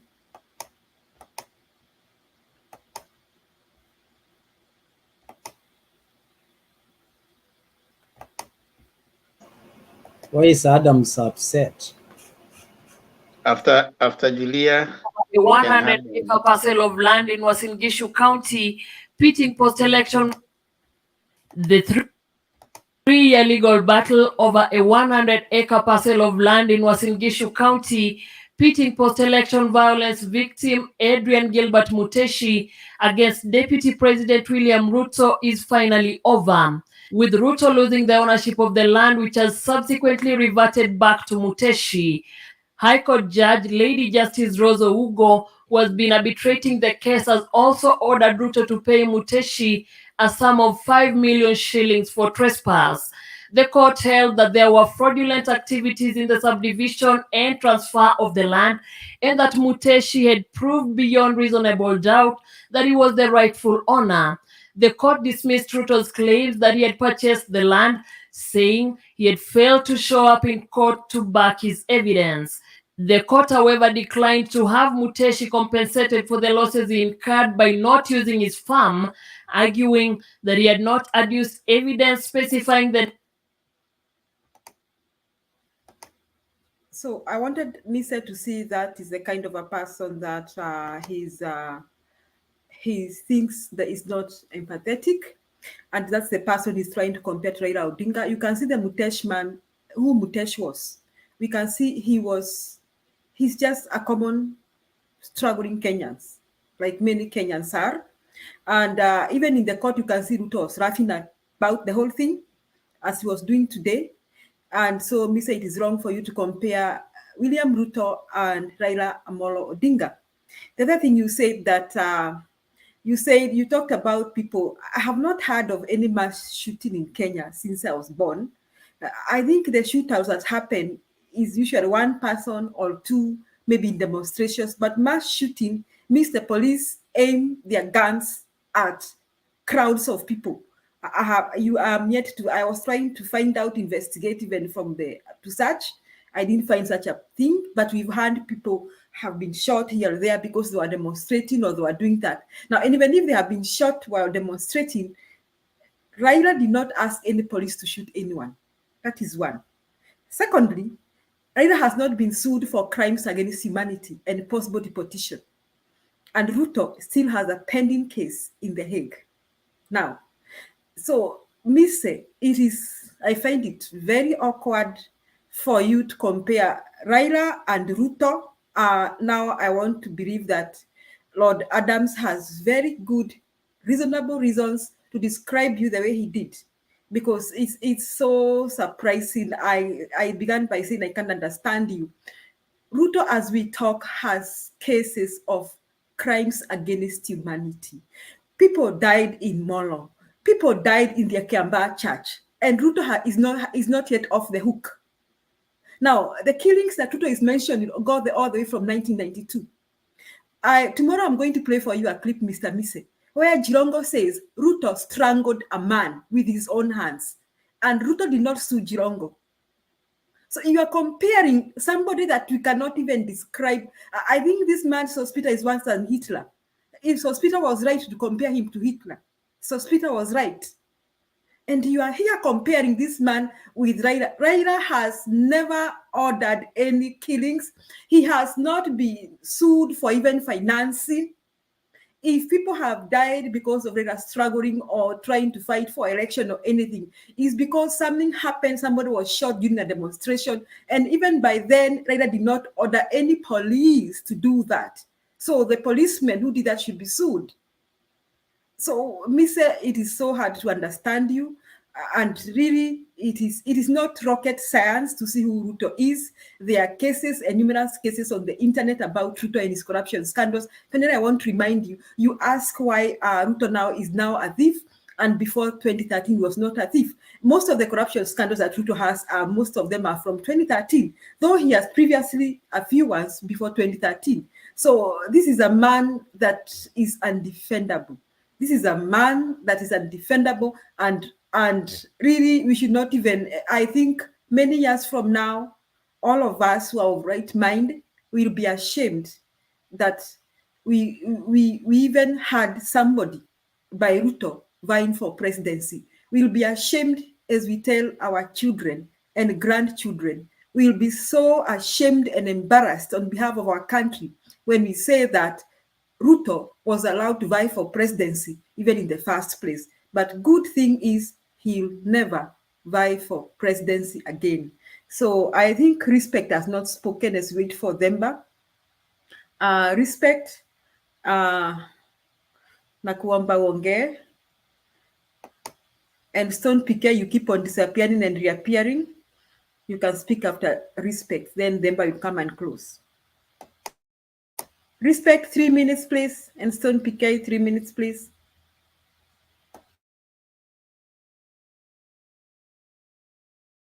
Okay, Stone PK. Karibu Stone PK. Thank you, Madam Julia, and all the panelists and Jamboni. Let me go straight to my 3 minutes. Your audio is bad, Stone. Maybe Stone PK, you might want to... How about now? Pretty good now. Thank you. As I said, thank you, Madam Julia, and all the panelists from Jambo. Let me go straight to my 3 minutes. Number one, I'll join Adams in saying today was my saddest day, that the so-called 30 million Kenyans can be subjected to the usual shenanigans that comes from one criminal called Ruto. Ruto is a criminal. Let's not even debate about it. He's always a criminal, and once a criminal, you're always a criminal. Rehabilitations can work, but they take time. Once a thief, always a thief. Yes, people change a little bit, but also takes time. If you are a rapist, most of the time, it's hard for you to even, kind of change from that, because it works when you are taken into rehab. We've not taken Ruto for rehab. He's still as a criminal from what he had. Somebody was saying that he became a thief from whatever year. Ruto has been a thief. The only time we don't know whether he was stealing things, but we know he was lying, is when he was at the university pretending to be a Christian and a CU member. Yeah. But when he started joining politics, that's when he started those who caught a thief, 100 t-shirts, earning him $1 million. I mean, honestly, Then the very sad case that Julia has just shown, just a simple Kenyan, you go unadhulumu huyo mzee, he never even lived to enjoy his little property. Yeah. And you are there walking around smiling, cracking stupid jokes that we've always heard from this one man. Yeah. This is one guy that is called Mr. Plan, and yet his plans are equal to zero, planless. Oh, we planned to do this. That's all what I had. We planned this, and then it's equals to it was taken over by people. You say you have a plan, and then all of a sudden you start saying your plans were hijacked. And then you start saying you are elected by people. You are given an office. So this man has earned salary for all those years doing zero. And this is what we are going to pursue. Let them know that we are going to pursue performance. Kenyans will want their money paid back. you have confessed that ulikuwa ufanyi kazi yoyote, you know, and we know you are supposed to have been a deputy president. All what you are saying is your plans were changed. You don't tell us how they were changed. And then on one hand, you are saying you influence, you are powerful. Funny, you are flip-flopping. Then when I heard about Galana Fulani, really, even a nursery school kid cannot take it. That the plan was initially planned for 2013 when you took over, and then because it never took over, you lie on the stage saying that you rolled it over to the next what do you call it? The next term. I mean, really, you lie to Kenyans? That is an answer he cooked on the spot. And some of us who are experts in some of these things, you could tell this man is really cornered. And he even grew darker than he has always been. Terrible. And I'm happy that I thought we didn't have proper journalists. I will withdraw that because Yvonne proved to me that she's a woman and a half. She never shook. Yeah. Of course, supported by the gentleman they were with. I think those are good guys that can get tougher. Then, in my conclusion, what I learned today from Ruto was that he is a totally incompetent public administrator. He doesn't know how to run government. He cannot be able to run a government. And truly speaking, Ruto has never managed anything. Leave alone even when he was a minister. Don't tell us when you are minister at where you umefanya hiyo kazi. Those were the Kenyan brains that were doing those things, and anything he touched collapsed. The fertilizer he's talking about collapsed. Where he touches because he has interest in making money, and that's why his theory is where money will be so that he gets money. A thief is always a thief. So in conclusion for me, this one man, even from the discussion, he has no principalities of people management. He has no principality of how governments are run. Look at the question of tax. Look at the question of the value addition. I mean, what do we call it? Value, what do we call it? This tax they added, the taxes that are also VAT. The VAT. I mean, the guy is not able to even, kind of give some clear indication in this. Yeah. So Kenyans, at least you saw, this is one man who will not be able to manage, even if by Shetani tu atuingilia apate hiyo kitu, we are doomed. So we have no choice but to ensure this guy does not even go anywhere near a public office. Thank you very much. Back to you, Julia. Asante. Sijui Themba ameenda wapi. Sijui kama kuna mtu ako na maoni burning before we close. Anybody who want to rebut what Mr. said?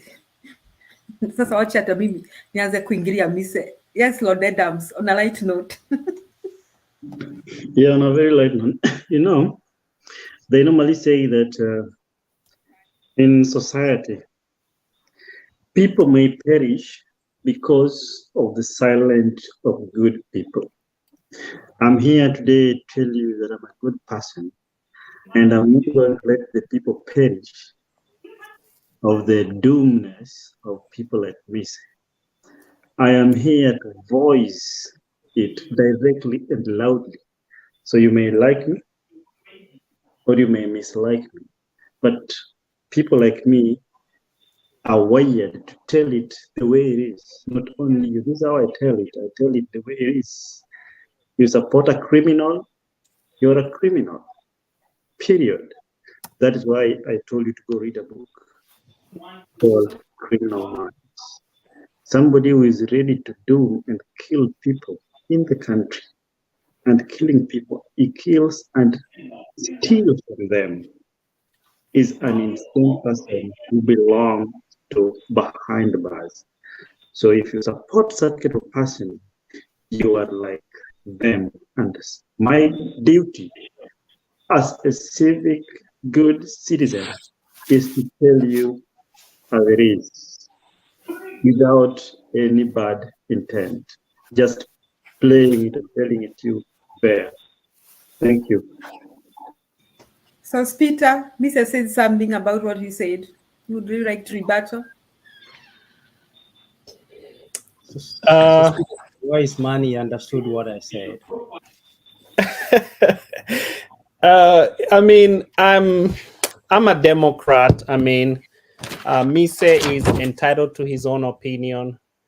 I have been in the eye of a storm for a long time.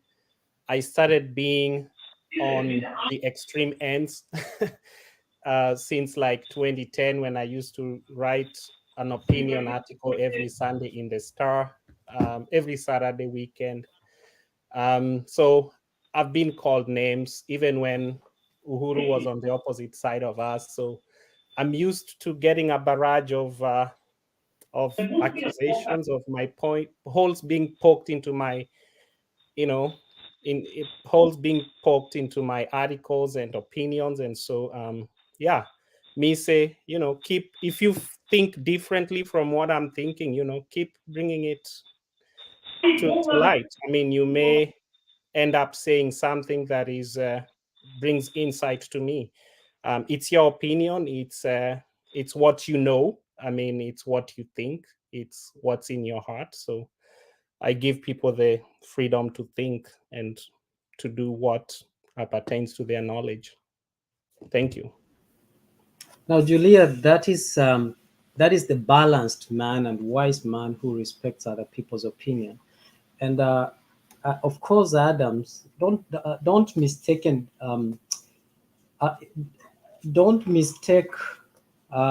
delusion to be forthright, to being forthright.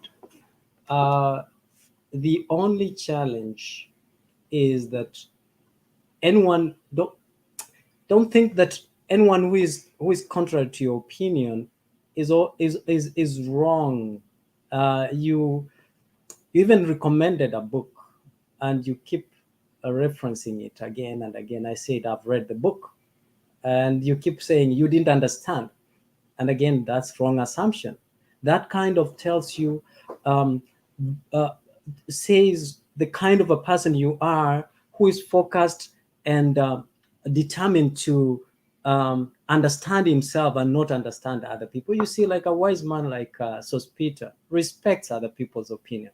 And I urge you, my brother Adam, to do the same. Stay within your lane, support who you support, but don't be so personal and emotionally imbalanced when it comes to someone who is of a contrary opinion. But otherwise, I do respect you. You're a wise, you're an educated man. And wisdom comes with age. I know you're a young man. When you get to our age, you will come to realize quickly that it takes time to be able to stand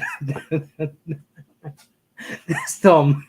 Like Sospita says, you and me are still buddies. We just have a difference of opinion, and that's it. And again, when your allegations that you make, do you think you and Raila Amolo Odinga, between you, Adams, and Raila Amolo Odinga, who do you think is strong and powerful and influential to even call for the public, to appeal to the public for, if indeed him and William Ruto are on the same page, are not on the same page, who do you think you are as compared to Raila Amolo Odinga? Who you think you are supporting? Who do you think you are that you can say this man deserves to be in jail? If Raila wanted this man to be in jail or to be out there like Miguna is in the cold, he would have been out there. Raila is a powerful man. Do not underestimate his power. And likewise, I would also argue the same way that Adams, you deserve, Lord Adams, you, a name and place should be changed to Kodiaga. So let me finish there. But that being said, I have nothing personal and against anybody. I am just giving my observation. After all, Ruto and Raila, they don't know me, and neither do I know them at a very personal level. I'm just saying my opinion. Whoever makes sense of it, great. Whoever makes who doesn't get what I'm saying, still appreciate that. Thank you. Thank you, everyone. That is wise deliberations. After 9th, we are going to come back here, and we shall shake hands. And really, like you say, none of these people know us, but I think each one of us is entitled to their own opinion. So we're going to close because I can't see Themba. Mise, will you please recite the first stanza of the national anthem? So Peter, the second stanza, and Lord Adams, the last stanza.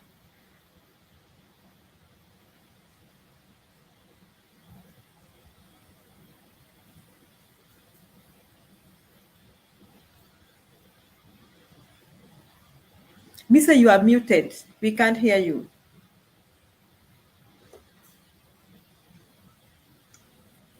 Can you hear me now?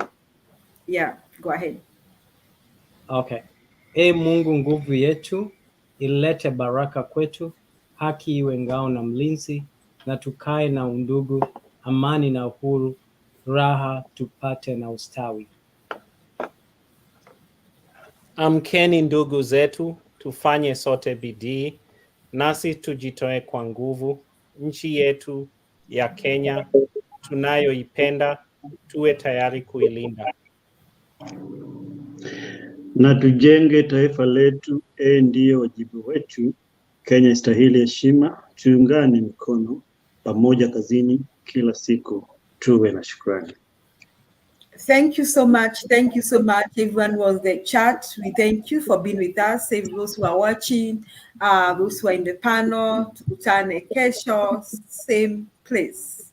And have a blessed day, have a blessed morning, and have a good night. Those who are going to sleep. Tukutane. Adios. Good night.